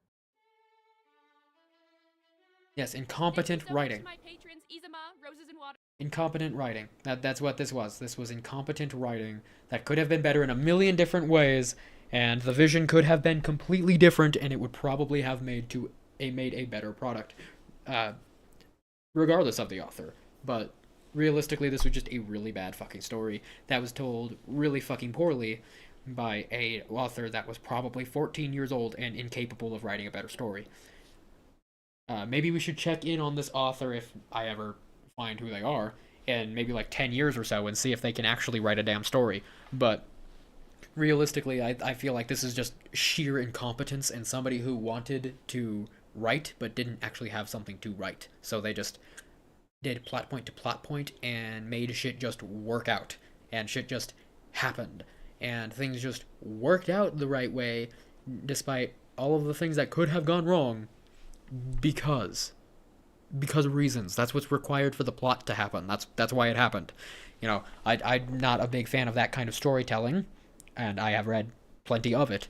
I just don't agree with a lot of the assertions in the video, and I don't like just sitting through dry academic talk about something that's tangentially related to a video without it being tied into the actual things that we're talking about in the video. But other than that, it was a pretty good video, and hopefully it's a pretty good video for me. Yes, this is all about me, by the way. I may not be a narcissist, but I will always make everything about me. That may not make sense to you, but it does to me. And all of these videos that are just going to hit my fucking channel and hopefully be viewable are just a good book in mine. So that was the dumbest fucking line I've said so far. How do you like that shit? But regardless of that, I am glad that I was able to make a better story out of the terrible story that was Webtoon's worst female lead in the terrible, terrible written book, probably by a 14-year-old, to whom it no longer concerns. Thank you very much for stopping by. Be sure to flame me in the comments for all of my narcissistic tendencies, and I will see you... Never. You will see me next time. Bye-bye. I am so used to the outros being, you'll see, I'll see you. You know, I'm so used to that I keep fucking up my own outro. It's like, I think I saved it that time. That time was actually kind of passable. I think that was pretty okay. But Jesus Christ, man, I am so fucking bad at this. Holy shit. That was fun. That was really fun. Some of that was really fucking boring, and I might have to skip over a bunch of it or fast forward through it. Maybe my editor will be able to cut it up to be more enjoyable, but I can be entertained by my own videos. That was when I had officially decided to start my Twitter account, is when I could listen back to my videos and be mildly entertained. If I could put it on in the background and be entertained by my content, that was what I decided would be the deciding factor in whether or not I would actually try to advertise it and put it in front of other people. But, like, I hope that when I listen back to this, it's not going to just be the same level of fucking boredom that I took in the fucking middle sections there. But regardless, that was a time. That was very fun for me. So now that we have finished shitting on one more thing, I am going to take a quick break to take a shit, and I shall return when I am ready. I love how I'm just pulling the pretentious nose sniffing out of my ass. But yeah, it might be TMI, but like, I am disappearing for a while. Ooh, mysterious and whatnot. Whatever. I'll be back.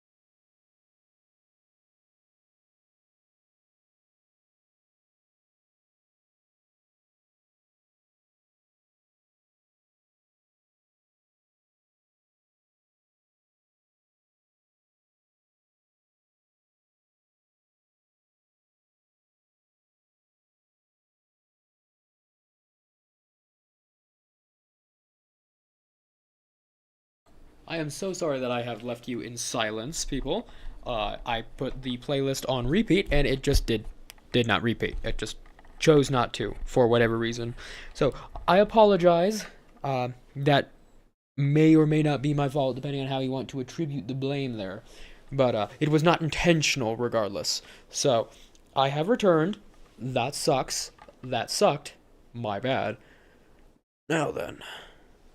While I was on the Jean, while I was on the porcelain throne, a new video has hit the timeline.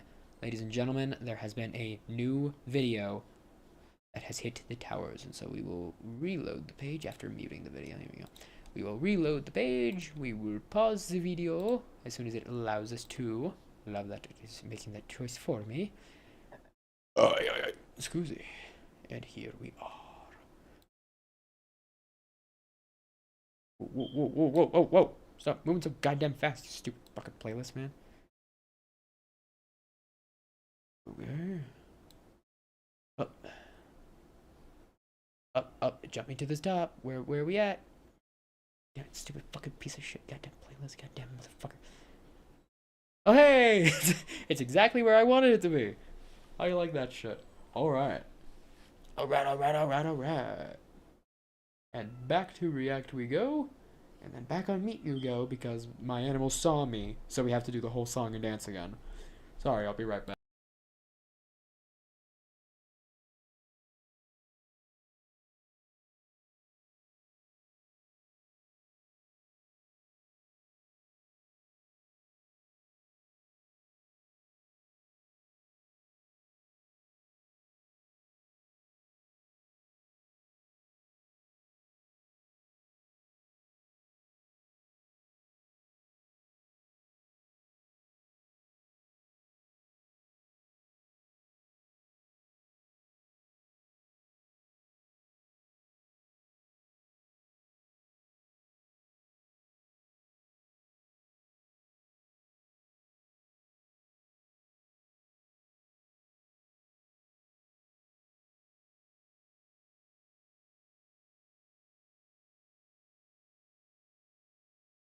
I love how I was just having a conversation with you without you being present. I hope you weren't too appalled by the state of the rest of the place. As I said, I barely threw this thing together, and it was pretty much just cleaning and a whole lot of handyman shit. But as you can plainly see, we have a new shoe on head video. A new shoe on head video has hit the timeline, ladies and gentlemen. Let us go, baby. I have no idea what she's saying right now because I muted it because I didn't want to spoil myself. Oh boy, oh boy, oh boy. Oh boy, oh boy, oh boy, oh boy. Alright. I'm excited. Are you excited, chat? I'm excited. Stop doing that. Motherfucker. Alright. Before we get into the video. Verissimo. Well. What do we have here? It seems that a new shoe on head video has hit the timeline. And not too far away. Not too far off, I suppose. This happened when I was on break and on the shitter. So, I am very excited to get into this. Are you excited? I bet I am. I bet you are, because I sure as hell am. Jesus Christ. I can't words. Jesus. Alright. Let's just jump right into it. Hello everyone, and welcome back to the Shoe on Head channel. I am your host, Shoe on Head. You may know me on Reddit as generic far-right Fox News bigot. Or perhaps you know me as Commie Mommy. You people need help. Anyway, these only get more and more creative, and they never get any less political. Okay, she used to be a Who. She used to be Horton Hears a Who looking ass. And then she used to be female leafy and female critical. But, like, now she gets to be political woman. And it's whoever the fuck you don't agree with, that's her. And in the worst way possible, obviously. Few videos about the election got a lot of attention, as well as brought a lot of new people to the channel. So everyone say hello to the new people. Please welcome the new people. Please be polite to them. Losers. Educate them on what to expect here. Just don't tell them about Hatred. Hatred from all sides and a lot of stupidity. the And furries. And feet people. All of the things that she doesn't want me to say, I'm gonna say them. Contraption. But not all the attention I got from Oh, my and election that thing. videos was Oh, good that thing. attention. So I've decided Okay. today I am going to We'll leave that one at respond the door. to those critics. I figured it's been a while since I actually hell responded yeah. to a response that I've gotten on YouTube. Very old school, very 2012 YouTube. All I need is a rant Sona and I'm set. So that is what we're going to do Straight today. I'm up. going to respond to criticism rationally and calmly. Oh, this is going to go over well. I'm sure the next words out of her mouth aren't "me when I lie." We've got blame the voters responding to Democrat criticism. Oh boy. We're probably going to see some conservative up in here too, but like this is going to be fun. Let's listen to the crash outs, the sheer fucking baby rage. Oh, I am excited. Lay it on me, Shu. Ah, damn it. I will be reacting to reactions of two different videos of mine, America is in Shambles and Downfall of the Democrats. I like If you that haven't one. seen those videos, I will put them down in the description so you have more context. I highly suggest you watch them before you watch this video. Pause this video, go watch them. Don't worry, I will be right here. I've been here for 10 years. I watched them Will both. I be doing this in 10 more years? Will I be a 43-year-old e-girl? I guess we'll wait and see. Now, a lot has happened since my last video. It's been like, what, 2 months? That's like 10 years in internet time. There's so Right. much going on in the news, it's I haven't heard honestly that one hard to keep before up. from you. Oh, that reminds me. I have an app for that. Let's quickly get into today's Ground sponsor, a News, sponsor yeah. I've been working with for many years now, Ground News. Ground News Yeah, is a yeah, story you're yeah. getting uncovered by one side of the political spectrum and All right, ignored let's by get into other. the examples. For example, here is a story about how a Mississippi senator filed a contraception begins at erection bill that makes it, quote, unlawful for a person to discharge genetic material without the intent to fertilize an embryo. An anti-Gooner bill. It's an anti-Gooner bill. You Right can't away, we can see jork that the it, story has Bill? been covered by Fuck you. 16 sources. 40% of it left-wing, only 17% of it right-wing. You could even see who owns these reporting outlets. Ground News also makes it really easy to compare headlines to see how political bias can affect framing. For example, this right-wing headline, President Donald Trump and Melania Trump's 20th wedding anniversary, see the photos. And this left-leaning headline frames the same story like this. President Trump's anniversary shout-out to Melania is loaded with red flags. This feature is so much fun. I am obsessed with High it. I've been using Ground factuality. News since 2021. Hold on. High factuality, it says. Anniversary shout-out. Not only is it extraordinarily heated language, but it's listed as high factuality. I just love that. That is so fucking hilarious. To Melania is loaded with red flags.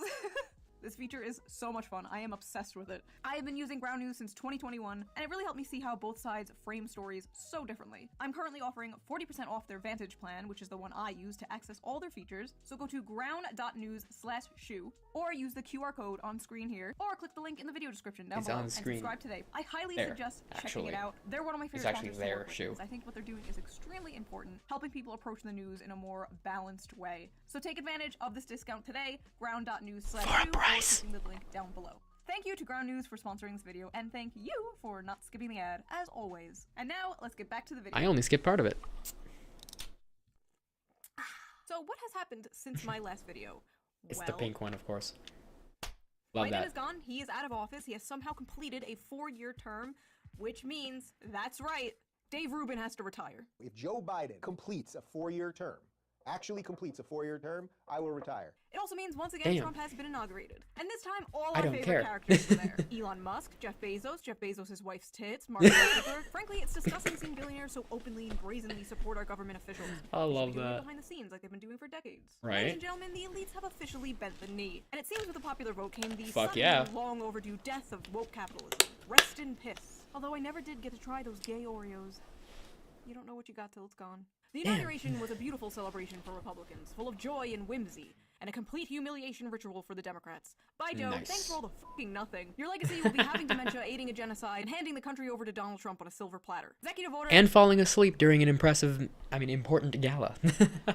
After executive order, pardon after pardon, Trump got to work enacting his mandate on day one. But even as all this is happening, Trump seems to be on this bizarre side quest to conquer Canada and Greenland. But if we're gonna annex Canada and make it great again, can we at least get their healthcare without the wait times or the assisted side? Can't there just be a normal healthcare system that doesn't put you in debt or offer to kill you if you are in debt? Speaking of healthcare, an Italian-American Tucker Carlson fan from New York murdered a healthcare CEO. And it wasn't me. His name is And it wasn't her. Yep, let's Let's cover the Luigi thing. Everybody loves Luigi. Luigi Mangione, and he's currently the most thirsted after man in the world. Ugh, women are so cooked, dude. Why can't they just be normal and make fan cams of the Unabomber like me? Now, I don't condone murder. Women. That's it, I don't condone murder. Murder is bad. Murder bad. But honestly, I don't even know Just what the hottest takes healthcare around CEO here. even does. It's a job position. The job position will be filled again. The goal should be get rid of the job position altogether. But it's It was martyrdom. It was political martyrdom. Okay? Look, I don't condone revenge. I don't condone murder. If you are put in a position where you can enjoy the fruits of a vengeful satisfaction, I will not fault you for it. However, and I know that I shouldn't put a however after that for my own safety, but however, if you're going to take revenge, then take revenge against the ones who wronged you. Okay? The one who facilitated the transaction that ended up fucking you over, the one who will be replaced very soon, and who is one of many, many people in these positions. One of the worst, sure, but just one of those guys who makes the decisions and pulls the strings. Just one of those guys? That's not revenge. That's not justice. That's political martyrdom. And after his insane plan and his monopoly money and all of that bullshit, all that shit, all that was political martyrdom. I do not like Luigi like everybody else does, because I do not respect political martyrdom. Okay? I can have a tantamount amount of respect, a limited amount of respect for one who takes revenge for horrible things that happen to them. I can't really fault somebody for that. I may be a hypocrite, but I have standards. However, I have zero respect for political martyrdom. So you may hate me, you may love me, but I don't like Luigi. I know, the hottest of takes around here. Let's continue. It's really depressing that it took this for a conversation about the absolute scam that is the American health insurance system to go mainstream. Lord knows I've been shouting about it for long enough. But you know who doesn't need healthcare anymore? Jimmy Carter. Because he's dead. He died at the ripe age of 100, and I know what you're thinking. Vaxxed? But at his funeral, we all saw this. And of course... Hitler! Oh, hey, buddy. I'm sorry, I seem to recall this man scolding the black community for voting for a racist, sexist fascist. And here he is, chatting it up with that very racist, sexist fascist. Gee, it's almost like they don't fucking believe it. Like, the Biden administration literally just named an aircraft after George W. Bush. George W. Bush! The literally Hitler from 20 years ago. In 20 years, we're going to have like a Navy fleet named after Trump. It's all fake. It's all big fake gay club, and we're not in it. At the end of the day, these people would rather see the country burned to the ground than actually help the citizens in it. Literally. Literally, now yes. 11, 16 people confirmed dead in the California wildfires. New fears the massive fires will only continue to grow. California's turning into a red state in real time. It has never been redder than this, and it probably never will be. Well, actually, come to think about it, seeing how they were failed by the blue, maybe this new change of scenery may be a permanent arrangement. Water coming out of the fire hydrant. What do you mean you ran out of water? You're California! You're next to the goddamn Pacific Ocean, for fuck's sake! It was getting so bad people were using almond milk to put out the fire. California moment. Thousands of people have lost their homes, lives were destroyed, but thankfully the Biden administration sent $20 billion to rebuild California. That's amazing. Just kidding, that was for Israel. But thankfully Trump has frozen foreign aid for 90 days. Except for Israel. How are the Democrats doing since the move to Trump? Are they taking a step back and reevaluating their tactics and their platform? Are they looking for a real populist candidate to put up for 2028? What is their plan? Democrats eye Harris 2028 presidential run as they devise political comeback. Of course they do. Oh god damn it. So let's get into these responses I got to my videos, shall we? Okay, I searched Shoe1Head reaction and I'm scrolling through these videos and it's like anime girl, anime girl, anime girl, anime girl, anime boy, anime girl, anime girl, anime girl. I feel like I'm scrolling through the porn history of the average shoe. I'm shocked that I did not see Asmon actually respond to the one we were talking about earlier. I'm sorry. I can't remember the name of it. I'm sorry, Shoe. I watched it like 5 times, but like and that's not including all of the reactions that I saw. But I am absolutely shocked because I was on the lookout for that. If he did, I missed it, but like I was on the lookout for that. I wanted to get his particular insight on that particular video, and so when it didn't come out, I was kind of disappointed. Like, it might have come out somewhere else, maybe, but like, after seeing the people who did respond, that I know of, and all of the people that I didn't know of but decided to click on because they responded to a video that I liked, I like to get a lot of perspectives, by the way, in case you weren't aware. And you're going to get them with me when people react to this video. I'm going to react to those reactions, and you're going to sit there like a good little boys and girls, and you're gonna do exactly what I fucking say, which is sit the fuck down and watch me watch some shit, okay? Eat the slop. It is tasty. Jesus, I have a problem. But that just close.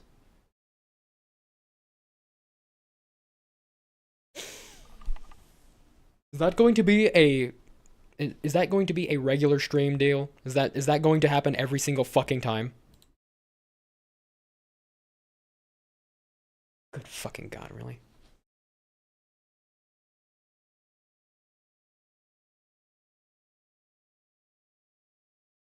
My fucking god, this is so fucking stupid.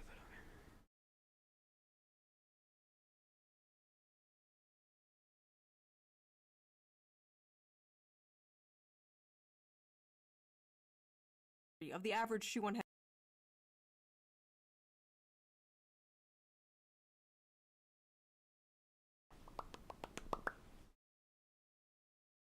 So fucking stupid. There we go. And we're back. Where was I? Oh yeah, I wanted his particular insight, specifically on a very specific part of the video, but like I wanted his particular insight, and that kind of made me upset. But you know, I don't watch every one of his videos, but I wanted to watch that one, and it didn't come out, so I was kind of upset about that. If it did come out, direct me to it in the comments. But regardless, yeah, let's continue on talking about all the VTubers, not including me, who reacted to that, because I am kind of new to the React scene, relatively speaking. I've made some React videos in the past, but like I'm kind of doing it now, so yeah, take that. These videos, and it's like anime girl, anime girl, anime girl, anime girl, anime boy. Yeah, first off, make sure we click on that. Next off, make sure we click on that. Something was wrong there, and I needed to fix it. Anime girl, anime girl, anime girl. I feel like I'm scrolling through the porn history of the average Shoe One Head fan. Oh, by the way, I will link the videos I react to in the description down below, so you can watch the full videos, the full criticism if you want to. But if Sweet. Oh my god, I have to see who's in here. Oh my god. I've already seen them, by the way. But oh my god, I need to see who's actually in here. America, Downfall of the Democrats, Destiny. Ooh, of course it's gonna be Destiny. Actual Jake, Alex Gunter, Hutch, Votch, Uninformed Leftist, Anthony Jones, and Dima. Aw, man! Shit. Damn it. If you do go to any of these people's channels, please be normal in the comments. We're all just people. There's with no such different thing. opinions at the end of the day. If you have the urge to call them like a libtard soy boy cuck in the comments, write instead, "You are a fine, distinguished gentleman. Have a wonderful afternoon." See? It's not that hard to control our anger. Is this a 17.5-minute video from a rich white person talking about how both parties are the exact same? What a fine, distinguished gentleman. I hope he has a wonderful afternoon. Who could have seen that coming? Who could have seen that it would be Destiny talking some stupid shit out of his ass? Who could have thought? Who is her main audience? It's going to be all conservative types. Every single one. Every single one of these Center City people, their audiences are... Oh my god. Does his mouth always move side to side like that exaggeratory? Like, I've seen a little bit of his content. Does he always do that? Does his jaw always go like that? I don't think I noticed that before. Like, does it always do that? Always conservatives. 100% of the time. Every single time. All of them. Is he on something? Like, straight up, this chick may have a conservative audience. I don't know, I'm not conservative. But like, bro, as somebody who's been watching this bitch for years, shut the fuck up, dumbass. Centrist type people. Okay, alright. Destiny has said that Kamala Harris is to the left of him on economics. Kamala Harris. That technically puts Destiny to the right of me on econ. Destiny has opinions that fall to the left and right of where I'm standing. I have opinions that fall to the left and right of where Destiny is standing. So, who is the centrist here? Or is centrism when you're a YouTuber who makes fun of both sides? And yeah, sure, sorry lefties and liberals and Democrats in my audience, you don't exist. You're all Republicans now. Take your complimentary Trump hat and liberal tears mug. Also, Ooh, free? Free is my favorite flavor. I'm not going to actually use it, but like I like free, you know. If you want to hit me up, we can arrange something. Like I like free. Free is my favorite flavor. as a left-wing YouTuber, shouldn't having right-wingers in your audience kind of like be the goal? Who are you making content for if not? Do you just want to preach to a choir? If you want to watch someone who agrees with you 100%, just talk to a fucking mirror. I don't understand this criticism. I like that there are people with diverse opinions in my audience. It's so freeing. I'm not audience captured. I can say I want to bring back Ronald Reagan from the dead so I can kill him with my bare hands, and the right-wingers in my audience would just be like, haha, she's so funny. It's nice we can listen to alternative viewpoints. I can fix her. Frankly, I know for a fact a lot of left-wing channels. There ain't no fixing this bitch, okay? I can tell you from somebody who has been watching this lady for years, okay? There ain't no fixing this bitch. Ain't nobody got the tools for that job, okay? It's like, don't even try to aim your guns this direction, okay? No, in fact, actually, try to aim your guns in this direction all you want, actually. My comment section is free for all of the things that don't get you banned, okay? Tell me whatever the hell you want to, okay? Aim your guns in my direction, I will love to just stand there and take it, okay? But you're barking up the wrong tree in either case, I'm just saying. For the audience demographic I have. Are you kidding me? How do we reach young men on the right? How do we get young men to listen to us? Skill issue. It's hard for me now, bro. Skill issue, I honestly can't bitch. tell a lot of these people. I wish I could just get them in a room and get them like shit-faced, and we could just like have a. Sorry, cuck bitch. My bad. Sorry. I got a little lost in the sauce. I said bitch a couple of times. I'm sorry I didn't use your proper pronouns, Destiny. I'm sorry. Conversation where it's like, do you understand, like, you know that like all your fans are conservative, right? You know that like everything you do is conservative, right? Can you tell that? Are you aware of that? Okay, first of all, getting drunk with Destiny and having him all up in my face like, you know you're a conservative, right? You know your audience is conservative, right? Sounds like a fucking nightmare. I think I would throw up and cry. This is all especially funny coming from someone like him, who's also constantly called a centrist and a right-winger and a Nazi because he has opinions that fall outside of the left-wing internet bubble. Like, I have seen people say these exact criticisms of Destiny, that his audience is full of incels and right-wingers. You know, Destiny, at the end of the day, we're not so different, you and I. Yeah, but Destiny is this thing called retarded. And so I'm sorry to all Destiny fans in the chat, that being all 0 of you, but my god, this man, I have tried to listen to his points and I've tried to see his viewpoints several times, but after a while it starts to become hard to hear when that brick has hit your head at least like 12 times. It's kind of hard to understand somebody who doesn't understand what he's listening to, okay? This man has willfully misunderstood things. He comes into things with preconceived notions and denies the possibility of them ever being even remotely true. Like, any dissenting opinion will get immediately banned, and you will be ridiculed and flamed as a fucking retard. And he will just continue on down this path of absolute sheer audacity of putting words in other people's mouths, stopping in the middle of somebody's point, and then cackling 2 separate points that were both completely misunderstood and misconstrued regardless of the fact that they were all supposed to be one point. He will listen to something that was laid out clear and concise, and then he will go, what the fuck does he mean by that? What does he mean by that? He's fucking retarded. Okay?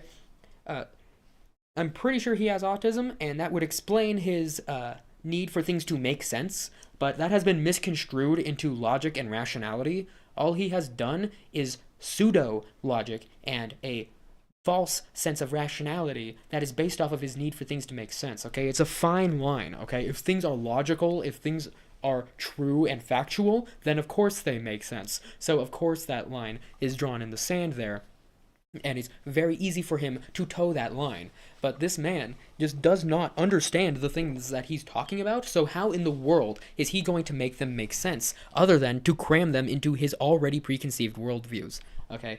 I'm sorry for all people who want to act like Destiny knows what the fuck he's talking about, or anything even remotely on that path, okay? I am terrible at speaking, but I took a debate. If we want to have a debate on something, I don't know what would happen, but I'm pretty sure I would lose in the eyes of his chat. But I don't think there's a single thing that even if it was something I completely disagreed with, if I had time to prepare and I had shit prepared, wow, say the same thing twice, asshole. Prove my own point about myself.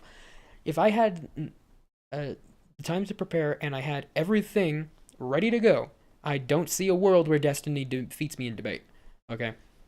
And that's his thing. That's what he's good at, okay?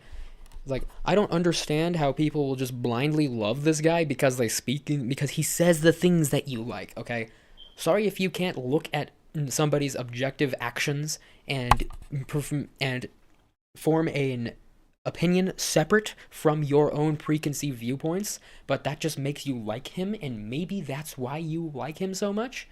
But I can't respect that. It's just not a way that I would... it's just not a way of being that I can have respect for. I can respect your choice to be retarded, but I can't respect you being retarded, okay? I can't respect the choice itself. I can respect you being able to make that choice, okay? People like Tim Pool I know are intentionally lying, 100%. But for somebody like this, like all of the other centricity types that get swept up in the middle that end up just being like mass conservative propagandists, I'm not sure. What? I'm sorry. Mass conservative propaganda? What are you talking about, Destiny? What conservative propaganda is she propagating to the masses? Name one thing. Name one conservative viewpoint that she is propagating to the world. Name one, Destiny. Name one. I'm so tired of defending myself like this, though. Frankly, I've seen what makes someone a progressive to these people, so I don't really mind when they call me conservative. I'll take it, Destiny. Conservative, centrist, whatever. Someone did die. One of the bullets hit Corey Comparator as he was protecting his family. It's one thing to make fun of a failed assassination attempt, even a successful assassination attempt on a politician. If we can't mock or criticize the people in power, there is an issue. But it's another thing to mock a innocent Trump supporter that died. The guy didn't have any power. He wasn't a politician. He was just a dude. I don't like... He wasn't just a dude. He was a guy that was posting a ton of inflammatory shit on his social media, who was at a rally for one of the most inflammatory candidates of all time, but... A dude wasn't just a dude and deserved to die because he posted inflammatory shit online? My brother in Christ, you do that. I do that. We all do that. I am a professional shit poster, okay? In the about section of almost every single one of my socials, it says I am an overly verbose shit posting loser, okay? I am inflammatory on purpose because it's fun for me. Do I deserve a bullet through the skull? I don't think I do, bro. You are a problem, okay? You arrive at preconceived notions and you fit the world into your viewpoints. Wake up, bro. I don't care where you are on the political spectrum. Stay woke was supposed to be a good thing, okay? Wake the fuck up, asshole.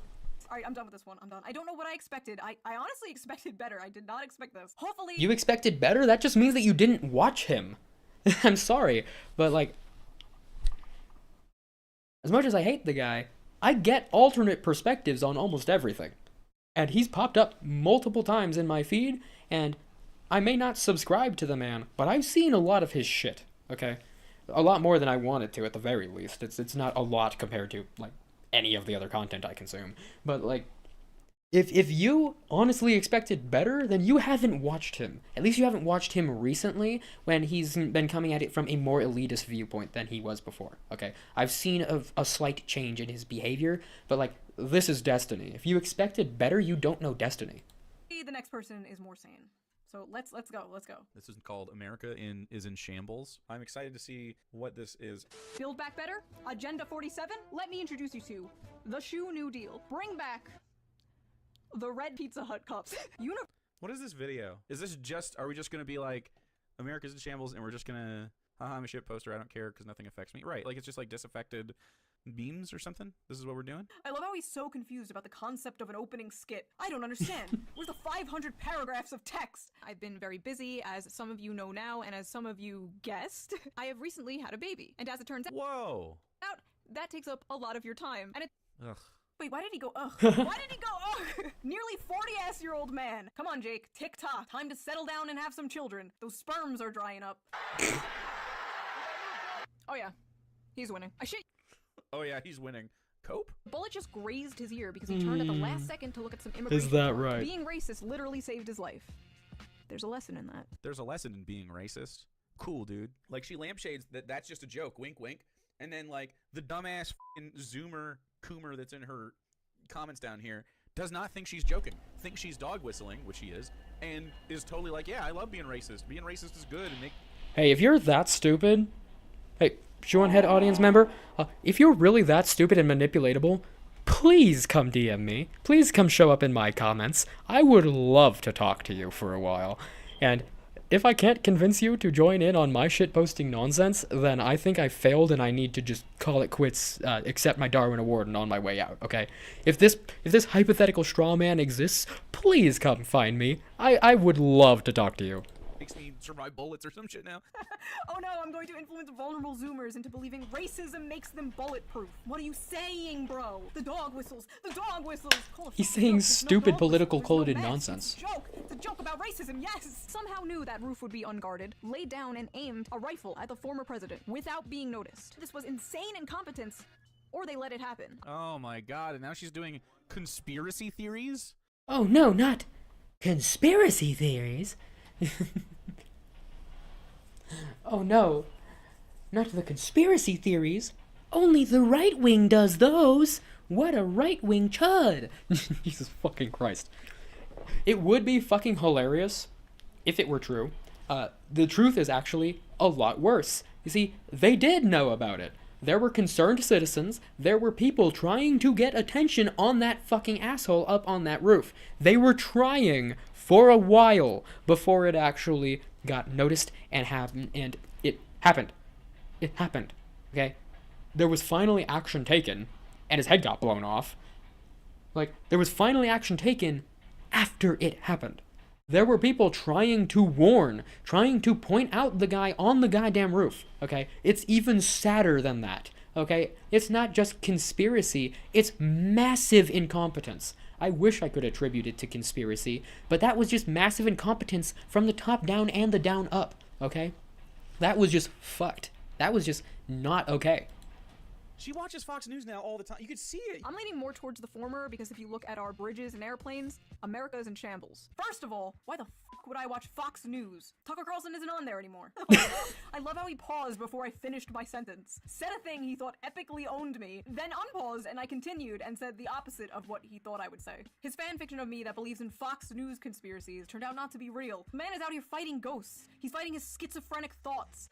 And he didn't even have the decency to say, oh, wait, never mind. Like, it's proper etiquette that... proper internet etiquette, sorry. I'm terrible with words. It's proper internet etiquette to say when you fucked up, okay?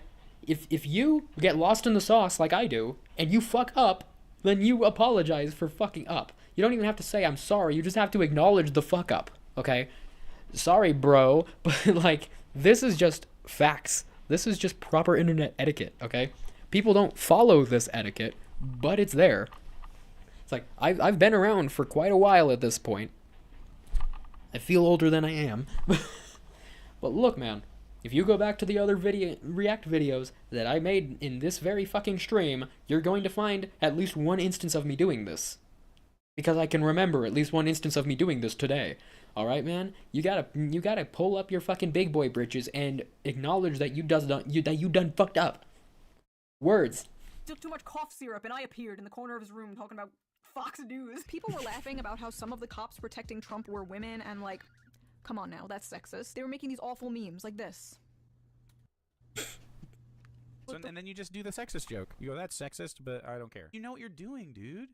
Yes, I do know what I am doing. I am making jokes. I am making jokes about sexism and racism. Yes. Again, no mask, no dog whistles. I am blatantly just saying these. It's right there on the screen. It's right there on the screen, dumbass. Thanks. White Women for Harris meeting raised millions, broke Zoom. Yep. Oh, but when I want to have a whites-only meeting, I'm called a racist. Wow, cool, dude. That's a really sick fucking KKK joke you have there. This guy isn't even debunking anything. He's just like, you made a joke. Okay? It's like, you don't have to appreciate edgy humor, but the fact that it's a joke is the fact that it's a joke. Bro, you're not adding anything here. It's like, and this is coming from this guy. I'm only adding just hyperbolic responses and mild criticism. That's what I do. But like, it's more than you, bro. What the fuck are you doing here? You're just upset about the joke and just acknowledging that it's a joke? Is that commentary? I mean, shit, bro. Also, I've been staring at this face. I'm going to... But... Sorry, it has to be done. Anyway. And? You are in the wrong neighborhood. That doesn't work here. We have fun here, sir. That joke confirms it, dude. It's so bad. A woman making a joke? I bet her boyfriend wrote that. And you're gonna get mad at her for the sexist joke. Dude, double standards. Pull your head out of your ass, bro. Ow, sexist much? Dog whistle? Also, kind of a random tangent, but like, I've gotten this actually unironically in like innocent ways. Like, who writes your stuff? Give props to your editor. I write my own stuff. I edit my own stuff. I've been doing it for 10 years. I still use iMovie to edit. I do have an assistant who helps me get sponsorships and edits the sponsor segments. But if I could hire anyone to do anything, it would be to be the person in front of the camera. That is my least favorite part. I love writing. It is my most favorite part of the job. Good lord. I straight up love this part, okay? When I am looking at that camera and I am talking shit, it is my favorite part, okay? I have an editor that I pay to not do anything, to be honest, and I just... That's terrible terminology, and let's not use that. I just ended up coincidentally with... I was going to say I just hooked up with, but that's not what went down. I've got another editor who's offering to do it for experience, and hopefully we can turn this into a money-making venture for the both of us. And hopefully we're going to be making some fire content over the next couple of days and weeks and months and forever. You'll be stuck with me forever. Anyway, I hate every part of the process except for actually being here and talking shit. It is my favorite part of the process, and it is the thing that got me addicted to this in the first place. Okay, before I even had the camera, when I was just on my PS4 in 1 hour increments only because it force shut off, I was uploading straight from there, no editing whatsoever, barely even able to get a title and description together. I didn't have the ability to uncheck the automatic checked box that it's for children, because it fucking wasn't. Like, even back then, it fucking changed my life when I did that. It was so fucking fun and enlightening. Of course, I would end up doing this more. This is my favorite thing. Like, I hate every other part of the process. I actually learned editing in school, and I just never stopped staying up to date with shit. I know how to edit pretty damn well. I just hate doing it. So I would just rush through an editing job in less than 30 minutes for a 4-hour fucking video, and then I just send it up. You know, I'd write timestamps as I was going so that I would remember where the fuck I needed to put edits for just the bare basic necessities, okay?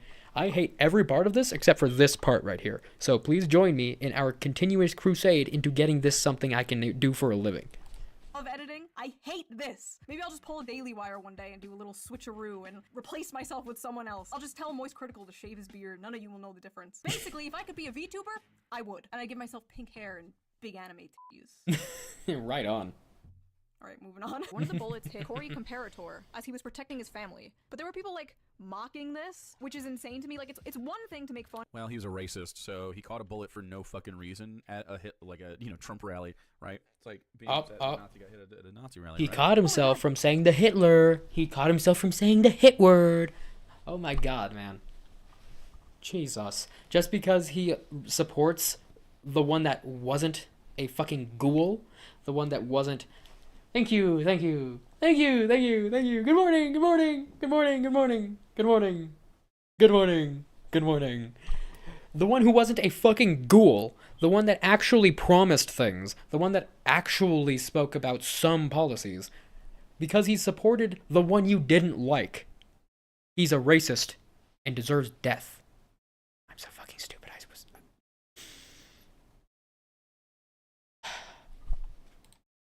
Justifying it, a innocent Trump supporter that died. He's not innocent, actually. He went to a Trump rally, supported Donald Trump publicly. Am I going insane? I'm crashing out, bro. I'm crashing. What?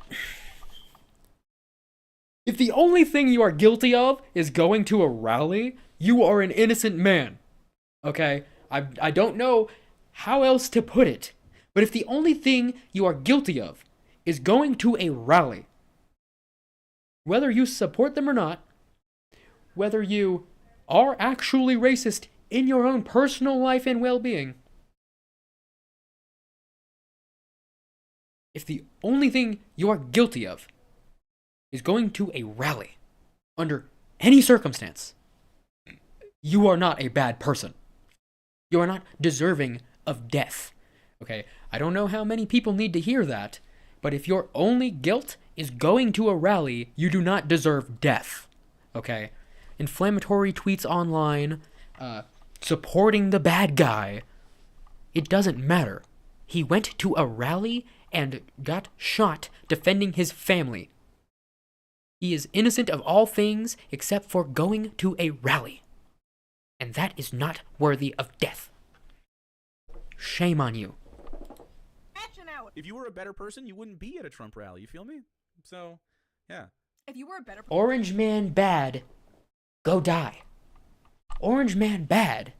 If you choose the one that isn't a fucking ghoul and a goddamn puppeted suit, if you support the orange man bad, you bad, go die. How the fuck are you trying to act like you are the morally superior person? Who the fuck do you think you are? person like me, a person who thinks people who disagree with me should be shot and killed, then this wouldn't have happened. Exactly. Unreal. Okay, on to the last response to this particular video. Let's hope this guy is a little better. Welcome to America is in Shambles by Shuan Head. So Shuan Head is a person that exists. If you don't know who Shuan Head is, she basically postures herself as a centrist. I literally call myself a left-wing What? Also, I didn't know they made a Vosh too. Who is this guy? Alec Gunter, Shuan Head's brain-dead election analysis. She used to be buddies with some of the left-leaning people. Used to be in favor of Bernie Sanders, but kind of went full populist. Bernie is a populist, so this makes no sense. Oh, she used to like Bernie, but now she's more of a populist. What? Are we just equating populism with right wing now? Is that what's going on here? Basically just posturing for her incel followers, right? Her alt-right incel followers. The shoe simps, or as I like to call them, the SS. And making them feel smart because she looks at both sides, right? She's a centrist. First of all, I don't make my audience feel smart. My audience is fucking retarded. They know this. Second of all, why wouldn't you look at both sides? Like, why shouldn't you be criticizing your side too? Unless you're like a total ideologically cucked hack. You're not that. Right. Right, Alec? Right? You're not that. America is in shambles. My fellow Americans, I regret to inform you that it is that time again. Election time. Every 4 years we have to deal with this. Are you voting for the red files or the blue files? The red drone strikes or the Okay, right off the bat, the red is way worse. See, she's like immediately playing the centrist angle, and there's no comparison between the two. Oh my god, do they all not know what a bit is? I'm doing both sides bad because I'm a candidate running against Kamala and Trump. Do they not know what a skit is? Hey, drone strikes. Dead Palestinians or dead Palestinians? We're tired of it. They should just pick one. Okay, well, the dead Palestinians thing was pretty true. I'll give her that. Sexist joke, racist joke, ableist joke. Palestine. There's just no way Trump is losing. Take something like, I don't know, Trump getting shot in the head at a rally in Pennsylvania. Oh god, we're coming up to the Trump rally part. Please be normal about this one. There's no such thing as normal, Shu. Don't pretend that you have faith in people, okay? Let's not pretend that either of us is that delusional. Make fun of a failed assassination attempt, even a successful assassination attempt on a politician. If we can't mock or criticize the people in power, there is an issue. But it's another thing to mock a innocent Trump supporter that died. Please give me some over left-wing YouTube, please. The Trump supporter that died, he was most likely a fascist, and I mean, he was a Most likely a fascist. He doesn't even say it with his chest. He doesn't even have the balls to call him a fascist. He wants to do the orange man bad. You support the orange man, you bad, go die. He wants to do it, but he doesn't have the balls. He doesn't even have the balls. He's most likely a fascist. Fuck you, bro. God damn. Grow a pair. If you're going to be a retarded asshole, then be a retarded asshole. Grow a pair and do it, okay? Most likely a fascist. I mean, he was at a Trump rally. Oh, yuck. Jesus Christ, man. Grow up hair. Trump rally, man. What do you expect? Like, he probably wanted trans people to die. Probably. He probably wanted trans people to die. You don't have what his viewpoints are. Even Destiny pointed out that he had inflammatory tweets online. You ain't got shit. He was at the rally, and so he deserves to die. That's what you think. That's what you said. He probably thinks this. He probably thinks that. He deserved to die. He was at the rally for the person I disagree with. Grow a pair and say what you mean, jackass. I think I peeked the mic. I'm sorry. He probably had these opinions, so it's okay for him to die. Even if he did, which you don't know, but even if he did, that doesn't mean he should be fucking killed. He's just a fucking guy. He's a guy who can even change his opinions one day. Who knows? I know for a fact a shit ton of people in these people's audiences used to be Trump supporters, used to be transphobic or whatever. Every single fucking day I log on and I see, I watched Ben Shapiro and was a Trump supporter, but now I watch ContraPoints and I'm a good person. So back when you were a Trump supporter, these people think it's okay if you got shot. Convenient for them that they were born morally lucky and they came out of the womb as leftists. I'm actually going insane. I'm becoming the Joker. I thought at least one of them would have a normal take on this, but no. Behold! Welcome to me. Welcome to my existence. There is no such thing as faith in humanity. It does not exist, and it never will. This is my circus. These are my monkeys. I think these are the clowns at which we must throw our pies and laugh. Okay? These are the people that if we do not laugh, we will cry at the state of things. There is no such thing as the faith in humanity. That is a myth. That is a myth created by people who want you to pretend like you agree with them. Okay, so let's check the comments real quick. I just want to see her. Here's her audience, okay? Oh no, he's checking comments. Oh no, he's checking comments. No, no, no, no. Having a baby and retiring, she has become a trad wife. The only reason America is in shambles is because Shua hasn't uploaded a Hell World in 2 years. Kamala, don't come Trump, I'm gonna come America. If there's any reason to vote for Kamala, it's just to make Hillary extremely mad. Is probably the best campaign slogan yet. Memers. Unironically. Diagnosis memers. I don't know. I think that Shua is just kind of a memer. I don't think she's a bad person. Oh good, YouTuber Alec Gunter doesn't at least there's that. Pulling my soup side at once. Okay, this next video people are responding to is the one I made after the Chicken election Soup of the called Soul. The Downfall of the Democrats. Let's see what people had to say about this one. Okay, this guy is called Hutch. This fucking title. Shoe on Head takes an election victory lap? What video did this dude watch? The Shoe on Head from Earth 2? Hat on foot? Project that Donald Trump will become the 47th president of the United States. Do you really think that the Democratic Party is fighting for you? The overwhelming answer is no. I've heard that intro so many times now. I didn't want to talk along with it because Bernie can put it a lot better than I can. His voice is just perfect for that line. That's why the delivery was written that way. But like, I could probably say this entire video like word for word. I am so frustrated with this argument because policy can only get you so far. Like, good policy is good and we should do good policy. For sure. I don't think we should adopt Republican policies. Wait, what argument? You just watched a... What are you talking about? It's an opening slideshow, basically. It's the election results, Bernie saying a thing, and some things that support the thing he's saying. Before the video begins, what argument are you talking about? What the actual fuck are you talking about? You sound like my coworker who's trying to convince me that the Democratic Party wasn't rallying and doing this, that, and the other thing because they expected the Democratic voter base to do as they always do, or, well, say they always do, and vote on policy, but, you know, and he goes on to call everybody who voted for the other guy the fucking idiot and unintelligent masses, and then we had a discussion about anti-white racism. It was a very fun day. It was a very fun day. Montage of Trump winning. Where did I say it does? I promise, it was very fun. I haven't even said anything in this video yet. I haven't even appeared on screen. Who are these people responding to? There she goes, hat on foot, making videos talking about adopting Republican policies. I think we should pursue progressive policies. I think we should pursue policies that help working class people across this country. Whatever the term working class means now, because it's so nebulous at this point. It means the working class. And now, I don't care what kind of policy you're adopting, whether it be woke, anti-woke, progressive, regressive, red, blue, you know who. Horton, here's a who, is what I meant to say, but my brain decided to say fuck you. Like, I don't give a fuck, okay? The policies that help the people are the good policies. And the policies that are in corporations' best interests are the policies that are enacted, okay? I don't know what ghosts you're fighting, man. But I think you might need to take your pills and go lay down. Point. I like that the term working class is now nebulous. Now that they're losing the working class, it's like, pfft, working class. What does that even mean? Is it too late for the Democratic Party, or can they turn this around? Will the Democrats learn from this? To be clear, in 2016, it was the same discourse. Is this the end of the Democratic Party? Dems in disarray. Are they ever going to recover from this? It's the same discourse every single time. Okay, but Kamala Time is an illusion, okay? Crooked Hillary and Kamala were completely different running people, okay? Like, that was a different kind of shit show. And that was a different kind of the Democrats are failing, you know? I'm just saying. Yeah, time is an illusion, and you will see the same shit happen all over the place. And it never changes because it's rigged. Sorry if I pulled the veil back a little too harshly for you. Might giving you a little whiplash, but like, of course it's the same discourse.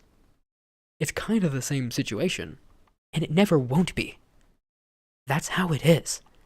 There's going to be discourse next time there's a liberal person in the White House. Next time there's a blue candidate, the same discourse is going to happen about the right. And the people on the left are going to be dunking on them and making fun of the stupid people. It doesn't change. It's exactly the same every time. But it was a completely different situation. Like, it was a completely different kind of democratic failure. did historically. Shockingly, Kamala Harris's shocking blow in deep blue New York City as she suffers worst Dem results there since 1988. Eat on that. Suck on that big one, bro. That's huge. I don't know if it'll get past your buck teeth, bro. But holy shit, that's a tough pill to swallow, my friend. Bad. She did not flip a single county. A Republican Not a won single. the popular vote. A Republican. Do you know how rare that is? And all the data shows young people, black people, Latinos, women moving more right. Now, could this be a Trump-only thing? Sure. And as I said in my video, there could be a pendulum swing and we'll get like another Obama after Trump, or the Democrats wake up and actually run a good populist candidate. I don't rule this out, but to pretend this wasn't a particularly bad loss is just straight up delusional. From blaming the American people Perfect to word to blaming use. Joe Rogan, the Democrats and the media are having a hard time coping with their loss, and This logic that you can't blame voters for the outcome of elections is insane to me.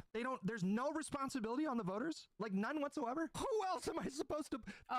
You blame your party that lost. You blame your candidate. Why were the American people more willing to vote for the guy who did January 6th over your candidate full of hope and joy and rainbows and unicorns or whatever? Is it because the voters are just all stupid idiots? Or is there something a little less simple that you just want to avoid talking about? Taking a step back and looking in the mirror is gonna do you real good. Democrats don't have a messaging problem. America has a racism problem. Kamala ran a flawless campaign in 100 days, and I refuse to let y'all gaslight me into believing anything other than that. Did she just put up 2 random Twitter users? Do we know who those people are? Who were those people? I don't even know who those.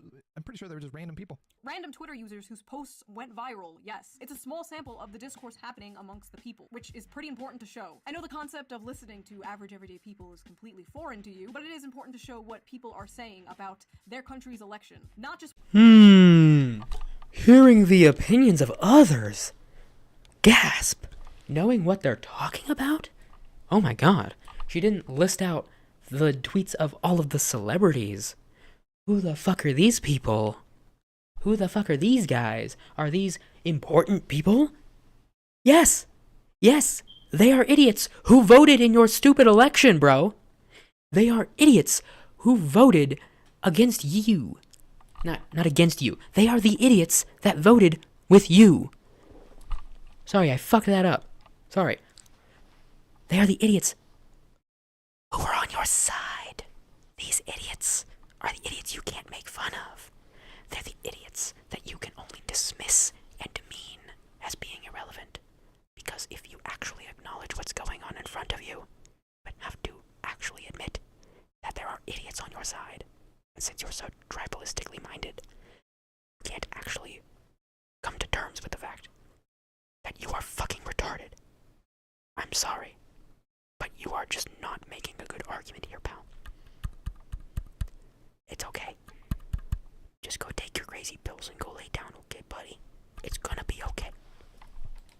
just what politicians and the media are saying. The Democratic Party, we have to contend with progressives that are constantly shitting on the Democratic Party for not being socialist enough, and we have to contend with MAGA, who are constantly shitting on the Democratic Party for, eating children and worshiping Satan. And then you got the weirdos who believe both those things.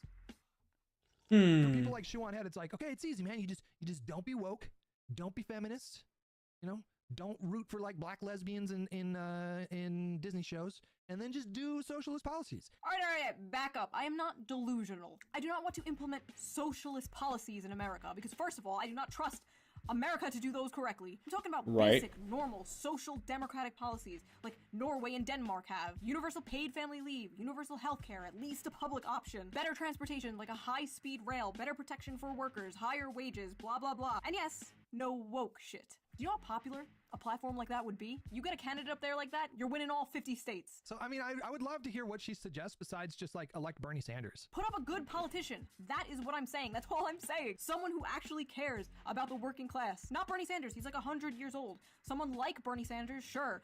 Bernie Sanders with more of a spine. Combine Trump and Bernie Sanders. I am committing voter fraud and voting for that man 300 times. I am storming the Capitol for Donald Sanders. After this, the Democrats are gonna move right. Good lord, can you imagine? Can you imagine the big swinging balls of a Trump, hanging off of Bernie's old ass? Can you imagine the change? All of those fucking executive orders that Trump made? Can you imagine if a single one of them cracked down on big business and the horrible corruption of corporate interests? Can you imagine if they took the minimum wage number and just raised it? You know, Trump didn't want to raise the minimum wage, you see, because the minimum wage has to be different in different states. It's not like there's a number that is the federal minimum that could go up. It's not like that's a thing that like exists for all states. It's not like that's a thing that could just increase. No. That could never happen. Okay. Can you imagine somebody who cared about the people the way Bernie does, with the big swinging church bells of Donald J. fucking Trump? Can you imagine that? Because I can't. Welcome to hell. The bad guys always win. This is called reality, friend. Nothing ever changes. And then there's things that actually change, which is actually fucking weird, because it's generally not in the best interest of the people. Wouldn't you know that? I don't know. A lot of people are doomer, a lot of people are singing praises, a lot of people are having a lot of opinions on what's going on right now. And honestly, I don't give a fuck. I truly don't give a fuck. It's actually kind of interesting to see America with a leader again. That's kind of weird. But hey, the fact that it's weird just means that it's probably a positive thing. Let's be straight up and honest here. It's out of the norm. And we were all kind of shitting on the norm.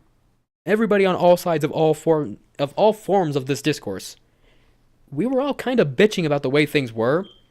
So change of any kind is going to make those numbers move. This nebulous bullshit that she was spouting was not going to get her elected. Okay? I'm sorry, pal.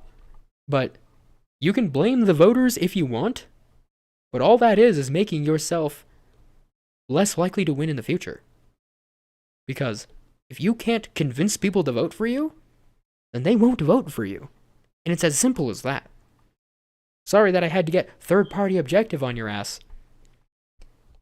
But that's what the campaign is for. That's what the rallies are for. That's what the teleprompter was supposed to be for before she just stood there like a fucking goblin not being able to say a damn thing. Like, I'm sorry, bro. But woke used to be a good thing? And, after you take your pills and lay down, you might have to wake up a little and look yourself in the mirror and realize that you're a fucking retard. Okay, moving on.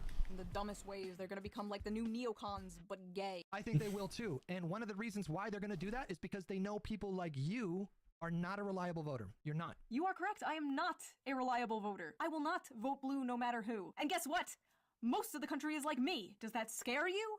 Good. Me not being a reliable voter is not an excuse for Democrats to not listen to voters like me. If anything, it's the complete opposite. They should be trying to get the votes from people like me. Politicians and parties are not. You don't need to get the votes from reliable voters. You don't need to get votes from the people who already support you. That's not what the campaign is for. The campaign is for getting more votes than what you were already going to get, dumbass. Owed your vote. They have to earn it. They have to work for it. And many people thought the Democrats did not work for it. In fact, I don't even think they wanted to win, but that's a whole nother can of worms I don't want to open right now. Large factions of the left condescendingly believe that dumb people are the reason Trump won in 2016 and won again in 2024. And that Well, I mean, you know, yeah. Vance, when you win 2028, put me somewhere in communications. Let me run your Twitter account. I'm a millennial too. Nobody will know the difference. Plus, we wear the same amount of eyeliner. Okay, that is enough hutch for one lifetime, thank you. Next, please let the next person Agreed, that was... Please, save my brain cells. Come majestically... God damn it, she made a brain cells joke right as I was trying to get my brain to form one. God damn it. Fuck you, man. Fuck you. Galloping in to save us. Oh, holy shit. I know this lady.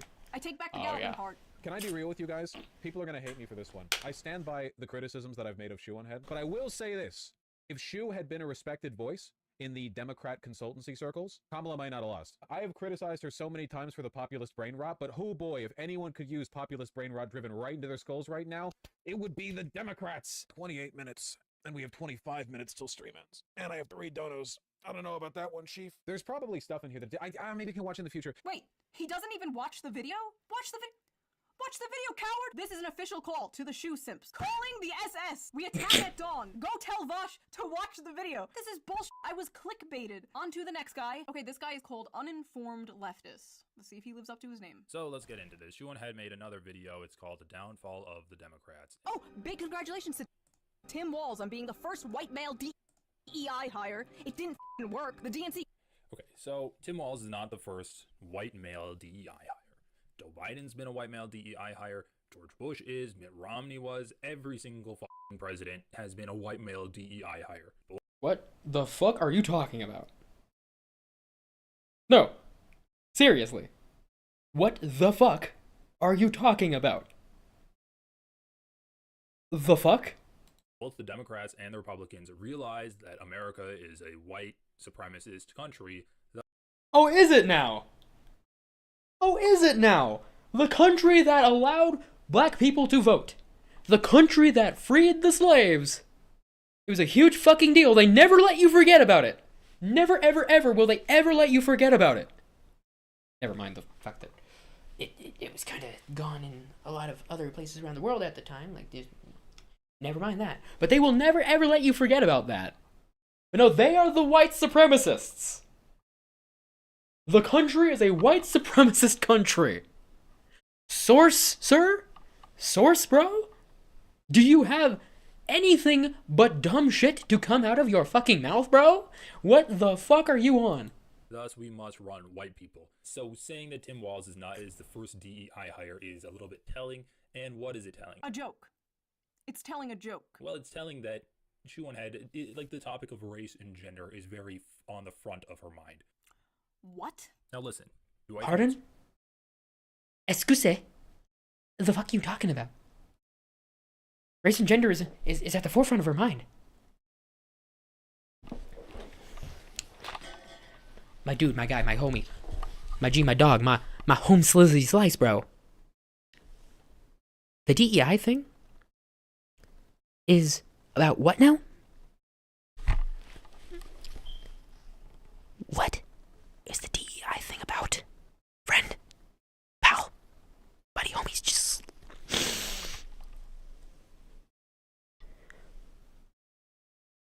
What is the DEI about? What's it about, bro?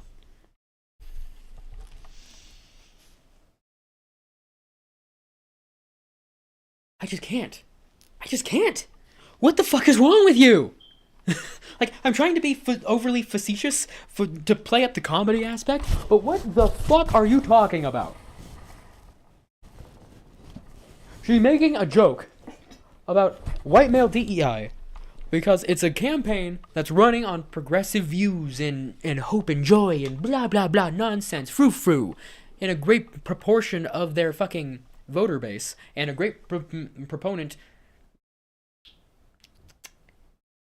and a great thing that the media was a proponent of, was her womanness. Get the woman in the White House.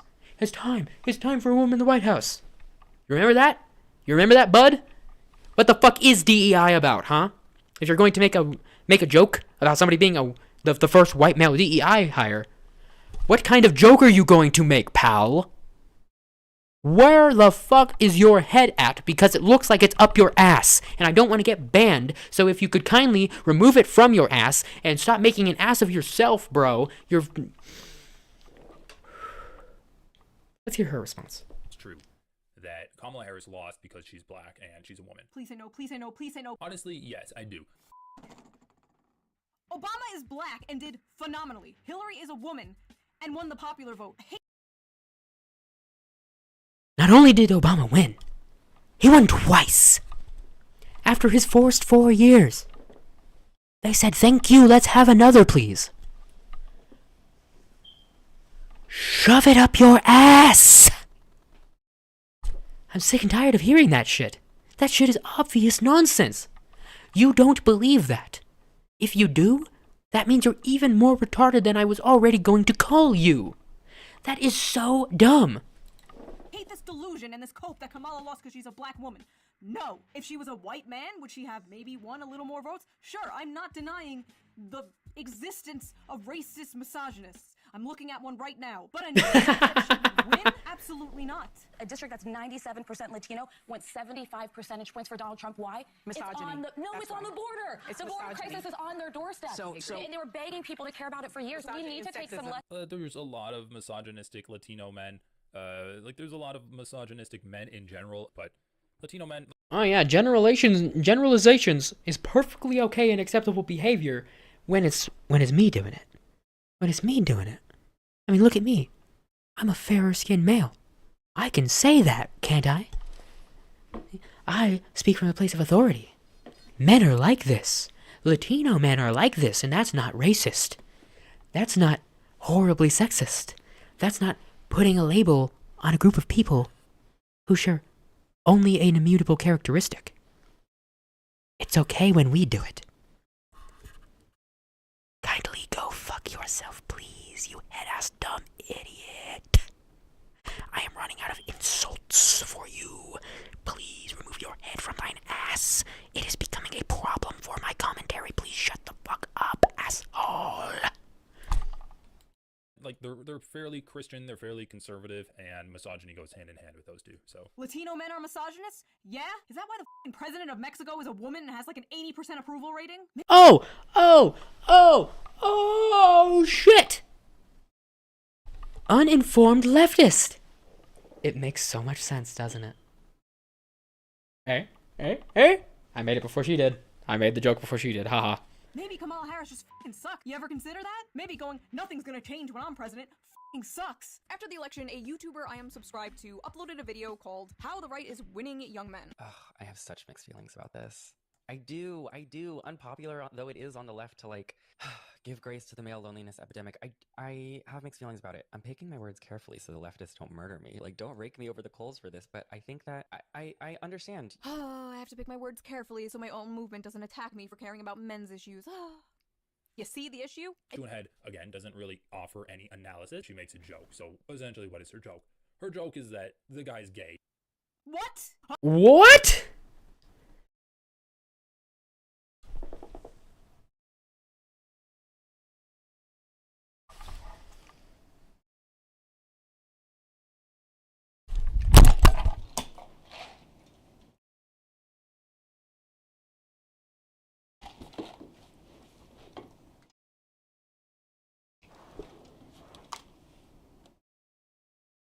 Where did my mic go? Where did my mic go? Fuck. Do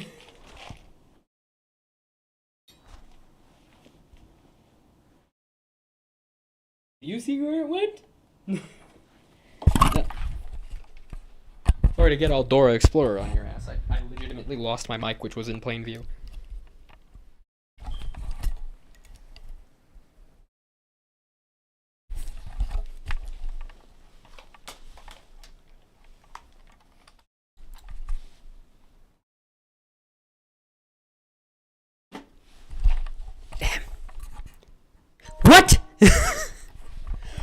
What? What? Not a single part of that had anything to do with gayness. What the fuck? Oh my god, I'm losing my mind. I didn't think I had any marbles left to lose. I thought that all the brain cells were burned away by all the bad decisions I've made. What?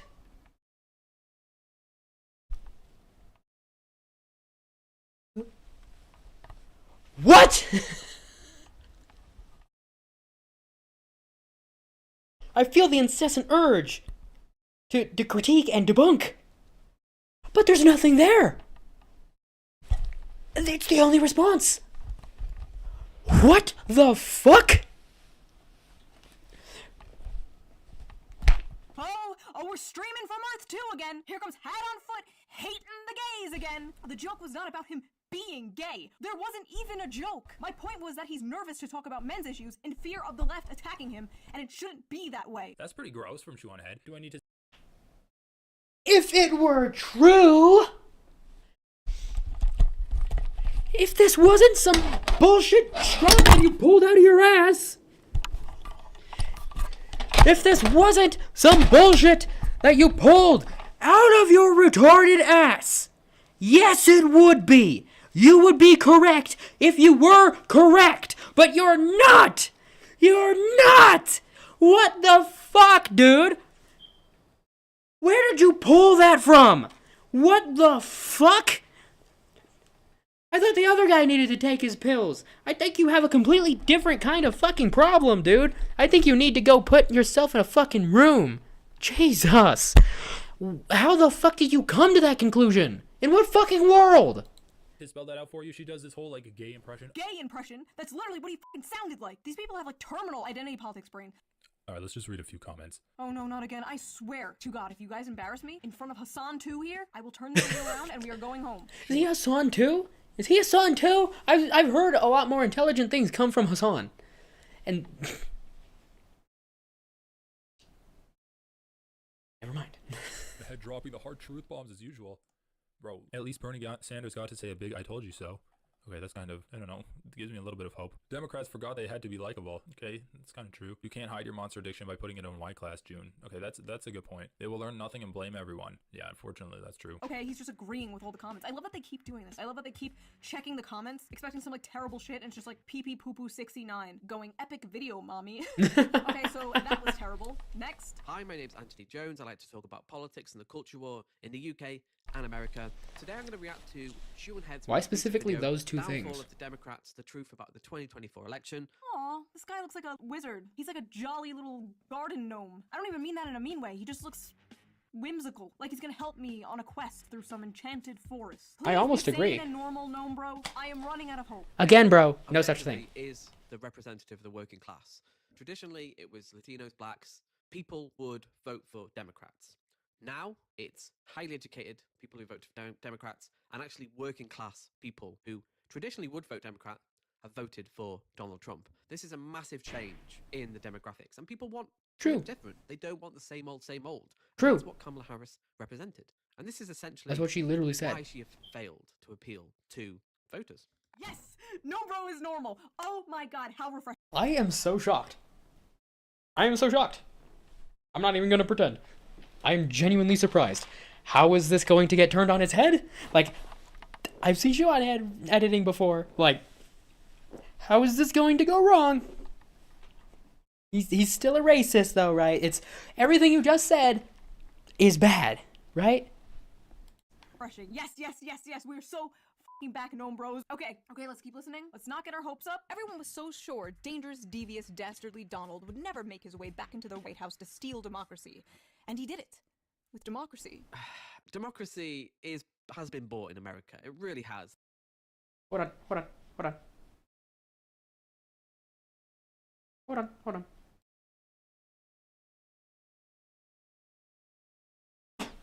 on.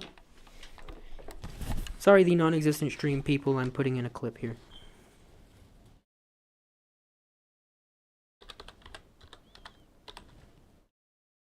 No, fucking site. Sorry.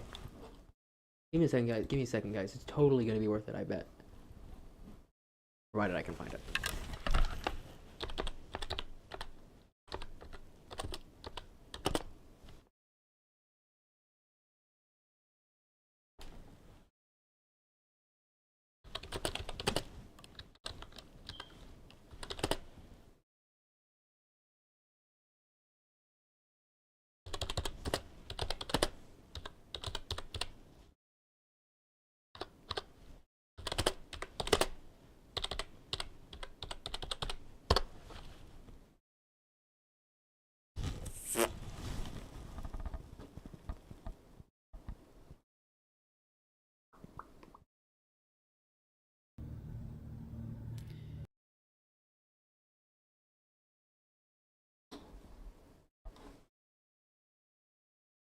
Since we want to go there. Because democracy basically means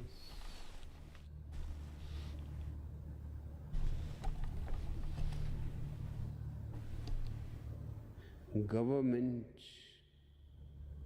We're getting there. We're getting there. by the people, of the people, for the people. But the people are retarded. Look, man. If you want to go there, I don't have the clips on deck, but I've got the clips, bro. If you want to go there, we can go there. Okay? Don't act like you're the guy here. Don't act like you're the guy with the spicy takes on democracy. It's the idea that influence is like objective and everyone's informed and it's a level playing field for both sides. It's simply not true. Democracy implies the voters were informed, they knew what they were voting for, they weren't lied to, they weren't sold misinformation. And that's a side thing? Only one side lied to people? And I mean, look, say what you want about Trump, but how many of the things did he run on and not immediately write an executive order on as soon as he got into office? I mean, I don't really trust any politician. You want to know when a politician is lying? Their lips are moving. Okay? But dude, democracy is government of the people, by the people, for the people. It has nothing to do with well-informed decisions. Dumbass Cletus Jim Bob over there, who didn't watch any news because he's only got a ham radio that only works every now and then and he only listens to country tunes on it. He voted for Trump because he voted for Trump. He's on the red ticket, he vote for them. There's probably some dumbass, vote blue, no matter who, stupid ass, probably 500-pound, blue-haired bitch, who out there, voting blue, no matter who, and ain't even watching anybody's shit. Left or right, ain't watching any of that news because she already knows. Alright? There are plenty of dumb assholes who are participating in democracy. Okay? It's not about being well-informed. That's a part of it that you can hope for, but it's not a requirement, bro.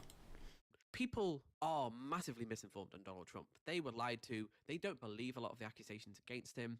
It's more complex, and it is actually very complex. It's really not that complicated. It's exactly what you said earlier. Trump offered something, Kamala offered nothing. Whether you agree with the vision or not, Trump had a vision. It's like in 2016 when Hillary Clinton made that America is already great hat.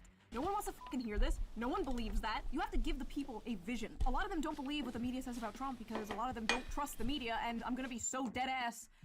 Do you blame them? As a Bernie bro, as a Bernard Brethren, do you blame them? It's up to the media to prove themselves trustworthy, and in my opinion, they just haven't done that. The mainstream corporate media.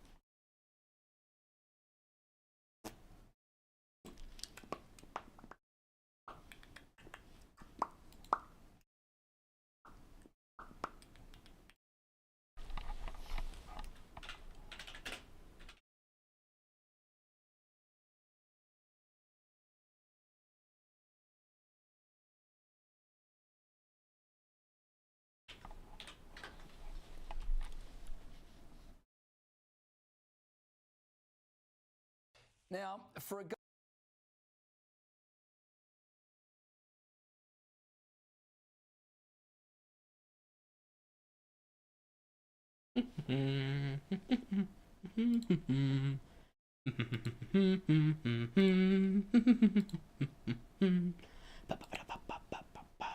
Just dropping this here for no particular reason at all. To have been in solitary confinement for 3 months, he was looking pretty good. In fact, he looked better after 3 months in solitary than I look after 6 hours in bed, but maybe that says something about me. CNN reporter Clarissa Ward escorted the victim out into the fresh air where his acting skills turned out to be every bit as good as his reportedly brutal interrogation skills. The CNN crew was so loving that they were part of the story. The whole thing was basically a selfie. It never seemed to have occurred to them that this was all just a little bit too, clean. After 3 months in a windowless cell, he can finally see the sky. No particular reason. This is just sitting here. Light, he says. Oh God, there is light. My God, there is light. Now, of course, he wasn't actually saying, oh God, there's light. He was really saying, thank you, God, for sending me the dupes from CNN. CNN, of course, have spent the past decade being duped by Russian collusion, Biden's mental capacity, the border, inflation, and now their reporter is getting kisses from an alleged war criminal. You can't make this stuff up. Assad's brutal enforcer was so loving CNN, he didn't want them to leave.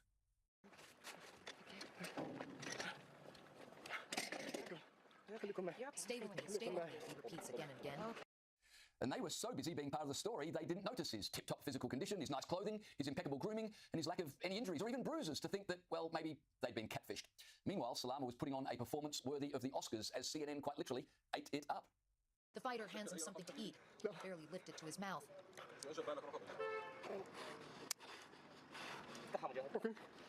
His body can't handle it. Okay, you're okay. Now, it was only after this CNN exclusive went viral that local fact-checkers alerted the network they had just released one of Assad's most notorious henchmen. Oops. They said the man CNN set free, kissed and fed had been responsible for the murder and torture of citizens who would not act as informers for Assad. The way things are going, I expect that next week Salama Mohammed will cross the Mexican border into the United States where Joe Biden will be waiting with a pardon. And a month after that, he'll probably turn up on CNN as their Middle East correspondent. Addressing the fiasco, CNN Today said they were, quote, aware Salama may have given a false identity. No kidding. But CNN, the most trusted name in news, never thought to check what Salama had told them. Then again, they never think to check what the Hamas-run health ministry tells them about casualties in Gaza either. Speaking of which, what are the odds that the Albanese government's checks on Gazans given visas to come to Australia are about as thorough as CNN's? No particular reason why I dropped this here. None at all. None whatsoever. Media, liberal and right-wing, does not have a good reputation. Oh my God, that reminds me. I was watching Fox Business the other morning. Dumbass. But holy shit, you think right-wing media online is bad? What the f are the boomers watching? Also, Kristi Noem showed up on the TV, and my baby was like, Mama. Really, bro? Okay, last one. I'm ready. Let's go. This guy is called Dima the Show. Okay, Dima, what do you have for us? What? I don't know what to predict here. I've only seen 2 She One Head videos, and I follow her on Twitter. She hasn't been very active on Twitter recently. I don't know why. I think she got married and had a kid. But either way, from what I remember of her Twitter, it was fairly progressive. Some little, tidbits of, radical, centrist, reactionary stuff a little bit here and there. I like how just, nobody understands me. America is so terminally left-right brained, dude. You can talk about how you want workplace democracy all day, but if you also say something like, I think we should make it harder for children to access porn or something, people are like, oh, I don't know, she's some kind of centrist? What? Anyway, I got a lot of comments on my last video like, wait, you're left-wing and you hate the Democrats? Yeah, man. Okay, so is she coming out as left-wing? Just do it. Yeah, man, that's a pretty common thing. If you were shocked that I'm left-wing, maybe that's a sign you need to take a step back and evaluate some of the preconceived stereotypes you have of people. Not. Oh my God, look at that face. Oh my God. That is priceless.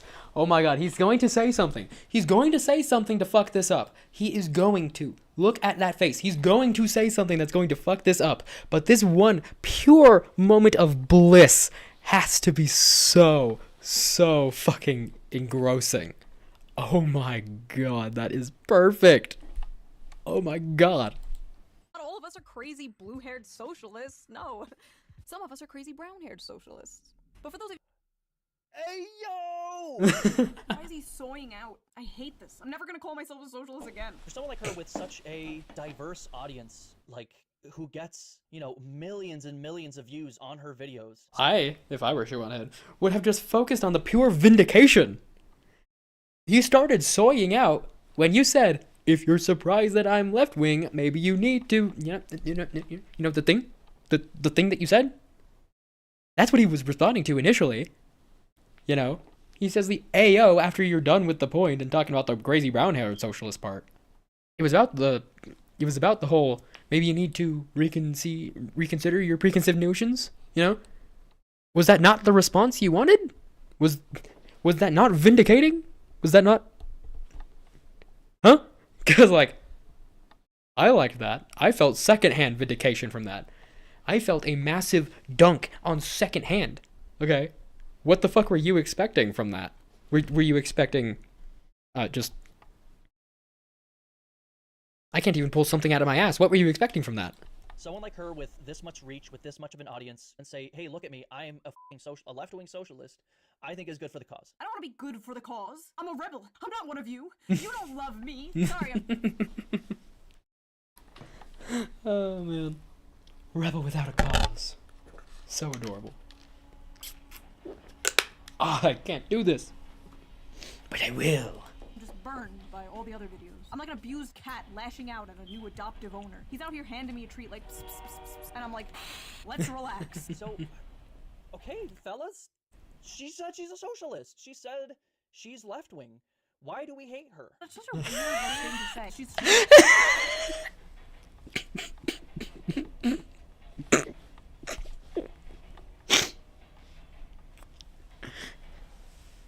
So, if she wasn't that, if she was, say, anything else,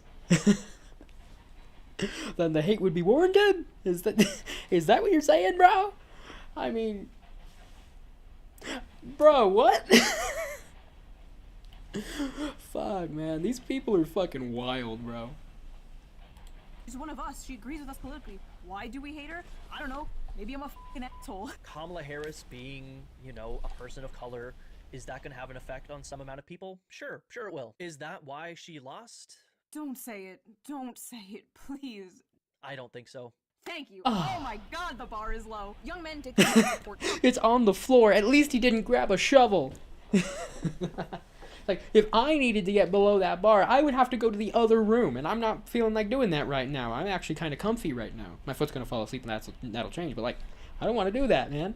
Like, I can lend him one, but I'm glad he doesn't want to. I wish that wasn't impressive. Trump, and apparently for the reasons I and many others predicted. We asked young men why they voted for Donald Trump. Here's what they said. What appealed to him about Donald Trump was that his campaign was not coming after us. He was highlighting the American people, which we are. It doesn't matter. Of course, there are bad guys. He has insisted there's not one of them just because he voted for Trump. Oh yeah, she actually read this part out. He skipped it. Or what color you are, what you may identify as. Since I wasn't excluded, Or she cut it out. I don't know. It just wasn't here. I remember her reading this. I resonated with it. See? That is a dumb person. That is a fucking idiot. Okay. I'm doing the thing they do. I'm pausing before he finishes his sentence. Let's hear him out. When you tell a young white guy, hey, you're an oppressor, and because you're white, you have privileges that you're black I'm not and hearing the Hispanic rest of the peers didn't sentence. have, and you're inherently at fault, or you're guilty for that, which is what a lot of the left wings or Democrats are saying. Yeah, I mean, you are, as a white person, you do have, you know, systemic privileges that... I'm gonna crash out. I'm not gonna crash out. I'm not gonna crash out. Look here, pal. You're talking to a white guy here. A white guy who went homeless twice before he was 12 years old. A white guy who never saw above the poverty line until he was already out on his own for over a year and got a promotion and was able to finally see above that line. In a world where DEI has placed everybody else above white men, it's exclusion via lack of inclusion, not because they're actively putting white men down, but because they have lifted everybody else so far above them that they are struggling now. The system is not favoring the white men, is it? The system is seemingly favoring everybody except them. Where is this systemic racism that white people are benefiting from? Where the fuck is it, pal? Where the fuck is it, bud? I'm not gonna crash out. I'm not gonna. I'm not doing it. I'm not gonna do it. We're gonna stay calm. We're gonna take deep breaths. No cash outs. We're gonna be fine. People of color in this country don't have for a variety of reasons. What one? Generational wealth might be a privilege that has a wide disparity in racial circumstances, but I'm not a beneficiary of it. None of my other friends who are white males, none of my other acquaintances who are white males are benefiting from that. So, if you could kindly point out one of those things, perhaps. They don't have varieties. Okay. Substantiate that, please. Por favor. Source, bro. Anything? Perhaps. That's just the truth. All right, we're gonna disagree here. Now you will see why. They hate me. The only privilege that exists is class privilege. Poor, working class, middle class white people, poor, working class, middle class black people have the same amount of privilege. None. A rich black person has more privilege than a white poor person. Telling a white college-age man who's struggling to pay off student loans, who can't afford a house, who can't find a job, that he's part of systemic racism and privilege? Good f***ing luck. I mean, let me just tell you a little bit of my story, okay?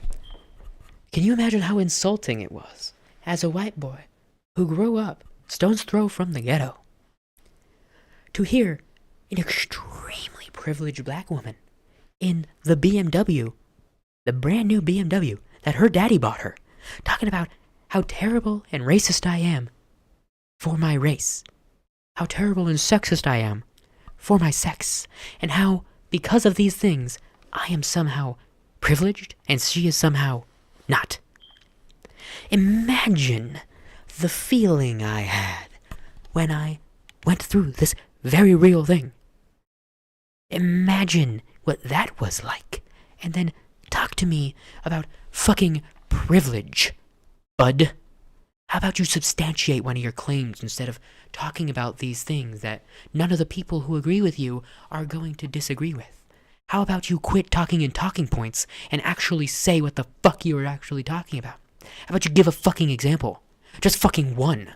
How about it? How about one fucking example? Let me tear it to shreds because you don't have one. The only ones you have are bullshit and propaganda and talking points. No cashes out. None. We are calm. We are reasonable. We are not getting canceled. We are zen and loving towards all peoples. We're not racist, we're not misogynistic. I mean, see, this is, again, I have to say, actually, we all kind of are racist, but that's boring. Maybe you are, bud. I grew up in a very racially diverse location, and the people who were racist against me. I was about, you shut the fuck up, pull your dipshit head out of your ass, and quit acting like all people of one race and sex are inherently an ist of any kind. How about you stop grouping people in by immutable characteristics and then applying negative traits to them? Go fuck yourself. Sorry, those weren't the words that were supposed to come out of my mouth. They just came out. I'm sorry. I genuinely didn't mean to say that. I genuinely meant to do the whole Zen bit again. I genuinely didn't mean to say that. That's complex. That takes nuance. That takes time. And no one wants to fucking hear that shit. Of course no one wants to hear that fucking shit. It's bullshit! Look, pal. I hate everybody. And I love everybody. Not to equal amounts, obviously. But I hate them and love them equally. Not as each other. I hate them equally, and I love them equally. I have great love for the potential in every single human soul. I have great hate of the great disparity between this potential and what we are seeing now. I hate people, and I love people. But on an individual basis is how I form my opinions of individuals. And you, sir, seem to be incapable of that. Because you seem to be under the impression that because of somebody's ancestry, because of the color of their skin and the genitals that they have attached to them, that they are inherently one thing or another that is a negative connotation, that is built off of prejudice, that is built off of an internal hatred of others that I do not possess. And as a group that you are, as a member of the group that you seem to have such a hatred of, I do not appreciate your assertion, bud. I do not appreciate the assertion that I have any amount of prejudice whatsoever, except for the prejudice against the retards that I have held my entire goddamn life. Fuck you. Fuck you. Period. As the kids would say. It's not gonna fucking resonate. How do you make it resonate? I think maybe you can make it fun. Make it fun? Hey, white people! You're inherently racist! What?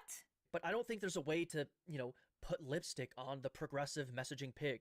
Like, I don't know if we can win on messaging alone. Because it's not the messaging. It's not how you are selling the product. It's the product. These guys are being alienated from progressive messaging, not because it's complicated, but because it is intentionally alienating them.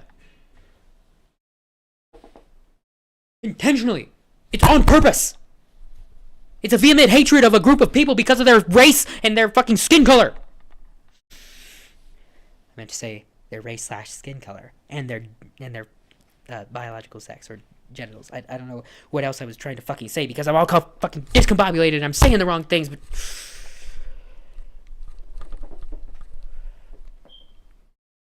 Moving on. Because it's stupid and regressive. Young men are tired of being told to pay for the sins of their great-grandfathers. Full stop. That's it. And people... There are 2 greats in my family line before there's even a mention of slavery. Okay? And the mentions are very few and far between. My mom has been mapping out our family tree. She got into that for some fucking reason. Okay? Go to fuck yourself. And then go to hell. And then come back to fuck yourself again. And then apologize, you prick. You bigoted fucking prick.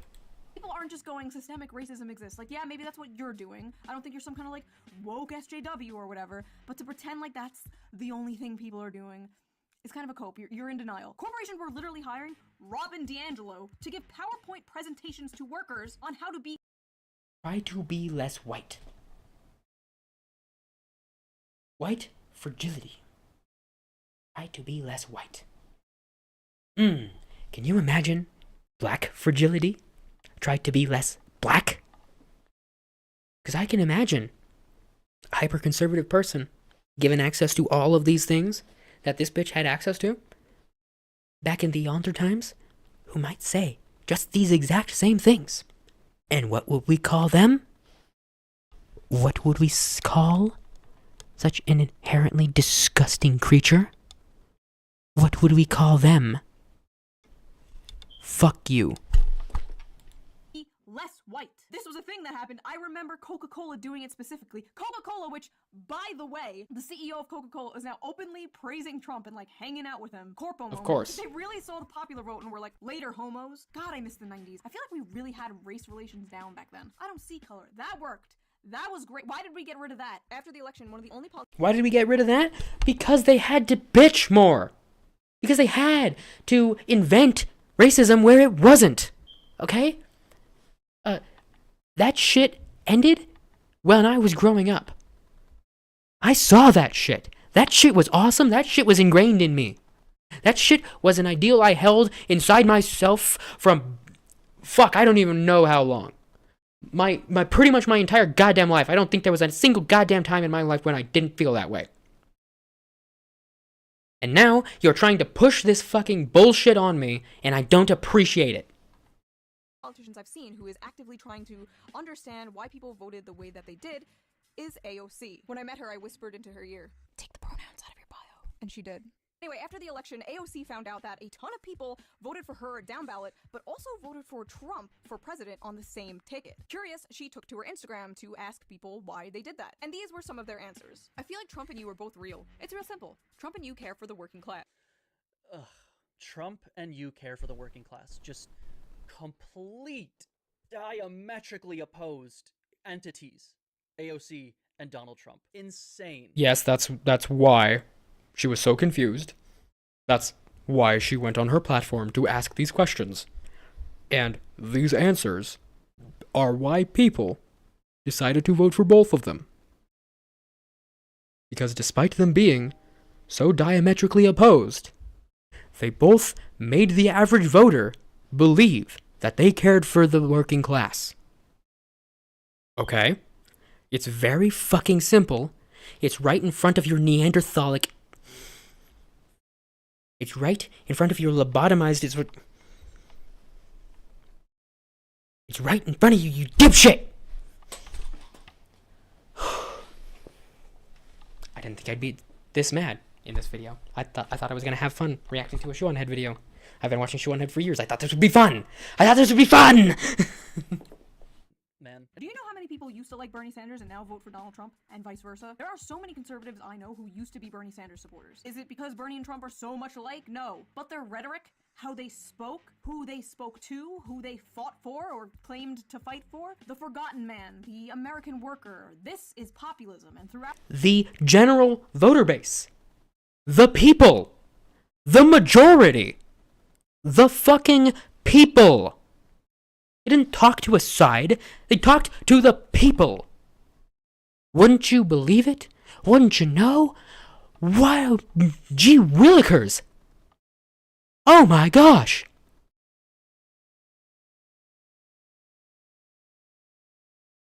They made the people believe that they cared about them, and the people voted for them? Why, I never!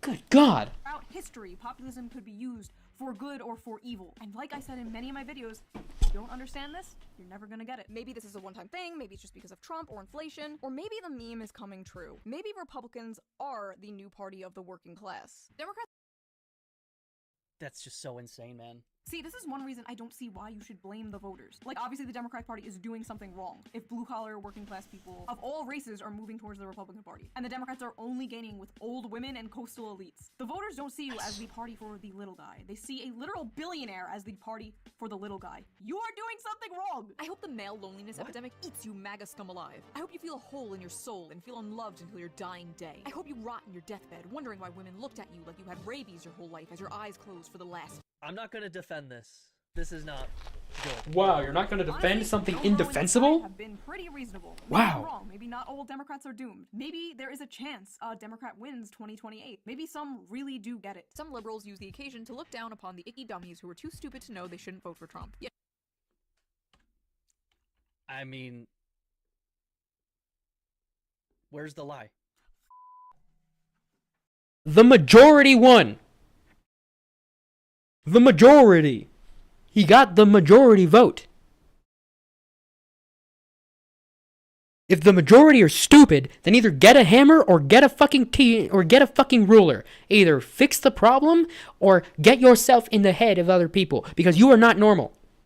If the majority of the people are that dumb, then you either need to dumbify yourself or you need to help smarten some people up. Okay? What the fuck are you doing? This is pathetic. You cannot believe that all of these people are just icky dummies. Okay? Where's the joke? Where's the falsehood? Go fuck yourself. That's where. It's right up your ass where you shoved your good sense. So that was that video. That is all I can take. Ladies and gentlemen, they are not sending their best. Despite it all, it was fun doing a reaction video to people's reaction of me. But that is enough of my— And it was fun reacting to you, reacting to people reacting to you. It was very fun. Very fun. I also got really heated, and I hope that didn't offend you. But, like, oh my god. I don't think it would. But, like, I hope I didn't, like, make you do a whoa. Because I'm pretty sure I could see that happening. But, yeah, this was... Overall, it was content. It was content. It's going to go up on my channel eventually. It was content. it was a thing that did exist. Yeah. Do you think Democrats will learn their lesson? Do you think a pendulum swing is going to happen in 2028? If you like this video, please consider donating to me No, on Patreon. probably Link not. Down below. Or if you want to give And a little no. one-time donation, there's like a little tip jar somewhere here. It really helps the channel Also a lot, not and that. I appreciate it so much. Thanks for And the I'll offer, see you though. guys with a new video soon.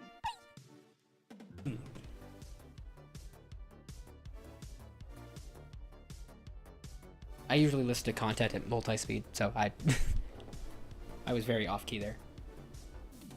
It also means Trump has once again been inaugurated. Inaugurated? Jesus Christ. I don't know what we're watching, but like, Hello, it's not everyone, what I and wanted to welcome watch. back Hold to on. the Shoe Stop it. Stop. Fucking YouTube, damn it. Stop it. Well, yeah, that was that video. I hope that I didn't destroy everybody's eardrums with my mic too badly. I hope that I did it well enough that it stuck to your brain, because I'm probably going to repeat it later. Let's be perfectly honest. I'm going to cover a whole bunch of shit. Like, I react, and that is it. I react. I don't react to this, I don't react to that. I react. If I can make it a video, I react. So, this was lovely. This was quite the video. I think it was a very successful first romp on a Shoe1Head video. Emotions were high. And hopefully the views were too, baby. Let's go. Hit that subscribe. Hit that like button. They're probably in the other direction because I'm just that kind of stupid. Let's fucking go. And you fucking go. Oh, wait, now. The video's done. Video's over. Bye-bye. See you later. Alligator. After a while, crocodile. All those other fucking bullshit things. You'll see me in the next one, okay? Fuck off. Fuck off. Bye. I am so bad at this. I am so terrible at this. Dear God. Okay. Well, that was something. Good God, I think I need to take some headache medication. Maybe lay it down. Okay, I'm not at that point yet. But I do have a whole bunch of notifications on my phone that I was ignoring. I kept looking down at it going, oh my God, why do they just keep coming? Some of those are messages. I need to read those. So, I'm going to put you on Be Right Back for a minute. And I'm going to go pace around for a while and probably take some medication. I'll be right back.